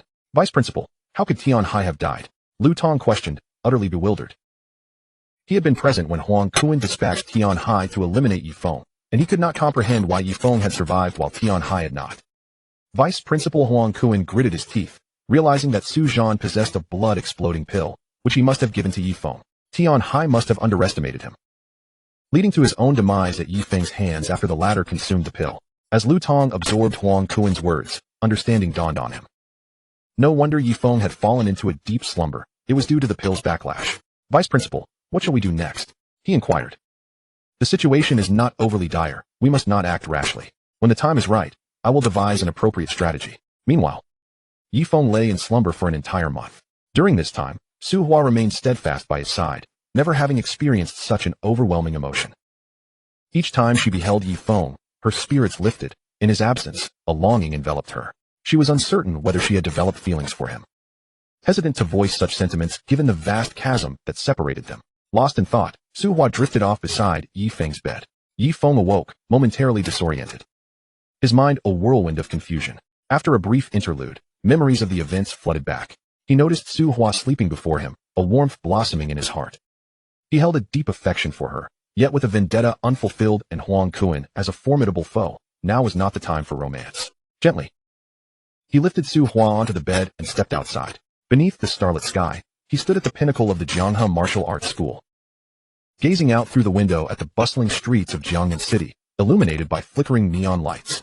Huang Kuan, Yangqing Tian, he murmured, fully aware that both would meet their end. Upon reviewing the sign-in sheet in his mind, he discovered that during his month-long slumber, time had not elapsed. In other words, he still required another 7 or 8 days to achieve intermediate sign-in status. When Su Hua awakened and found Ye Feng absent, panic ensued. Oblivious to the shift in her sleeping position, she hurriedly exited the room in search of him. Chapter 81, the third layer of the dragon element technique. Fortunately, not long after leaving her room, Su Hua spotted Ye Feng. He stood gazing at the night sky, seemingly lost in thought. Ye Feng, she called out, relief flooding her as she approached him. You're awake. What are you thinking about? Ye Feng regarded her with a thoughtful expression. I have a friend who hails from a distant place called Blue Star. When I first met him, he was merely 5 years old, blessed with a loving father, and led a joyful life. That friend of yours must have been very fortunate. Although we are martial artists, occupying a status beyond the reach of ordinary people, sometimes I feel that a simple life can be quite fulfilling. Su Hua smiled at him. Ye Feng shook his head. Such happiness was short-lived. My friend's father was murdered before his eyes. He recounted the moment with heart-wrenching clarity, yet he shed not a single tear. In the countless nights that followed, the memory of that scene haunted him, filling him with unbearable guilt. Su Hua gazed at Ye Feng's serene face, noting how tranquil he appeared. As if recounting a trivial matter, she sensed that the friend he spoke of might not have been a true friend after all. Otherwise, such a demeanor would not accompany his words. And what of that friend now? She inquired. I do not know. It has been a long time since I last saw him. Perhaps he has changed, or perhaps he is preparing for vengeance, Ye Feng replied slowly. Su Hua chose not to press further, turning her gaze back to the moonlit sky. It's getting late. We should head to bed. Yes. We need to be full of energy for tomorrow, he responded. During his slumber, Su Hua had learned this phrase. Ye Feng chuckled quietly to himself, realizing that this sentiment existed both on Earth and Blue Star, a delightful surprise to him. The following day, Ye Feng arrived at the Advanced Pavilion. Vitality, 4956. Vitality, 4988. Vitality, 4974. Within him, it felt as if a ravenous infant awaited sustenance. No matter how immense the influx of vitality, he felt perpetually unsatisfied. Thus lies the terrifying essence of ultimate cultivation talent.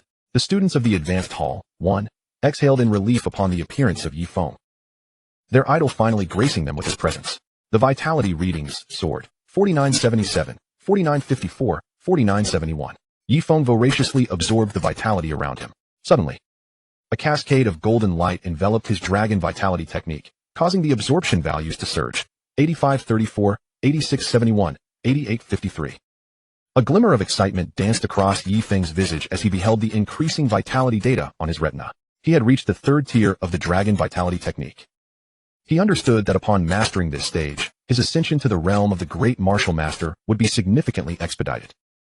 The foundational combat power of a junior great martial master stood at 40,000, and he was still some distance away from that threshold, having sufficiently absorbed the vitality.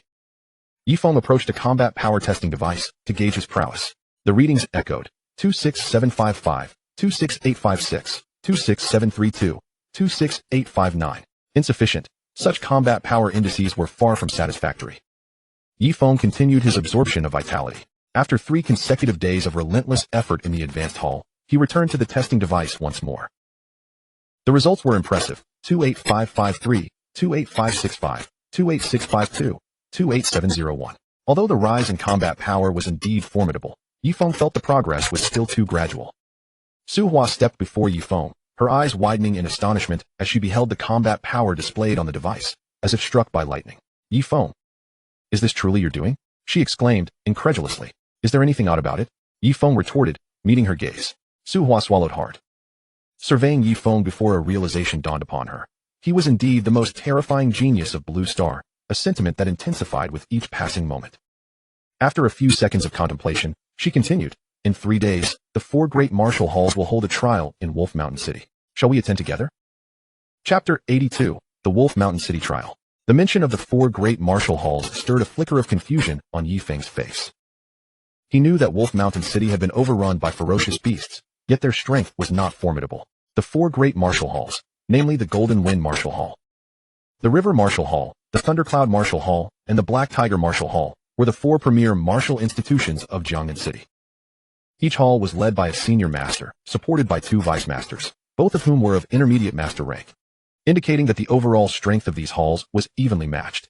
Among these, the Golden Wind Martial Hall was the first established, employing a tiered system of primary, intermediate, and advanced halls, which the subsequent 3 halls emulated. Indeed, each of the 4 great martial halls will dispatch a team to Wolf Mountain City, comprising 5 students each. My father has already decided to allow you to select your team members, though he has yet to inform you. I assume you will take me along? Suhua probed, her gaze fixed on Ye Feng. Ye Feng pondered for a moment.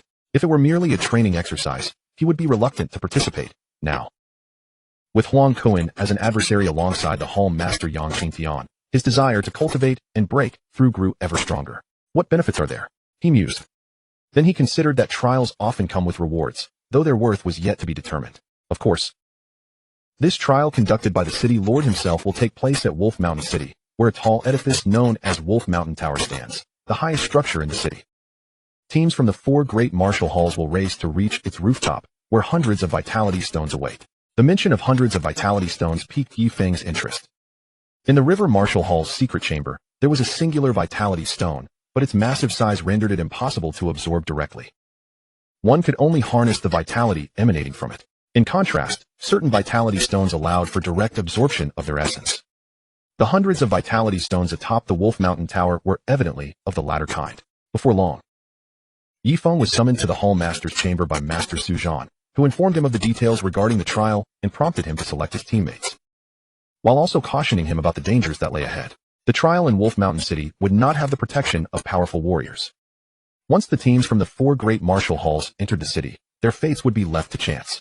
Upon returning to Advanced Hall 1, Ye Feng began to select his team members, needing 3 in addition to Suhua. Within minutes, he had chosen 3 individuals, 2 males, Li Wei and Wang Boyu, and a female, Zhang Qian. All 3 were at the intermediate martial master level. For the remainder of the time, Ye Feng immersed himself in the absorption of vitality within Advanced Hall 1. On the final day, around noon, Ye Feng approached the combat power testing device once more. The results rang out: 30125, 30120, 30150, 30135. His combat power had reached 30,000, edging closer to the threshold of a junior great martial master. The foundational combat power for a junior great martial master was 40,000, while that of an advanced martial master was merely 25,000, indicating a substantial qualitative leap between the two. Not long after testing his power, the advanced great martial master Mu He arrived at Advanced Hall 1 and approached Ye Feng. Ye Feng, bring your team and follow me. With that, Mu He exited the hall.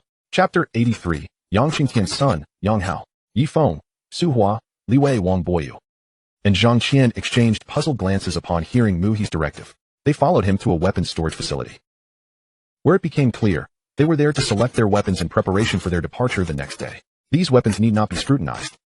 The Hall Master has invested heavily in alloy weaponry for the reputation of our River Martial Hall, Mu He explained, gesturing toward the inner chamber of the storage facility. Upon hearing the term alloy weapons, the group was taken aback. Alloy weapons were typically reserved for military use, developed post-catastrophe. Their sharpness was capable of cutting through gold and stone, effortlessly slicing through the flesh of ordinary beasts. Inside the chamber, they beheld the legendary alloy weapons, 5 alloy longswords gleamed before them, contrary to what the name might suggest. Alloy weapons did not possess a golden hue, but rather a silvery white appearance. The mere sight of them conveyed an undeniable sharpness, truly the pinnacle of weaponry. Each of you may take one of these alloy longswords, Muhi declared. As they each grasped a sword, their expressions were filled with joy. Additionally, here are your ration packs and compressed water, sufficient for 3 days. The trial in Wolf Mountain City will last that duration. Should none of the teams reach the Wolf Mountain Tower within 3 days, no team will receive the Vitality Stone rewards. The City Lord will personally address you before your departure tomorrow. Once preparations were complete, Ye Feng retreated to his room, contemplating the alloy longsword in his hand and the potential rewards from a successful intermediate trial in Wolf Mountain City. While the intermediate rewards were enticing, the foremost priority was for his team to reach the rooftop of Wolf Mountain Tower ahead of the other 3 martial halls, lest their efforts prove futile. He believed that harnessing the power of the Vitality Stones would allow him to break through the barriers and ascend to the level of a junior Great Martial Master. On the following day, Ye Feng, Su Hua, Li Wei, Wang Boyu, and Zhang Qian gathered at the training field, each shouldering their alloy longsword and a backpack. Inside their backpacks were compressed food and water. Led by the deputy curator Shi Ming, the 5 arrived at the designated trial grounds of the 4 great martial arts halls, where 4 vehicles, each bearing the names of the respective halls, were parked. The students from the other 3 martial arts halls had already arrived. They were all elite members. Unlike Ye Feng's team, which consisted solely of selected members from the advanced hall. Ye Feng, do you see that individual? He is Yang Hao, the son of Yang Qingtian, the master of the Golden Wind Martial Arts Hall. At merely 18 years of age, he has already attained the rank of advanced warrior, just a step away from becoming a junior martial master, and he has awakened the blade affinity talent. Su Hua began to introduce the elite students from the other 3 halls. The blade affinity talent is a type of weapon talent, unlike attribute talents. Weapon and elemental talents are not graded. With the blade affinity, one can not only merge techniques, but also cultivate advanced sword techniques. On Blue Star, there exists a legendary figure who awakened the blade affinity and ascended to the pinnacle of weapon mastery, known as the Mad Blade Titan. It is said that the Mad Blade Titan could cleave a mountain with a single stroke. Chapter 84, Wolf Mountain City, Black Moon Wolves. Weapons are categorized into 3 realms: unity, momentum, and intention. Attaining the initial realm of unity is akin to scaling a mountain, let alone reaching the formidable realm of intention. However, even without achieving the first level of unity or comprehending the associated advanced techniques, awakening a weapon talent bestows a unique understanding of the corresponding weapon. Ye Feng's gaze fell upon Yang Hao, and a fleeting chill crossed his face. Unfortunately, the moment was not ripe for action, or he would have struck down Yang Hao first. All 4 martial arts halls were led here by their deputy curators, and they now awaited the arrival of the City Lord. After the City Lord's address, the teams from the 4 halls would board their respective vehicles to proceed to Wolf Mountain City. Moments later, a commanding middle-aged man strode toward them with an imposing presence. He was tall, with sharp eyebrows and fierce eyes, exuding an aura of intimidation, and he wore a golden 3-star Taotai emblem around his neck. This man was none other than Lu Xingyun, the City Lord of Jiangnan City. Lu Xingyun was also the most powerful martial artist in Jiangnan City, 3 years prior. He had ventured into the most perilous beast-infested zone of Jiangnan City, the Qingling Cave, where he single-handedly defeated a 6th-tier beast and emerged unscathed. City Lord. The deputy curators and students of the 4 martial arts halls respectfully bowed to him. Lu Xingyun regarded the elite students before him, a smile gracing his lips. You are all the talents of Jiangnan City. This time, I have brought several hundred essence stones to the imperial capital's Dragon City. The essence stones are placed on the rooftop of Wolf Mountain Tower. Your ability to acquire them depends on your prowess. Remember, in this world, strength is paramount. With that, Lu Xingyun contemplated for a few seconds before uttering a single word: depart. The students of the 4 martial arts halls swiftly boarded their respective vehicles, which began their journey toward Wolf Mountain City. From morning until noon, they finally arrived outside Wolf Mountain City, located to the north of Jiangnan City. The area outside Wolf Mountain City is human territory, while the interior and the area behind it are overrun by savage beasts. After disembarking from the vehicles, the students began their entry into Wolf Mountain City. Though not particularly large, the city was certainly not small, and once inside, the students from the 4 halls quickly lost sight of one another. Upon entering Wolf Mountain City, Ye Feng's team surveyed their surroundings, noting the desolation of the place. The buildings were covered in moss, and weeds flourished. They retrieved their map and, following their pre-planned route, headed toward the city center where the Wolf Mountain Tower was located. Within Wolf Mountain City, there existed only one type of savage beast, the Black Moon Wolf. Ordinary Black Moon Wolves were first-tier beasts, equivalent to human martial apprentice level warriors. However, there were also formidable Black Moon wolves, though they were rare. I have heard that inside the Wolf Mountain Tower resides a third-tier Black Moon wolf, which will be our most formidable adversary, Su Hua suddenly remarked as they made their way toward the city center. The expressions on the faces of her companions turned pale at the mention of a third-tier Black Moon wolf. It was indeed a terrifying prospect for them. Fortunately, their captain was Ye Feng. Having witnessed Ye Feng tear apart a third-tier low-level beast, the patterned demon spider, in the Jianghe martial arts hall, they felt a sense of reassurance. Suddenly, a low growl echoed in their ears. Chapter 85, Slaying Dozens of Black Moon Wolves.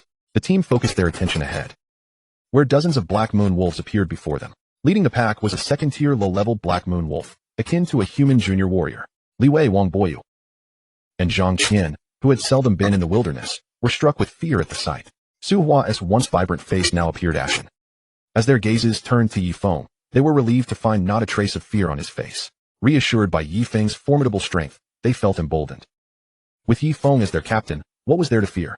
The leading second-tier low-level Black Moon wolf suddenly let out a roar, prompting the pack behind it to charge at Ye Feng's team. Kill! Ye Feng commanded with a single word. As he spoke, he drew his alloy longsword and lunged toward the oncoming Black Moon wolves. Seeing Ye Feng leap into the fray, the others followed suit. Su Hua was no longer the same Su Hua from Annan Academy, having absorbed a portion of savage beast blood at Jianghe Martial Arts Hall. She had now become a junior warrior. The five plunged into the midst of the dozens of Black Moon wolves, wielding alloy long swords against their foes. Savage beasts generally possess strong defenses, yet these Black Moon wolves were merely first-tier low-level beasts, making their defenses negligible against the alloy weaponry. As they engaged in battle, the air was filled with the sound of slicing metal as the five swords cut through the air with a terrifying swiftness. The dozens of Black Moon wolves proved no match for the five, falling into pools of blood. The remaining second-tier low-level Black Moon wolf, witnessing its brethren being slaughtered, was gripped by terror and attempted to flee. Ye Feng had already locked onto the fleeing wolf. It stood no chance of escape. Activating the intermediate speed technique, Wind Shadow Step, he closed the distance in an instant. Once before the second-tier low-level Black Moon wolf, he raised his alloy longsword and brought it down, cleaving the beast in two with immense force. For the other four, it was their first experience slaying a savage beast, and the initial trepidation they felt was replaced by exhilaration at their triumph. On Blue Star, savage beasts and humans were two distinct races, and encounters between them often led to life-or-death confrontations. Let us continue toward the center of Wolf Mountain City, Ye Feng instructed the group. They were still a considerable distance from Wolf Mountain Tower and would not reach it today. As they pressed on, they encountered several more Black Moon wolves, all of which they dispatched with ease. As night fell, the five set up camp, preparing to continue their journey to the center of Wolf Mountain City on the morrow. Ye Feng was not asleep. He stood guard for them through the night, for the wilderness at night was the most terrifying of realms. Should one succumb to slumber, the consequences would be utterly unimaginable. They were still human, unlike characters in fantasy novels who could sense danger from afar. If they were far away and deeply asleep, they would remain oblivious to any threat. A sleepless night passed until the break of dawn. Chapter 86, The Wolf Mountain Mansion, Intermediate Black Moon Wolf of the 3rd rank. The following day, Ye Feng's team pressed onward. The other squads from the 3 major martial arts academies, similarly, did not advance during the night. Though the rewards of the Wolf Mountain trial were tempting, life was paramount. Without it, all effort would be in vain. With only 2 days remaining until the conclusion of the Wolf Mountain trial, they were drawing ever closer to the heart of Wolf Mountain City. As Ye Feng's team approached a cluster of low buildings, he suddenly halted. An instinct warned him of the lurking ferocious beasts. Ye Feng, why have you stopped? Su Hua inquired, gazing at him in confusion. Li Wei, Wang Boyu, and Zhang Qian shared similar expressions of perplexity. Perhaps we have stumbled upon a horrifying place. Ye Feng replied, his visage grave. The four listened to his words, their faces reflecting a flicker of dread. A terrifying place? Could it be? They all contemplated a chilling possibility, yet before they could voice their thoughts, a horde of Black Moon wolves surged forth from all directions. Hundreds of Black Moon wolves.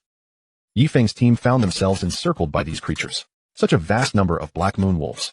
Zhang Qian swallowed hard, her face a canvas of terror. Ye Feng unsheathed his alloy longsword. Let us engage. Do not allow these Black Moon wolves to impede our progress. With that, he launched himself into battle against the encircling wolves. Though they numbered in the hundreds, these Black Moon wolves were merely low-tier, first-rank beasts, and thus their overall strength was not formidable. In the realm of Blue Star, numbers alone did not guarantee efficacy. Under Ye Feng's onslaught, the Black Moon wolves let out a chorus of wails as they fell, one after another, into pools of blood. Su Hua, Li Wangboyu, and Zhang Qian wore expressions of elation as they witnessed the slightly gaunt figure before them, reassured by Ye Feng's formidable presence that they need not fear these wolves. Ye Feng's display of power in dispatching the Black Moon wolves was nothing short of terrifying, akin to a reaper of souls. After vanquishing the hundreds of wolves, they continued their march towards the center of Wolf Mountain City. The squads from the 4 major martial arts academies drew ever closer to the Wolf Mountain mansion, all hastening forward to contend for the hundreds of elemental stones atop its rooftop. On the third day, the squads arrived almost simultaneously at the base of the Wolf Mountain mansion. They eyed one another warily, fully aware that each stood as a rival. I trust you are all aware that I have awakened my swordsmanship talent. Henceforth, anyone daring to enter the Wolf Mountain mansion shall be my enemy. Yang Hao. Yang Hao coldly regarded the members of the other 3 academies. The trial hosted by the Lord of the City imposed strict regulations. Humans were forbidden from slaying one another. Violating this edict would incur the gravest of penalties. After all, the trial was overseen by the city lord himself, and none knew the extent of his formidable capabilities. Thus, before arriving at Wolf Mountain City, the higher-ups of the 4 academies had cautioned their students against harming members of rival schools. Therefore, Yang Hao's declaration of future enmity was deliberate, distinguishing between present and future foes. Those who ascended to claim the elemental stones on the rooftop of the Wolf Mountain mansion were the capable. What did it matter to become an enemy? The captain of the Thundercloud Martial Arts Academy cast a cold gaze at Yang Hao, just as the 4 academies remained locked in a standoff. A thunderous roar resonated in their ears, sending chills down their spines. Then, a ferocious beast emerged before them, a 3rd-rank intermediate Black Moon Wolf. Yang Hao shouted. Chapter 87. Intermediate Sign-In, Kanglan Battle Armor. Among the 4 academies, the strongest student was merely an intermediate martial artist, facing a 3rd-rank intermediate Black Moon Wolf. They all felt a wave of trepidation. None wished to be slain by this beast, even if they managed to work together to defeat it. At the cost of their own lives, what good would it do if the elemental stones fell into the hands of another? Retreat, commanded the captains of the 3 academies. The 3rd-rank intermediate Black Moon Wolf was akin to an intermediate martial artist in human terms, yet its foundational combat strength far exceeded that of an average martial artist, perhaps even nearing that of an advanced martial artist. The squads from the 3 academies hastily withdrew from the vicinity of the Wolf Mountain mansion. Ye Feng, however, did not issue a command. He was confident in his ability to slay this 3rd-rank intermediate Black Moon Wolf. The beast, noticing that Ye Feng's team did not retreat, fixed its gaze upon the 5 members, as if assessing whether they were formidable adversaries. With a roar, mere seconds later, the 3rd-rank intermediate Black Moon Wolf lunged at Ye Feng's team. Su Hua, Li Wangboyu, and Zhang Qian were engulfed in terror as the beast charged toward them.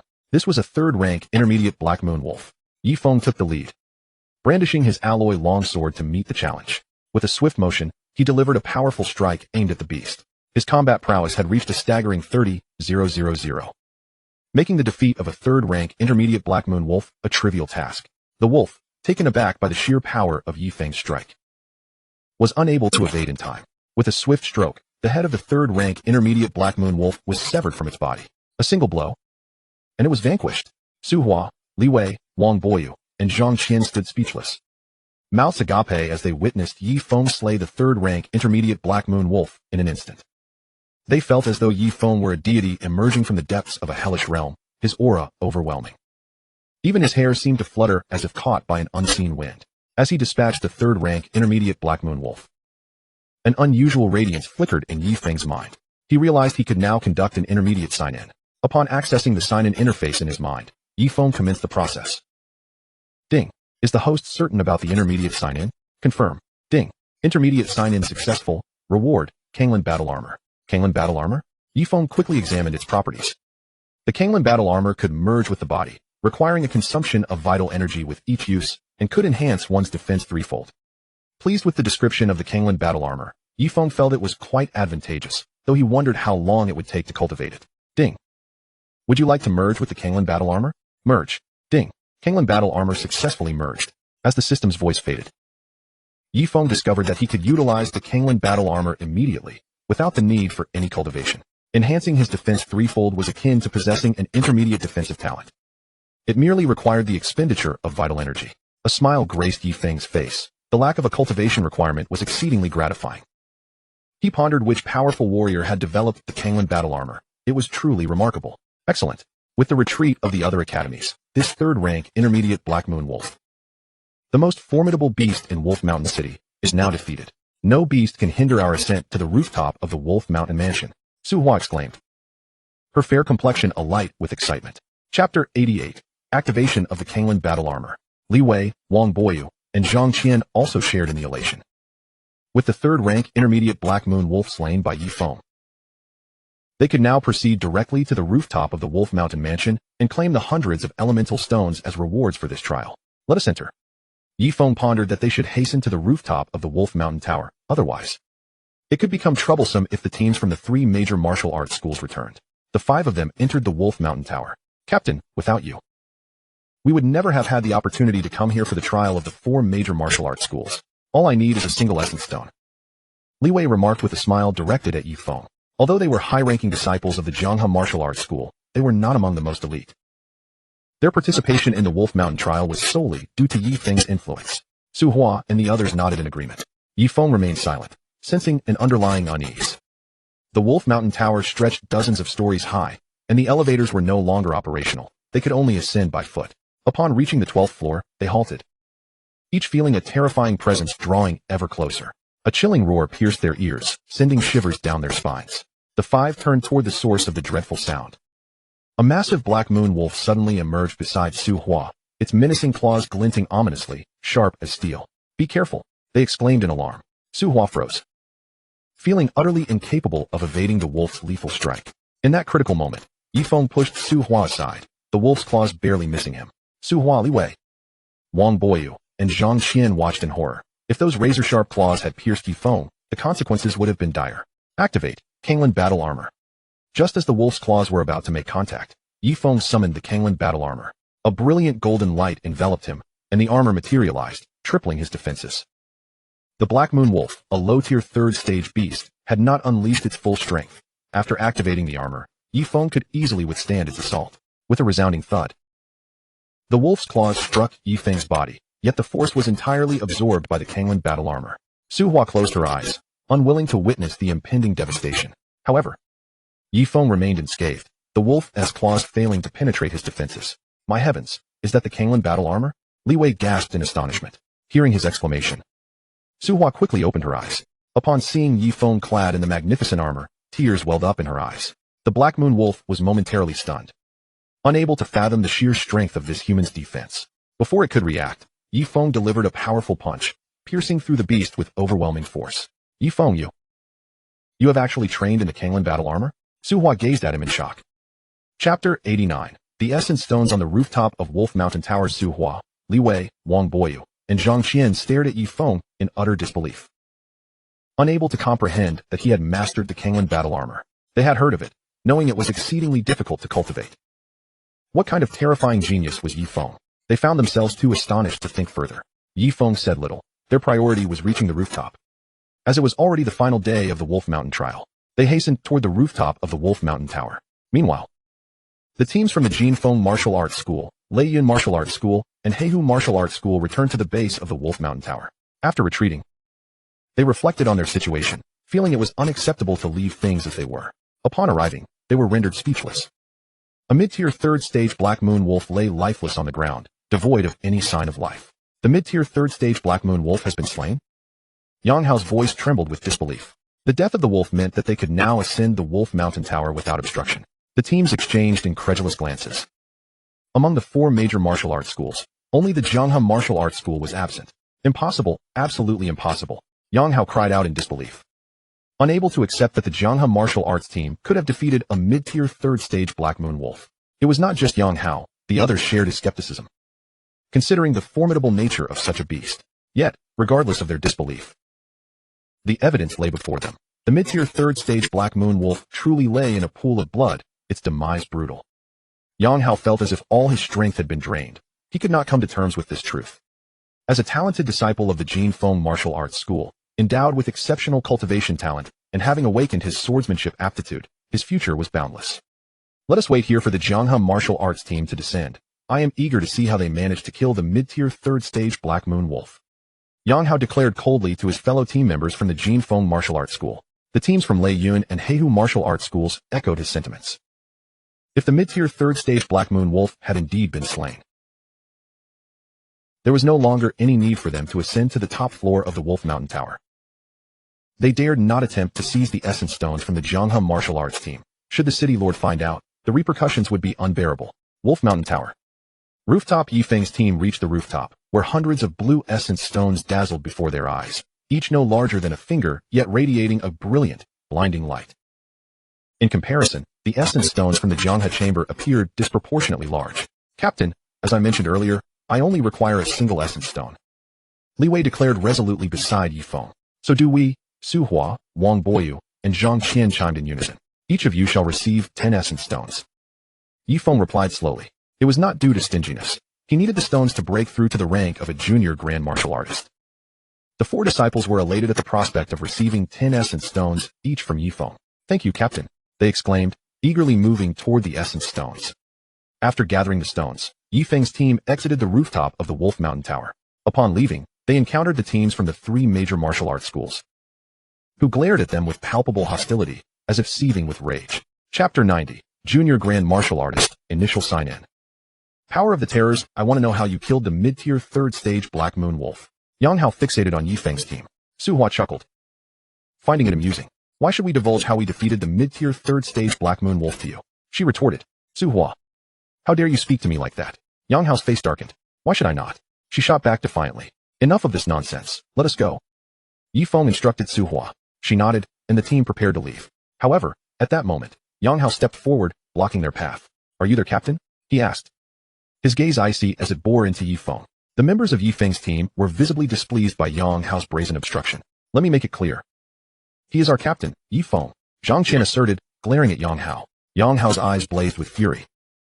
He had not anticipated that such an insignificant individual would dare speak to him in such a manner. Ye Feng. Yang Hao let out a cold laugh. I have etched that name into my memory, while I remain oblivious to how you managed to slay that mid-level Black Moon Wolf of the 3rd tier. It is evident that it was not solely by your own prowess. The Lei Yun Martial Arts Academy and the Black Tiger Martial Arts Academy shared similar sentiments, each committing Ye Feng's visage to their minds. Previously unfamiliar with Ye Feng, he suddenly ascended to the position of captain of the Jianghe Martial Arts Academy team, indicating his considerable strength. I shall remember you as well, Ye Feng replied, a hint of murderous intent flickering across his face. With that, he departed from Wolf Mountain City alongside his team. Now was not the time to eliminate Yang Hao, but Ye Feng knew that day would not be far off. After exiting Wolf Mountain City, Ye Feng and his team took a vehicle back to their original point of departure. The vice heads of the 4 major martial academies were still gathered there. Upon seeing his team return, Vice Head Shi Ming of the Jianghe Martial Arts Academy hurried over. How did it go? Sure, uncle. We obtained the Yuan stones, Su Hua reported to Vice Head Shi Ming. Upon hearing her words, a look of joy illuminated Shi Ming's face. The other 3 martial academies, upon realizing that the Jianghe Martial Arts Academy had acquired the Yuan stones from the Wolf Mountain Mansion, felt their expressions turn cold. Excellent. Let us return to the academy at once. With that, Vice Head Shi Ming led Ye Feng's team back to the Jianghe Martial Arts Academy. However, Ye Feng did not return to the academy. Instead, he went home, where he began to absorb the energy from the Yuan stones. There were over 300 Yuan stones. 1, 2, 3. As time passed, the number of stones steadily diminished. For convenience, Ye Feng also purchased a combat power testing device for his residents in the Jinyan community. While absorbing the Yuan stones, he monitored his combat power. Bang, bang, bang. 34. 070. 34, 080. 34, 100. 34, 150. He continued to absorb the Yuan stones. After consuming 200 stones, he tested his combat power once more. Bang, bang, bang. 38. 215. 38, 172. 38, 371. 38, 255. He was drawing nearer to the threshold of a junior grand martial master. Wiping the sweat from his brow, he noted that over 100 Yuan stones remained, yet he persisted in his absorption. Over the course of 2 weeks, he finally consumed all 300 Yuan stones. Bang. Bang, bang. 42, 560. 42, 600. 42, 610. 42, 630. Exhaling deeply, Ye Feng felt satisfaction wash over him. Over 42, 000 in combat power, already qualifying him as a junior grand martial master, and exceeding the foundational combat power by over 2,000. Ye Feng accessed the sign-in sheet in his mind. After half a month of absorbing Yuan stones, he was now eligible for a high-level sign-in. Ding. Is the host certain about the high-level sign-in? Confirmed. Ding. High-level sign-in successful. Reward acquired. 1 instance of gluttonous power x1. Chapter 91. Ye Feng takes action. 1 instance of gluttonous power x1. Ye Feng was taken aback. This power represented the foundational combat strength of a junior grandmaster, reaching an astounding 1 million. How terrifying, he mused, even though it could only be used once. After contemplating for a considerable time, he resolved to deal with Huang Kuan first. Huang Kuan represented an existing threat. Failing to eliminate him would pose a constant risk. As for Yang Qingtian, he would be dealt with in due time. Now that he possessed the opportunity to utilize gluttonous power, it was time to take action. The next morning, Ye Feng made his way to the Jianghe Martial Arts Academy. Outside the academy, he spotted Su Hua, her fair face marked with urgency. As though she awaited someone. What brings you here? Ye Feng inquired, puzzled by her presence. Hearing his voice, Su Hua's face brightened. Ye Feng. I've been waiting for you. Waiting for me? Ye Feng looked at her, confused about her intent. My father asked you to come. It seems there is something he wishes to discuss. Very well. After entering the Jianghe Martial Arts Academy together, they headed towards the headmaster's hall. Upon arrival, they found many individuals present, all high-ranking members of the Jianghe Martial Arts Academy. Vice head Huang Kuan and his son Huang Yun were also in attendance. And after a considerable time, Huang Yun's injuries had healed. As Ye Feng entered, their expressions turned icy. Ye Feng, you've arrived. Headmaster Su Zhan greeted him with a gentle smile. Headmaster, did you summon me for something? Ye Feng asked, perplexed by the headmaster's demeanor. Nothing particularly urgent. Headmaster Su Zhan began, but Huang Yun interjected, his gaze fixed coldly on Ye Feng. We have thoroughly investigated, and it was you who killed Master Tian Hai. While we do not know the means by which you accomplished this, as a student of the Jianghe Martial Arts Academy, killing one of our grandmasters warrants severe consequences. Upon hearing Huang Yun's words, Ye Feng realized that he had been summoned to face judgment. Since the confrontation had been initiated, he decided to respond. Tian Hai was sent to eliminate me, wasn't he? Unfortunately for him, luck was on my side. Not only did he fail to kill me, but I ended his life instead. Ye Feng's gaze did not linger on Huang Yun, but rather shifted to vice head Huang Kuan. Aware that the upper echelons of the Jianghe Martial Arts Academy had a tacit understanding of this situation, even if they refrained from voicing it. Tian Hai was a subordinate of Huang Kuan, a fact that was no secret within the academy. As for how Ye Feng managed to survive, they suspected it was due to the headmaster's covert protection. Ye Feng, you are audacious. Huang Yun exclaimed in fury, his anger ignited by Ye Feng's disregard. Begone. Ye Feng retaliated, delivering a sharp slap to Huang Yun's face, sending him crashing against the wall. The high-ranking officials in the hall were taken aback, astonished by Ye Feng's sudden aggression. You dare to strike me? Huang Yun seethed, rising from the floor, his rage palpable as he glared at Ye Feng. I not only dare to strike you, but I also intend to kill you. With that, Ye Feng unleashed a fist aimed directly at Huang Yun's position. Instantly, a terrifying surge of energy coalesced into a powerful strike, hurtling towards Huang Yun with alarming speed. None anticipated that Ye Feng would aim to take Huang Yun's life. Meanwhile, Vice head Huang Kuan's face turned an ashen hue. He stepped forward, positioning himself to intercept Ye Feng's assault. Chapter 92. Can I kill Huang Kuan within the Jianghe Martial Arts Academy? Vice head Huang Kuan glared at Ye Feng with a chilling intensity. Ye Feng, you openly attack my son here. What do you think that makes me? Ye Feng chuckled coldly. You should have anticipated this day when you sent someone to kill me. With that, Ye Feng turned his attention to Headmaster Su Zhan. Headmaster, may I inquire if I can kill Huang Kuan within the Jianghe Martial Arts Academy? Ye Feng was aware that utilizing gluttonous power would make eliminating the mid-level grandmaster Huang Kuan a trivial feat. The senior members in the hall were struck dumb by Ye Feng's audacious words, unable to fathom his boldness. Su Hua stood frozen, her expression one of shock. She could not comprehend why Ye Feng would wish to kill Huang Kuan. Did he not realize that Huang Kuan was a mid-level grandmaster? Headmaster Su Zhan forced a wry smile, unsure how to respond. Huang Kuan was the vice head of the Jianghe Martial Arts Academy. His death would deal a significant blow to their strength. However, Huang Kuan was also insubordinate, and the headmaster worried about potential fallout should Huang Kuan decide to take his followers to another academy, which would be catastrophic. He could not personally confront Huang Kuan, for public opinion could easily dismantle the Jianghe Martial Arts Academy. However, Ye Feng could never be a match for Huang Kuan. Su Zhan simply could not fathom why Ye Feng would entertain the notion of killing Huang Kuan at this moment. Did he not understand the adage that a gentleman takes revenge, even if it takes 10 years? Master, if you remain silent, I shall take it as your consent. Ye Feng declared to Su Zhan. Huang Kuan let out a cold laugh, exhaling inwardly. He had not anticipated such a ludicrous demand from Ye Feng. On the surface, he could not openly strike at Ye Feng, who was, after all, under Su Zhan's protection. However, the tides had turned. Ye Feng's desire to eliminate him was a rare opportunity not to be missed. Ye Feng, do you truly wish to battle me? Huang Kuan sneered as he fixed his gaze upon Ye Feng. It's not a matter of wanting to fight you. It's a matter of needing to kill you. Ye Feng replied, shaking his head at Huang Kuan. The senior members of the Master S Hall were incredulous, unable to believe that Ye Feng possessed the strength to confront Huang Kuan, despite the overwhelming confidence radiating from his face. Huang Yun's expression was laced with disdain. During his time in the hospital, he had envisioned Ye Feng's demise countless times, and he knew that moment was drawing near.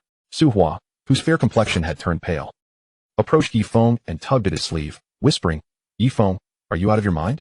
Yet, Ye Feng merely responded with a reassuring smile. It appears that your duel is inevitable. If it were to take place on the trial stage, it would not only stir the Jianghe Martial Arts Academy, but also cause a stir throughout Jiangnan City. Therefore, let us proceed to the internal trial hall.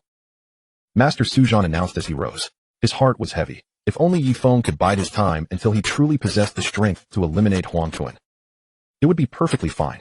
However, Ye Feng was not yet capable of that. He did not wish to deter Ye Feng, but the resolute expression on Ye Feng's face made it clear that any attempt to stop him would be futile. Ye Feng, shall we go?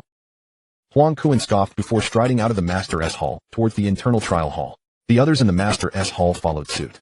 Ye Feng, what on earth is going on?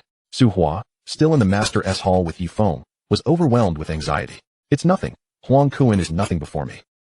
Ye Feng responded before stepping outside. Chapter 93. The Might of Taotai, Slaying Huang Kuan. Su Hua gazed at Ye Feng's somewhat emaciated figure as he left, standing there dejected. Huang Kuan is nothing before me. That phrase echoed in her mind. Even at this juncture, she could not comprehend why Ye Feng continued to put on a brave front. In the internal trial hall, Huang Kuan was already positioned on the trial stage. Upon entering, Ye Feng and Su Hua were met with pitying gazes from the senior members of the Jianghe Martial Arts Academy. A once promising genius was about to fall before their very eyes. Ye Feng, come forth, Huang Kuan commanded, his eyes fixed on Ye Feng. Ye Feng's countenance remained unperturbed, revealing no signs of trepidation as he approached the trial stage step by step. Once atop the stage, he confronted Huang Kuan. Thank you for granting me this opportunity to slay you. Otherwise, allowing you to grow unchecked would lead to an unknown terror in the future, Huang Kuan proclaimed smugly. Huh? Ye Feng shook his head, his gaze unwavering as he met Huang Kuan's eyes. Do you think I would challenge you without absolute certainty? As his words fell, he unleashed the first level of Taotai power, which instantly enveloped him. The Taotai power could only be derived by martial artists of the grandmaster level. Above the grandmaster rank were the Yuan generals, followed by the Yuan kings and the emperor lords. The power of Qiongqi represented the Yuan generals, while the power of Qiongnu symbolized the Yuan kings, and the power of Longxiang denoted the emperor lords. Once the first level of Taotai power surrounded Ye Feng, its golden radiance became so blinding that it was difficult to gaze upon. The spectators in the internal trial hall were taken aback at the sight of Ye Feng's enveloping Taotai power. It was a spectacle they never imagined witnessing. Taotai power. A grandmaster, exclaimed Ming, another deputy master of the Jianghe Martial Arts Academy, his voice trembling. No, this is not Ye Feng's inherent strength. It is external force. Master Suzhan thought to himself, utterly astonished. However, this revelation became irrelevant. What mattered was that the Taotai power surrounding Ye Feng was sufficient to eliminate the mid-level grandmaster, Huang Kuan. Huang Kuan stared at the Taotai power encircling Ye Feng. As if struck by lightning, a chill surged from his tailbone to the crown of his head. No. This cannot be. How could you possibly possess the first level of Taotai power? Huang Kuan stammered in sheer panic. Embrace your demise, Ye Feng declared, fixing his gaze on Huang Kuan as he swung a punch. Bang! Suddenly, the Taotai power swirling around Ye Feng erupted from his fist, the golden light illuminating the entire internal trial hall, as if a war deity had descended. In an instant, the trial stage melted into oblivion, as did all the contents of the internal trial hall. The Taotai power was simply too formidable. Retreat! Everyone retreat! Master Suzhan shouted. The crowd hurriedly fled. Were it not for the internal trial hall being constructed with alloy materials, it too would have been obliterated. A thunderous crash echoed through the air. All that could be seen was a terrifying golden radiance, concealing the true nature of the events within. As the golden light gradually dissipated, the senior members of the Jianghe Martial Arts Academy looked towards the internal trial hall, discovering Deputy Master Huang Kuan sprawled in a pool of blood, a gaping wound marring his body. Ye Feng's expression remained largely unchanged. He knew that employing the first level of Taotai power would easily allow him to dispatch Huang Kuan. Yet, he mused to himself that the first level of Taotai power was indeed terrifying. If he so wished, he could obliterate the entire Jianghe Martial Arts Academy. Dad!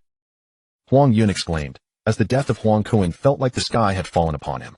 Chapter 94, Divine Level Sign-In, Swordsmanship Talent, the Rending Sky Sword. The senior members of the Jiangham Martial Arts Academy were horrified at the sight of Deputy Master Huang Kuen's tragic state. The recent display of Ye Feng's first level of Taotai power was beyond anything they could have anticipated. Though they now understood that this Taotai power was not Ye Feng's own strength, its sheer terror was undeniable. Huang Yun rushed to Huang Kuen's side, weeping uncontrollably. Ye Feng regarded Huang Yun with a face as calm as still water. Bang! Suddenly, he struck Huang Yun with a punch. Vital energy surged from his fist, reaching Huang Yun's back in an instant. Huang Yun was caught completely off guard, collapsing to the ground without a trace of life left. Some senior members, witnessing Ye Feng's egregious actions, were furious. He had not only slain Deputy Master Huang Kuen, but also Huang Yun. Ye Feng, do you not think you have gone too far? Master Lu Tong glared coldly at Ye Feng. All eyes were on Ye Feng, seeking an explanation from him. I do not comprehend the meaning of going too far, Ye Feng replied, shaking his head. I only understand the necessity of eradicating threats at their roots. He recognized that if he did not eliminate Huang Yun now, he would always pose a future complication. It was simply their misfortune to have offended the wrong individual. If any of you believe my actions excessive and wish to take action against me, then please, do so swiftly. Ye Feng surveyed the senior members of the Jiangham Martial Arts Academy. Although some were filled with rage, they realized that their backing, Huang Kuen, was now dead. Retaliating against Ye Feng was hardly a prudent choice. Su Hua sighed in relief, perplexed by how Ye Feng had rapidly evolved into such an insurmountable force. The distance between her and Ye Feng grew ever wider. Su Hua found herself uncertain whether to feel joy or sorrow. The master of the hall, Su Zhan, decreed that the events of today must remain confidential, lest severe punishment befall those who speak of them. Upon exiting the internal trial hall, Ye Feng contemplated that the matter concerning Huang Kuen had been resolved. His next focus would be the Jin Feng Martial Arts Hall. However, he was merely a junior grand martial artist at present, lacking the strength to contend with Yang Qingtian, the master of Jin Feng Martial Arts Hall. Vitality readings fluctuated, 9651, 9740, 9675. Within the advanced hall, Ye Feng commenced an intense absorption of vitality, desperate to achieve a breakthrough. The numbers continued to rise, 45124, 45137, 45150, 45142. After 10 days had elapsed, Ye Feng's combat power had only increased by a little over 2,000. As one ascends in rank, the path to further breakthroughs becomes increasingly arduous. With 5 days remaining, Ye Feng felt a surge of hope as he prepared for a divine level sign-in. After the 5 days had passed, he first assessed his combat strength. The readings surged, for 7210, for 7220, for 7215, for 7230. Ye Feng's combat power had reached 47230. The foundational combat power for a mid-level grand martial artist was 60,000. He still had a considerable distance to cover. Nevertheless, he was now able to initiate a divine level sign-in. Ye Feng opened the sign-in interface in his mind. Beep. Is the host certain about the divine level sign-in? Affirmative. Beep. Divine level sign-in successful. Congratulations, host, for obtaining the swordsmanship talent and the advanced sword technique, tearing the void. Swordsmanship talent? A smile crept across Ye Feng's face. Such talent was exceedingly formidable among weapon talents. Beep. Would you like to integrate the swordsmanship talent? Integrate. Beep. Integration successful. As for the advanced sword technique, tearing the void, Ye Feng examined its description. This advanced sword technique required swordsmanship talent for cultivation, and upon reaching mastery, it could shatter space with a single strike. Chapter 95, Cultivating Tearing the Void, Dragon Soul Elixir X10. Ye Feng never anticipated that he would gain both swordsmanship talent and a sword technique. He gazed at the alloy long sword in his possession. Having acquired it, he was determined to train diligently. The Jiangham Martial Arts Hall was not conducive for cultivation, and he preferred not to draw attention to himself at this juncture. The only suitable location that came to mind was Nanshan. After departing from Jiangham Martial Arts Hall, Ye Feng made his way to Nanshan. The advanced sword technique, tearing the void, was now firmly lodged in his mind. He understood that mastering this technique would be even more challenging than the dragon elephant fist. Swish, swish, swish. With the alloy long sword in hand, he began to practice the advanced sword technique, following the movements etched in his mind. Days turned into weeks. After 10 days of relentless effort, he still felt no sign of comprehension regarding tearing the void. On the 15th day, Ye Feng undertook another round of basic sign-ins, but yielded no useful rewards. 2 months passed in a flash. Yet, Ye Feng finally managed to cultivate the advanced sword technique, tearing the void, to an introductory level. Disappointment lingered, however, as he had received no worthwhile rewards from sign-ins during this time. Swish, swish, swish. The alloy long sword was now capable of manifesting a terrifying sword light, a feat achievable only through swordsmanship talent. Tearing the void was a strike of tremendous ferocity, capable of shattering space, and its power was undeniably fearsome. Time sped by, and another 2 months slipped away. Ye Feng held the alloy long sword. A grand tree looming ahead. Whoosh! He swung the sword towards the tree. Instantly, countless strands of terrifying sword light intertwined, erupting from the blade with lightning speed. The confluence of this dreadful sword light fractured the space around it, creating a stunning visual spectacle. Trees in the vicinity were cleaved in two. Boom! The sword light struck the grand tree with immense force, causing it to splinter. The entire process transpired so swiftly that it left onlookers bewildered. Was this the true power of tearing the void? How terrifying! Ye Feng murmured to himself. He had not unleashed his full strength. Otherwise, he could only imagine the catastrophic results. Yet he understood that this technique's might was exponentially superior to that of the advanced fist technique, Dragon Elephant Fist. The illusory power of the Dragon Elephant Fist could achieve a terrifying combat power of 150,000, so one could only fathom the horror of tearing the void, which surpassed it by an unfathomable margin. Still, one truth remained. Despite the formidable nature of tearing the void, Ye Feng was still merely a junior grand martial artist, incapable of defeating Yang Qingtian, the master of the Jin Feng martial arts hall. Suddenly, an unusual light flickered in Ye Feng's mind. He realized it was time for another sign-in. After such a lengthy period without any significant rewards, this would be a basic sign-in. Upon successful sign-in, the system's voice echoed in his mind. Basic sign-in successful. Congratulations, host.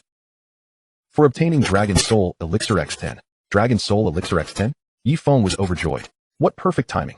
Previously, he had acquired 3 Dragon Soul Elixirs and spent 3 days in the Jianghe secret chamber, resulting in an increase of over 5,000 combat power. Back then, the Dragon Essence technique was merely at the 2nd level. Now it had reached the 3rd level. If he were to enter the Jianghe secret chamber again, the increase in his vitality would be staggering. Chapter 96. A journey to the wilderness is necessary. Ye Feng returned to Jianghe Martial Arts Hall. Upon his return, he headed directly to the Jianghe secret chamber. Once inside, he began to fervently absorb the immense vitality within. With the Dragon Essence technique now at the 3rd level, his capacity to absorb vitality had become even more formidable. Vitality readings surged. 43451, 43160, 43170. The increasing data flashed continuously before Ye Feng's eyes, igniting a spark of excitement within him. With the basic sign-in yielding 10 Dragon Soul Elixirs, he could remain in the Jianghe secret chamber for 10 days. During this time, he felt an imminent qualitative transformation approaching. Vitality readings continued to rise. 43180, 43200, 43190. Observing the data on his retinas, Ye Feng clenched his fists. He knew that the day of his confrontation with Yang Qingtian was drawing near. After consuming the Dragon Soul Elixirs, he would utilize one more until all 10 were exhausted. Once the 10 Dragon Soul Elixirs were consumed, Ye Feng emerged from the Jianghe secret chamber, feeling as though he had undergone a profound metamorphosis. Eagerly, he approached a combat power testing device. Bang, bang, bang. He struck the device with a flurry of punches. 79560, 79570, 79565, 79580. Hiss. Gazing at the combat power displayed on the device, Ye Feng could not suppress a sharp intake of breath. Nearly 80,000 combat power. This was already the foundational combat power of a high-level grand martial artist. In just 10 days, he had come alarmingly close to that level. Yet, it was still not enough. Yang Qingtian was a high-level grandmaster, and Ye Feng had conducted thorough investigations. Notably, Yang Qingtian had not awakened any terrifying supernatural abilities. If Ye Feng wished to defeat Yang Qingtian with the advanced sword technique, tearing the void, he would need to attain at least the realm of a mid-level grandmaster. Furthermore, this remained an uncertain factor. Suddenly, he recalled that weapon mastery encompasses 3 profound realms: unity, harmony of forces, and concord of intent. This is a domain that exists independent of martial artists. Ye Feng pondered how wonderful it would be if he could attain the 1st level of unity right now. If he were to reach this level, even as a novice master, combined with the advanced sword technique sky-piercing strike, he would undoubtedly be able to vanquish Yang Qingtian. However, achieving the 1st level of unity requires not only luck, but also the nurturing of a murderous aura. Ye Feng considered that it was imperative to venture into the wilderness. The breakthrough for martial artists is not solely about absorbing vital energy. One can also achieve breakthroughs through slaughter, albeit at a significantly slower pace. Thus, for the sake of attaining the 1st level of unity, he resolved to proceed. After some investigation, Ye Feng decided to head towards the West City. The West City is rife with ferocious beasts. Upon exiting the Jianghe Martial Arts School, Ye Feng set forth towards the West City. A day later, he arrived at his destination. The West City, much like most territories dominated by ferocious beasts, was overgrown with weeds and desolate. Ye Feng retrieved the alloy longsword strapped to his back. He had come to the West City with the intent of unleashing a massacre. He advanced step by step. The West City is home to 3 types of ferocious beasts: the ghost-head cat, the fire-poison bird, and the 3-eyed demon frog, regardless of the species. The lower-level beasts are always the most numerous, much like ordinary humans. The might of a ferocious beast territory is determined by the overall strength and the number of high-tier beasts present. Ye Feng had scarcely taken a few steps when a dozen ghost-head cats came into view. Chapter 97. The Might of the Sky-Piercing Strike. The dozen ghost-head cats before Ye Feng were all of the first-tier low-level, fixating their gaze upon him, poised to pounce at any moment. With his alloy longsword in hand, Ye Feng approached them before they could charge. The ghost-head cats were taken aback. They had not anticipated that Ye Feng would dare to approach them, which only fueled their rage. Roar! Suddenly, the ghost-head cats let out a unified roar and lunged at him. Ye Feng raised his alloy longsword, a terrifying sword light coalescing upon its blade. Whoosh! With a single stroke, the sword descended. The sword light struck the ghost-head cats, cleaving their bodies in twain, a horrific sight indeed. Ye Feng continued onward, aware that many more ferocious beasts awaited him in the West City. Half an hour later, he had slain over 100 ghost-head cats. He understood that attaining the first level of unity among the 3 realms of weapon mastery was no easy feat. Ye Feng glanced towards a particular direction, and he was momentarily taken aback. Not far from him, 100 3-eyed demon frogs surrounded a group of young people. The 3-eyed demon frogs were massive, their bodies a sickening green adorned with grotesque flesh lumps. Ye Feng approached them, though his primary intention was not to rescue these youths, as they had no connection to him. His foremost desire was to eliminate the 3-eyed demon frogs while inadvertently saving their lives. After all, humans and ferocious beasts were 2 fundamentally opposed factions. The group of young people, numbering around a dozen, comprised both males and females, all seemingly around 18 or 19 years of age. They appeared to be naive adventurers who had ventured into the West City for training. Despair etched their faces as they realized the grimness of their situation. Whoosh! Abruptly, a terrifying sword light pierced the air. Roar, roar, roar! The 3-eyed demon frogs emitted a chilling scream. In the aftermath, several of the frogs lay slain, their bodies in disarray. In that instant, both the young people and the remaining 3-eyed demon frogs turned their gaze towards the same direction. They beheld a slender boy, sword in hand, approaching them with measured steps. The boy appeared to be of similar age to them, yet an overwhelming murderous aura enveloped him, instilling profound fear. The youths could not fathom why Ye Feng exuded such a terrifying presence. Ye Feng stood before the 3-eyed demon frogs, and after a few roars, they launched an assault upon him, all remaining frogs charging forward. Ye Feng's expression remained calm and unperturbed as he raised his alloy longsword and declared, "Sky-piercing strike." With the words barely leaving his lips, the sword was unleashed. Hundreds of sword lights erupted from the alloy longsword, intertwining to form a singular, terrifying beam. Akin to a true dragon soaring through the sky, or a stampede of thousands of horses, truly fearsome. Where the massive sword light passed, the very fabric of space trembled. Great chasms opened in the ground, and a fierce wind began to stir. Boom! As the colossal sword light struck the advancing 3-eyed demon frogs, a deafening explosion resonated throughout the area, the residual force rippling outward. The young individuals collapsed in shock, their faces reflecting sheer terror. Chapter 98. Sign-in rewards and the heart of slaughter. What manner of terrifying existence is this? Such swordsmanship talent, coupled with mastery of an advanced sword technique, must surely be the source of such a fearsome sword light. Moreover, the wielder must possess considerable strength as well. Yet he seems to be of a similar size to us. As the smoke cleared, the young individuals gazed at Ye Feng's figure not far away. Standing with sword in hand, though somewhat slender, he emanated an aura of immense pressure akin to a towering mountain. Ye Feng's expression remained impassive. After all, the hundreds of 3-eyed demon frogs were merely first-tier low-level beasts. "Elder, thank you for saving us." The group of youths, regaining their senses, hurriedly expressed their gratitude. Ye Feng did not respond. He simply turned and departed. Had he not come to the West City with the intent of slaughtering ferocious beasts, those young individuals would likely have already met their demise. As they watched Ye Feng leave, they pondered if this was the demeanor of a true powerhouse. They hastily followed suit, no longer daring to linger in the West City. 3 days later, Ye Feng had lost count of the number of ferocious beasts he had slain in the West City, having primarily targeted the weaker ones. Yet, with each beast he dispatched, He grew increasingly aware of the daunting challenge of achieving the first level of unity. Nevertheless, he remained resolute in his pursuit, refusing to surrender. He had now spent a month in the West City, encountering 2 large groups of ferocious beasts, yet he had opted for a strategy of attrition rather than direct confrontation. Throughout this month, he had engaged in both intermediate and advanced sign-ins, but the rewards had proven of little benefit to him. Ye Feng had still not touched upon the first level of unity. The first level of unity signifies the convergence of man and weapon. Once attained, one becomes a veritable weapon themselves, capable of unleashing even more terrifying sword light, the sheer magnitude of which is beyond comprehension. At this moment, Ye Feng sat atop the roof of an abandoned office building, seeking his next quarry. It was not long before a flock of fire-poisoned birds appeared on the rooftop. These birds were small, roughly the size of a palm, their bodies of vivid crimson and laced with deadly poison. The venom of these low-tier fire-poisoned birds posed no threat to an advanced martial master like Ye Feng. As the birds prepared to attack him, they were swiftly felled by the sword light. Gazing upon the lifeless forms of the fire-poisoned birds, Ye Feng sighed, contemplating the seemingly insurmountable challenge of reaching the first level of unity.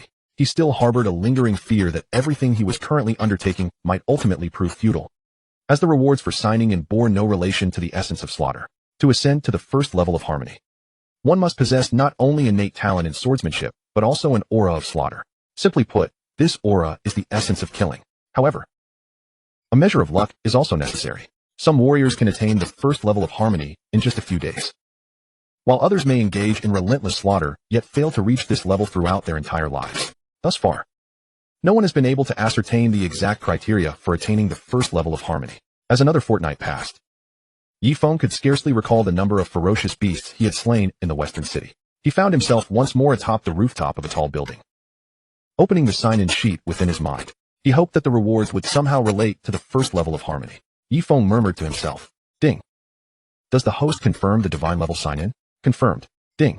Divine level sign-in successful. Reward acquired. Heart of Slaughter." Chapter 99. First level of harmony. A massive pit. The Heart of Slaughter? Ye Feng had never heard of such a concept. The Heart of Slaughter comprises 9 tiers, the first 3 corresponding to the first level of harmony, the middle 3 to the level of intent, and the last 3 to the level of will, all elevated through acts of slaughter. As he perused the description of the Heart of Slaughter, Ye Feng was momentarily taken aback. This was extraordinary. Suddenly, Ye Feng realized he could perceive 2 hearts, one on the left and one on the right. Yet that was not the most significant revelation. The most crucial aspect was that he could distinctly sense that his Heart of Slaughter had already reached the first tier. In other words, he had now attained the first level of harmony. The happiness that washed over Ye Feng felt almost surreal. He raised a finger, and to his astonishment, a terrifying sword light began to coalesce around it. He had indeed reached the first level of harmony.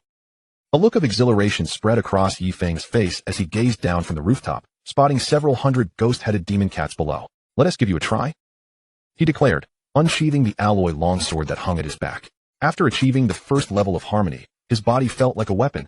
By wielding a weapon, he could summon forth an even more formidable sword light. Ye Feng activated his first level of harmony, and the alloy longsword became enveloped in an astonishing sword light, its width measuring a full yard. Whoosh! Suddenly, he unleashed a single strike toward the horde of ghost-headed demon cats below. The terrifying sword light, a yard wide, surged forth from the alloy longsword, racing toward the hundreds of demon cats with the speed of lightning. Boom! The horde of demon cats scarcely had time to react before a tremendous explosion echoed from below, reducing the surrounding structures to mere dust. As the dust settled, a massive pit, several dozen meters deep, had formed beneath Ye Feng. This was the power of the first level of harmony. A smile flickered across Ye Feng's face. Now that he had attained the first level of harmony, he would strive toward becoming a junior master. Once he reached that level, he would have the capability to eliminate Yang Qingtian. Upon returning to the Jianghe Martial Arts Academy, shortly after his arrival, Su Hua sought him out. "Ye Feng, where have you been all this time?" Su Hua's fair face bore an expression of curiosity. "Training," Ye Feng replied. "Next time you train for such an extended period, could you please inform us in advance? We have all been quite worried about you." "All right." Ye Feng nodded in agreement to Su Hua. With a smile, Su Hua exclaimed, "You've returned just in time. Did you know the Ye Feng Martial Arts Academy will come to our Jianghe Martial Arts Academy tomorrow for a duel among the strongest students?" You must still remember Yang Hao, right? He has now broken through to the level of a junior martial artist, and has even comprehended a certain sword technique, achieving a minor success. Listening to Su Hua, Ye Feng couldn't help but smirk internally. Yang Hao, truly. He was a fool who sought a path to heaven yet ignored it, only to throw himself into the depths of hell. He was oblivious to the concept of collateral damage. He only understood that one must eradicate the roots of the problem.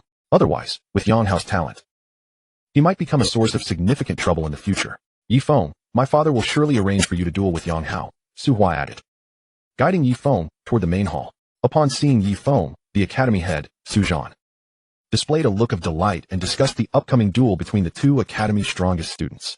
Ye Feng readily agreed to face Yang Hao. Headmaster, will Yang Qingtian, the head of Jin Feng Martial Arts Academy, be attending tomorrow? He will not. They are sending a deputy head and several junior masters instead, Headmaster Su Zhan replied. Shaking his head, Ye Feng pondered that if Yang Qingtian was not attending personally, then Yang Hao was as good as dead. Chapter 100. The duel among the two academy's strongest students. The battle between the strongest students of Jianghe Martial Arts Academy and Jin Feng Martial Arts Academy was set to take place at the Jianghe Martial Arts Academy. This duel, involving different martial arts academies, was a public event. Numerous powerful warriors from Jiangnan City had already arrived at Jianghe Martial Arts Academy. Many young talents and various media outlets from Jiangnan City had also gathered, eager to witness the clash between the two academy's strongest students. This duel would be broadcast live on the Jiangnan City Martial Artists Forum. Journalists from various media outlets had begun their coverage. The strongest student of Jin Feng Martial Arts Academy was Yang Hao, but the identity of Jianghe Martial Arts Academy's strongest student remained a mystery. At this moment, the trial grounds of Jianghe Martial Arts Academy were teeming with spectators. Who do you think is stronger, the students from the two academies? I believe it's Yang Hao. I don't even know who the strongest student of Jianghe Martial Arts Academy is. That's true. I have no idea either. A myriad of discussions erupted among the crowd in the trial grounds. Meanwhile, the live chat on the Jiangnan City Martial Artists Forum began to scroll frantically. The majority of residents in Jiangnan City lacked the qualifications to attend the event in person, so they could only watch the live stream from the forum. 6,666. I saw Yang Hao once before. He's quite handsome. Why should Jianghe Martial Arts Academy's strongest student even face him? What do you know? Yang Hao from Jin Feng Martial Arts Academy is formidable, but Jianghe Martial Arts Academy's strongest student cannot be underestimated. Do you think they would be foolish enough to select a weakling as their champion? How do you know? Most comments on the chat favored Yang Hao, as he was quite renowned in Jiangnan City. On the high platform of the trial grounds, the upper echelons of Jianghe Martial Arts Academy had taken their seats as judges. Everyone awaited the arrival of the Jin Feng Martial Arts Academy representatives. As for Huang Kuan, Headmaster Su Zhan had publicly announced that Huang Kuan and Huang Yun had gone to another base city. Although this explanation did not convince everyone, no one questioned it further. After a brief interlude, a group of over 10 individuals strode into Jianghe Martial Arts Academy. The people from Jin Feng Martial Arts Academy have arrived. Among them was Master Feng Yuan, one of Jin Feng Martial Arts Academy's two deputy heads. The attendees were all high-ranking members of Jin Feng Martial Arts Academy. However, the absence of Headmaster Yang Qingtian raised questions. Did he assume victory was guaranteed, treating this duel as a trivial matter? As the group advanced, excitement illuminated the faces of everyone in the trial grounds, for they knew the clash between the two academy's strongest students was imminent. The upper echelons of Jianghe Martial Arts Academy rose from the judging platform to welcome their Jin Feng counterparts. After exchanging pleasantries, the high-ranking members of Jin Feng Martial Arts Academy took their seats as judges. Yang Hao, the strongest student of Jin Feng Martial Arts Academy, ascended to the largest trial platform, his demeanor exuding a rebellious spirit as he surveyed the crowd below. Whereas Jianghe Martial Arts Academy's strongest student? As soon as Yang Hao's words fell, a slightly slender figure began to make its way toward the grand trial platform where Yang Hao stood, under the gaze of all. This somewhat slender figure approached the largest trial platform in the trial grounds. All eyes and cameras were now focused on this singular figure. They discovered that the man's face was astonishingly serene, as if he held everything on the blue planet in utter disdain. Chapter 101. Slaying Yang Hao. Who is this person? Exuding such arrogance? Could it be that he is the strongest disciple of the Jianghe Martial Arts Academy? What on earth is he pretending? Does he think himself a genius? The live chat in the Jiangnan City Martial Artists Forum was in a frenzy. They simply could not comprehend why Ye Feng's countenance radiated such calmness, a tranquility they could not even feign. Ye Feng, it is indeed you. On the trial platform, Yang Hao gazed down at Ye Feng, a cold glimmer passing over his face. Ye Feng remained silent and ascended the trial platform directly. The two began to confront one another. Whether in the arena or among the viewers of the live broadcast, everyone's eyes widened noticeably. The battle between the strongest disciples of the Jianghe Martial Arts Academy and the Jin Feng Martial Arts Academy was a spectacle they had never witnessed before. Yang Hao regarded Ye Feng with a mocking smile. Though he was oblivious to the external forces that had aided Ye Feng in slaying the intermediate Black Moon Wolf beneath the Nanshan building, nevertheless, he acknowledged Ye Feng's capabilities. At this moment, Yang Hao was still unaware of the gravity of the situation. He could never anticipate that his life would meet its end today. Suddenly, Yang Hao drew a metallic long knife from its sheath on his back, having awakened his talent in swordsmanship and cultivated a certain sword technique to a minor completion. The awakening of Yang Hao's sword talent was no secret in Jiangnan City, as everyone beheld Yang Hao unsheathing the metallic long knife. Was he truly preparing to vanquish the strongest disciple of the Jianghan Martial Arts Academy in an instant? Are you really going to draw your weapon? Ye Feng finally spoke, fixing his gaze on Yang Hao. Are you not afraid of wounding me? What? Yang Hao was momentarily taken aback. He had never anticipated Ye Feng would utter such words. Heh. Regaining his composure, Yang Hao sneered at Ye Feng. Rest assured, I know my limits. But I do not. Ye Feng shook his head. In truth, I harbor no deep-seated animosity towards you. If you seek blame, direct it at your father. What do you mean? Yang Hao chuckled coldly, unable to comprehend Ye Feng's cryptic words. However, it mattered little. He was certain that Ye Feng could not possibly be his opponent. Ye Feng, however, chose not to elaborate further and instead raised his fist. Now a senior grand martial artist, it would be a mere trifle for him to slay Yang Hao. As Yang Hao witnessed Ye Feng raise his fist, a cold smirk appeared on his face, for he possessed unwavering confidence in his own strength. The hearts of those present and the viewers of the live stream raced with anticipation. The battle between the strongest disciples of the Jianghan Martial Arts Academy and the Jinfeng Martial Arts Academy was about to commence. Farewell, Yang Hao. Suddenly, Ye Feng's gaze locked onto Yang Hao, his fist accumulating an overwhelming surge of energy. Yang Hao's pupils constricted. He had not expected Ye Feng's energy to be so formidable. A power far beyond that of a martial artist of his own realm. In that instant, Yang Hao felt the urge to retreat. However, it was too late to flee the trial platform, for Ye Feng's fist was already upon him. Bang! The energy from Ye Feng's fist unleashed a shockwave, the terrifying force causing the air to crackle. The shockwave traveled with astonishing speed. This is bad. On the judging panel, the vice master of the Jinfeng Martial Arts Academy, Feng Yuan, was the first to react, leaping from the panel towards the trial platform. But it was already too late. Yang Hao, merely a junior martial artist, stood no chance against a senior grand martial artist like Ye Feng. The condensed shockwave of energy pierced through Yang Hao's body. He collapsed on the trial platform, blood gushing from the wound that had been created, spreading outward like flowers welcoming the journey to hell. Hiss! Those present and the viewers of the live stream gasped in astonishment. They were utterly stunned, as if struck by lightning, unable to comprehend the reality that Ye Feng had slain Yang Hao. Chapter 102. Bring my family to the Jianghan Martial Arts Academy. Neither the audience nor the viewers could fathom that the strongest disciple of the Jianghan Martial Arts Academy had actually killed Yang Hao. Their shock stemmed not from the instant annihilation of Yang Hao, but from Ye Feng's audacity to slay him. The battle between the strongest disciples of the Jianghan Martial Arts Academy and the Jinfeng Martial Arts Academy was not meant to be a fight to the death, merely a contest of skill. Yet, now Yang Hao lay dead. Everyone understood that with Yang Hao's death, a storm was brewing in Jiangnan City. Yang Hao was the only son of Yang Qingtian, the master of the Jinfeng Martial Arts Academy, and Yang Qingtian would undoubtedly unleash his wrath. A conflict between the two martial arts academies was now inevitable. Feng Yuan, the vice master of the Jinfeng Martial Arts Academy, had arrived at the trial platform, his eyes wide as he gazed upon Yang Hao's lifeless body, as if witnessing an event that should never have occurred. In the trial arena, everyone was filled with trepidation, too shocked to utter a coherent word.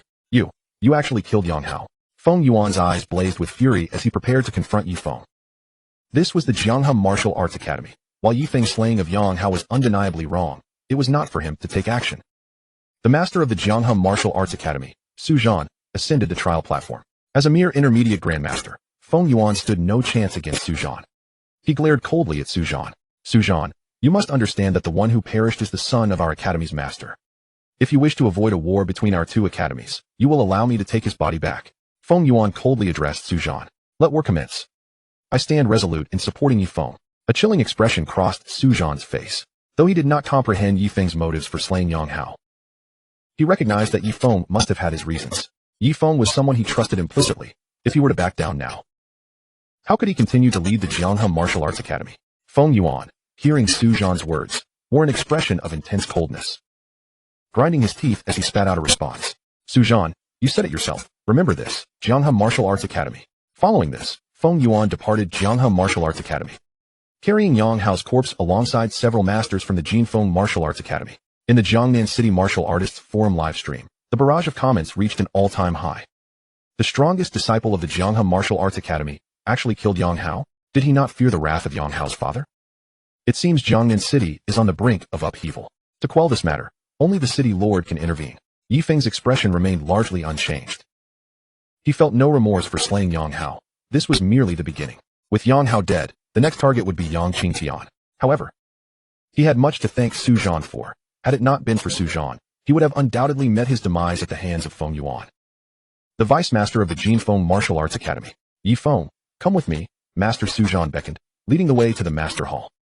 Vice Master Shi Ming instructed all the spectators of the Jianghe Martial Arts Academy to disperse. The higher-ups of the Jianghe Martial Arts Academy also proceeded to the Master Hall.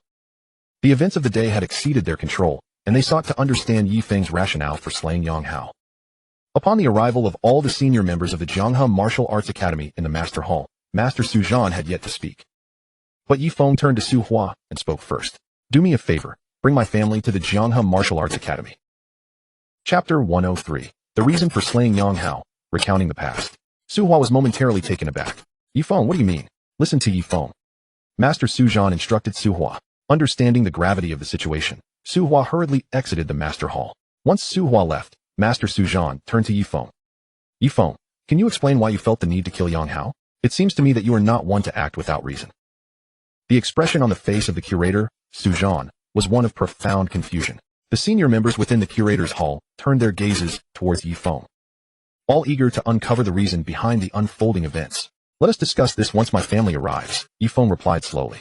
Observing his response, Su Zhan chose not to press further. In the Jiangming community, Yi Yonghe, Wang Lan, Yi Qing, and Yi Shui wore expressions of frozen disbelief. They had just been watching the live broadcast of the Jiangnan City Martial Arts Forum, featuring the clash between the most formidable talents of Jianghe Martial Arts School and Ye Feng Martial Arts School. How could my brother have killed Yang Hao? Yi Shui's face reflected a tumult of emotions. Uncle Yi, Su Hua approached, surveying the few individuals in the living room. Sister, what brings you here? Ye Feng instructed me to bring you to Jianghe Martial Arts School. Time is of the essence. Let us depart, she urged. Very well. Without hesitation, Yi Yonghe recognized the peril they faced, knowing Yang Hao was the son of Yang Qingtian, the master of Ye Feng Martial Arts School, and that they were now in jeopardy since Ye Feng had slain his son. Su Hua led them towards Jianghe Martial Arts School. Upon their arrival, Su Hua escorted them directly to the curator's hall. Once inside, Yi Yonghe, Wang Lan, Yi Qing, and Yi Shui were taken aback by the sight of the senior members of Jianghe Martial Arts School. They understood that these individuals held significant power. Brother, Yi Shui whispered to Ye Feng. Curator Su Zhan turned to Ye Feng. Now that your family has arrived, can you elucidate why you killed Yang Hao? All eyes in the curator's hall were fixed upon Ye Feng, awaiting his response. You must be familiar with Su Jiang, Ye Feng addressed the assembly. Su Jiang? The high-ranking members of Jianghe Martial Arts School found the name vaguely familiar, but could not immediately place it. Suddenly, curator Su Zhan gasped. Ye Feng. Are you referring to the former deputy master of Ye Feng Martial Arts School? Indeed, Ye Feng nodded. At that time, Yang Qingtian murdered Su Jiang in his quest for the position of master, and Su Jiang, and I am his son. Ye Feng felt that there was no longer any reason to conceal the truth. It was time to reveal it. The entire assembly was rendered speechless. Ye Feng. You are Su Jiang's son? Thus you sought to kill Yang Hao? Curator Su Zhan's face was etched with shock. Yes, my intentions extend beyond merely slaying Yang Hao. I also aim to eliminate Yang Qingtian, Ye Feng stated with conviction. It was only then that the members of the curator's hall began to comprehend the motive behind Ye Feng's actions. Revenge. Su Hua, listening to Ye Feng's words, felt a wave of sorrow wash over her. She recalled the story Ye Feng had shared with her that night. Could it be that the friend he spoke of was, in fact, himself? Yi Yonghe finally grasped why Ye Feng had possessed such vengeful eyes when they first met. Yi Qing and Yi Shui were utterly bewildered. How could they have anticipated that the person their father had taken and harbored such a deep-seated grudge? Chapter 104. The Wrath of Yang Qingtian, Jiangnan Council. The atmosphere in the curator's hall was charged with tension as everyone struggled to regain their composure. Ye Feng's revelation had far surpassed their expectations. All of you, please leave. I need to speak with Ye Feng privately, Curator Su Zhan instructed. Once the others exited, Su Zhan turned to Ye Feng. Can you disclose your current level as a martial artist? Advanced Great Martial Master, Ye Feng replied without hesitation. A bittersweet smile crossed Su Zhan's face as he processed Ye Feng's words. Your talent is astonishing, likely among the rarest in all of Blue Star. It would be wise to bide your time until your strength surpasses Yang Qingtian. No need, Ye Feng shook his head. Once I attain the level of master, I will have the confidence to defeat Yang Qingtian. Yang Qingtian is an advanced master. What gives you such confidence? Su Zhan inquired, puzzled. Because, Ye Feng raised a finger. Channeling the power of the sword into it, I have awakened to the first level of sword intent. What? Su Zhan blinked in disbelief, rubbing his eyes to ensure he wasn't mistaken. Ye Feng, you have achieved the first level of sword intent, meaning you have awakened your swordsmanship talent? Yes, curator. Ye Feng affirmed with a nod. At that moment, words failed to encapsulate Su Zhan's astonishment, had he not witnessed it firsthand. He would find it hard to believe that such an extraordinarily gifted individual as Ye Feng existed in this world. Rest assured, Ye Feng, you are the strongest disciple of Jianghe Martial Arts School. I will do everything in my power to protect you, Su Zhan declared resolutely. Thank you, curator. Ye Feng felt a surge of gratitude. Should the opportunity arise, he would repay the curator's kindness. Jinfeng Martial Arts School. A terrifying surge of energy erupted from Yang Qingtian, manifesting as a golden longsword that swept through the hall, reducing everything to dust. Yang Qingtian's eyes burned crimson with fury. Su Zhan, I will not rest until you and I are at odds, he bellowed. He was certain that the strongest disciple of Jianghe Martial Arts School lacked the strength and audacity to slay his son. This was clearly the work of Su Zhan. He reasoned that the strongest disciple must have consumed some potion or elixir to enhance their power. The senior members of the curator's hall were equally incensed. As one of the 4 major martial arts schools, how could they remain calm in the face of such an affront? Curator, there is no need for further deliberation. Let us rally all members of Jinfeng Martial Arts School and engage Jianghe Martial Arts School in a decisive battle, demonstrating our might. Vice Curator Feng Yuan proclaimed. Had it not been for Su Zhan, he would have already slain Ye Feng during their time at Jianghe Martial Arts School. Curator, members of the Jiangnan Council have arrived. A great martial master announced as he entered the hall, addressing Yang Qingtian hastily. Yang Qingtian stiffened. Bring them in. Yes, curator. The great martial master exited the hall. The Jiangnan Council was the highest authority in Jiangnan City, composed of the city lord and 7 members. Entry into the council required one to be at the grandmaster level, hence all members were grandmasters. Before long, an elderly man appearing to be in his 60s entered the hall of Jinfeng Martial Arts School. Grandmaster Bai Hai. All present in the hall paid their respects to the elder. Grandmaster Bai Hai regarded Yang Qingtian. Yang Qingtian, the city lord, is already aware of this matter. His directive is that the 2 martial arts schools must not engage in full-scale war. Yang Qingtian's expression shifted. Grandmaster Bai Hai. My son cannot simply be allowed to die without consequence. Grandmaster Bai Hai shook his head. That is not for me to decide. You and Jinfeng Martial Arts School must negotiate among yourselves. I hope you understand that in Jiangnan City, no one dares to defy the city lord's wishes. Especially since your son was slain within the confines of a martial arts school. It complicates matters for us in the Jiangnan Council.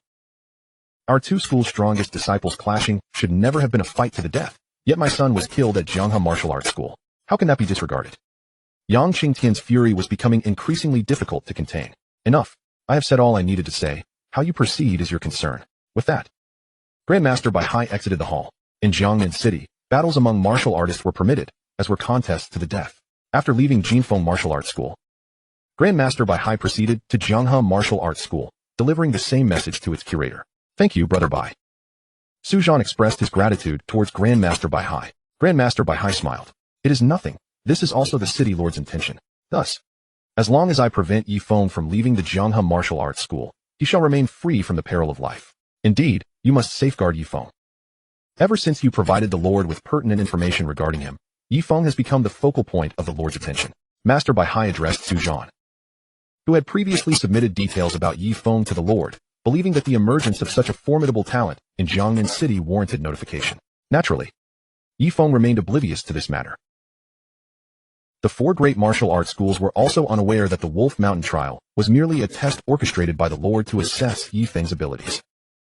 After Master Bai Hai departed, Su Zhan secretly exhaled a sigh of relief. However, he pondered that although a full-scale war between the Jinfeng and Jianghe martial arts schools would not erupt, there would eventually need to be a resolution, though he was uncertain when that day might arrive. The incident of Jianghe's strongest disciple slaying Jin Feng's most formidable student had already spread throughout Jiangnan City. The martial arts forum was inundated with countless posts daily, and the name Ye Feng had become widely recognized. In fact, someone had even created a dedicated thread about Ye Feng, claiming to be his close friend. recounting a time when they had spent days drinking together before his talent was discovered. However, those browsing the martial arts forum merely regarded it as a jest. Bang, bang, bang.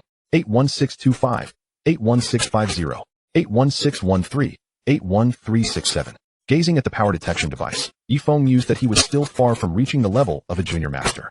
Following the headmaster's instructions, he had remained within the Jianghe Martial Arts School these past few days, with his family also present, leaving him without any concerns. Time swiftly passed. On this particular day, Ye Feng found himself in the Advanced Hall 1, where he accessed the sign-in sheet in his mind. Ding. Does the host confirm the beginner sign-in? Confirmed. Ding. Dragon Soul Elixir X5. Ye Feng was momentarily taken aback. Had he truly received another Dragon Soul Elixir? He recalled that during a previous beginner sign-in, he had only acquired 3 elixirs, so he was astonished to have obtained 5 this time. Chapter 106, 100,000 Battle Power. Ye Feng contemplated that with 5 Dragon Soul Elixirs, he could remain in the Jianghe secret chamber for 5 days. He promptly made his way to the Jianghe secret chamber. Upon arrival, he consumed 1 Dragon Soul Elixir. After using the elixir, he entered the Jianghe secret chamber, where a vast amount of vital energy converged around him. Vital energy, 46514, 46550, 46515. Ye Feng began to fervently absorb the vital energy within the chamber.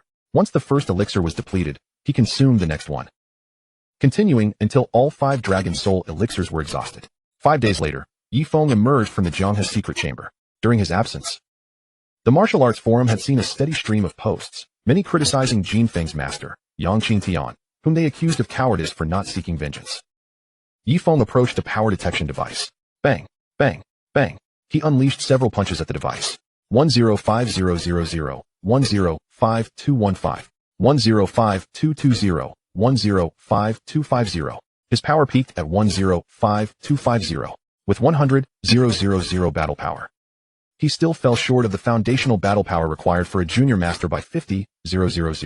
Nevertheless, Ye Feng understood that with his training pace, it would not take long to reach the rank of junior master. As long as he remained inside, Yang Qingtian would be powerless against him.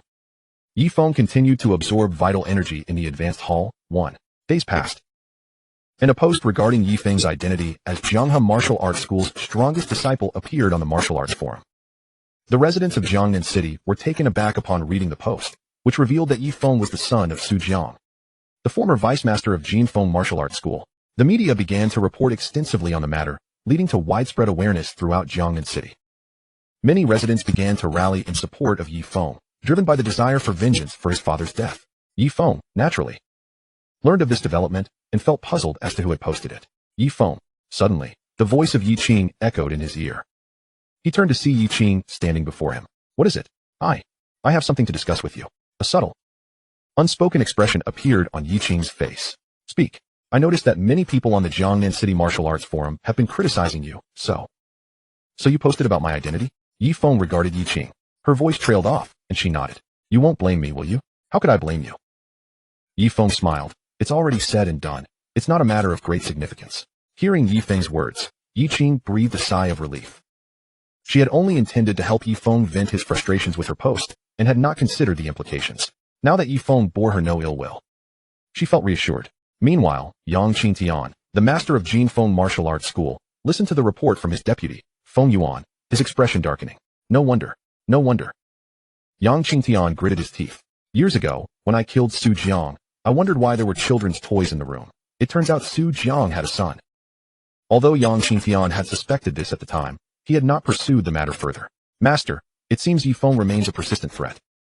If we do not eliminate him, it could lead to considerable trouble, Feng Yuan cautioned. Heh, Yang Qingtian's face contorted with rage. Rest assured, I was able to slay his father, and I will have no difficulty in slaying him as well. Chapter 107. The Terrifying Rewards of Divine Level Sign-In. Vital Energy, 9850. 9864. 9862. The vital energy in the Advanced Hall 1 was indeed considerably inferior compared to that of the Jianghe secret chamber. Nonetheless, Ye Feng understood that, for now, he had no choice but to absorb the energy here. In a few days, he would be able to conduct a mid-level sign-in. He hoped that this time, the mid-level sign-in would not disappoint him. Ye Feng's family had also been residing within the Jianghe Martial Arts School, and they were filled with worry. Though they were currently safe, the matter needed resolution. Vital Energy, 9540, 9632, 9655. Ye Feng continued to absorb energy in the advanced hall. 1. At last, the time had come for him to perform the mid-level sign-in. He opened the sign-in sheet in his mind. The greater the hope, the greater the disappointment. After all, it was merely a mid-level sign-in, and he held little expectation. Ding. Does the host confirm the mid-level sign-in? Confirmed. Ding. Mid-level sign-in successful. Reward. Great recovery elixir X2. Ye Feng smiled wryly. Indeed, he had not received anything particularly useful. At this point, he could only wait. Half a month later, Ye Feng attempted a high-level sign-in. But the reward was merely a technique of little significance. Ye Feng accepted this with equanimity. He realized that the one who should feel anxious was not him, but rather Yang Qingtian. Once he stepped into the realm of a junior master, he would be able to claim Yang Qingtian's life. Time flew by, and Ye Feng spent another half-month absorbing vital energy in the advanced hall. 1. Now, he was ready for a divine-level sign-in. A fortnight prior, Ye Feng had indeed found peace, believing that he should not be the one feeling anxious. However, this time, he felt a surge of anticipation for the divine-level sign-in. He opened the sign-in sheet in his mind. Ding. Does the host confirm the divine-level sign-in? Confirmed. Ding. With the divine-level sign-in successfully completed, Ye Feng received an astonishing reward, an opportunity to absorb a colossal essence stone and a dragon soul elixir. Staring at the rewards bestowed upon him, Ye Feng was momentarily taken aback. An opportunity to absorb a colossal essence stone? He swallowed hard, a look of astonishment crossing his face. Moreover, he had also obtained the dragon soul elixir. Within the Zhanghe's secret chamber lay a colossal essence stone weighing several thousand pounds. Previously, the essence stone within the chamber could not be absorbed, but now, the circumstances had changed. Ye Feng's body trembled slightly with anticipation. He understood that should he successfully absorb the essence stone from the Zhanghe's secret chamber, he would undoubtedly ascend to the master level. At that point, Yang Qingtian would be nothing but a lifeless corpse. He made his way to the Zhanghe's secret chamber. Upon arrival, he consumed the dragon soul elixir. The immense essence stone within the chamber came into view, emanating a terrifying blue light that bathed the entire Zhanghe's secret chamber in an azure hue. Ye Feng activated his opportunity to absorb the colossal essence stone. In an instant, the essence energy from the colossal stone surged into his body like a torrent, and his physique became akin to a black hole, insatiable in its hunger. Vitality, 999999. Vitality, 999999. Vitality, 999999. The terrifying increase in vitality figures continuously flashed before Ye Feng's eyes. He spent an entire day engulfed in the overwhelming vitality. And as the effects of the dragon soul elixir faded, so too did the absorption effect of the colossal essence stone. He exited the Zhanghe's secret chamber. Eagerly, Ye Feng approached the combat power testing device. Chapter 108. Ascending to master level, 200,000 combat power. Bang, bang, bang. 201, 205, 201, 304, 201, 352, 201, 360. Gazing at the combat power displayed on the testing device, Ye Feng could not help but draw in a sharp breath. 200,000 combat power. This signified that he was not merely a novice master, but exceeded the foundational combat power of a novice master by 50,000. He understood that with his innate sword talent and the advanced skill sky-cleaving sword, as soon as he stepped into the novice master realm, he could easily slay Yang Qingtian. Yet now, he possessed a combat power that surpassed the foundational level of a novice master by 50,000. Yang Qingtian was already doomed. Ye Feng sought out Yi Qing. Ye Feng, are you looking for me for something? Yi Qing asked, perplexed. Please post on the Jiangnan City Martial Artist Forum that 3 days from now, I will be going to the Ye Feng Martial School to take Yang Qingtian's life. What did you say? Yi Qing was taken aback. She could scarcely believe Ye Feng's audacious declaration. Just post it, Ye Feng replied with a smile. But Ye Feng, Yang Qingtian is a high-level master. No worries, trust me. Ye Feng assured her with a reassuring gaze. With Ye Feng's insistence, Yi Qing reluctantly posted on the Jiangnan City Martial Artist Forum. Before long, a post announcing that in 3 days, Jianghe Martial School's strongest disciple, Ye Feng, would be heading to Ye Feng Martial School to claim the life of Yang Qingtian appeared on the forum. Yi Qing's previous post had garnered tremendous attention, and she included her identity and a family photo with Ye Feng, compelling the netizens of Jiangnan City to believe her words. Shortly after the post surfaced, viewership surged into the millions. Media outlets flocked to cover the story, and major television stations in Jiangnan City began broadcasting it, causing a stir throughout the city. Many netizens speculated that Ye Feng, the most formidable disciple of Jianghe Martial School, must have lost his sanity, for only a madman would make such a reckless decision. Others dismissed the post as mere jest, believing it could not possibly be true. If it were, It would be as if the heavens were about to collapse. Master Bai Hai of the Jiangnan Council personally visited Jianghe Martial School to verify the claims. After receiving confirmation, he hurried back to the Jiangnan Council. Shortly thereafter, the council staff posted on the martial artist forum announcing that the city lord would be attending the Ye Feng Martial School in 3 days to witness the showdown between Jianghe Martial School's strongest disciple, Ye Feng, and Ye Feng Martial School's master, Yang Qingtian. This announcement sent shockwaves through the community as residents realized that Ye Feng was indeed embarking on a foolhardy endeavor. Major media outlets in Jiangnan City were granted access, ensuring that the battle between Ye Feng and Yang Qingtian would be broadcast live. Excitement erupted among netizens at the prospect of witnessing this monumental clash. Missing it would be an immense regret. In the Jianghe Martial School's Master Hall, Master Su Zhan regarded Ye Feng. Ye Feng, why have you chosen to make such a decision? The atmosphere in the hall, filled with the school's higher-ups and Ye Feng's family, was heavy with tension. All eyes were fixed on Ye Feng's face, which, to their astonishment, bore an eerily calm demeanor. Ye Feng smiled at Master Su Zhan. The matter between Yang Qingtian and me will be resolved sooner or later. But, Master, my mind is made up, Ye Feng asserted. Chapter 109, I feel the same. The attendees in the Master Hall sighed upon hearing Ye Feng's words. In their eyes, it was inconceivable that Ye Feng could stand a chance against Yang Qingtian. Ye Feng's family remained silent, yearning to say something. Yet at the resolute glint in Ye Feng's eyes, they found themselves at a loss for words. Meanwhile, in the Master Hall of Ye Feng Martial School, the higher-ups could no longer suppress their mocking laughter. Why would Ye Feng willingly seek his own demise? Does he have some hidden card? Yang Qingtian pondered, somewhat perplexed. Master, our investigation reveals that Ye Feng is merely a great martial artist. How could he possibly be your match? Indeed, Master. Once Ye Feng sets foot in Ye Feng Martial School, it will be his grave. After all, he killed our strongest disciple, Yang Hao. He must have come to terms with his fate. The higher-ups of Ye Feng Martial School scoffed in unison.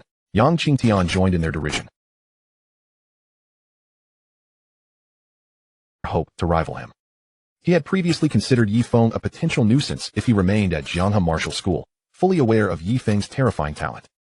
Allowing him to grow unchecked would result in a formidable adversary. However, now there was no cause for concern, for in 3 days, Ye Feng would come to Ye Feng Martial School to meet his end. With 2 days having passed, tomorrow Ye Feng would confront Yang Qingtian at Ye Feng Martial School. At this moment, Ye Feng was not absorbing vitality in the advanced training hall. Rather, he was meditating beneath a grand red maple tree outside the Jianghe Martial School training ground. This battle was long overdue. For many years he had endured, understanding that seeking out Yang Qingtian would only lead to his demise. Although his time with Su Jiang had been brief, she had imparted to him a sense of familial warmth he had never known in Huaxia. After Su Jiang was slain by Yang Qingtian, lying in a pool of blood, he had vowed to avenge her. Fortunately, like many protagonists from novels in Huaxia, he possessed an extraordinary golden finger. Otherwise, vengeance would have been a distant dream. He had resolved that as a transmigrator, he would not squander that title. After avenging Su Jiang, he would carve out a realm of his own in Blue Star, ensuring the world knew of Ye Feng's existence. Tomorrow, he would go to Ye Feng Martial School to face Yang Qingtian, a battle he had long awaited. Ye Feng, so this is where you are. I've been searching everywhere for you, Su Hua said as she approached and sat beside him under the grand red maple tree. It was indeed a pleasant sight to witness their training together. Ye Feng smiled back at Su Hua. Ye Feng, tomorrow you will face Yang Qingtian in battle. You must have confidence, right? Su Hua observed Ye Feng with trepidation. Rest assured, Ye Feng replied, casting his gaze towards the sun in the sky. I never engage in battles I am not certain of. Yet, despite his words, no trace of joy appeared on Su Hua's face. In her eyes, the master of the Golden Wind Martial Arts School, Yang Qingtian, was simply too formidable. He was a high-ranking master. Even though Ye Feng possessed unparalleled talent for cultivation, how could he possibly contend with a high-ranking master? Ye Feng, there is something I have long wished to tell you. But Su Hua hesitated, words caught in her throat. I know you like me, Ye Feng interjected, looking at Su Hua, and I share the same sentiment. Chapter 110, the day has arrived. Heading to the Golden Wind Martial Arts School, Su Hua's delicate features froze in surprise. So Ye Feng harbored feelings for her as well? Beneath the great red maple tree, the fiery leaves danced down like whispers from a fairy tale, and Ye Feng and Su Hua resembled a pair of star-crossed lovers. Ye Feng was no fool. He was acutely aware of Su Hua's affections for him. However, back then, his sole desire was to enhance his strength for revenge, but now, circumstances had shifted. The prospect of vengeance was tantalizingly close. Ye Feng, you must survive tomorrow. Su Hua yearned to convey so much to him, yet ultimately, She realized that all that mattered was his survival. I will certainly live on. No one in this world can vanquish me, Ye Feng assured her with unwavering conviction. The following day, at the Golden Wind Martial Arts School's trial arena, both the students of the school and the qualified martial artists who had come to spectate had arrived long before dawn. The strongest student from the Jianghe Martial Arts School, Ye Feng, was set to battle Yang Qingtian, an event that the entire Jiangnan city deemed akin to a suicide mission. The outcome of such a confrontation seemed all but predetermined. Yang Qingtian, the master of the Golden Wind Martial Arts School, had also arrived at the trial platform. He was a robust figure clad in battle gear, his eyes sharp as an eagle's, instilling an involuntary sense of dread in those who met his gaze. Standing resolute on the trial platform, he awaited Ye Feng's arrival, as did the throngs of spectators. Before the sun had even risen, the live broadcast remained restless throughout the night. Eagerly anticipating the clash between Ye Feng and Yang Qingtian, despite the almost non-existent odds of victory for Ye Feng, many admired his audacity. Charging forth into what they knew to be a perilous endeavor, they recognized that, had they been in his position, they would lack such fortitude. The city lord has arrived. Along with the 7 high-ranking masters of the Jiangnan Council, a wave of astonished gasps rippled through the trial arena. The Jiangnan Council represented the highest authority in Jiangnan City, the guardians of its safety. Years prior, they had valiantly defended the city against a massive onslaught of ferocious beasts. All present, whether in the arena or watching the live stream, were taken aback despite prior knowledge of the city lord's impending arrival. The city lord and the 7 high-ranking masters ascended the elevated platform and took their seats in solemn silence. Even through the screen, viewers could feel the overwhelming sense of oppression. Was this the terrifying might of the high-ranking masters? Indeed, the aura is so intense that I tremble from afar. I can only imagine how it would feel to stand before a high-ranking master, whose mere glance could obliterate me. The comments section of the martial artist forum buzzed with rapid comments. At that moment, everyone awaited the arrival of the Jianghe Martial Arts School's delegation. Suddenly, someone shouted, "The Jianghe Martial Arts School is here." All eyes turned toward the entrance. The leadership of the Jianghe Martial Arts School, alongside Ye Feng, Su Hua, and Ye Feng's family, made their way forward. Cameras from various media outlets focused intently on them, while the residents watching the live stream sighed, fully aware that a once-in-a-generation talent was about to meet his demise at the Golden Wind Martial Arts School. From the central seat on the elevated platform, a towering figure fixed his gaze upon Ye Feng, murmuring to himself, "Ye Feng, what do you possess that could possibly allow you to challenge Yang Qingtian?" Chapter 111. I have waited long for this day. The imposing figure was none other than the high-ranking master, City Lord Lu Xinghe. Since Su Zhan, the master of the Jianghe Martial Arts School, had submitted Ye Feng's information to him, Lu Xinghe had been closely monitoring Ye Feng's progress. He recognized the rapidity of Ye Feng's breakthroughs and speculated that his cultivation talent might be of the ultimate caliber. Since the Great Calamity, Jiangnan City had not witnessed a warrior with superlative cultivation talent, let alone a prodigy with the terrifying potential of ultimate talent. He hoped that Ye Feng would emerge from Jiangnan City and, in the future, stand as a bulwark against the impending onslaught of ferocious beasts. Becoming a guardian of the Dragon Kingdom, this was a matter of great significance. Having traversed the harrowing path since the Great Calamity, Lu Xinghe had once been a member of the legendary elite military unit, the Jinwei Corps, fully aware of the battlefield's brutality and horror. At that time, there were no alloy weapons, no high-tech armaments, and not even the nomenclature for weapons. The army was as defenseless as ants before the merciless slaughter of the ferocious beasts. The images of mountains of corpses and seas of blood were etched in Lu Xinghe's memory, scenes he wished never to witness again. Lu Xinghe made a silent vow that, should Ye Feng find himself in mortal peril, he would intervene to safeguard him. While many might deem such an act unfair, he understood that fairness had no place in this world. Under the watchful eyes of the multitude, the Jianghe Martial Arts School's delegation entered the trial arena. A profound silence fell, a stillness akin to death itself. Everyone awaited either Ye Feng or Yang Qingtian to speak. Yang Qingtian, on the trial platform, slain his only son, and he had resolved to rend Ye Feng into pieces to assuage his anguish. Ye Feng, since you have arrived, why do you hesitate to ascend the trial platform? Are you afraid? Yang Qingtian called out coldly. Ye Feng remained silent, stepping steadily onto the trial platform. The spectators, both present and online, understood that the clash between Ye Feng and Yang Qingtian was imminent, reminiscent of Ye Feng's prior confrontation with Yang Hao. They believed Ye Feng would be swiftly vanquished by Yang Qingtian. Do you know? I have awaited this day for a long time, Ye Feng declared, locking eyes with Yang Qingtian. Humph, Yang Qingtian scoffed, a sinister aura enveloping him. I too have awaited this moment. You killed my son, and I will make you acquainted with true suffering. The spectators were taken aback by Yang Qingtian's words, realizing that Ye Feng, having slain Yang Hao, had become Yang Qingtian's greatest adversary. Conversely, Ye Feng bore the weight of vengeance as well, for Yang Qingtian had also murdered his father.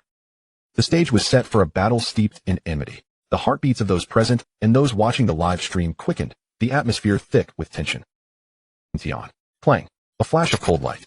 He unsheathed the alloy longsword strapped to his back, his tongue flicking across his lips. Let me send you on your way. Yang Qingtian raised his fist, gathering fearsome energy within, and unleashed a devastating blow towards Ye Feng, the force surging forth with the swiftness of the wind. Strike. Their eyes widened in astonishment. Would Ye Feng be able to withstand such a formidable attack? No one could say. Artists experience a profound transformation. Masters are regarded as the true high-tier warriors on Blue Star. The phrase "a master must not be insulted" resonates throughout the entirety of Blue Star. In the trial arena of the Ye Feng Martial Arts Academy, viewers from Jiangnan City gazed wide-eyed at the live broadcast. Although Yang Qingtian's punch directed at Ye Feng was not delivered with full force, the impact of a high-tier master's strike was undeniably terrifying. The energy condensed into a fist force surged forth like a dragon plunging into the sea, producing a cacophony of terrifying sounds in the air. Yet, Ye Feng stood resolutely with his alloy longsword, his expression as tranquil as still water. As the fist force approached Ye Feng, the audience collectively held their breath, eager to witness whether Ye Feng could withstand such a formidable assault. In that critical moment, Ye Feng raised his alloy longsword high. Whoosh! With a single stroke, a brilliant light erupted from the blade, its speed akin to a piercing arrow. The clash of sword light against fist force resounded with a thunderous boom. In that instant, the entire trial arena trembled. Moments later, the energies of the sword and fist collided, neutralizing each other's power. All those present, as well as the online viewers, were struck dumb by the spectacle. Was this a manifestation of swordsmanship talent? Indeed, it was, for how else could one summon such sword energy? No, merely having swordsmanship talent was not enough. Yang Qingtian was a high-tier master, while Ye Feng had only entered the first level of weapon mastery. No one anticipated that Ye Feng had awakened his swordsmanship talent, for only such talent could conjure sword energy. More astonishingly, Ye Feng had ascended to the first level of the 3 realms of weapon mastery. But could he truly neutralize the attack of a high-tier master like Yang Qingtian with such abilities? Everyone pondered that no matter how formidable the swordsmanship talent and first-level mastery might be, it could not possibly reach such heights, unless, of course, Ye Feng had indeed entered the master rank. At this realization, both the live audience and viewers were awestruck. They concluded that Ye Feng must have crossed into the master level. No wonder he dared to confront Yang Qingtian at the Ye Feng Martial Arts Academy. It all made sense now. Ye Feng. Yang Qingtian fixed his gaze upon Ye Feng, clearly having underestimated him. He had initially believed that his prior strike could eliminate Ye Feng, but now he realized his error. He had not anticipated that Ye Feng had awakened his swordsmanship talent and ascended to the first level of weapon mastery. I have come here today with the intent to slay you, Ye Feng declared, his demeanor calm. Therefore, there is no need for further words. With that, Ye Feng lunged forward, alloy longsword in hand, toward Yang Qingtian. At this moment, it was not merely the sword that radiated power.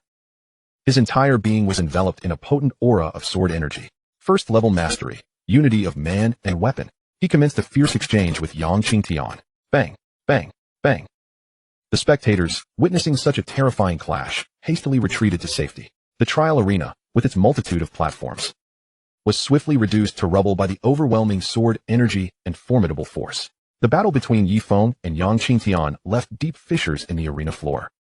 While the air resonated with horrifying sounds, the expressions of all present and those watching the live stream were etched with astonishment. They felt the battle of masters was truly terrifying. Chapter 113, Great Tianyuan Fist. If the battle of masters is so fearsome, what could be said of the confrontation between grandmasters and Yuan generals? The trial arena of Ye Feng Martial Arts Academy lay in utter disarray, with no intact ground remaining. Sword energy surged forth, and weaker participants collapsed, as if all strength had been drained from their bodies. This level of combat was unprecedented for them, leaving them utterly astounded.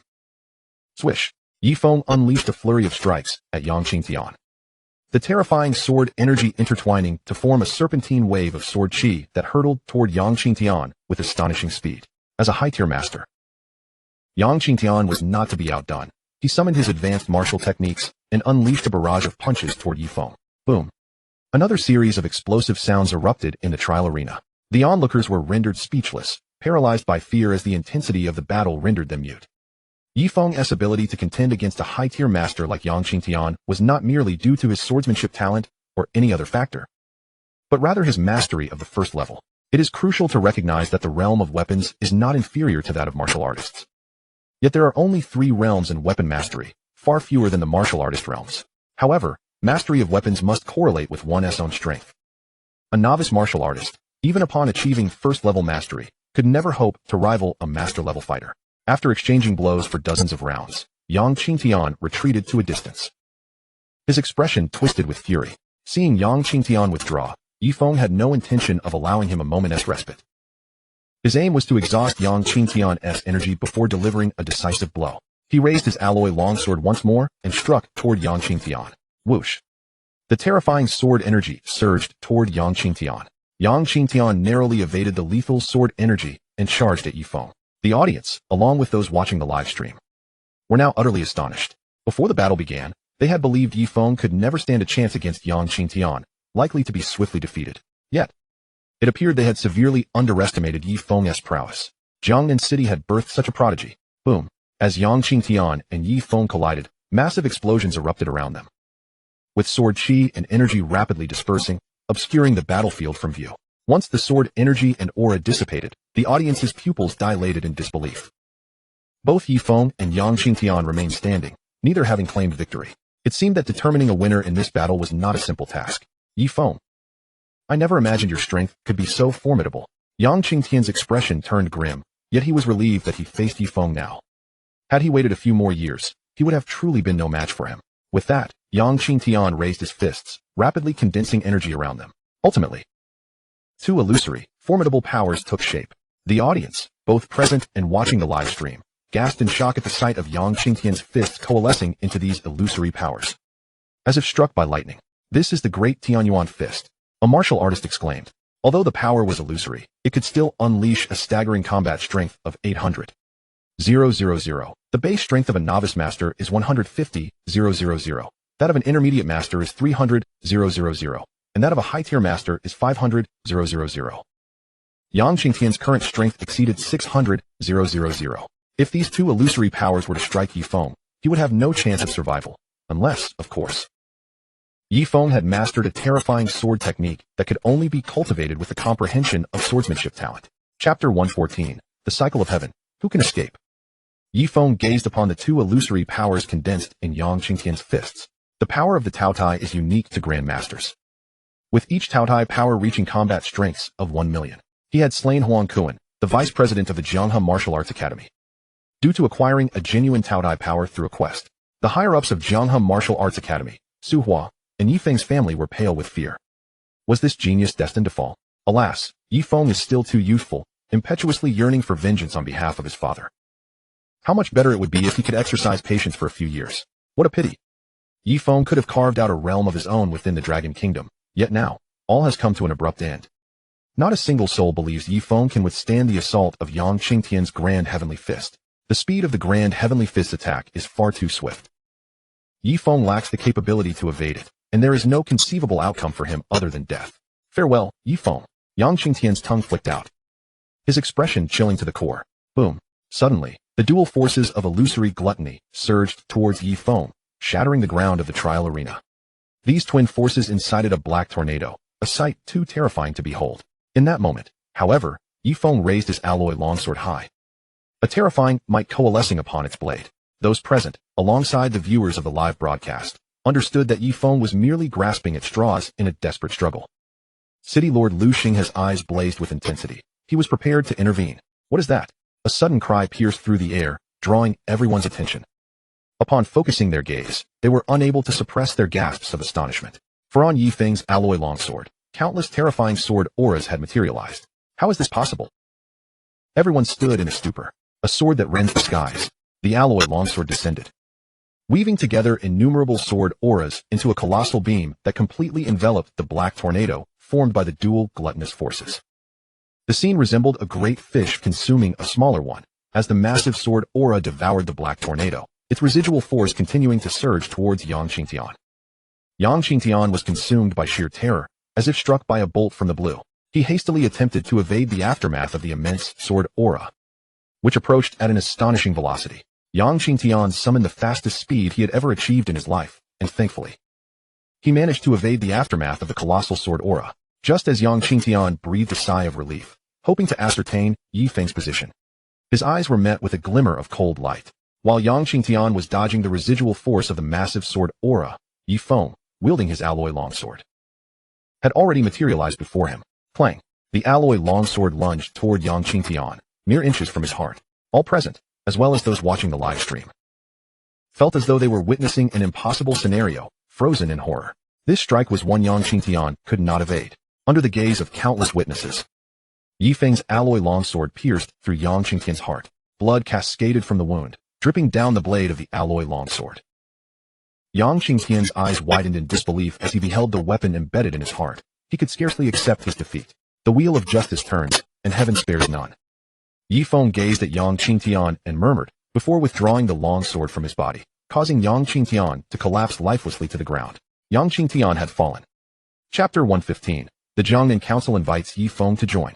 Those present, along with the viewers of the live broadcast, found themselves momentarily speechless upon witnessing Yang Qingtian lying in a pool of blood. Their faces were etched with shock. Yang Qingtian, a high-level master, had perished. The legendary master had met his end. Impossible. How could the guild leader possibly die? The senior members of the Ye Feng martial arts school snapped back to reality, their voices rising in a cacophony. With the demise of guild leader Yang Qingtian, the Ye Feng martial arts school would no longer possess a high-level master, signifying that it could no longer stand alongside the other three major martial arts schools of Jiangnan City. Ye Feng cast a glance at Yang Qingtian's lifeless form, nodding slightly as he gazed upon the warm sun on the horizon. At this moment, he had avenged his father. The next step was to pursue his own aspirations, to carve out a name for himself on Blue Star, to become a figure of renown. Otherwise, how could he call himself a transmigrator? Ye Feng strode forth from the trial arena, approaching the higher-ups of the Jianghe Martial Arts School, as well as Su Hua and her family. Let us depart. With that, he led the way out of the Ye Feng Martial Arts School. As the group regained their composure, they hurriedly followed suit. Witnessing Ye Feng's departure, all those who had come to spectate began to leave the Ye Feng Martial Arts School as well. This outcome was utterly unforeseen. The fall of guild leader Yang Qingtian perhaps signified the rise of an extraordinary talent.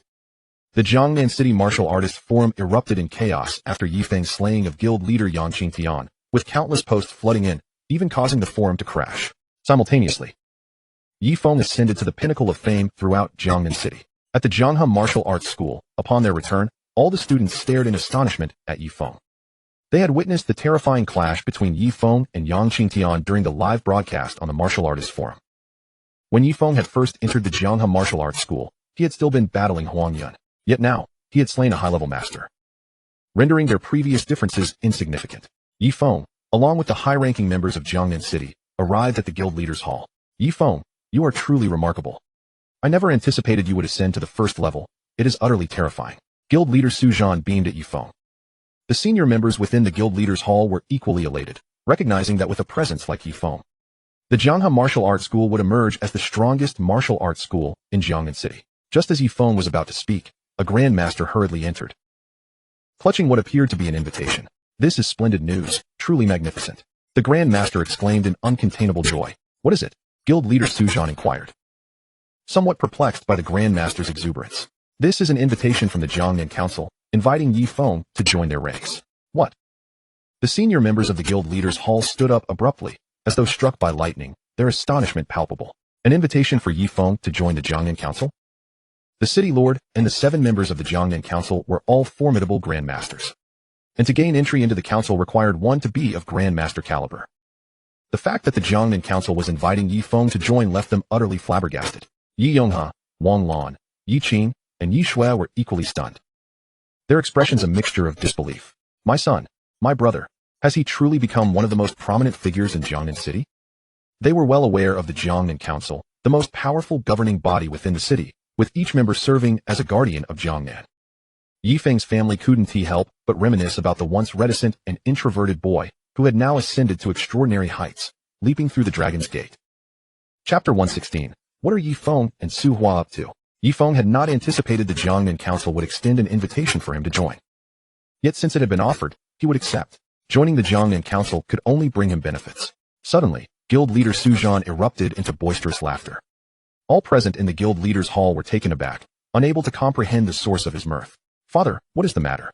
Su Hua inquired. Her fair visage tinged with concern. What could possibly be wrong? I am clearly overjoyed. Once Ye Feng joins the Jiangnan Council. Can you fathom the status of our Jiangha martial arts school? Su Zhan declared, vowing that he had never been as joyful as he was today. The Jiangha Martial Arts School had now truly become the strongest martial arts school in every sense of the word. Ye Feng, would you consider becoming the grand leader of our Jiangha Martial Arts School? Guild leader Su Zhan suddenly turned his gaze to Ye Feng. Certainly. Ye Feng nodded in affirmation. He held boundless gratitude for Su Zhan. Had it not been for him during his confrontation with Yang Qingtian, he believed he would have met his demise. Excellent, excellent. I shall issue the announcement immediately. With that, Su Zhan swiftly exited the guild leader's hall. Hey, not long after. The voice of the esteemed master Su Zhan echoed throughout the Jiangha Martial Arts School. The disciples and martial instructors paused their training, eager to hear what momentous announcement the master had prepared. Typically, any announcement made to the entire school signified something of great importance. Listen closely. Everyone at Jiangha Martial Arts School, I am Su Zhan, the master of this institution. And I am here to declare a groundbreaking piece of news. We have appointed a new grandmaster, Ye Feng. The crowd fell into a state of stunned silence at the mention of a grandmaster. They were all aware of Ye Feng's prowess. Having witnessed his formidable strength during the live broadcast, where he vanquished Yang Qingtian, everything seemed to align. Yet the title of grandmaster sounded even loftier than that of the master himself. The students and instructors pondered why the master had opted to create a position of grandmaster instead of simply appointing another master. Little did they know that by this time tomorrow, staff members from the Jiangnan Council would post in the Martial Artist Forum announcing Ye Feng as a newly inducted member. At that moment, they would gasp in astonishment, realizing that their master resided on the 5th level, while they remained on the 1st. In the Master-S Hall, Yi Yonghe turned to Ye Feng, saying, Little Feng, since there's nothing pressing at the moment, let us head home. All right, Ye Feng nodded. After leaving Jiangha Martial Arts School, Ye Feng emerged from the Master-S Hall, followed closely by Su Hua. Ye Feng, I am truly delighted for you.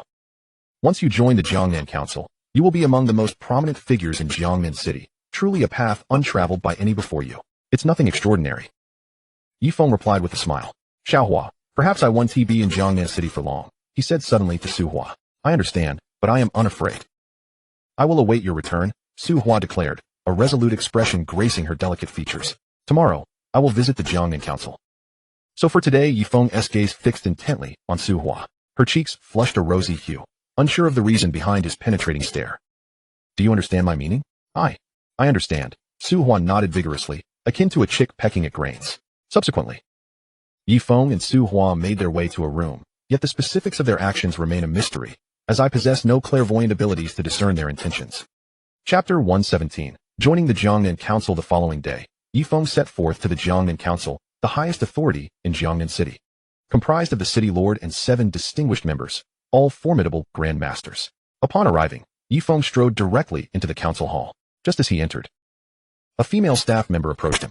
Hello, may I inquire if you... Her words faltered abruptly, her finely chiseled face betraying shock. You are Master Ye Feng? Yes. Ye Feng acknowledged with a nod. The staff member swallowed nervously, recalling the city lord's orders. If Master Ye Feng arrived, she was to escort him to meet the city lord and the 7 esteemed members. Without delay, she led Ye Feng to a designated area. Moments later, Ye Feng found himself in a grand hall, adorned in an opulent European style. The city lord and the 7 grandmasters were seated within, exuding an overwhelming aura of power that would make any ordinary person quail in their presence. Ye Feng, welcome, the city lord, Lu Xinghe, greeted him. Thank you, city lord. Ye Feng replied respectfully, acknowledging the gravity of their presence. Without their vigilant protection, Jiangnan City would likely have succumbed to the predations of fearsome beasts long ago. They were, indeed, true heroes. Ye Feng, tell me, is your cultivation talent the ultimate cultivation talent? Yes, Ye Feng confessed, realizing there was little left to conceal. His remarkable pace of advancement made it evident that his cultivation talent was extraordinary. Though the city lord and the 7 grandmasters had previously speculated on Ye Feng's talents, their hearts stirred at his confirmation. Possessing the ultimate cultivation talent signified that Ye Feng's potential was boundless, further amplified by his awakening of swordsmanship talent and his entry into the 1st level of the 3 realms of weapon mastery.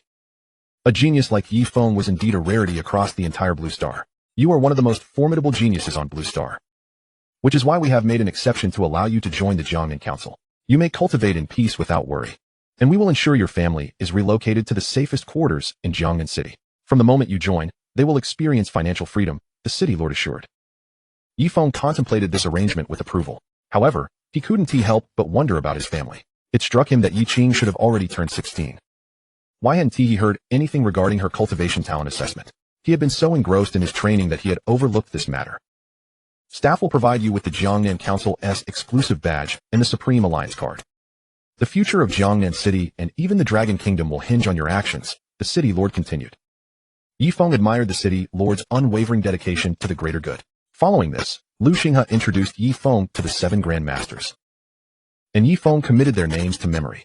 Upon exiting the Grand Hall, the staff presented Ye Feng with the Jiangnan Council's exclusive badge. A golden hexagram inscribed with the words Jiangnan Council. He was also given a Supreme Alliance card, dark gold in hue. Possessing it would ensure his financial independence, freeing him from monetary concerns. After departing from the Jiangnan Council, Ye Feng made his way toward Jiangming community. Simultaneously, the Jiangnan Council staff announced Ye Feng's induction as a new member on the Jiangnan City Martial Artist Forum, sending shockwaves throughout the city. Chapter 118, Villa 9. In the Purple Gold community. Upon returning to Jiangming community, Ye Feng was greeted with smiles from his family. Little Feng, you're back. Please, have a seat. Wang Lan urged him to sit. Seeing his adoptive mother's cordiality, Ye Feng recognized that this was an inevitable shift. Although he wished to maintain the same relationship as before, it seemed increasingly impractical. As he settled onto the sofa, he turned to Yi Qing. Xiao Qing, you must have turned 16 by now. Have you had your cultivation talent assessed? Yi Yonghe, Wang Lan, and Yi Shui exchanged wry smiles at Ye Feng's query. Little Feng, Xiao Qing said she doesn't want to assess her cultivation talent, Yi Yonghe explained. Ye Feng was momentarily taken aback, bewildered by this response. Xiao Qing, why don't you want to assess your cultivation talent? He was perplexed, believing that reaching the age of 16 would prompt anyone to eagerly undergo such an assessment. Because I'm afraid of having a cultivation talent. If I do, I will become a martial artist and have to battle those terrifying beasts, Yi Qing admitted. Recalling the bloodhounds Ye Feng had slain at the abandoned factory in the western suburbs, Ye Feng chuckled, finding her reasoning rather peculiar. Fear not. This world belongs to the capable. If you possess cultivation talent, of course, you should become a martial artist. Come, I will take you to have your talent assessed. After a moment of contemplation, Yi Qing replied, well, all right then. Seeing her agreement, Ye Feng couldn't help but smile inwardly. Never having anticipated that Yi Qing would possess such a timid disposition. Just then, the doorbell rang.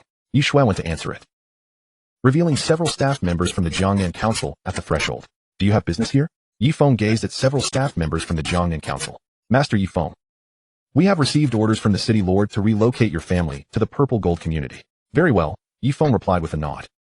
Upon hearing the phrase Purple Gold community, Yi Yonghe, Wang Lan, Yi Qing, and Yi Shui all trembled slightly. The criteria for residing in the Purple Gold community were exceedingly stringent. It was not merely a matter of wealth, but rather a privilege reserved for powerful martial artists who could obtain purchasing qualifications. Moreover, the community consisted entirely of standalone villas, with the lowest entry requirement being that of a grandmaster. Were they truly about to move there? Yet, considering Ye Feng's recent membership in the Jiangnan Council, Purple Gold community. This community was divided into ordinary, intermediate, and advanced zones, with the advanced area reserved for grandmaster-level martial artists, specifically for the members of the Jiangnan Council. To reside here signified a status that the ordinary residents of Jiangnan City could scarcely aspire to. The villas numbered 1 through 8 were the residences of the city lord and his 7 members, while villa number 9 spanned over 600 square meters, astonishingly spacious, complete with all necessary amenities, including servants. Yi Yonghe, Wang Lan, Yi Qing, and Yi Shui were left in awe. They had never dared to dream of living in such luxury. This is simply too vast, Yi Shui exclaimed, swallowing hard, her porcelain-like face betraying her astonishment. She recalled the words she had spoken to her brother Ye Feng the day before he was tested for his martial talent. Come on, brother. Once you discover your talent and become a powerful warrior, you can bring our entire family to live in a grand house. Chapter 119, Yi Qing's terrifying martial talent. The Jiangnan Council staff informed them that all distinguished residents of the Purple Gold community would be provided with dedicated transport and bodyguards. Naturally, the bodyguards were designated for the families of the formidable martial artists, who would also receive a Supreme Alliance card and a badge representing their status as family members of council members. To see this badge was akin to meeting a grandmaster in person. Ye Feng's family felt an overwhelming rush of happiness. They were suddenly freed from financial worries. Their status elevated to an exalted level beyond the reach of ordinary people, all thanks to Ye Feng. Xiao Qing, let us head to the Jianghe Martial Arts Hall. Ye Feng said to Yi Qing. After she nodded in agreement, the two made their way to the Zhonghua Martial Arts Hall. Jianyun High School had specialized equipment for testing martial talent, and naturally, the Zhonghua Martial Arts Hall possessed similar facilities. Upon arrival, Ye Feng led Yi Qing to the martial talent testing chamber. At that moment, aside from a martial artist managing the testing hall, there were no other individuals present. Upon recognizing Ye Feng, the martial artist promptly approached and bowed respectfully. Master Ye Feng, I brought my sister to test her martial talent, Ye Feng stated. Of course. Master Ye Feng. The martial artist gestured for Yi Qing to step up to the testing apparatus. As she approached the device, she swallowed nervously before extending her right hand. Upon contact, the apparatus emitted a brilliant purple light, flooding the testing chamber with a violet hue. Superb martial talent. The martial artist exclaimed, his pupils narrowing in astonishment. Ye Feng stood in stunned silence. Xiao Qing's martial talent is actually superb?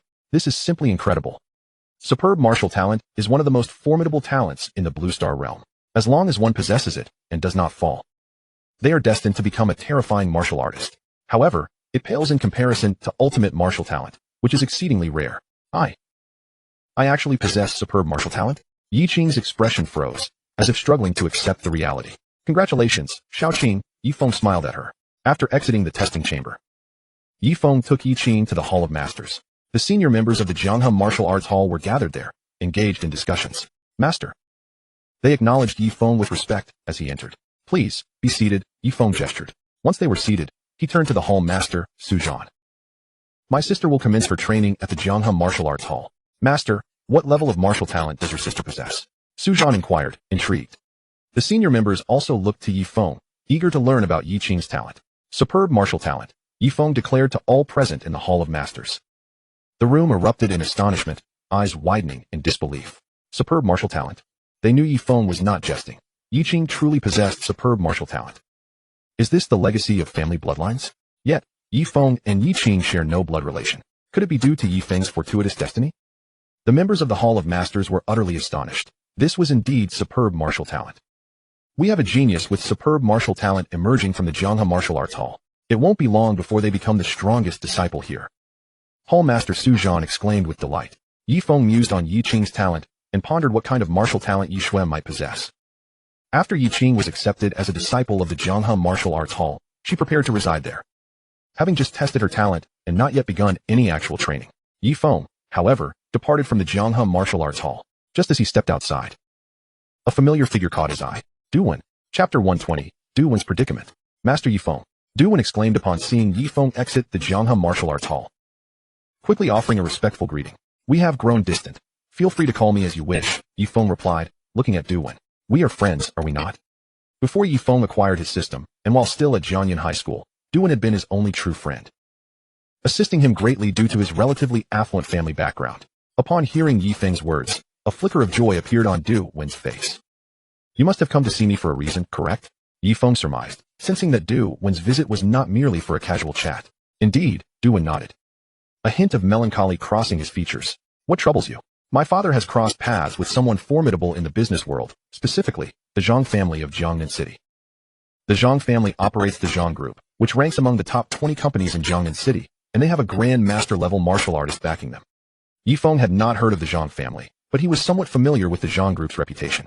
A family typically comprises both direct and collateral branches, making it a challenge for an ordinary businessman to contend with such a dynasty. Furthermore, while Duwen's family might be considered wealthy by common standards, they were merely small fry compared to true affluent families. So, you seek my assistance? Ye Feng inquired. Yes, Duwen affirmed. I find myself in a desperate situation, which is why I have come to you. In Duwen's eyes, Ye Feng was no longer the same person he had known at Jianyun High School. As a member of the Jiangnan Council, Ye Feng's status had soared to heights that rendered their previous camaraderie seem worlds apart. How could he maintain the same attitude towards Ye Feng as before? The Zhang family is expecting my father to negotiate at the Buyuan restaurant shortly. Today is the final day for them to acquire my factory, and my father has consistently refused. I fear something disastrous may occur, which is why I sought you out. Duwen added, looking concerned. At the luxurious Buyuan restaurant, Ye Feng was acutely aware that it was one of the most opulent establishments in Jiangnan City, far beyond the reach of ordinary individuals. Let us proceed, he remarked, giving Duwen a reassuring pat on the shoulder. Duwen's face lit up with joy upon hearing Ye Feng's words. With Ye Feng's intervention, what was a mere Zhang family to be concerned about? The two made their way to the Buyuan restaurant. Inside the lavish Tianzi private room, a middle-aged man in his 40s wore a grave expression.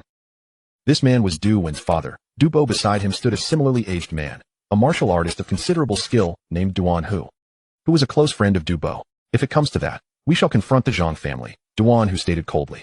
Du Bo sighed heavily, expressing his reluctance. The Zhang family was too powerful for them to provoke, although he was unwilling to allow them to acquire his factory. Self-preservation compelled him to consider such a course of action. Duan Hu fell silent, understanding the might of the Zhang family, which boasted not only a grandmaster but also several skilled martial artists, far beyond their capability to confront. How preposterous! We arrived to discuss the acquisition, yet they are tardy. What could this mean? Du Bo exclaimed, gritting his teeth as he noticed the absence of the Zhang family representatives. Just as he spoke, the door to the Tianzi room swung open, and several imposing figures entered. These men were from the Zhang family, their faces adorned with mocking expressions. Boss Du, here is the acquisition agreement.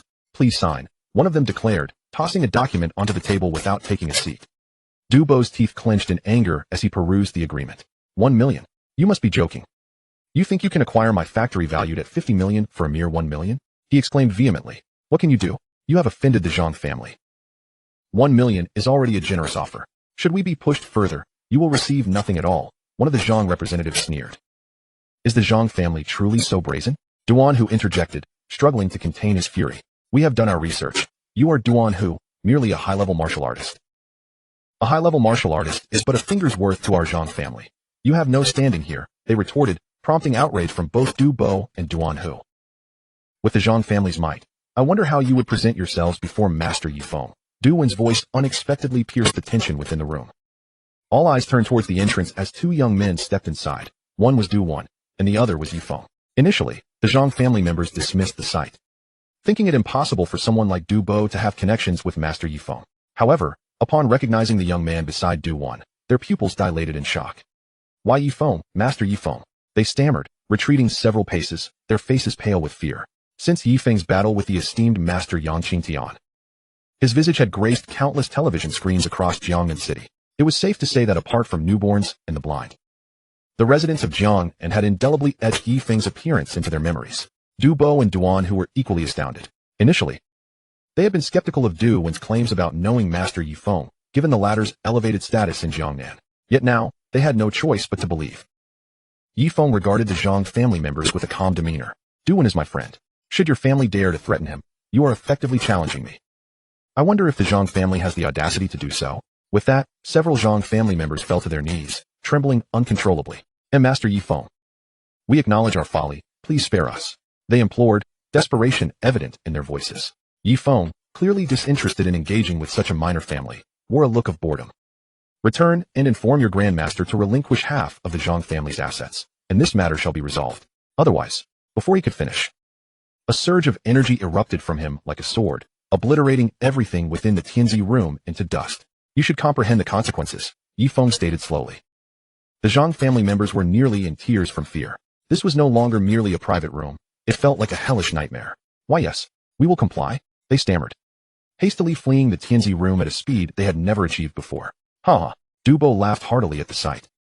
Realizing that the Zhang family's attempt to acquire his factory for a mere 1 million had backfired spectacularly. However, he soon recognized that such words were ill-timed. Turning to Ye Feng, he expressed his gratitude. Master Ye Feng, thank you. Both Du Bo and Duan Hu bowed respectfully to him. There's no need for concern. Ye Feng replied with a smile, then turned to Du Wen. With my name, carve out a space for yourself in Jiangnan. He then handed Du Wen the 6-pointed star emblem representing the Jiangnan Council. As Du Wen reached out with trembling hands to accept the emblem, he was overwhelmed. The 6-pointed star, Du Bo exclaimed, filled with excitement. Although his son lacked innate talent for cultivation, he had now become more formidable than those with ordinary talents. Du Bo felt a sense of pride for his family. Upon returning to the Jianghe Martial Arts School, Ye Feng was approached by a staff member from the Jiangnan Council, who informed him that the city lord wished to see him. Without hesitation, he followed the staff member to the council hall. Upon arrival, he found himself in the presence of City Lord Lu Xinghe. Ye Feng, you have arrived, the lord greeted. Indeed, City Lord. May I inquire as to the reason for my summons? Ye Feng asked, a hint of curiosity on his face. With a smile, Lu Xinghe continued.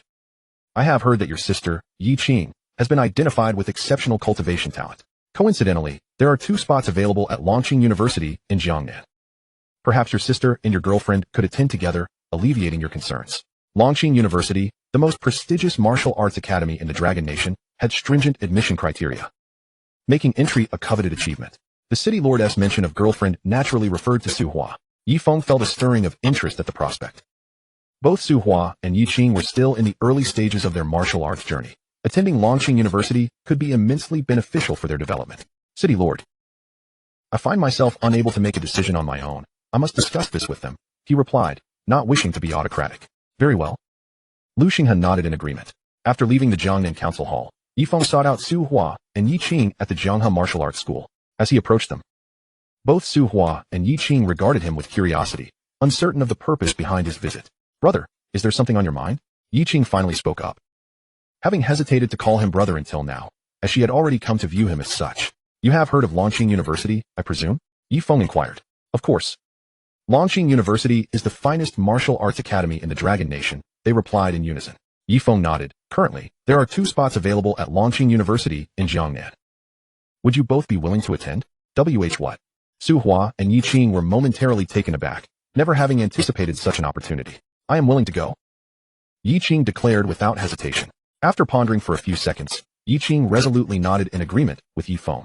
Initially, she had no desire to become a martial artist. But ever since she discovered her extraordinary cultivation talent, her perception of martial artists had undergone a profound transformation. I am willing, Su Hua echoed.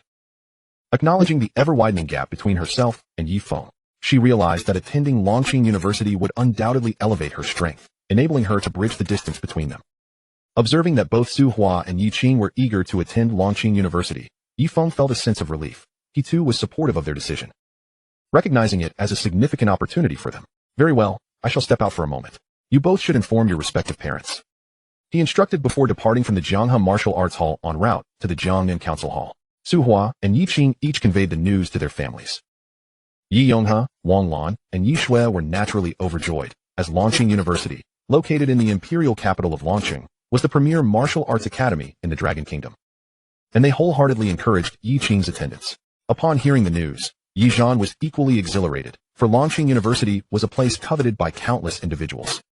Upon reaching the Jiangnan Council Hall, the city lord, Lu Xinghe, inquired of Ye Feng's swift return. Ye Feng, do they wish to attend Longqing University? Indeed, they both do.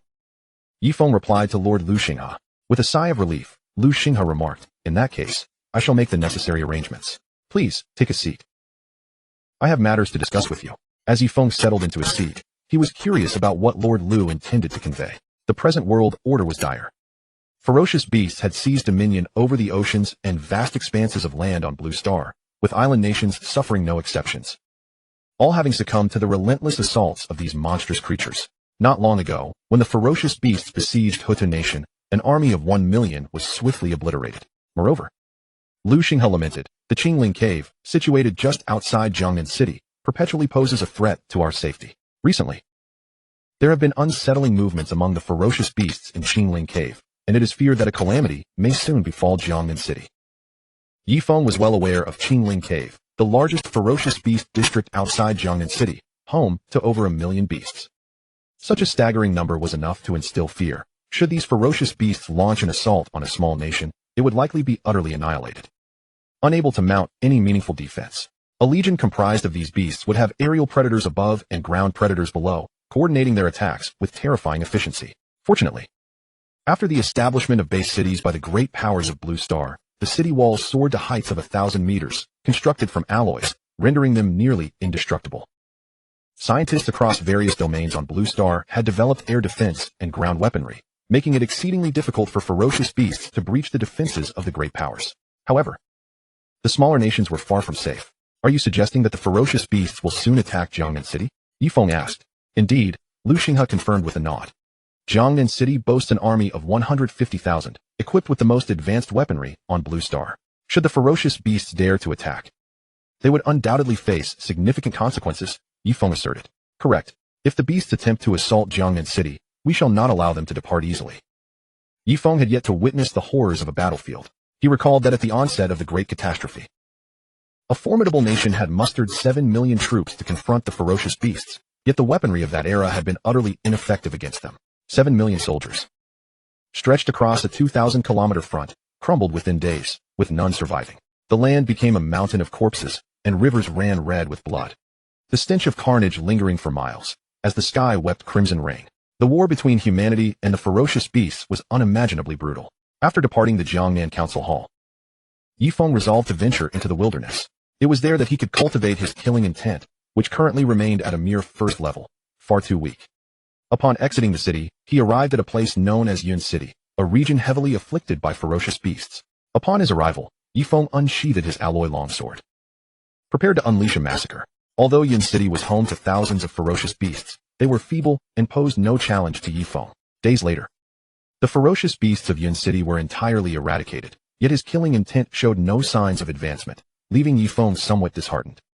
He found the process of upgrading his killing intent excessively arduous. He then proceeded to the next city overrun by ferocious beasts, commencing another slaughter. As he felled the final beast, a notification echoed in his mind. Ding! The killing intent has ascended to the second level. 2 levels of killing intent. Ye Feng mused.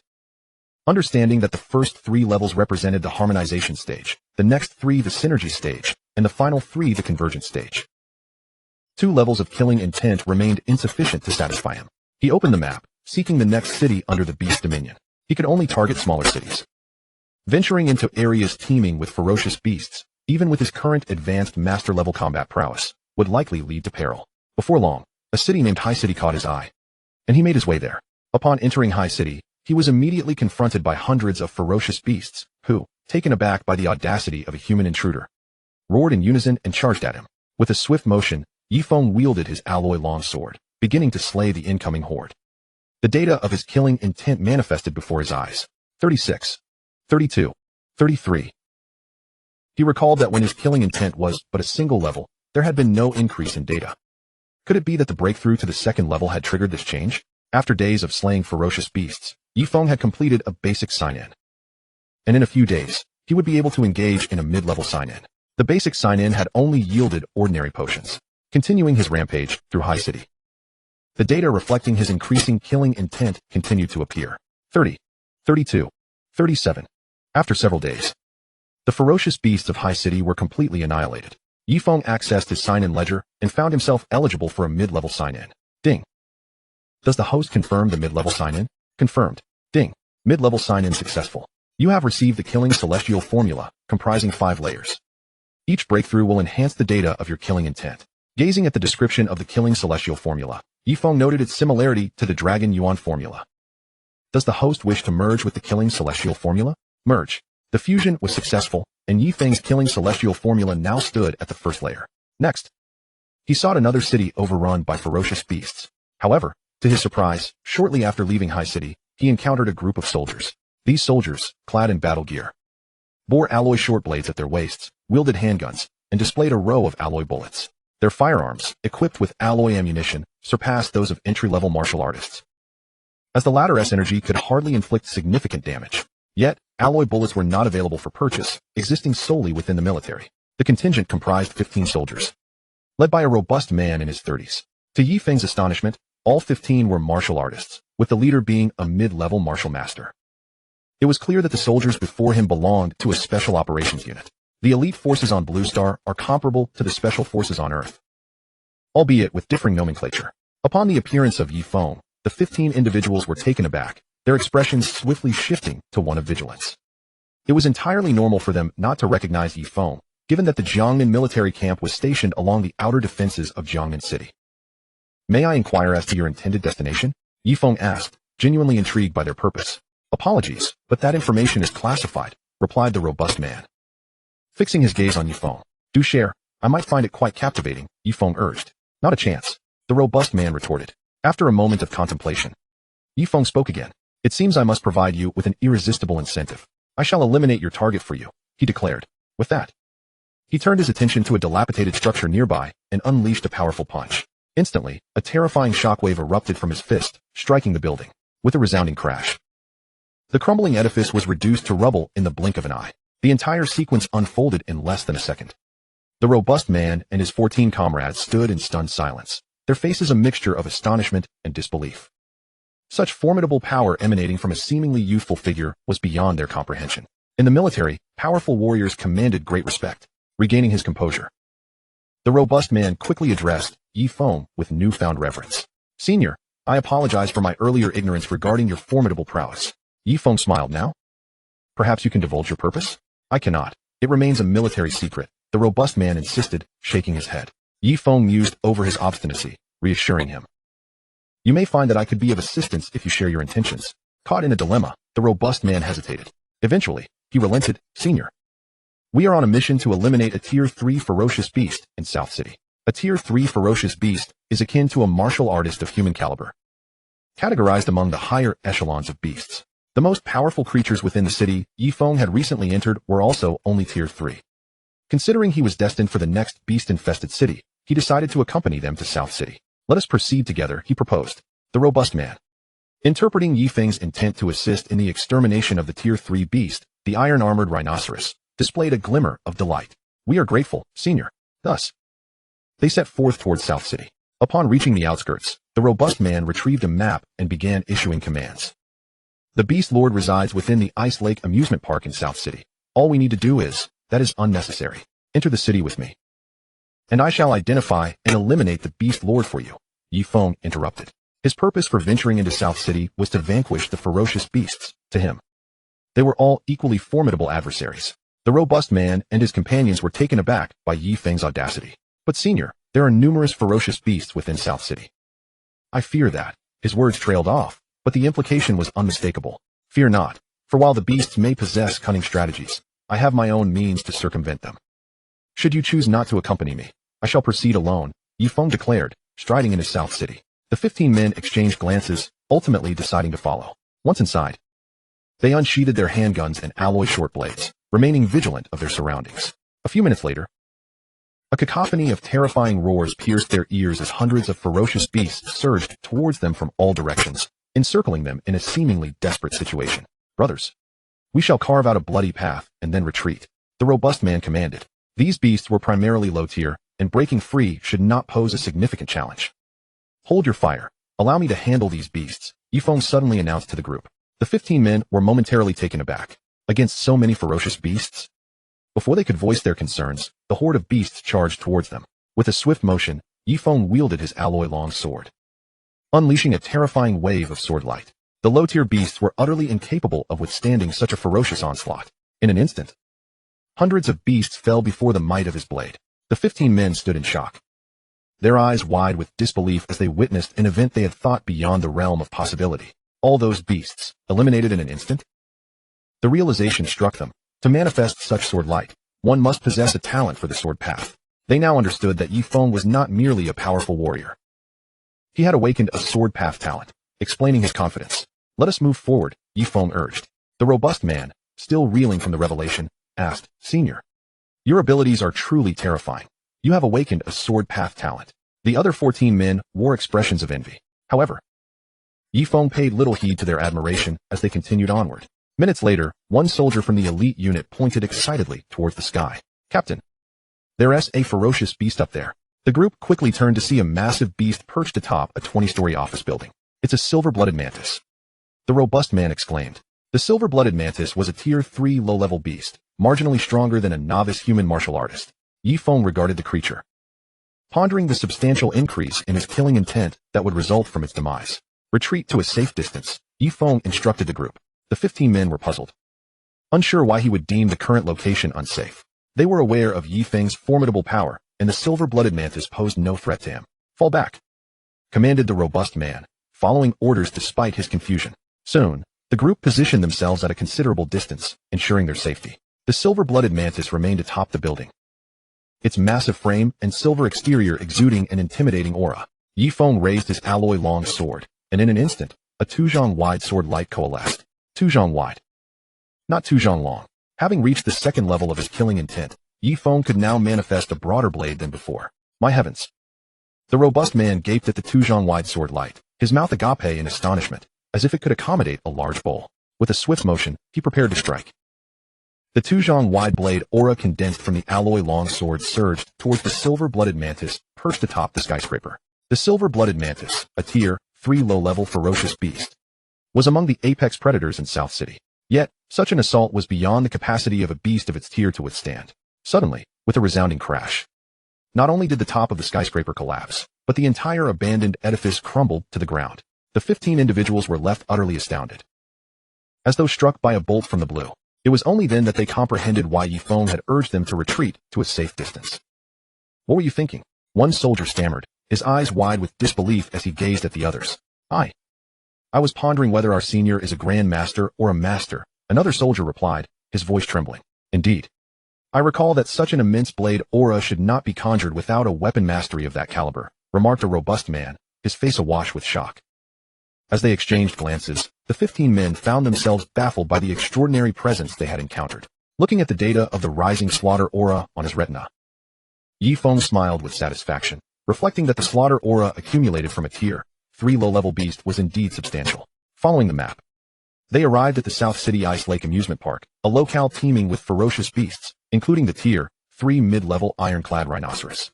Their objective was to decapitate this formidable beast. They speculated that Ye Feng might be a master, and as they traversed, they pondered many things. If given a choice, they would prefer he were not a master. For such a revelation was overwhelmingly astonishing. A master under 20? They had never encountered nor even heard of such a prodigy, let alone one who had awakened swordsmanship talent and achieved weapon mastery. Ye Feng surveyed the South City Ice Lake Amusement Park, recognizing it as an ordinary amusement park, albeit rather expansive. Before the cataclysm, it likely attracted numerous visitors. Upon entering the amusement park, they were met with the sight of over 1,000 ferocious beasts. Atop the Ferris wheel, the ironclad rhinoceros, the lord of South City, appeared majestic and imposing. Suddenly, the ironclad rhinoceros unleashed 3 terrifying roars from the summit of the Ferris wheel, sending chills down their spines. In response, the throng of ferocious beasts charged toward Ye Feng and his companions as if compelled by some unseen command. Ye Feng executed the advanced sword technique, rending the sky, intertwining hundreds of blade auras into a colossal, sun-blocking sword light. This immense blade aura not only engulfed the 1,000 beasts in an instant, but also created a vast pit in the ground of the amusement park. The Ferris wheel began to collapse. The massive body of the ironclad rhinoceros plummeted towards the ground. With a thunderous crash, it rose from the debris, fixating its gaze on Ye Feng and his party. With a single step, Ye Feng advanced and swung his sword at the ironclad rhinoceros, severing its head with the alloy long sword. Having slain the ironclad rhinoceros along with the multitude of beasts, Ye Feng reaped a significant amount of slaughter aura. To his astonishment, he discovered that his slaughter heavenly origin technique had upgraded to the 2nd tier, a development he had not anticipated. With many other beasts still lurking in South City, Ye Feng was determined not to let them escape. He turned to leave the Ice Lake Amusement Park. Chapter 128. Ye Feng's Reward to Suzhan.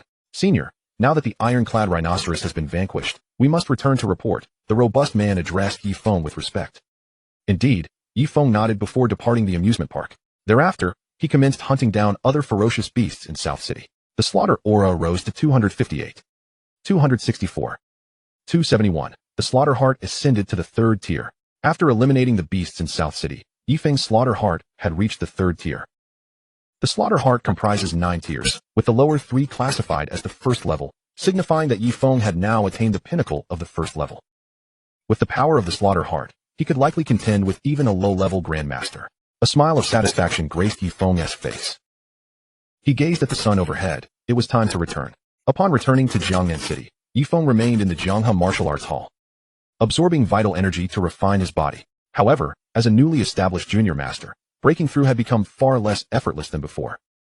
While martial artists can indeed advance through slaughter, it pales in comparison to the absorption of vital energy. After days of slaying ferocious beasts, Ye Feng's combat prowess had significantly increased, yet he still had a considerable distance to cover before reaching the intermediate master tier. Ye Feng opened the sign-in sheet in his mind. During his time at the Jianghe Martial Arts Hall, he had achieved the capability for high-level sign-ins. Ding. Does the host confirm the high-level sign-in? Confirmed. Ding. High-level sign-in successful. Acquired sign-in reward. Soul extinguishing divine blood. Usable only by a high-level master. Successful absorption of soul extinguishing divine blood allows one to break through to the junior grandmaster level. Ye Feng regarded the sign-in system he had obtained, secretly pondering its value. He had heard of soul extinguishing divine blood, realizing it was not the blood of ferocious beasts, but rather a peculiar type of blood, the origin of which remained unknown to him. However, at present, the soul extinguishing divine blood held no significance for him, as only a high-level master could utilize it. Speaking of high-level masters, Ye Feng thought of Suzhan. Given all the assistance Suzhan had extended to him, it was time for him to reciprocate. He made his way to the Home Master's chamber. Upon entering, he found Su Zhan poring over documents, a furrowed brow marring his expression. Home Master, what brings you here? Su Zhan exclaimed, rising to greet Ye Feng. Why do you seem so downcast? Ye Feng inquired. How can I be cheerful? Su Zhan sighed, shaking his head, then continued. The city lord has issued mobilization orders to all martial arts halls, organizations, and martial families in Jiangnan City, in light of the impending turmoil. The martial artists of Jiangnan City are to be fully mobilized. Ye Feng understood. The city lord had previously informed him about the unusual movements of ferocious beasts in the Qingling cave. By the way, Home Master, did you need something from me? Su Zhan looked at Ye Feng. Would you like to become a member of the Jiangnan Council? What do you mean? Su Zhan was perplexed by Ye Feng's words. Naturally, he aspired to join the Jiangnan Council, yet only grandmasters could attain such a position. Someone of Ye Feng's caliber entering would be unprecedented. Here, take this. Ye Feng offered a small vial to Su Zhan. Home Master, what is this? Soul-extinguishing divine blood, Ye Feng replied. Su Zhan's pupils constricted as if he had misheard. Soul-extinguishing divine blood. Indeed, once you absorb the soul-extinguishing divine blood, you will break through to the junior grandmaster level, Ye Feng assured him with a nod. Su Zhan stared at Ye Feng in astonishment, unable to fathom how Ye Feng had acquired such a treasure. Could it be that Ye Feng possessed an extraordinary background? Chapter 129. A million beasts breached the main defense line of Jiangnan City. Su Zhan realized that Ye Feng would not jest about such matters and accepted the soul-extinguishing divine blood. Absorbing it would elevate him to the junior grandmaster tier, thereby enabling him to join the Jiangnan Council. Thank you, Home Master, Su Zhan expressed with heartfelt gratitude. Feeling that protecting Ye Feng during the incident with Yang Hao was the wisest decision he had ever made. After leaving the Home Master's chamber, Su Zhan prepared to absorb the soul-extinguishing divine blood. 3 days later, he had successfully advanced to the junior grandmaster level. At that moment, Su Zhan emanated an even more terrifying aura than before, akin to a slumbering beast that had finally awakened. Attention all disciples of the Jianghe Martial Arts Academy. I am Su Zhan, the head of this esteemed institution. I have ascended to the realm of the primary grandmaster, and from this moment forth, our academy shall stand as the unequivocal strongest martial arts school. Su Zhan proclaimed this momentous news to everyone at the Jianghe Martial Arts Academy. In his previous rank as a senior master, the academy's reputation as the foremost martial arts institution in Jiangnan City was largely due to the protection of Ye Feng. However, the tides have now shifted, for he has achieved the status of grandmaster. The members of the Jianghe Martial Arts Academy erupted in jubilant cheers. The headmaster's breakthrough to grandmaster was nothing short of monumental news for the academy. Ye Feng, too, felt a surge of emotions. Aware that Su Zhan's elation mirrored that of an ordinary person winning a multi-million lottery. Headmaster, Ye Feng gazed at Su Zhan. Let us proceed to the Jiangnan Council. Recognizing that Su Zhan's elevation to grandmaster warranted his inclusion as a new member of the council, Su Zhan nodded in agreement, and the two made their way to the Jiangnan Council. Upon their arrival at the Jiangnan Council Hall, the city lord, Lu Xinghe, welcomed Ye Feng and Su Zhan, inviting them to take a seat. Ye Feng, why have you brought the head of the Jianghe Martial Arts Academy here? Lu Xinghe inquired, somewhat puzzled. City lord, the headmaster has attained the rank of grandmaster, Ye Feng replied. Is that so? A look of delight spread across Lu Xinghe's face. With a great battle imminent, the addition of another grandmaster to Jiangnan City was indeed extraordinary news. Following verification, it was confirmed that Su Zhan met all the criteria for the grandmaster rank. This session of the Jiangnan Council was not held within the confines of the Martial Artist Forum, but rather convened as a press conference. The announcement of a new member to the Jiangnan Council graced the front pages of major news outlets in Jiangnan City. The residents were elated. Perceiving this as a momentous development, the stronger Jiangnan City became, the more secure their safety was assured. On October 21, 2020, in Jiangnan City, one of the 8 major base cities of Longhua, the million ferocious beasts from the Qingling cave advanced towards the city's main defensive line. Clang, clang, clang. The sound of the battle bell resonated through the air, marking 820 points. The residents of Jiangnan City listened to the tolling of the battle bell, their hearts seemingly ceasing to beat. The first time they had heard this ominous sound was several years prior. It signaled the impending attack of the ferocious beasts on Jiangnan City. Hurry, hurry. Vehicles filled with martial artists rushed towards the main defensive line along the streets of Jiangnan City. The atmosphere of impending battle thickened palpably. Among these martial artists were many young individuals who, having never experienced combat, turned pale with fear, some even bursting into tears. Jiangnan City was fortified with 4 major defensive lines, front, rear, left, and right, with the front line serving as the main defensive line. These fortifications encircled Jiangnan City like an iron barrel, each line situated hundreds of kilometers from the city center. In addition to the 4 outer defensive lines, there was also an inner defense, segmented into front, rear, left, and right, designed to provide an additional layer of resistance should the ferocious beasts breach the city. Chapter 130. The Overwhelming Army of Ferocious Beasts. Within the Jiangnan Council, all members convened to deliberate the imminent advance of the ferocious beasts towards the main defensive line. According to projections, the beasts from the Qingling Cave were expected to reach the main line in 5 days. A mid-level grandmaster addressed the assembly, stating, "The sheer number of beasts is overwhelming, and casualties are inevitable. However, it is a necessary sacrifice to defend against them. Should the beasts arrive, we will ensure they leave with nothing." Indeed, Jiangnan City fears not the Qingling Cave. As Ye Feng listened to the grandmaster speak, he remained silent, envisioning the terrifying spectacle of 1,000,000 ferocious beasts. There is little more to say. We have already established our defensive strategy. We shall see how the beasts attempt to breach our walls, City Lord Lu Xinghe declared to the assembly. All the grandmasters in the hall nodded in agreement. The atmosphere of impending conflict intensified. All martial artists in Jiangnan City were mobilized. Even the novice apprentices were required to join the battlefield. City Lord Lu Xinghe delivered a motivational speech, emphasizing that this was a critical juncture for the survival of Jiangnan City, necessitating unity among all martial artists to repel the ferocious beasts. The following day, all martial artists from Jiangnan City arrived at the main outer defensive line. The city boasted a military force of 1.5 million, with troops stationed at all 4 outer and inner defensive lines.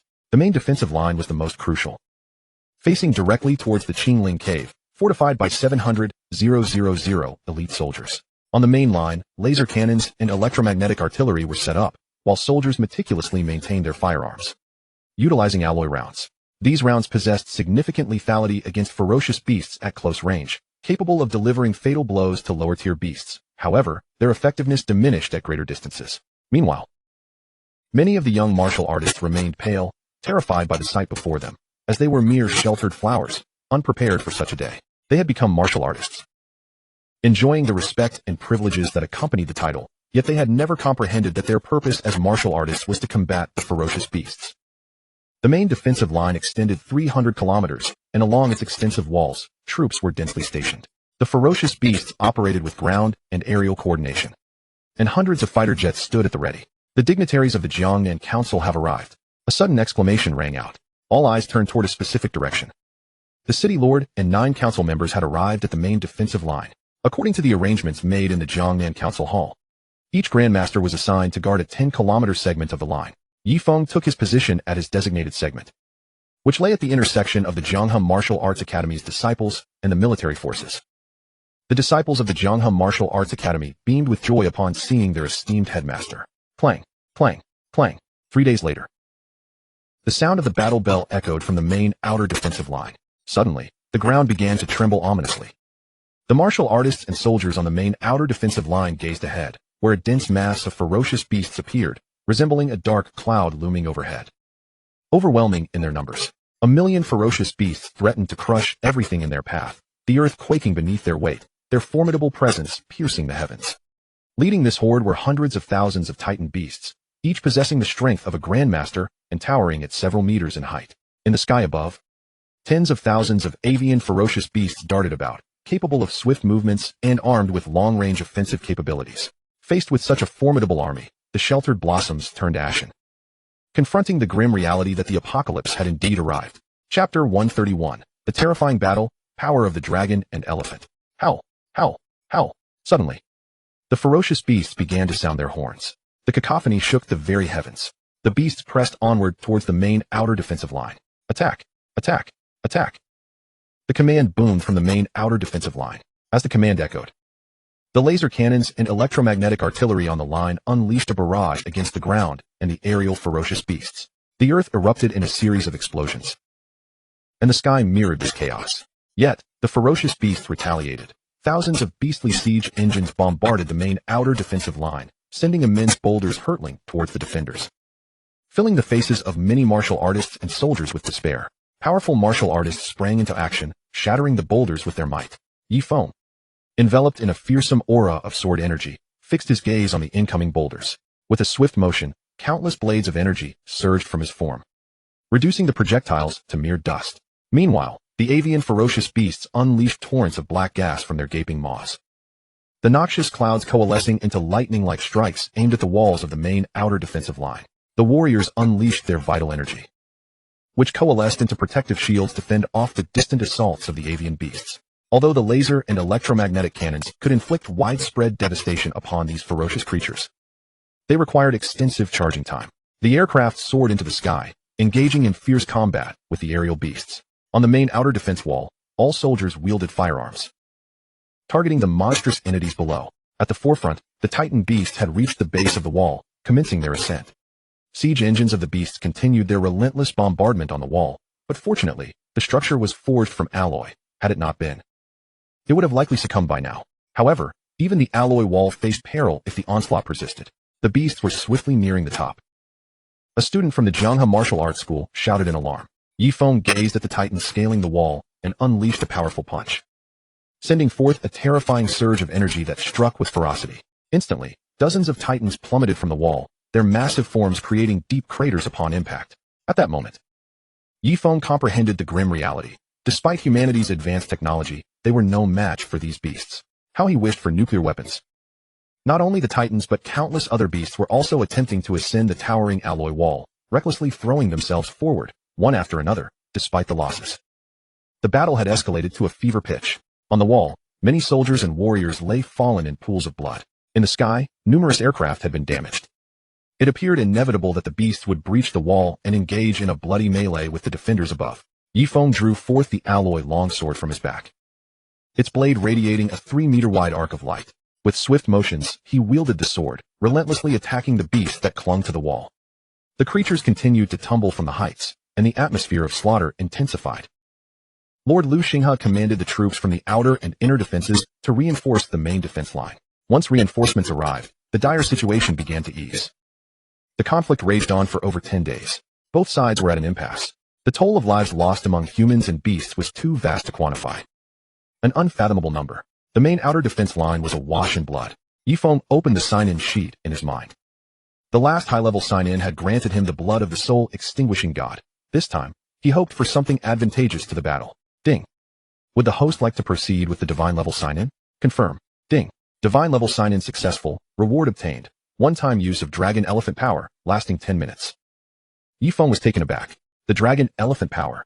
The true Dragon Elephant Power. It was known that this power could only be manifested upon reaching the Emperor level. One-time Dragon Elephant Power boasted a combat strength of 60 million. Chapter 132. The Might of the Dragon Elephant, instilling fear in the beasts. Although the Dragon Elephant Power could only be sustained for 10 minutes, Ye Feng felt it would suffice to intimidate the beasts. He understood that while he wielded this power, he remained vastly inferior to an emperor in all other aspects. Thus he must proceed with caution. The beasts launched a new wave of ferocious assaults, far more frenzied than before. Hours later, the beasts finally managed to scale the wall once again, compounding the crisis.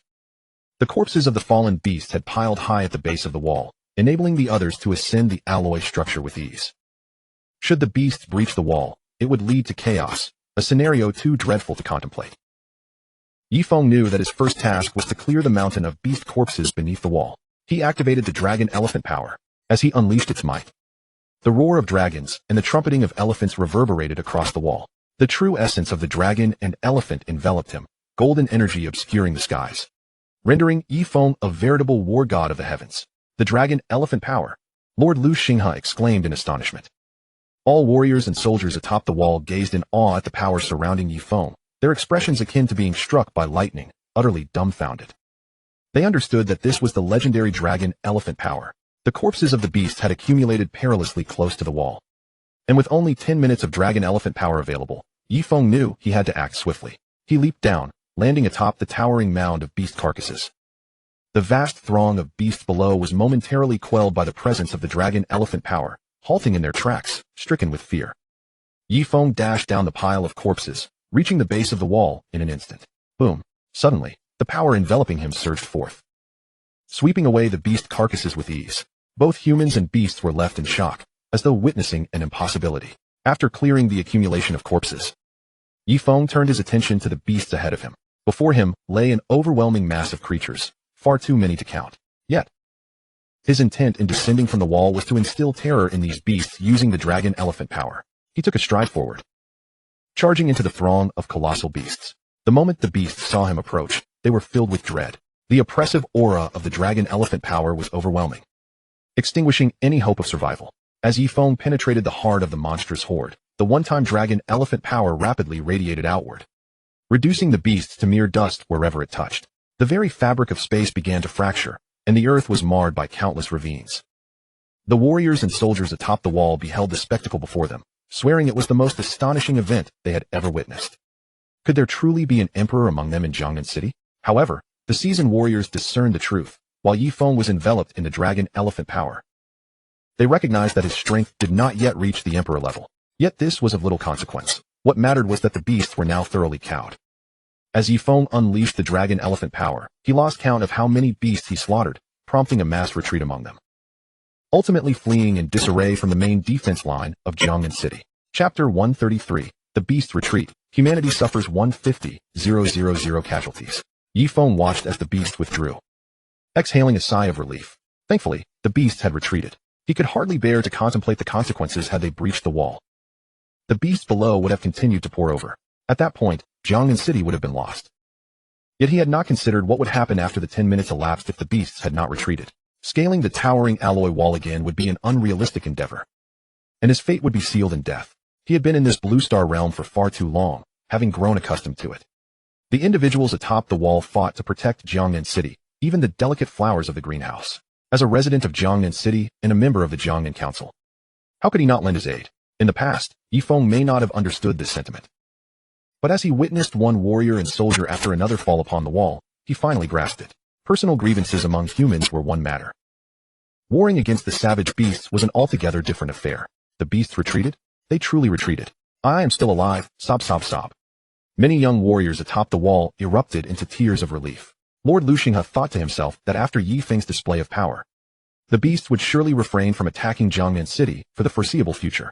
After the statistical assessment of the recent battle against the ferocious beasts, it was reported that humanity suffered a staggering loss of 150,000 lives. Upon this news reaching the main city of Jiangnan, the entire populace observed a moment of silence lasting an hour. Countless Kongming lanterns ascended into the night sky, illuminating the city with a radiant glow. These lanterns seemed to be guiding the souls of the fallen heroes to a sacred place. The warriors from various martial arts schools, organizations, and families in Jiangnan returned to their respective factions. In the Jiangnan Council, City Lord Luxinghe gazed at Ye Feng, expressing his gratitude. It is thanks to you, Ye Feng, that Jiangnan City was not overrun by the beasts. Otherwise, millions would have faced a gruesome demise. The grandmasters present in the hall also looked at Ye Feng with appreciative eyes. This is merely my duty, Ye Feng replied, his expression remaining composed, having contemplated the situation thoroughly during the beast retreat. By the way, Ye Feng, how were you able to wield the first level of dragon elephant force? You should not possess the strength of an emperor, City Lord Luxinghe remarked, puzzled. The other grandmasters shared his bewilderment, eager to understand how Ye Feng could manifest such power. That is not easily explained. Ye Feng shook his head, noticing his reluctance to elaborate. The City Lord and grandmasters refrained from pressing further. City Lord, given the ferocious beasts have suffered such a devastating defeat, they are likely to refrain from attacking Jiangnan City for the time being, correct? One grandmaster suddenly posed to the City Lord. The City Lord nodded, acknowledging that an attack was unlikely in the short term, but added, however, this is uncertain. If the three leaders in Qingling Cave were to perish, then they would truly be deterred from assaulting Jiangnan City. Qingling Cave, being the largest gathering area for ferocious beasts outside Jiangnan, not only harbored a vast number of these creatures, but also housed three leaders, all of whom were advanced 6th-tier beasts, significantly stronger than Luxinghe himself. These three leaders served as the psychological backbone for the ferocious beasts. Suddenly, Ye Feng was taken aback as he discovered that his killing heart had reached the 4th level. This signified that he had attained the harmonization level, the 2nd tier among the 3 major realms of weaponry. With this level, Ye Feng could now unleash a sword aura extending at least 10 zhang, intertwining with the elemental energies of heaven and earth to forge an unparalleled strike. Harmonization embodies the synthesis of the forces of nature. Chapter 134. The Secret Cache of Elemental Stones. Following the retreat of the ferocious beasts, Jiangnan City began to regain its former tranquility. Ye Feng realized that it would be challenging for him to achieve a rapid breakthrough within the city. The wilderness, however, not only housed ferocious beasts, but also treasures. Legends spoke of treasure chests that fell from the sky during the cataclysmic events, when massive fissures opened in the atmosphere. 3 years prior, the Dragon Kingdom had discovered a wrecked spacecraft in the wild, which everyone knew did not belong to Blue Star due to its advanced technology. Subsequently, nations around the world began to uncover items not of this world. These artifacts had greatly benefited Blue Star, with innovations such as laser cannons and electromagnetic weapons emerging from the study of these foreign objects. Ye Feng departed from Jiangnan City, venturing into the wilderness, hoping to find a place rich in elemental energy. If fortune smiled upon him and he stumbled upon a treasure, it would be a stroke of luck. If not, he was primarily focused on locating a site abundant in energy to absorb. To the countless inhabitants of Blue Star, a primary grandmaster represented an immensely formidable existence, an insurmountable pinnacle. Yet, Ye Feng understood that he was still far too weak. He began his search across the expansive wilderness for a location saturated with spiritual energy. However, locating such a place was akin to searching for a needle in a haystack. Following his last divine level sign-in, which granted him the first level of Dragon Elephant Force, he was now faced with a new round of sign-ins. Over time, Ye Feng had unraveled some of the system's secrets: primary sign-in, intermediate sign-in, advanced sign-in, divine sign-in. Each mode of sign-in offered the potential for valuable rewards, though it was more likely to obtain superior items through intermediate sign-ins compared to primary ones, not implying that items gained from primary sign-ins were without merit. Now, it was time for a new round of sign-ins. Ye Feng activated the sign-in interface in his mind. Ding. Is the host certain about using the primary sign-in? Confirmed. Ding. Sign-in successful. Reward received. Coordinates to the secret cache of elemental stones. Coordinates to the secret cache of elemental stones? Ye Feng was astonished. He discovered that a set of coordinates had appeared in his mind. Knowing that this cache was likely filled with numerous elemental stones, it would greatly aid in his breakthrough. This primary sign-in was worth its weight in gold. Following the coordinates in his mind, Ye Feng set off. The coordinates were not close to his current location, and based on his speed, it would take at least 3 days and nights to reach his destination. Now a grandmaster, Ye Feng had little need for food, making the 3-day journey a trivial endeavor. 3 days and nights later, on the dawn of the 4th day, Ye Feng finally arrived at his destination. Before him stood a colossal mountain, shaped remarkably like a pyramid. Ye Feng surmised that the secret cache of elemental stones must lie within this mountain. Without hesitation, he ascended the pyramid-like mountain. After several hours of searching, he discovered an entrance resembling an air raid shelter. Upon entering, it did not take long for Ye Feng to reach the end. As he gazed upon the spectacle before him, even he, a primary grandmaster, was left speechless, his jaw agape. For in front of him lay at least tens of thousands of elemental stones. Chapter 135, The Crimson-Scaled Blood Python, absorbing tens of thousands of elemental stones. Elemental stones are treasures among treasures on Blue Star. Even a superpower would find it challenging to produce tens of thousands of these stones, highlighting their immense value. Moreover, the size of these elemental stones was significantly larger than those found on the rooftop of the Wolf Mountain building. Ye Feng recognized that absorbing these stones would undoubtedly propel him from a primary grandmaster to an advanced grandmaster. Just as he prepared to absorb the elemental stones, a terrifying roar suddenly echoed in his ears. Ye Feng focused intently and noticed a gigantic python, measuring several dozen meters in length, glaring down at him from above. This serpent, entirely crimson, with fiery red eyes and covered in ominous red bumps, appeared exceedingly fearsome. Having studied the compendium of ferocious beasts, Ye Feng immediately identified this creature. It was a 5th-tier advanced beast, the crimson-scaled blood python. The crimson-scaled blood python was far stronger than a human advanced grandmaster. A regular martial artist encountering this beast would stand no chance of survival. However, this serpent was not particularly fortunate, for it had crossed paths with Ye Feng. Hiss hiss. The great python flicked its tongue, seemingly preparing to open its massive maw and devour Ye Feng whole. Unwilling to let the serpent waste his time, Ye Feng directly activated the 4th level of his killing heart, reaching the harmonization level. Instantly, he was enveloped in a radiant sword aura, which rapidly expanded around him. Before long, a formidable sword aura spanning 10 zhang coalesced successfully. Once the sword aura was formed, the terrifying elemental energy intertwined with the equally fearsome sword aura. The blood-red pupils of the crimson-scaled blood python constricted in alarm, clearly taken aback by the formidable power emanating from the human before it. Hiss hiss. After flicking its tongue again, the crimson-scaled blood python prepared to flee. Yet this crimson-scaled blood python was already the prey of Ye Feng. And how could he allow it to escape? Go! Ye Feng barked coldly, his body enveloped in a 10 zhang wide sword aura, interwoven with energy, coalescing into a terrifying shockwave. This strike was incomparably more powerful than the advanced sword technique, sky-splitting sword.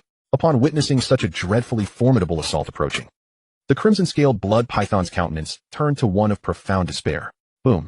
The shockwave collided with the massive body of the blood python, instantly erupting a mist of blood into the air. After the explosion, the blood python's form had been obliterated, reduced to mere ashes. Ye Feng mused silently on the overwhelming power of the combined forces. He turned his gaze toward the nearby essence stones.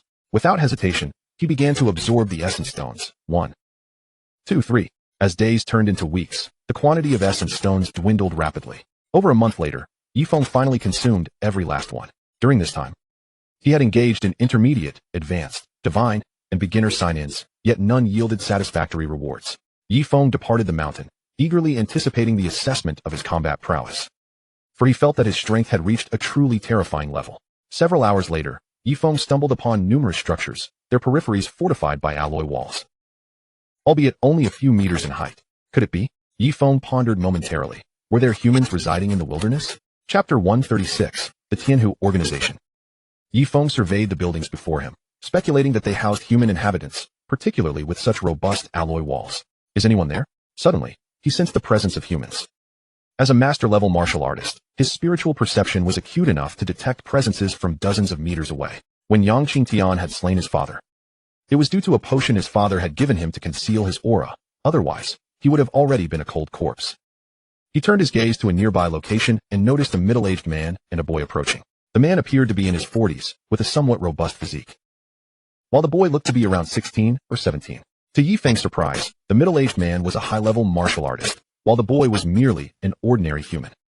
"Dad, look, there are people," the boy exclaimed, astonishment etched upon his face. The middle-aged man also spotted Ye Feng, and, after a brief moment of surprise, hastened towards him.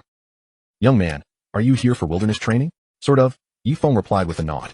"You must be from Jiangnan City. I am Su Lang, the leader of the Tianhu Organization, and this is my son, Su Yun." The middle-aged man introduced himself. Ye Feng surmised that the Tianhu Organization must be the collection of buildings nearby. After a few moments of contemplation, he posed a question to Su Lang.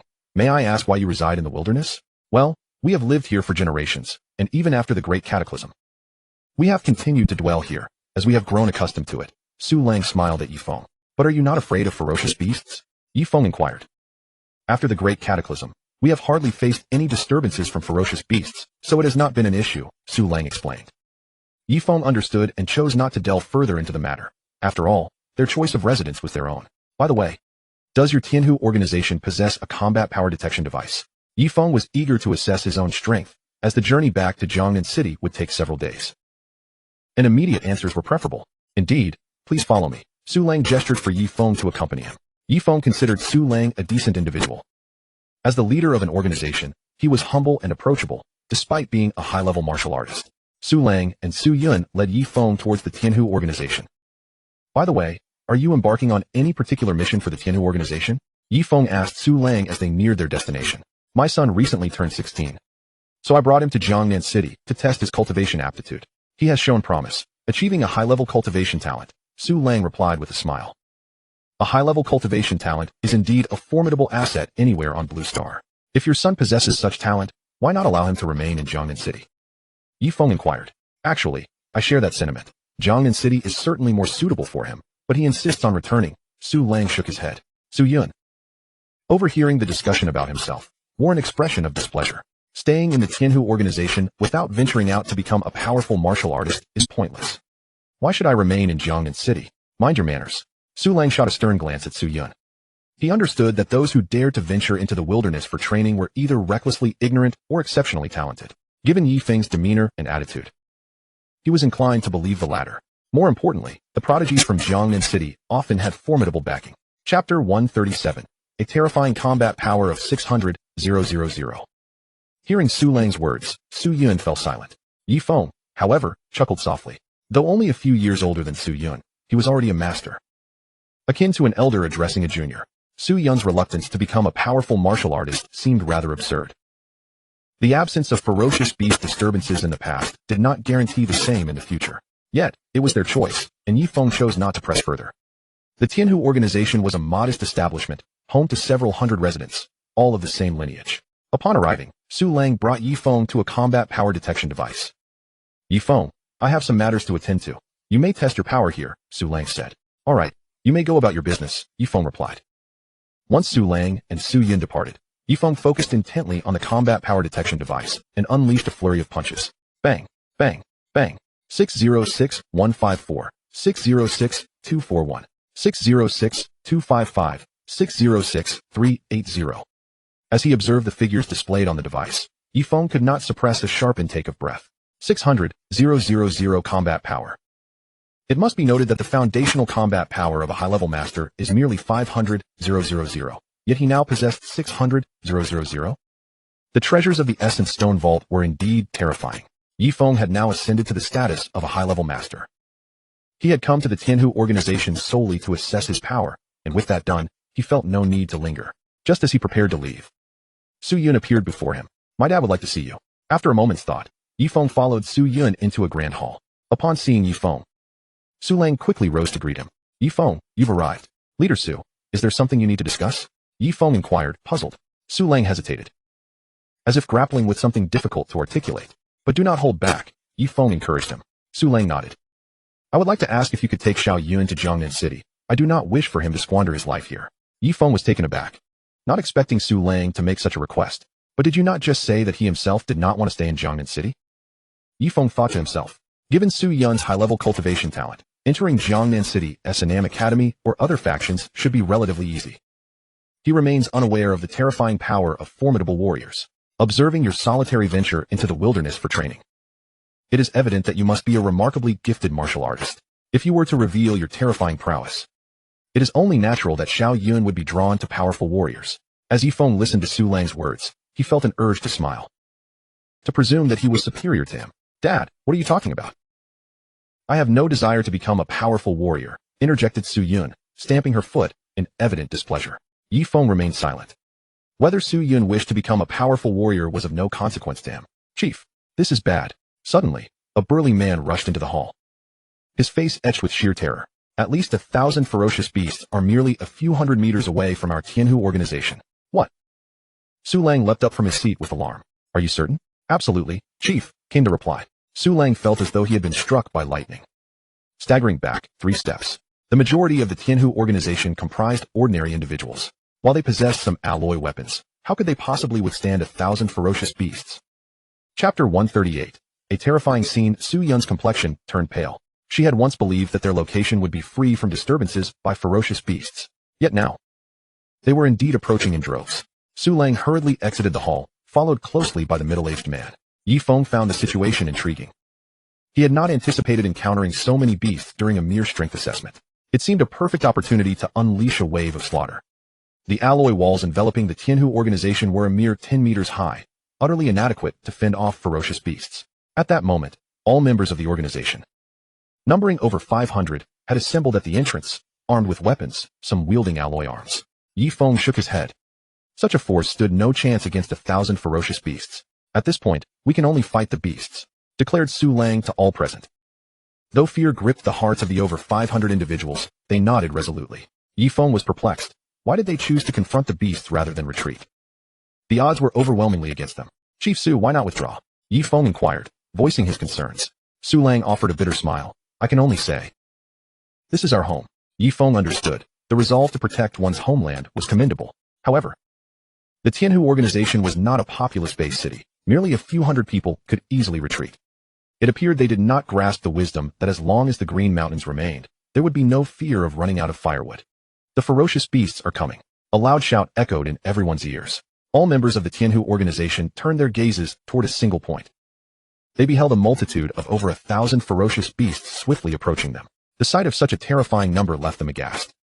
How could they possibly defend against so many? Roar, roar, roar. The ferocious beasts unleashed horrifying roars. As the echoes faded, they charged forward with ferocity. The members of the Tianhu organization felt their souls plummet. They sensed that in merely an instant, they would be utterly slaughtered by these beasts. Despair etched itself upon every face. In that critical moment, Ye Feng stepped forward, boldly confronting the oncoming horde of beasts. The members of the Tianhu organization were stunned. They had not anticipated such an action from Ye Feng. Simultaneously, a colossal sword aura, spanning 10 feet wide, manifested around Ye Feng's body. Everyone rubbed their eyes in disbelief. How could such an immense sword aura exist? Su Lang, a senior martial artist, understood more than the others. Gazing at the 10-foot-wide sword aura enveloping Ye Feng, he was left speechless, wide-eyed with astonishment. He realized that such a display required not only an awakened talent for swordsmanship, but also mastery of weaponry. Whoosh, whoosh, whoosh. Suddenly, the massive sword aura fragmented into countless sword beams, resembling raindrops, soaring toward the 1,000 ferocious beasts.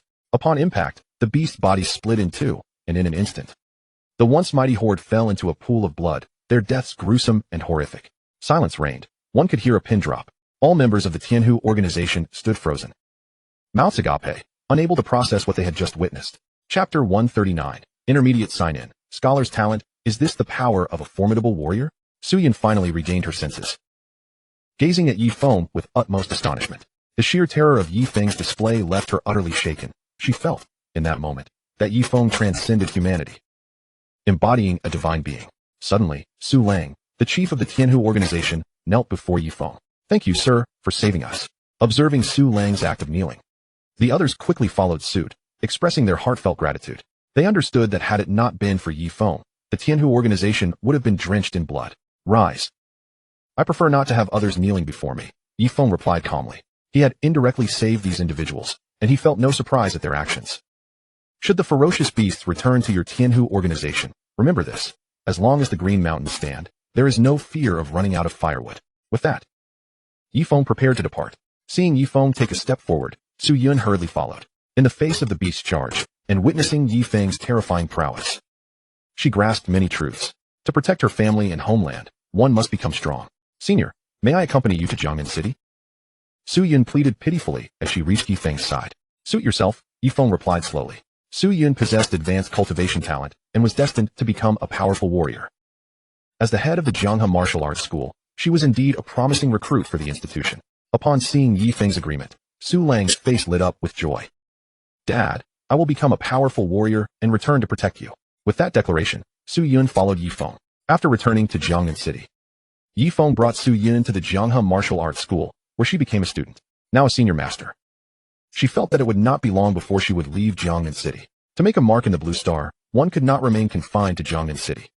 Ye Feng had already planned his next destination, the imperial capital, Dragon City. Su Hua and Yi Qing were currently at Nanshan University in Dragon City. He wondered how they were faring. Visiting Dragon City would also provide an opportunity to see them. A few days later, Ye Feng discovered he could sign in. While absorbing elemental stones, he had signed in several times, and now he had reached the intermediate sign-in stage. He opened the sign-in interface in his mind. Beep. Does the host confirm the intermediate sign-in? Confirmed. Beep. Intermediate sign-in successful. Reward, Scholar's Talent, which can be fused with others. Scholar's Talent? Ye Feng smiled, finding the talent intriguing, though regrettably unsuited for him. However, it could be fused with others. He thought of his sister, Ye Shui. This talent should be fitting for her. Upon reviewing the description of Scholar's Talent, he realized it did not fall under the categories of attribute talents, weapon talents, or elemental talents. This meant that it could be fused without the need for a cultivation talent. Ye Feng felt relieved. Ye Shui was currently just an ordinary person.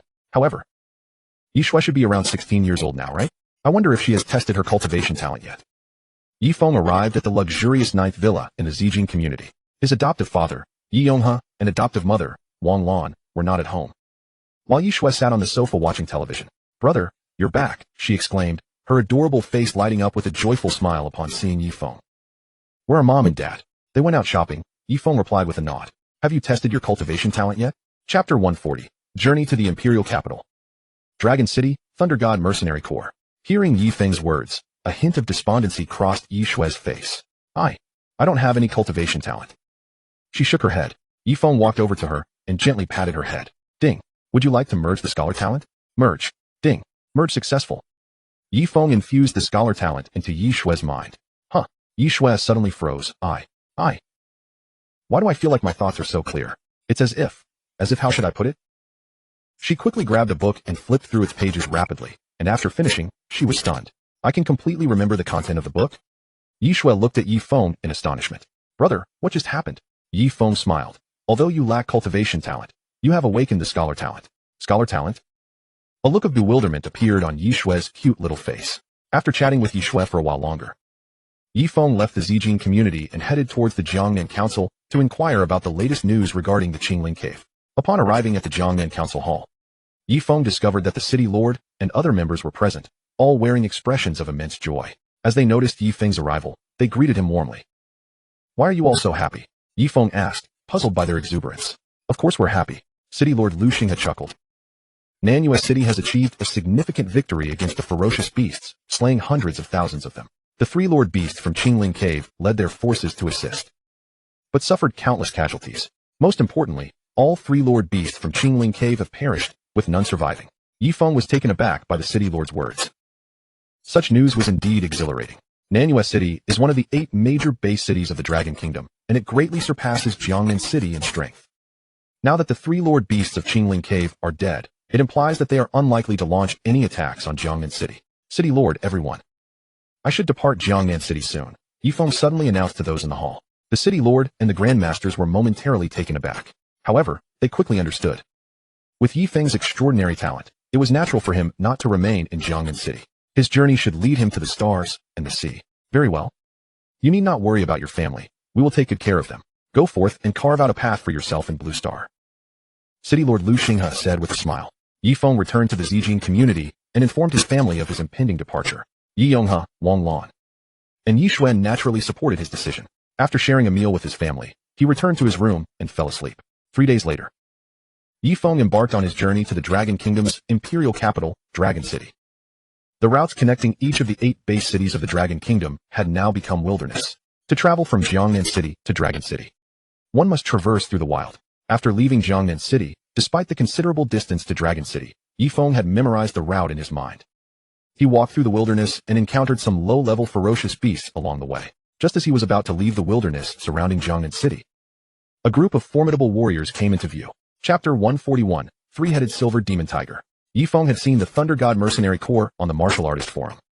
The forum consists of the Dragon Kingdom's main forum and the base city forums, and Ye Feng had naturally seen the Thunder God Mercenary Corps on the main forum. The Thunder God Mercenary Corps is the most powerful mercenary group in the Dragon Kingdom, boasting tens of thousands of members, with the leader being a Yuan general. It signifies an existence that can suppress the earth. Upon reaching the Yuan general level, one can fly and manifest wings of vitality.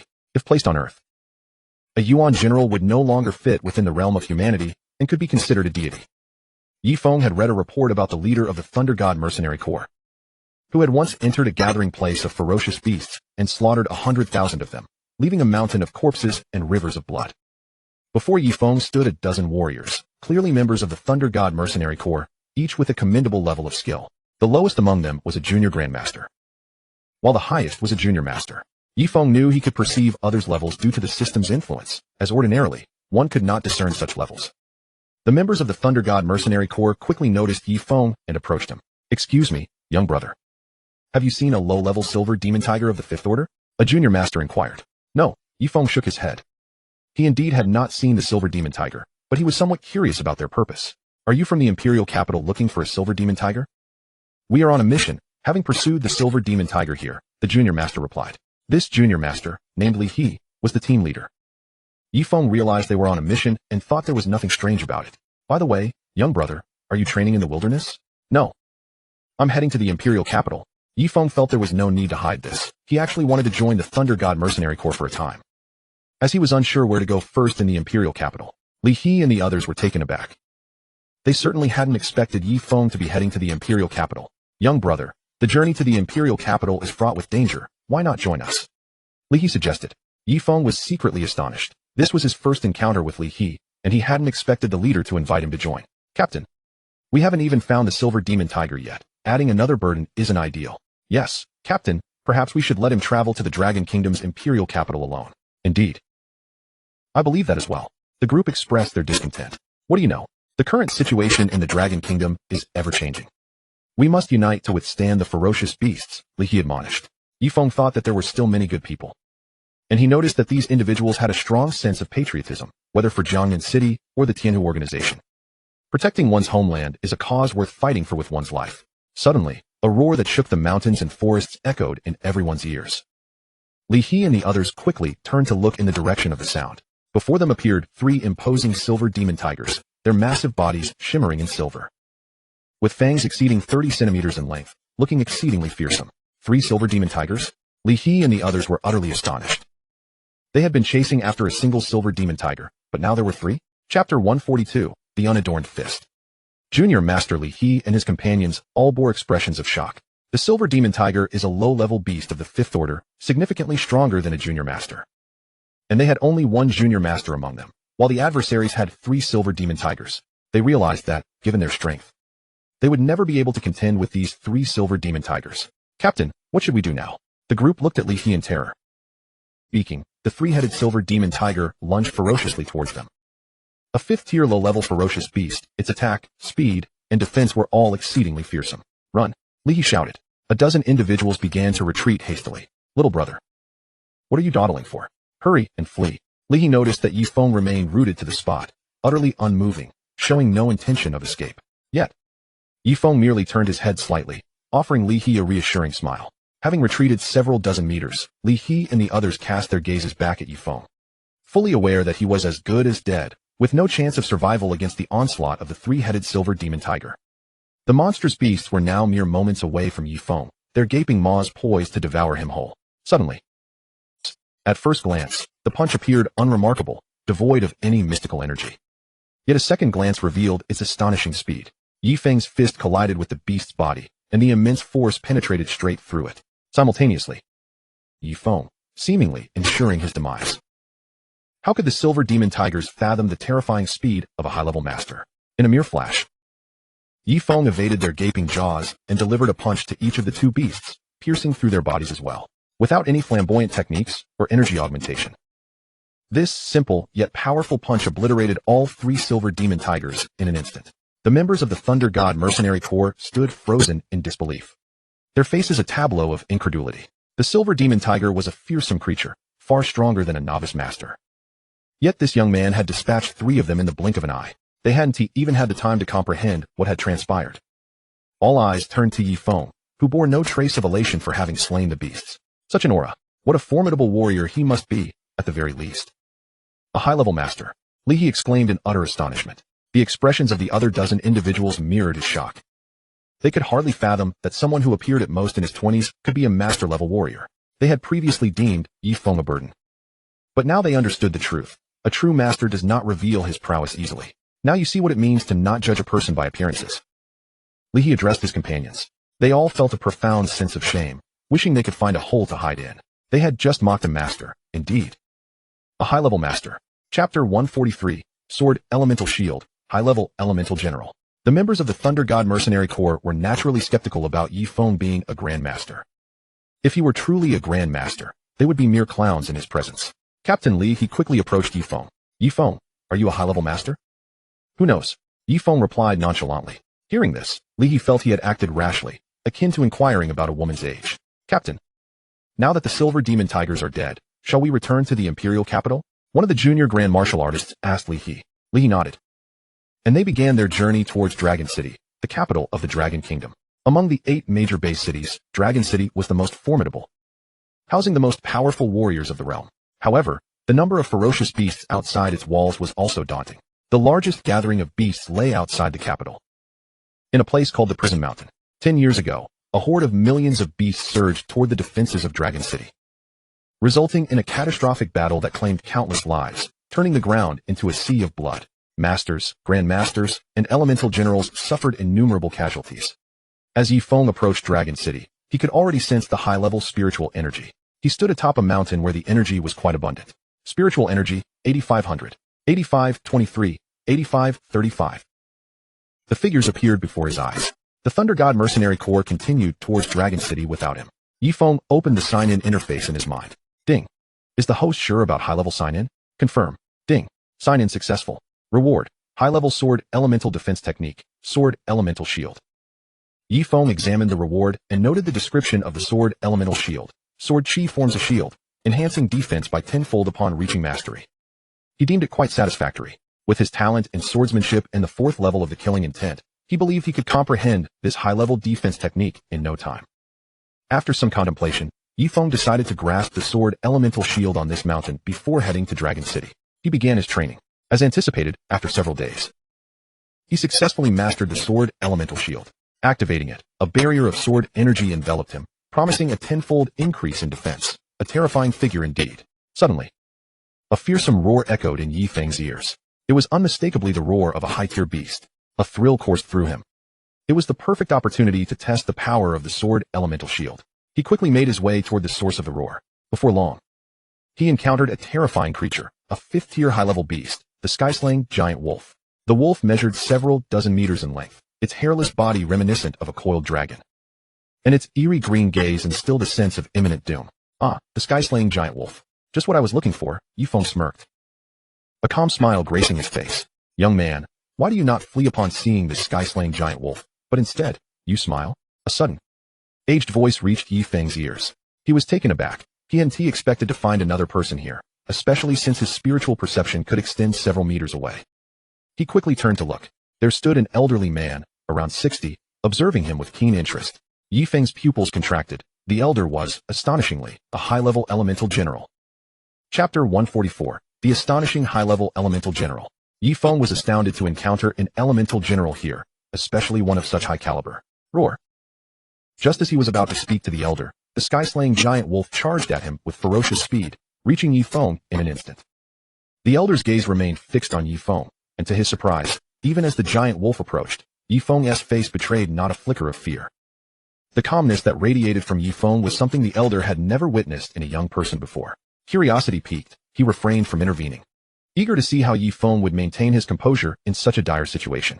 Roar. The sky-slaying giant wolf let out another terrifying roar. Raising its sharp claws to strike at Ye Feng activated the sword elemental shield. Instantly, the sword energy coalesced into a protective barrier surrounding him. With a tenfold increase in defense, he believed he could withstand the beast's onslaught.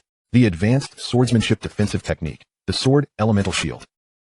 The elder gazed in astonishment at the sword shield enveloping Ye Feng's body, unable to suppress an exclamation of disbelief. To cultivate swordsmanship elemental techniques, one must first awaken their innate swordsmanship talent. He had never anticipated that Ye Feng would awaken such a gift.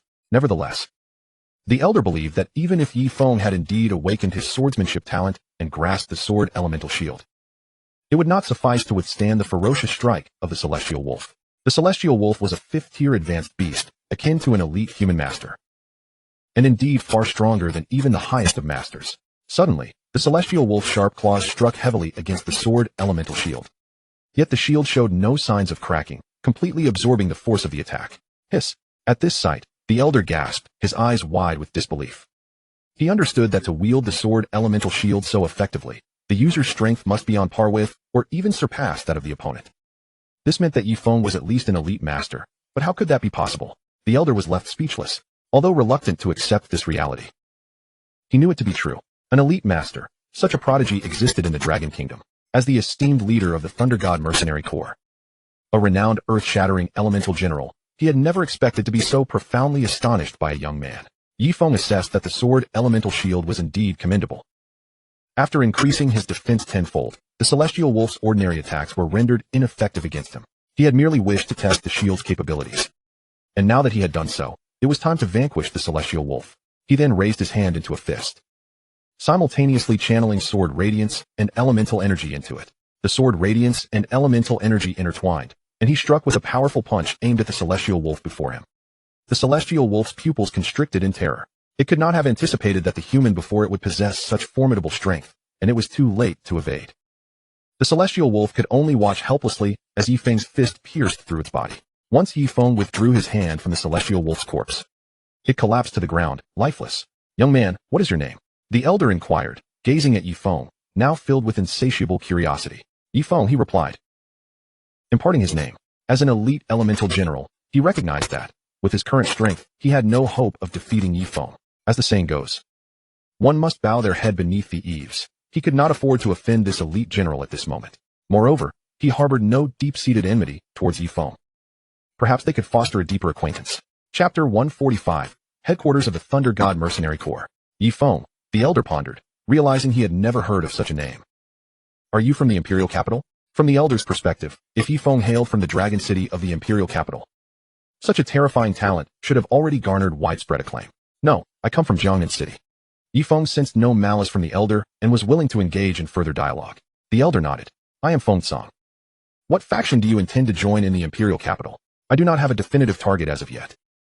Ye Feng had not even entered the imperial capital and was unfamiliar with its intricacies. How about joining the Thunder God Mercenary Corps? What do you think? Suddenly, Feng Song proposed to Ye Feng.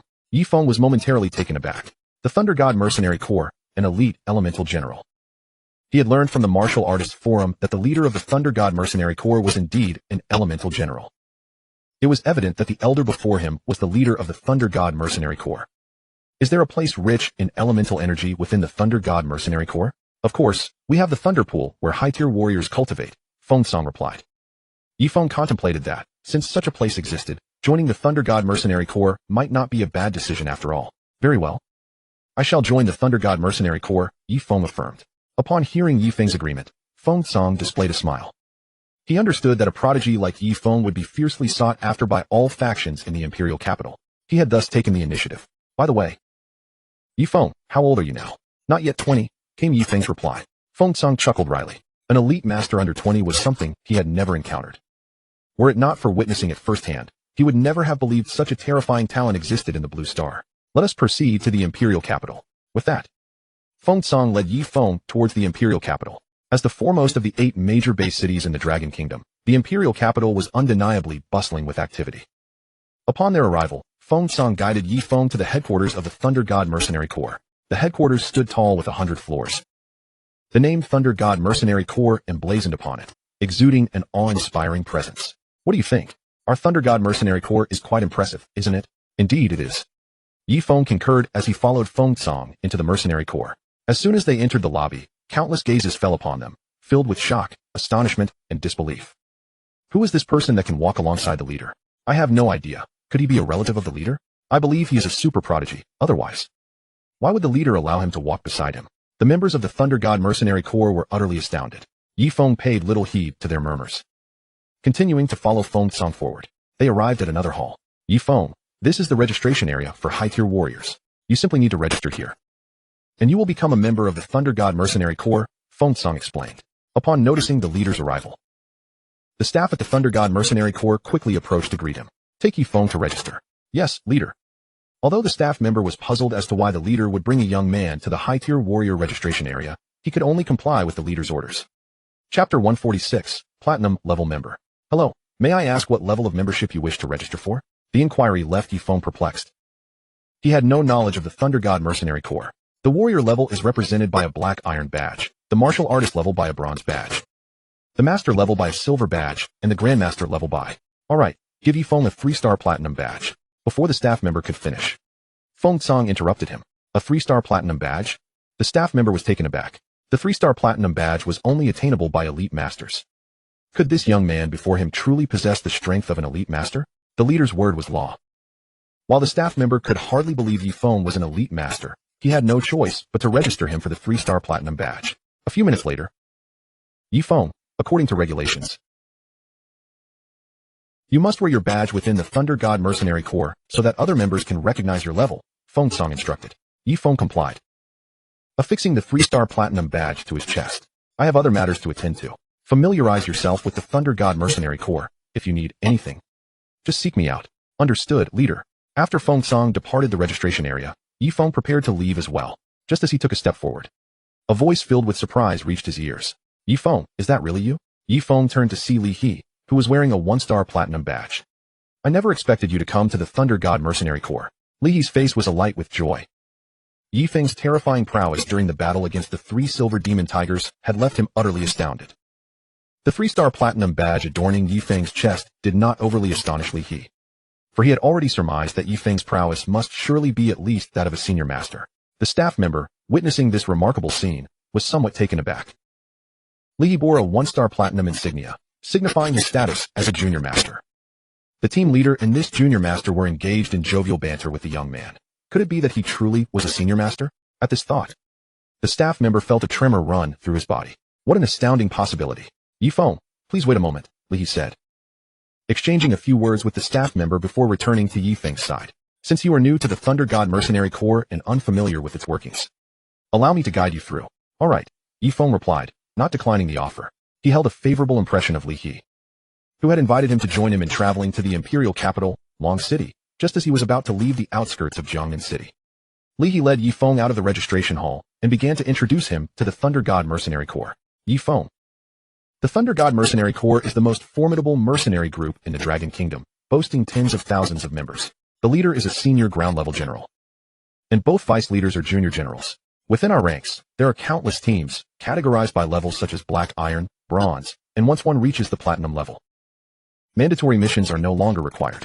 Last time, I took those Grand Martial Masters on a mission. Platinum level members enjoy substantial privileges within the Thunder God Martial Arts Institute, having access to all resources without hindrance. As Ye Feng listened to Li He's introduction, he pondered on the undeniable prestige of being a master. They were highly esteemed no matter where they were. Chapter 147, The Thunder Pool. By the way, where is the Thunder Pool? Ye Feng suddenly inquired of Li He. From Feng Song, he had learned that the aura within the Thunder Pool was exceptionally dense, and he was eager to witness its richness firsthand. Allow me to take you there, Li He replied, leading Ye Feng towards the Thunder Pool. Along the way, members of the Thunder God Mercenary Corps gazed in astonishment at the 3-star platinum badge on Ye Feng's chest. They could scarcely comprehend that someone who appeared significantly younger than themselves could possibly be a 3-star platinum member. Wait, I remember him. He is the one who walked alongside the leader. Indeed, I recall as well. No wonder he has attained the status of a 3-star platinum member. It must be due to his association with the leader.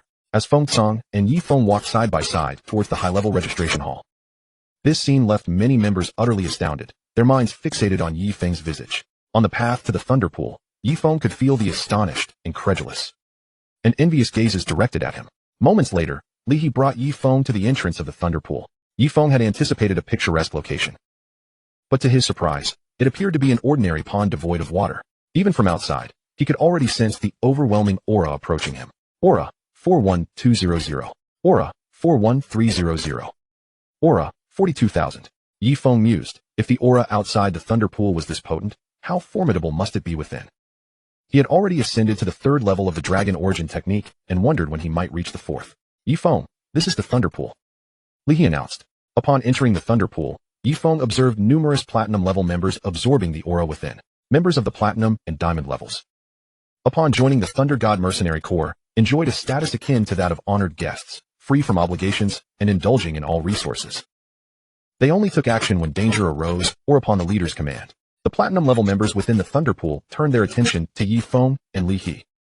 In any faction across Blue Star, the number of master-level martial artists was scant, and while they recognized Li He, Ye Feng was another matter entirely. Their gazes collectively fixed on Ye Feng, their faces betraying shock. This astonishment stemmed, of course, from the 3-star platinum badge adorning Ye Feng's chest.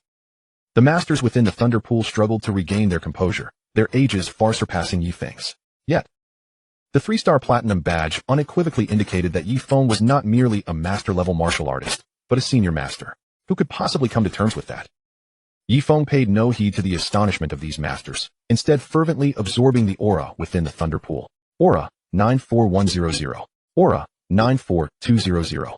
Aura 94225. As he observed the increasing figures on his retinal display, Ye Feng felt the aura in the Thunder Pool was indeed splendid. However, it was far from sufficient. Now a senior master, the prospect of breaking through to the grandmaster level was exceedingly daunting. Even with his ultimate cultivation talent combined with the Dragon Origin technique, he could only absorb such limited values of aura. One could only imagine how arduous the journey was for others. After absorbing aura for an extended period, Li He guided Ye Feng to the residential quarters for platinum level members.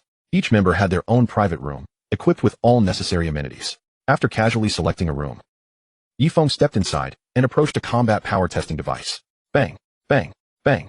676-200, 676-300, 676-355, 676-470. Gazing at the combat power displayed on the device, Ye Feng could not help but lament how sluggishly his combat power was increasing. Chapter 148. The reason behind Ye Feng's rise to fame in the Thunder God Mercenary Corps. The Thunder God Mercenary Corps maintained its own internal forum, chronicling all happenings within the organization. In recent days, Ye Feng's name had achieved unprecedented prominence on the forum. After all, Ye Feng was a 3-star platinum member. If he possessed the strength of a senior master, it would not be surprising. However, many speculated that Ye Feng's ascension to 3-star platinum status was due to his connection with the leader, Feng Song. Naturally, the members of the Thunder God Mercenary Corps harbored discontent over Ye Feng's perceived favoritism, although they dared not voice their grievances against the leader. Their ire towards Ye Feng simmered beneath the surface. Ye Feng remained engrossed in absorbing aura within the thunder pool. Having no knowledge of his burgeoning fame within the internal forum of the Thunder God Mercenary Corps. Aura, 96500. Aura, 96700. Aura, 96750. As he felt the aura's increasing data, he noted the absence of diamond-level members in the Thunder Pool. Diamond-level members were grandmaster-level martial artists, and, upon reaching that status, occupied high positions in any faction, rarely revealing themselves. All the platinum-level members fixed their gazes upon Ye Feng, who, although a master-level martial artist, now bore expressions of disdain. He is merely a 3-star platinum member due to his connection with the leader. With his age, even if he is a prodigy, he can at best be a grand martial master. How could he possibly be a senior master? It was an unavoidable conclusion. After all, he had connections. Sha Yun. Detest those who rely on connections the most. I shall see just how capable he truly is. A middle-aged man rose and strode towards Ye Feng. This man was Sha Yun, displaying a 1-star platinum badge upon his chest, signifying his status as a junior master. The gathered platinum-level members made no attempt to intervene. Eager to witness whether Ye Feng had indeed attained the status of a 3-star platinum member through mere connections, Sha Yun approached Ye Feng, fury radiating from him, and coldly regarded Ye Feng. Ye Feng, I have heard you are a senior master? Ye Feng opened his eyes and surveyed the figure before him, Sha Yun. Unfamiliar with the intricacies of the internal forum of the Thunder God Mercenary Corps, he found himself perplexed by the intent behind Sha Yun's words. Who are you? I am Sha Yun. Sha Yun replied with a cold smile. Since you are a 3-star platinum member, let us engage in battle. What do you say? In Sha Yun's eyes, Ye Feng's elevation to 3-star platinum status was solely due to the influence of their leader, Feng Song, indicating that he had Ye Feng at a disadvantage. The platinum members within the Thunder Pool observed Ye Feng with keen interest, eager to see if he would accept Sha Yun as challenge. Although Sha Yun was merely a junior master, he was still a master nonetheless. Why would I fight you for no reason? Ye Feng found Sha Yun's challenge rather baffling.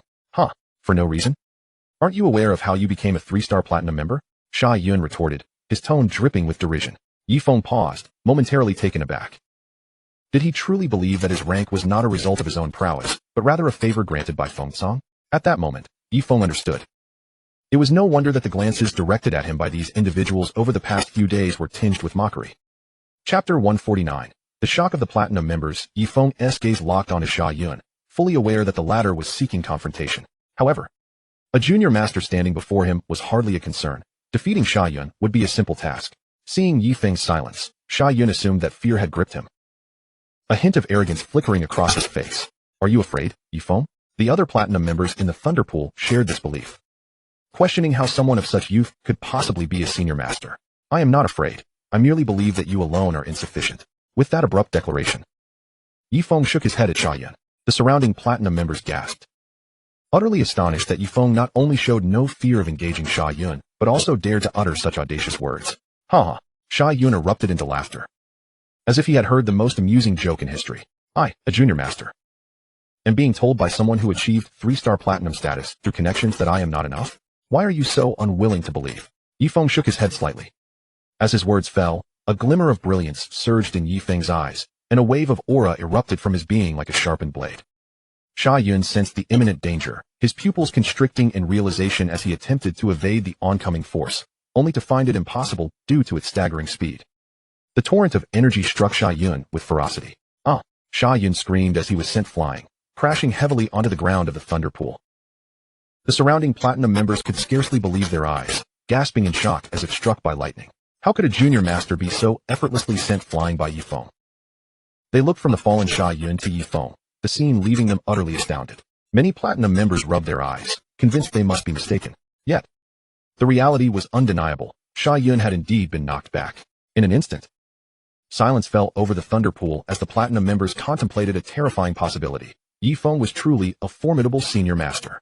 Otherwise, it was inconceivable that Sha Yun could be dispatched so swiftly. A senior master appearing to be no more than 20 years old? The cold sweat began to bead on the brows of the platinum members, as they finally grasped why Ye Feng had declared that Sha Yun was insufficient. Now, I trust no one doubts my capabilities?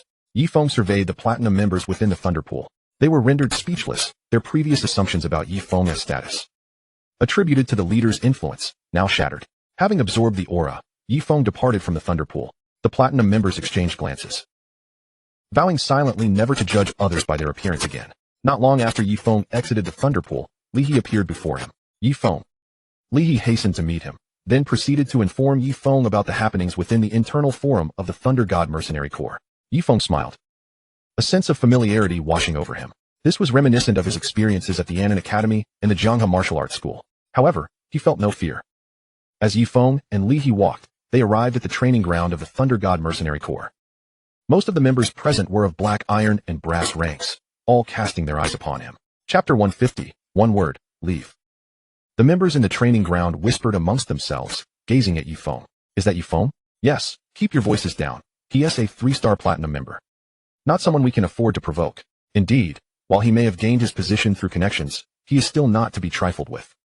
Although the members harbored resentment towards Ye Feng's elevated rank, they dared not confront him directly. Ye Feng, I don't believe you've been to the training ground much. Have you?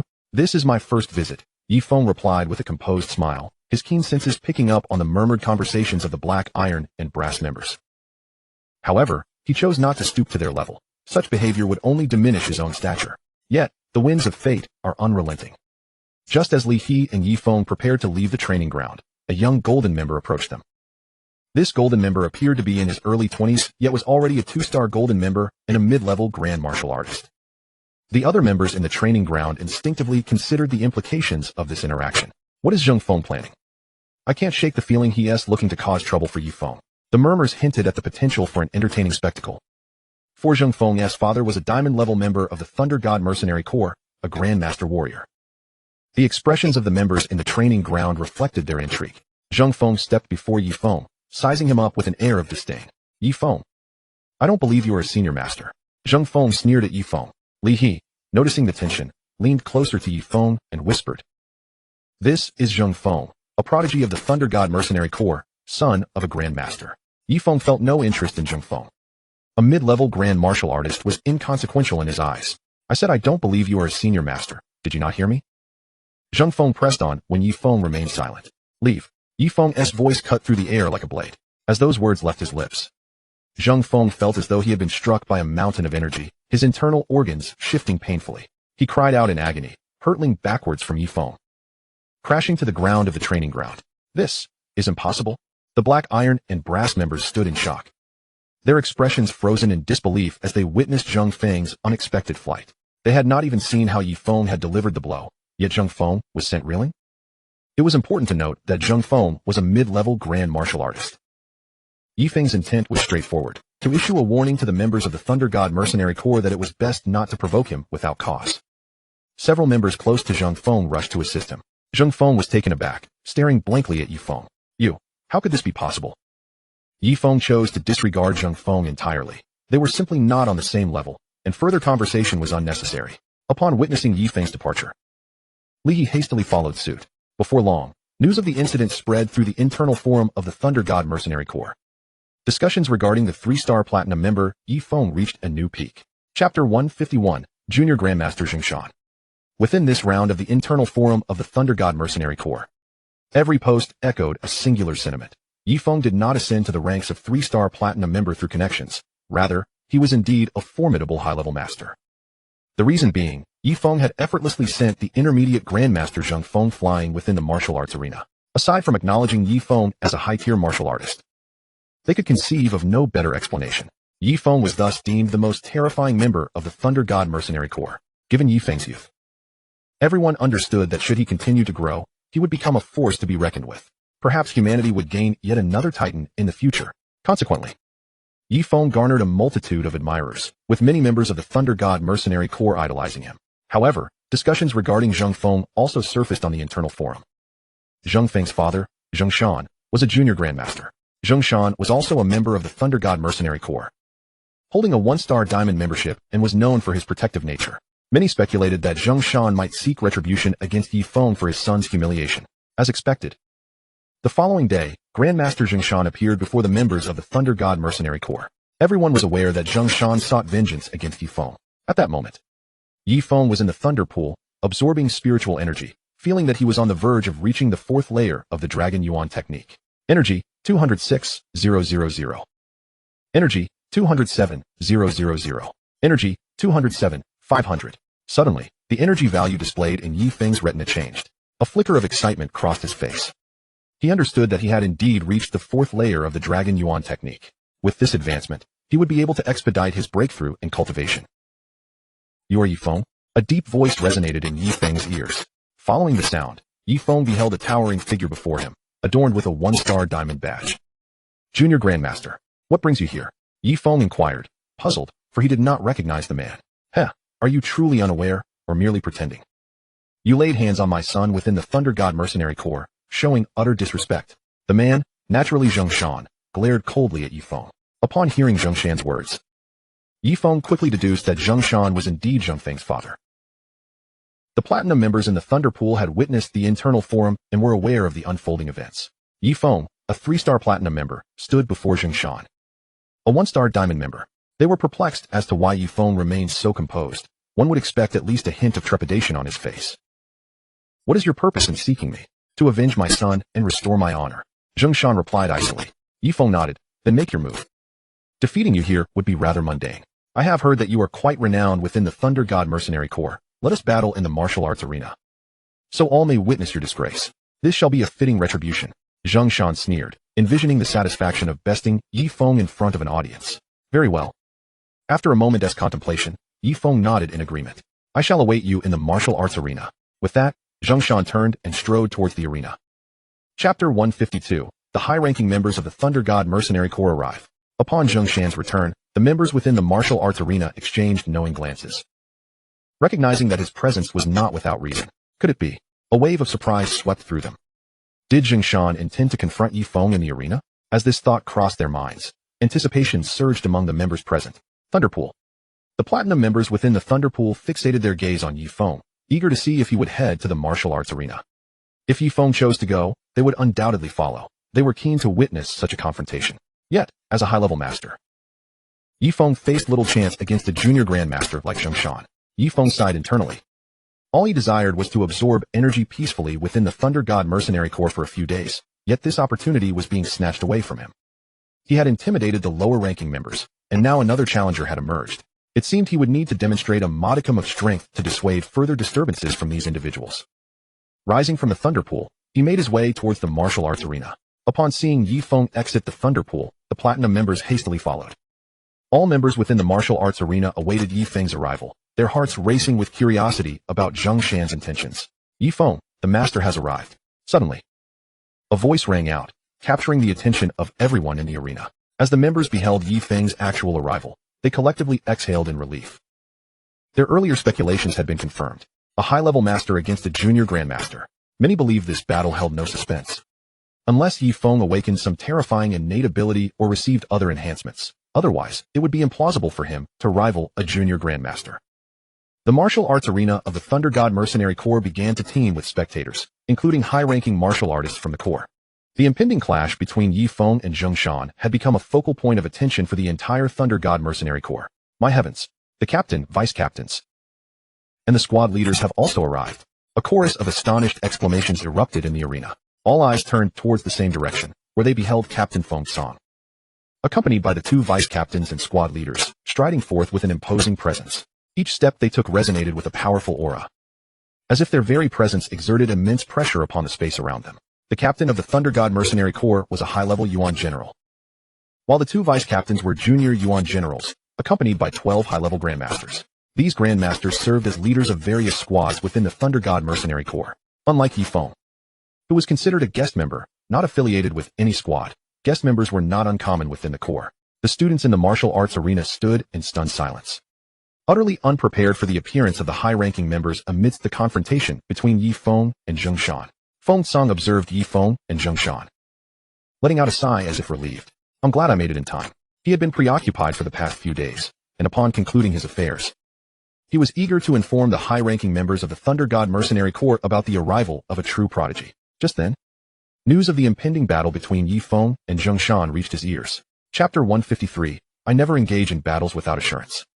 Zhongshan had not anticipated that his confrontation with Ye Feng would attract the attention of the high-ranking members. Gritting his teeth, he inwardly mused that the higher-ups would not perceive his actions as bullying the weak, would they? Ultimately, Ye Feng had sent his son flying in the martial arts arena, leaving him utterly humiliated. Ye Feng, Zhongshan is a junior grandmaster.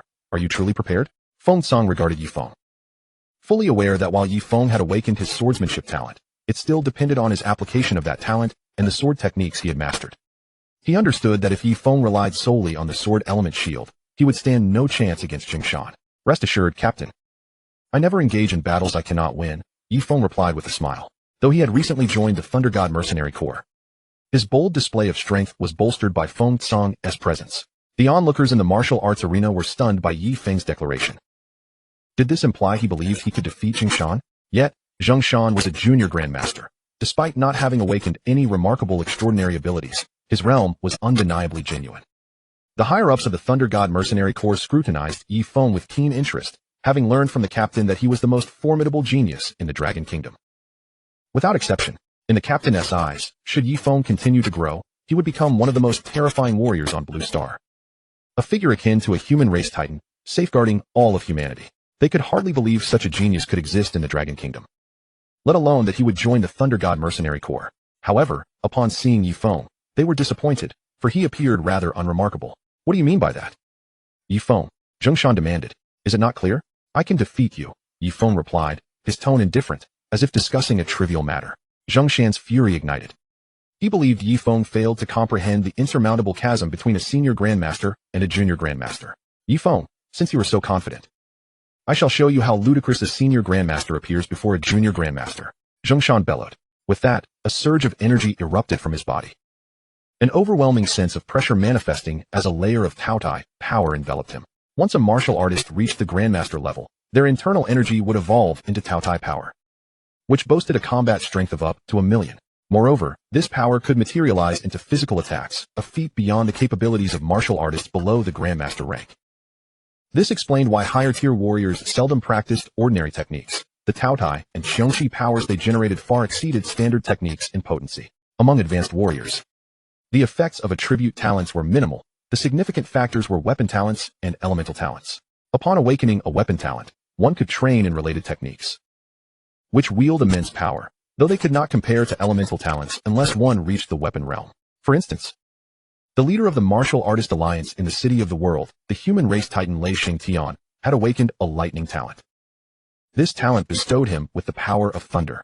Moreover, he had mastered the terrifying technique associated with his lightning talent, the Thunder Cage, to perfection.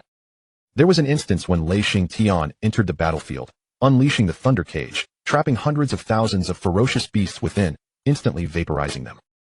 Chapter 154. The Battle Between Senior and Junior Grandmasters. All present in the Thunder God Mercenary Corps training ground witnessed the Tao-Tai power enveloping Nanshan. Instinctively, they retreated to a safer distance. The sheer force of 1,000,000 combat strength was too terrifying for them to withstand. The higher-ups of the Thunder God Mercenary Corps were eager to see how Ye Feng could maintain such confidence against a junior grandmaster like Nanshan. Ye Feng, Nanshan sneered, I shall show you what a grandmaster truly is. As his voice echoed, the roar of Tao-Tai power resonated, shaking the training ground. The lower-ranking members of the Thunder God Mercenary Corps were filled with dread. The Tao-Tai power was simply too fearsome. Prepare yourself, Ye Feng. Nanshan charged forward, his speed astonishing. He refrained from utilizing Tao-Tai power, intending only to reclaim his honor by defeating Ye Feng rather than killing him. As everyone in the training ground witnessed Ye Feng's response, their pupils dilated in disbelief. Could Ye Feng, merely a senior grandmaster, withstand Nanshan's assault? Many junior members of the Thunder God Mercenary Corps had idolized Ye Feng, yet they understood the irreparable gap between grandmasters and junior grandmasters. Nanshan's speed was blinding. Before the lower-ranking members could even track his movements, he had reached Ye Feng's side. Upon arriving before Ye Feng, Nanshan raised his fist and struck with tremendous force. This punch, devoid of any accompanying energy, was executed with absolute confidence. He believed Ye Feng would be incapable of withstanding it. While it was true that Ye Feng could not match Nanshan's raw fighting prowess, he had attained the harmonization level. The crowd in the training ground observed in astonishment as Ye Feng made no attempt to evade or defend himself, as if oblivious to the impending danger. Nanshan's fist was mere inches from Ye Feng's body. No matter how swift Ye Feng was, he could not escape this distance. The spectators shook their heads, expressions revealing their disappointment. Initially, Ye Feng's confidence had led them to believe he might stand a chance against Nanshan, but now it seemed otherwise. They braced themselves, knowing that once Nanshan's fist connected with Ye Feng, he would fall to the ground. This battle appeared to have no suspenseful conclusion. Yet just as Nanshan's fist was about to collide with Ye Feng's body, a shield rapidly materialized around Ye Feng. This shield was not forged from energy. It was composed of sword chi. Bang! Zheng Shan's fist collided with the sword chi shield, the force entirely neutralized. The sword element shield. Zheng Shan was left momentarily stunned. He could never have anticipated that Ye Feng had awakened his swordsmanship talent and mastered the advanced defensive technique, the sword element shield. The members of the training ground were equally dumbfounded. They had presumed the outcome of this confrontation was a foregone conclusion. Yet it appeared they had been hasty in their judgment. Indeed, Ye Feng has awakened his swordsmanship talent, and he comprehended the sword element shield. No wonder he did not evade. I feel that Ye Feng possesses the capability to contend with Grandmaster Zheng Shan. The members of the training ground were utterly astonished, overwhelmed by the revelation. Zheng Shan gritted his teeth, his gaze fixed firmly on Ye Feng. Ye Feng, though you have awakened your swordsmanship talent and grasped the sword element shield, do you truly believe that alone makes you my equal? Chapter 155. This is the weapon realm. Harmonization level. All present understood that the clash between Ye Feng and Zheng Shan was far from over. Zheng Shan's words rang true. Even with Ye Feng's awakening of swordsmanship talent and mastery of the advanced defensive technique, it did not equate to him being Zheng Shan's adversary. Reveal all your skills. Let them all come forth. Ye Feng beckoned, a finger curling invitingly towards Zheng Shan. The crowd in the training ground was taken aback. How could Ye Feng dare to provoke Zheng Shan, a junior grandmaster? A grandmaster must not be insulted, and a junior grandmaster even less so. Zheng Shan's fury erupted. Ye Feng, if I wish to defeat you, it would be as easy as pie. I shall make you understand the meaning of regret. Zheng Shan roared. With that, he retreated several dozen meters, his energy emanating outward. Hundreds of energy channels converged, forming a massive shockwave that barreled towards Ye Feng. A tremendous shockwave caused the floor of the training ground to rise dramatically, creating a vast chasm beneath. Some of the weaker members collapsed, their faces etched with terror. If the outwardly unleashed elemental energy was already so fearsome, one could hardly fathom the catastrophic scene that would ensue should the first level of the Taotai power be unleashed. They dared not contemplate it. The colossal shockwave drew ever closer to Ye Feng. Feng Song fixed his gaze upon Ye Feng, eager to ascertain whether he could withstand such a formidable strike. Should he falter, Feng Song would intervene. He held high hopes for Ye Feng, whose extraordinary talent rendered him a rare gem not only in the Dragon Kingdom, but also on Blue Star. The majority of those present in the training ground believed it impossible for Ye Feng to resist such a terrifying assault, even the advanced sword defense technique. The sword elemental shield seemed utterly inadequate against such force. Yet Ye Feng's countenance remained unperturbed, betraying no sign of apprehension in the face of the impending shockwave. Suddenly, he raised a single finger.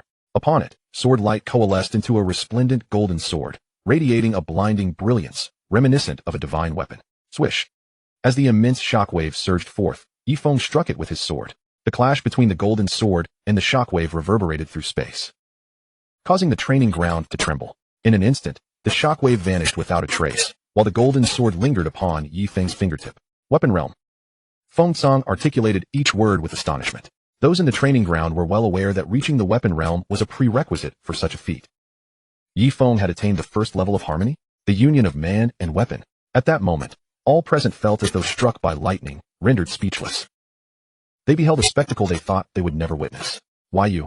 Zheng Shan struggled to articulate his thoughts to Ye Feng, stammering and unable to form a coherent sentence.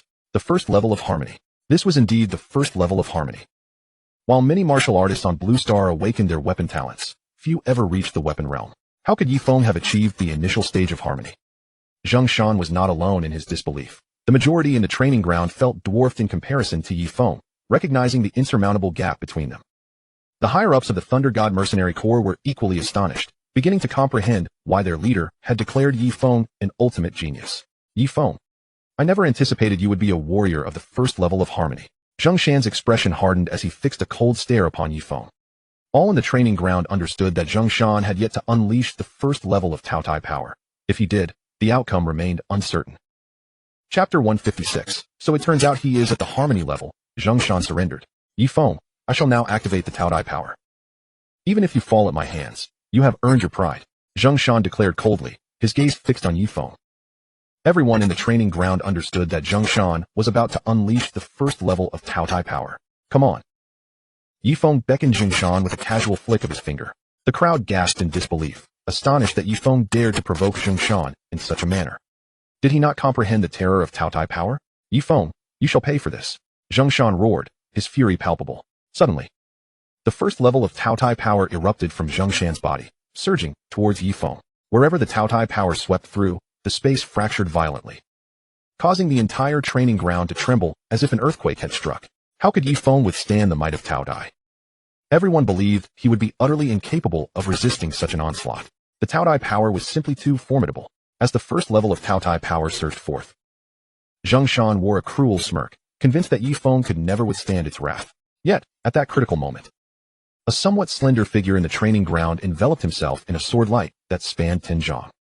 This was, Feng Song gazed at the 10 zhang wide sword light surrounding Ye Feng, his pupils constricting in astonishment as he couldn't help but exclaim. This sword light could only be summoned by one at the harmony level. All present in the training ground stood agape, as though carved from stone, swearing that this was the most astonishing moment they had ever experienced. The harmony level, the second major realm within the weapon realm.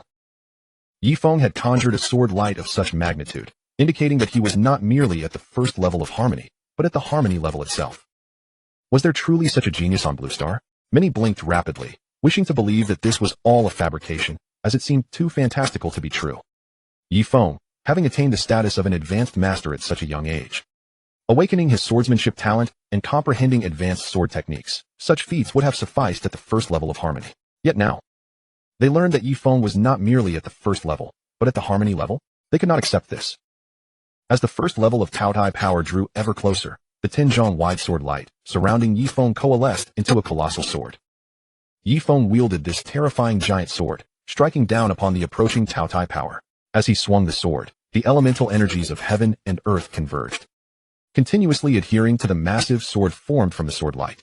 Boom! When the 10 zhang wide giant sword collided with the first level of Taotai power, it vanished without a trace. Simultaneously, the fearsome sword light erupted outward, causing violent explosions throughout the training ground. The sword light spread like wildfire, sending lower-ranked members into a panic. Should such a terrifying sword light strike them, survival would be utterly impossible. Feng Song, the leader of the Thunder God Mercenary Corps, hastily summoned his elemental energy, forming a colossal barrier to shield all members. The area where Ye Feng and Zheng Shan stood became obscured, engulfed in a maelstrom of sword light and elemental energy. When the tumultuous sword light and energy finally subsided, everyone turned their gaze toward the scene where Ye Feng and Zheng Shan had been. To their astonishment, Zheng Shan lay sprawled on the ground, gasping for breath, his face charred and his clothing riddled with holes, appearing utterly disheveled. Why Ye Feng? Zheng Shan gasped. Looking at Ye Feng, I concede. Chapter 157, Thunderstone, 800. 000 Combat Power. Zheng Shan was not merely speaking for effect. He truly surrendered. He had never anticipated that Ye Feng could be such a powerful warrior. The members of the training ground exchanged glances, recognizing that Ye Feng had become an insurmountable mountain in their eyes. The higher-ups of the Thunder God Mercenary Corps stood frozen, for they were high-level warriors who understood better than anyone the terror that Ye Feng represented. It was only now that they grasped why their leader had claimed that should Ye Feng continue to grow, Blue Star might witness the rise of another titan. Feng Song looked at Ye Feng with immense pride, realizing that recruiting him into the Thunder God Mercenary Corps was the wisest decision of his life. Ye Feng, come with me, Feng Song instructed, approaching Ye Feng. Ye Feng nodded, sensing that Feng Song had something important to discuss. Subsequently, Ye Feng, Feng Song, and the higher-ups proceeded toward the leader's hall. Upon arriving, they all took their seats. Feng Song addressed Ye Feng. You are the most exceptional member of the Thunder God Mercenary Corps, and thus I have decided to entrust you with the Thunderstone. The higher-ups in the hall were moved by the leader's words. However, they were aware that with Ye Feng's extraordinary talent, he was entirely deserving of the Lei Yuan Stone. Captain, what is the Lei Yuan Stone? Ye Feng inquired, gazing quizzically at Feng Song, as it was the first time he had heard of such a thing. The Lei Yuan Stone is something I stumbled upon in the wilderness 3 years ago. It is roughly the size of a thumb, and I named it myself. It contains a terrifying amount of elemental energy, yet we are all unable to absorb it. I wonder if you can. With that, Feng Song produced a peculiar stone, which was green and translucent, and indeed, it emanated an aura of formidable energy. He handed the Lei Yuan Stone to Ye Feng, knowing that a genius like him would soon make a name for himself throughout the imperial capital of Launching. As Ye Feng accepted the Lei Yuan Stone and examined it, he realized that absorbing the energy within would not be a simple task. Even Feng Song, an advanced elemental general, could not harness its energy. And Ye Feng naturally could not either. He decided to keep it and observe further. After leaving the captain's hall, Ye Feng returned to his room to study the Lei Yuan Stone for half a day, but achieved nothing. With only a few days remaining until the divine level sign-in, he spent that time absorbing energy in the thunder pool. Bang bang bang.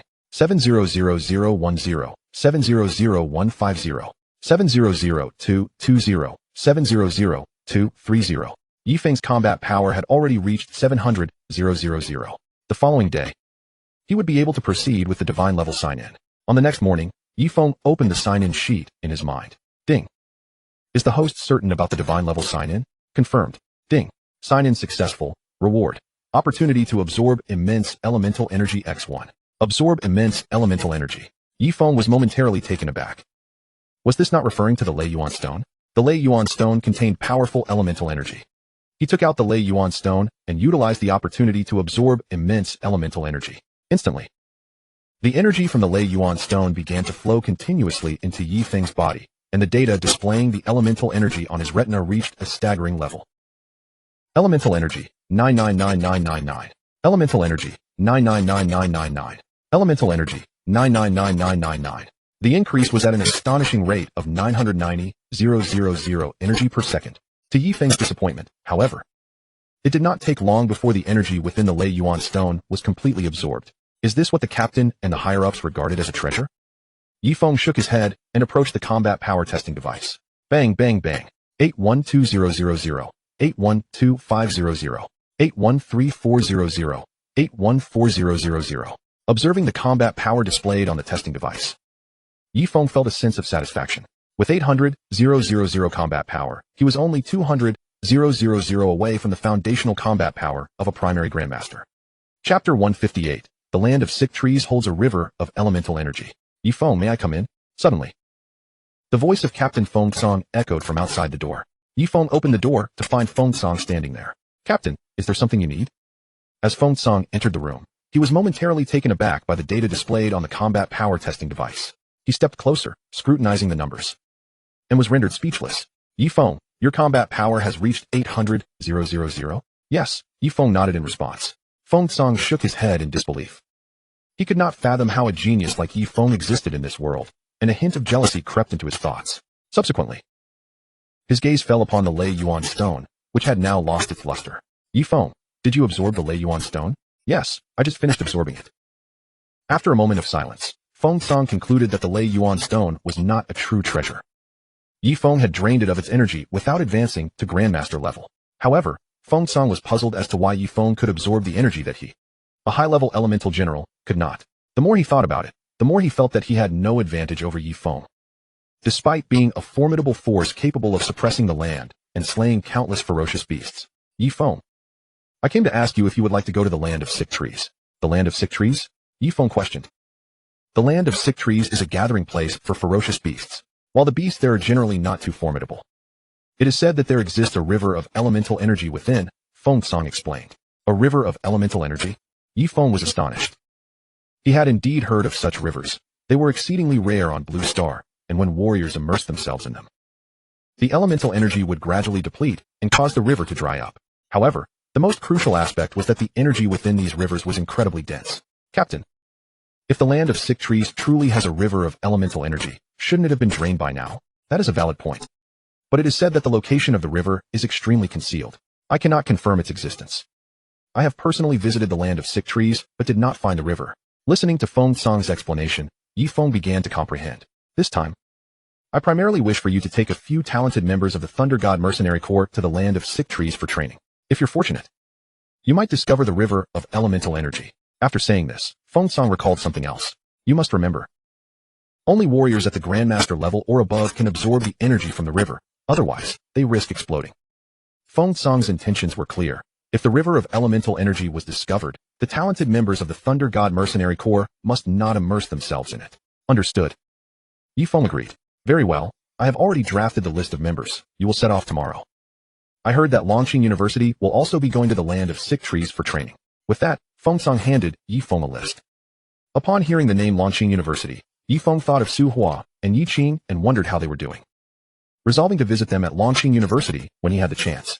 After Feng Song left, Ye Feng looked at the list in his hand, which included 5 individuals, Zheng Feng, Yang Yu, Lu Wenwen, Wu Lina, and Jiang Wen. All 5 were at the intermediate grandmaster level, and they were considered quite remarkable talents even across Blue Star. Ye Feng recalled Zheng Feng, after defeating him effortlessly, Zheng Feng's father, Zheng Shan. had sought to regain his honor, leading Ye Feng to respect Ye Feng wholeheartedly. Chapter 159, Arrival at the Land of Sick Trees. Ye Feng gathered the 5 talented members, Ye Feng, Yang Yu, Lu Wenwen, Wu Lina, and Jiang Wan. According to the information on the list, all 5 were elemental warriors who had awakened their attribute talents. For martial artists below the grandmaster level, such talents were immensely beneficial. The 5 talented members looked up to Ye Feng with admiration, their eyes filled with intense fervor, while Ye Feng had initially held resentment toward Ye Feng. Ever since Ye Feng showcased his astonishing prowess by defeating his father, Nanshan, he had come to respect Ye Feng.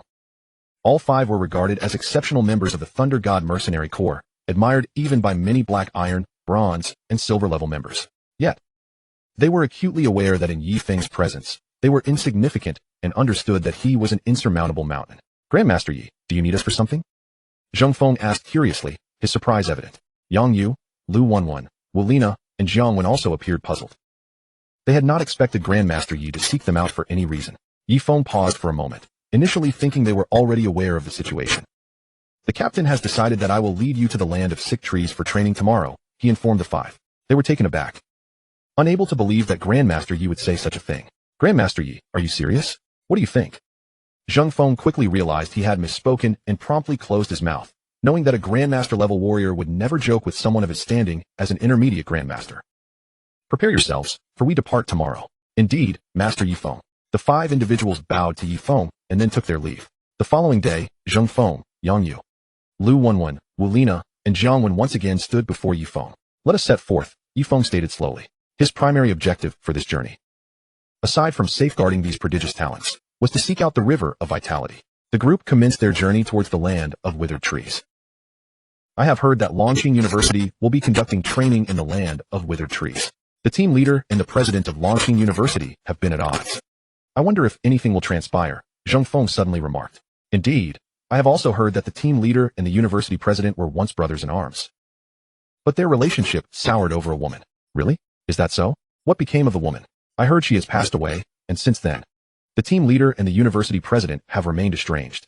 Ye Feng, listening to their conversation, found it rather intriguing, the entangled grievances between the team leader and the president of Longqing University.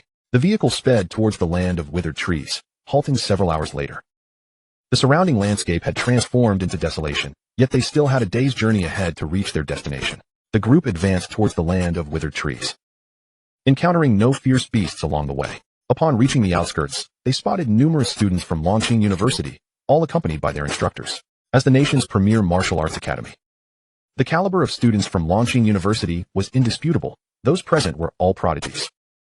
Ye Feng mused that it would have been wonderful if Su Hua and Yi Qing had also joined, though such a possibility was slim, given their recent enrollment at Longqing University. Despite Yi Qing's exceptional talent for cultivation, the time they had spent training was still relatively brief. At the edge of the land of withered trees, the instructors and talented students from Longqing University noticed Ye Feng and his companions, casting them incredulous glances. They had not anticipated that members of the Thunder God Mercenary Corps would also arrive here. Chapter 160, a 3-star platinum member emerges. More than 20 students from Longqing University were led by 4 instructors, all of whom were high-ranking masters capable of ensuring the safety of their charges from any threats posed by fierce beasts. The majority of these students were junior grand martial artists, among the very best in the entire Dragon Nation. It was no surprise that Longqing University boasted such extraordinary talents. At this moment, the instructors and students from Longqing University directed their gazes towards Ye Feng and his entourage. What are members of the Thunder God Mercenary Corps doing here? One whispered. Do you know? The leader of the Thunder God Mercenary Corps has always been at odds with our president. Could it be that they are here to annoy us? I suspect that is indeed a possibility. The Thunder God Mercenary Corps is quite cunning, another replied. And the students began to murmur amongst themselves. The expressions of the 4 instructors from Longqing University shifted to one of displeasure. However, they soon concluded that the remarkable members of the Thunder God Mercenary Corps must be 2-star golden members, with one among them being even more extraordinary. One student, scanning the badges hanging from Ye Feng and the others, suddenly felt his heart race, as if he had witnessed something truly astonishing. 3-star platinum member. The students from Longqing University collectively fell into a state of shock upon noticing Ye Feng's 3-star platinum badge, as if struck by lightning. The 3-star platinum badge was a symbol reserved for high-ranking masters. The individual before them appeared to be of similar age to themselves. The 4 master instructors from Longqing University also displayed expressions of astonishment. though they quickly regained their composure. Convinced that the 3-star platinum badge could not possibly belong to Ye Feng, after a brief moment of shock, the students reasoned that a platinum member from the Thunder God Mercenary Corps must have bestowed the badge upon him. If someone of such an age were indeed a 3-star platinum member, then in his presence, they would not simply be regarded as prodigies, but rather as mere insects. Zheng Feng and the others, witnessing the astonishment of the Longqing University instructors and students, could not help but revel in their sense of superiority. How could they fathom the terror embodied by Master Ye Feng? Let us enter the land of withered trees, Ye Feng instructed. He felt there was no need to linger any longer. The others nodded and followed Ye Feng into the land of withered trees.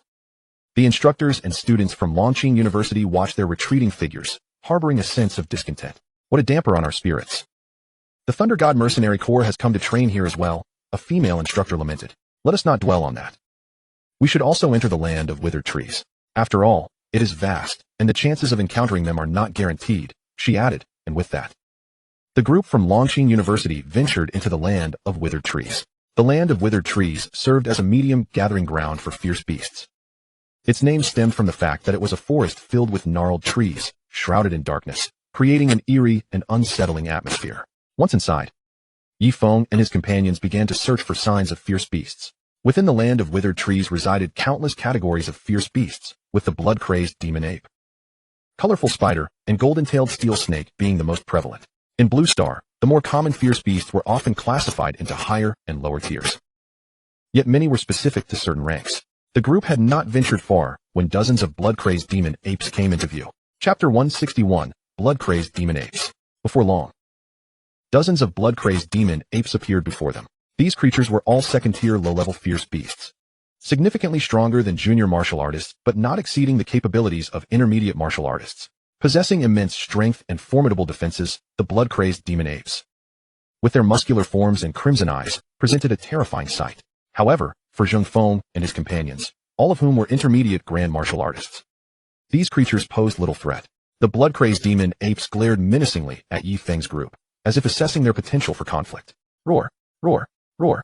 Moments later, the pack of blood-crazed demon apes charged at them, their combined ferocity creating an intimidating aura. As members of the Thunder God Mercenary Corps, Zheng Feng and his companions were no strangers to outdoor training. They were not sheltered flowers. They understood that Master Ye Feng's purpose in bringing them to the land of withered trees was to protect them, and it was their duty to eliminate these blood-crazed demon apes. As the horde charged forth, Zheng Feng shouted, "Attack!" Zheng Feng, Yang Yu, Lu Wenwen, Wu Lina, and Jiang Wen stepped forward, ready to confront the approaching beasts. With their intermediate grand martial prowess, dispatching these second-tier low-level blood-crazed demon apes would be a trivial task. As they engaged in battle, the fierce conflict was resolved in mere moments, with the blood-crazed demon apes collapsing one after another into pools of blood. Before long, all the blood-crazed demon apes lay defeated at their feet. The faces of Zheng Feng and his companions were illuminated with triumph. This training was intended to enhance their combat experience, and they were confident that their time in the land of withered trees would yield considerable gains. While they vanquished the blood-crazed demon apes, Ye Feng observed from the sidelines, reflecting on how truly remarkable these talented students were, far superior to those in Jiangnan City. Let us continue, Ye Feng urged. He was determined to locate the river of vitality within the land of withered trees. Should he fail, it would be an unfortunate circumstance. The group pressed onward. Moments later, they found themselves in a place even more sinister than before, the chilling atmosphere sending shivers down their spines. Ye Feng halted in his tracks, for as a high-ranking master, his spiritual perception was exceptionally acute, and he had already sensed the presence of formidable beasts. Zheng Feng and the others also paused, their vigilance heightened as they scanned their surroundings, sensing that this locale was indeed extraordinary. Suddenly, a cacophony of terrifying roars erupted around them, causing their scalps to tingle with fear. Hundreds of frenzied blood-savage apes surged from all directions, encircling them in a menacing formation. One of the blood-savage apes, towering a full 10 feet high, loomed before them, exuding an overwhelming presence akin to a mountain. This was a 4th-tier high-ranking blood-savage ape. Zheng Feng and his companions could not help but exclaim in astonishment. They had perused the beast compendium, and a blood-savage ape of such stature could only be of the 4th tier. The 4th-tier high-ranking blood-savage ape halted a mere dozen steps away from Ye Feng and his companions. It began to unleash a spine-chilling howl, its serpentine arms pounding against its chest with ferocity. The terrifying roar shattered nearby trees, and the air crackled ominously. The surrounding blood-savage apes, responding to this call, charged toward Ye Feng and his group. "Let us engage," Ye Feng commanded the five. They nodded in agreement and began to strike at the oncoming blood-savage apes. Despite their overwhelming numbers, the quality of the beasts varied. Not all were of the second-tier intermediate rank, as there were some of the second-tier lower rank and even first-tier high rank among them. It was not an insurmountable challenge for the five to slay these beasts. As the horde of blood-savage apes drew near, Ye Feng and his companions centered their efforts around Ye Feng, dispatching the apes with ease, as if they were merely chopping vegetables. The anguished cries of the blood-savage apes echoed incessantly, yet the fourth-tier high-ranking blood-savage ape remained a spectator, observing from a distance. The expanse of the blighted grove was vast, and the number of blood-savage apes far exceeded their current foes. Perhaps this was why the fourth-tier ape refrained from intervening despite the reduction in numbers. The garments of Ye Feng and his companions were splattered with the blood of the slain apes, and their fervor only intensified with each kill. The clash between the two races elicited no sense of guilt, but rather a growing exhilaration. Hundreds of blood-savage apes lay lifeless in pools of blood, the air thick with the nauseating scent of their essence. The fourth-tier high-ranking blood-savage ape was equivalent to a high-ranking martial master among humans, but typically, beasts of comparable realms surpassed humans in strength.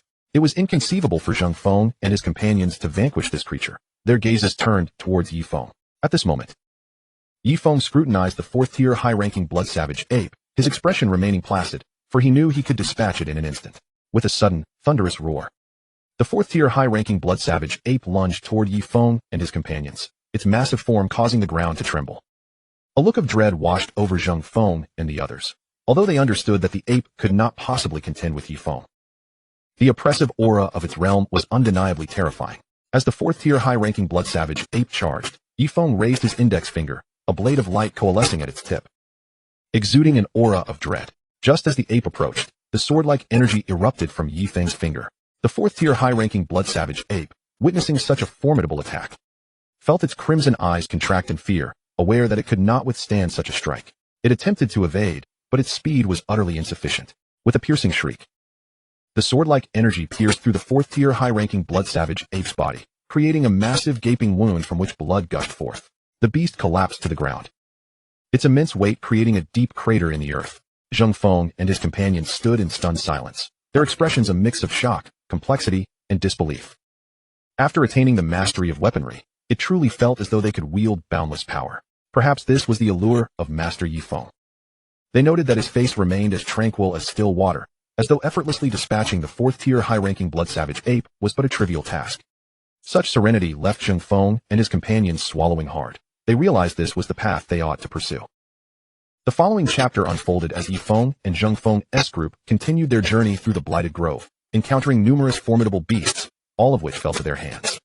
Their combat experience surged dramatically. As night fell, they opted not to seek further beasts but instead erected tents to rest. The next morning, Ye Feng and his companions resumed their quest for beasts, and once again, they felled numerous foes, their faces alight with exhilaration.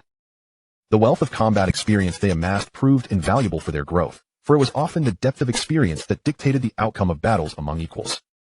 At this point, they remained on the periphery of the blighted grove, not far from its depths. As they ventured deeper, the heart of the grove teemed with beasts, far more terrifying than those in the outer regions. Anticipation gleamed in their eyes. They yearned to discover and slay more beasts to enhance their combat prowess. Upon reaching the depths of the blighted grove, they had already dispatched hundreds of beasts. "What is that?" Lu Wenwen exclaimed, pointing towards a particular spot. Following her gaze, they beheld countless enormous webs draped across sturdy trees. Could it be? Ye Feng swallowed hard, realizing they had stumbled upon the lair of the colorful spiders. The others, upon hearing his words, were filled with trepidation. The colorful spiders were abundant in the blighted grove, each the size of an adult, adorned with 5 vibrant colors and possessing lethal venom, responsible for the demise of many low-tier martial practitioners. Suddenly, a series of terrifying sounds reached their ears. Ye Feng and his companions quickly focused their attention, spotting a dozen colorful spiders before them. With a collective sigh of relief, they recognized that this was not the true lair of the colorful spiders. Otherwise, they would have been overwhelmed by a swarm of thousands. In the blighted grove, both the periphery and depths were inhabited by these spiders, yet the ones before them were of the second-tier lower rank, posing no real threat.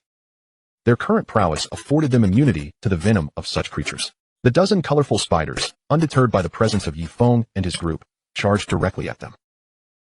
Ye Feng and his companions responded in kind.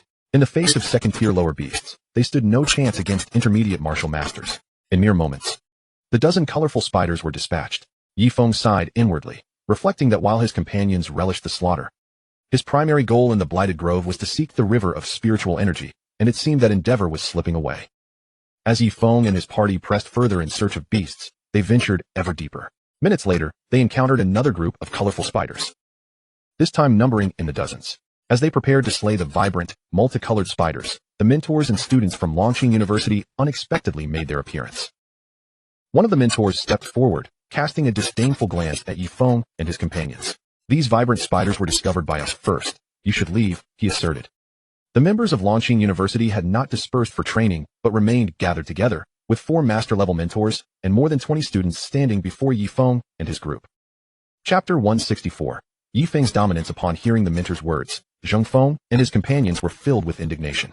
We were the ones who discovered the vibrant spiders first, Wu Lina remarked, her expression darkening as she regarded the mentor from Longqing University. The dozens of colorful spiders, sensing the hostility of these humans, began to flee the area. The 4 mentors from Longqing University were all high-ranking masters, their prowess immensely formidable. The mentor scanned Wu Lina, his gaze lingering on the 2-star golden badge adorning her chest. And a flicker of contempt crossed his face. A mere intermediate martial master is not worthy of conversing with me. Wu Lina opened her mouth, wanting to retort, but found herself at a loss for words. The students from Longqing University, witnessing the members of the Thunder God Mercenary Corps in such a predicament, could not hide their delight. And what about me? Ye Feng stepped forward. Do I not have the right to speak? As he emerged, the mentor and students of Longqing University turned their attention to him.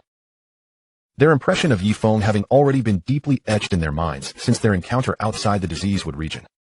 This was all due to the 3-star platinum badge adorning Ye Feng's chest, a symbol of high-ranking master status within the Thunder God Mercenary Corps. However, they soon realized that it was inconceivable for someone of Ye Feng's age to have attained such a rank. The only plausible explanation was that a high-ranking master had gifted him the 3-star platinum badge. You? The Longqing University mentor scoffed. If that badge were truly yours, perhaps you would have the right to speak, but it is not. A knowing smirk spread across the faces of the Longqing University members, their gazes fixed on Ye Feng, eager to see how he would respond. Is that so? A subtle, unspoken smile crossed Ye Feng's face. With that, his aura surged dramatically, enveloping the area within several dozen meters in an oppressive force that radiated from his being.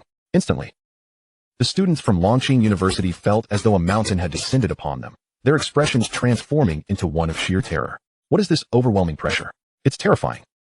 I feel as if I'm about to perish, they exclaimed, bewildered by the sudden intensity of the oppressive force. The 4 mentors from Longqing University, however, recognized that the source of this immense pressure was none other than the individual adorned with the 3-star platinum badge standing before them. Their faces reflected astonishment. The ability to emanate such a crushing force indicated that Ye Feng's strength was on par with their own. Is he truly a high-ranking master? They thought in disbelief, exchanging glances filled with incredulity. Zheng Feng and his companions felt the weight of the pressure as well, and it was no less daunting than that experienced by the students of Longqing University. We do not seek to provoke you, Longqing University. It would be wise for you not to provoke us either, should you wish to play for real, Ye Feng declared, his gaze unwavering as he addressed the gathered individuals from Longqing University.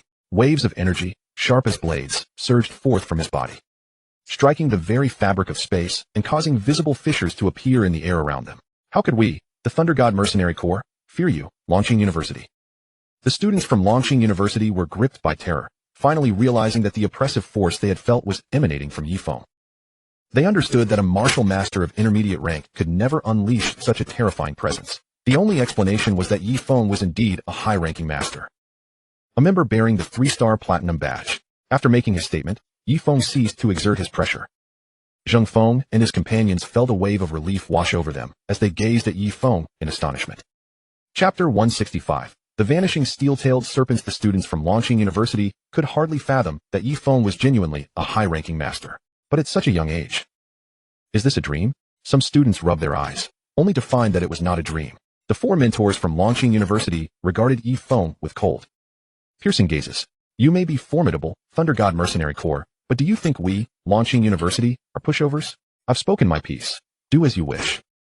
Ye Feng replied indifferently, knowing that defeating the 4 mentors would be a trivial matter if he chose to do so. The 4 mentors gritted their teeth. Despite their anger towards Ye Feng, they dared not act rashly. Both Longqing University and the Thunder God Mercenary Corps were significant powers in the imperial capital of Long City. And without directives from higher-ups, rashly attacking the Thunder God Mercenary Corps would undoubtedly lead to repercussions. "What is your name?" one of the mentors inquired coldly. "Ye Feng."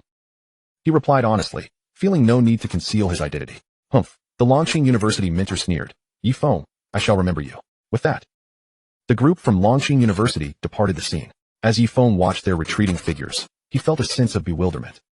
He had anticipated that the four mentors would confront him, yet they chose to leave instead. Have they conceded? Zheng Feng, Yang Yu, Lu Wenwen, Wu Lina, and Jiang Wen exchanged glances, their faces lighting up with joy. The members of Longqing University truly underestimate others. They just claimed that Ye Feng's master badge was not his own. Yet, after witnessing even a fraction of his strength, they left obediently. "Now we can delve deeper into the Diseasewood region to hunt fierce beasts and gain combat experience," they remarked. Ye Feng and his companions continued their search for ferocious creatures. As the sun dipped below the horizon, they arrived at a canyon bordered by towering trees. Strangely, the canyon's stone walls were devoid of any vegetation. "Look over there, several steel-tailed serpents," Zheng Feng pointed out. The group turned to see 5 or 6 steel-tailed serpents. Their numbers plentiful in the Diseasewood region. Each serpent measured around 4 to 5 meters in length, their bodies a striking golden hue, as hard as steel. Especially their tails, which served as formidable weapons. "Let us move in and slay these steel-tailed serpents," Zheng Feng suggested. The group nodded, preparing to advance toward the serpents. However, just as they took their first steps, an astonishing occurrence unfolded. The serpents suddenly vanished from their sight, as if they had never existed at all. "What is happening?" Even Ye Feng was taken aback. They were certain they had not imagined it. Yet the steel-tailed serpents had inexplicably disappeared, leaving them utterly bewildered. Ye Feng pondered this strange phenomenon, sensing that something was amiss in this location. "Stay here. I will investigate further," he said in a low voice before forging ahead. Upon nearing the spot where the serpents had vanished, Ye Feng became alert, yet he sensed no unusual aura. As he advanced a few more steps, he felt a sudden shift in the air currents around him.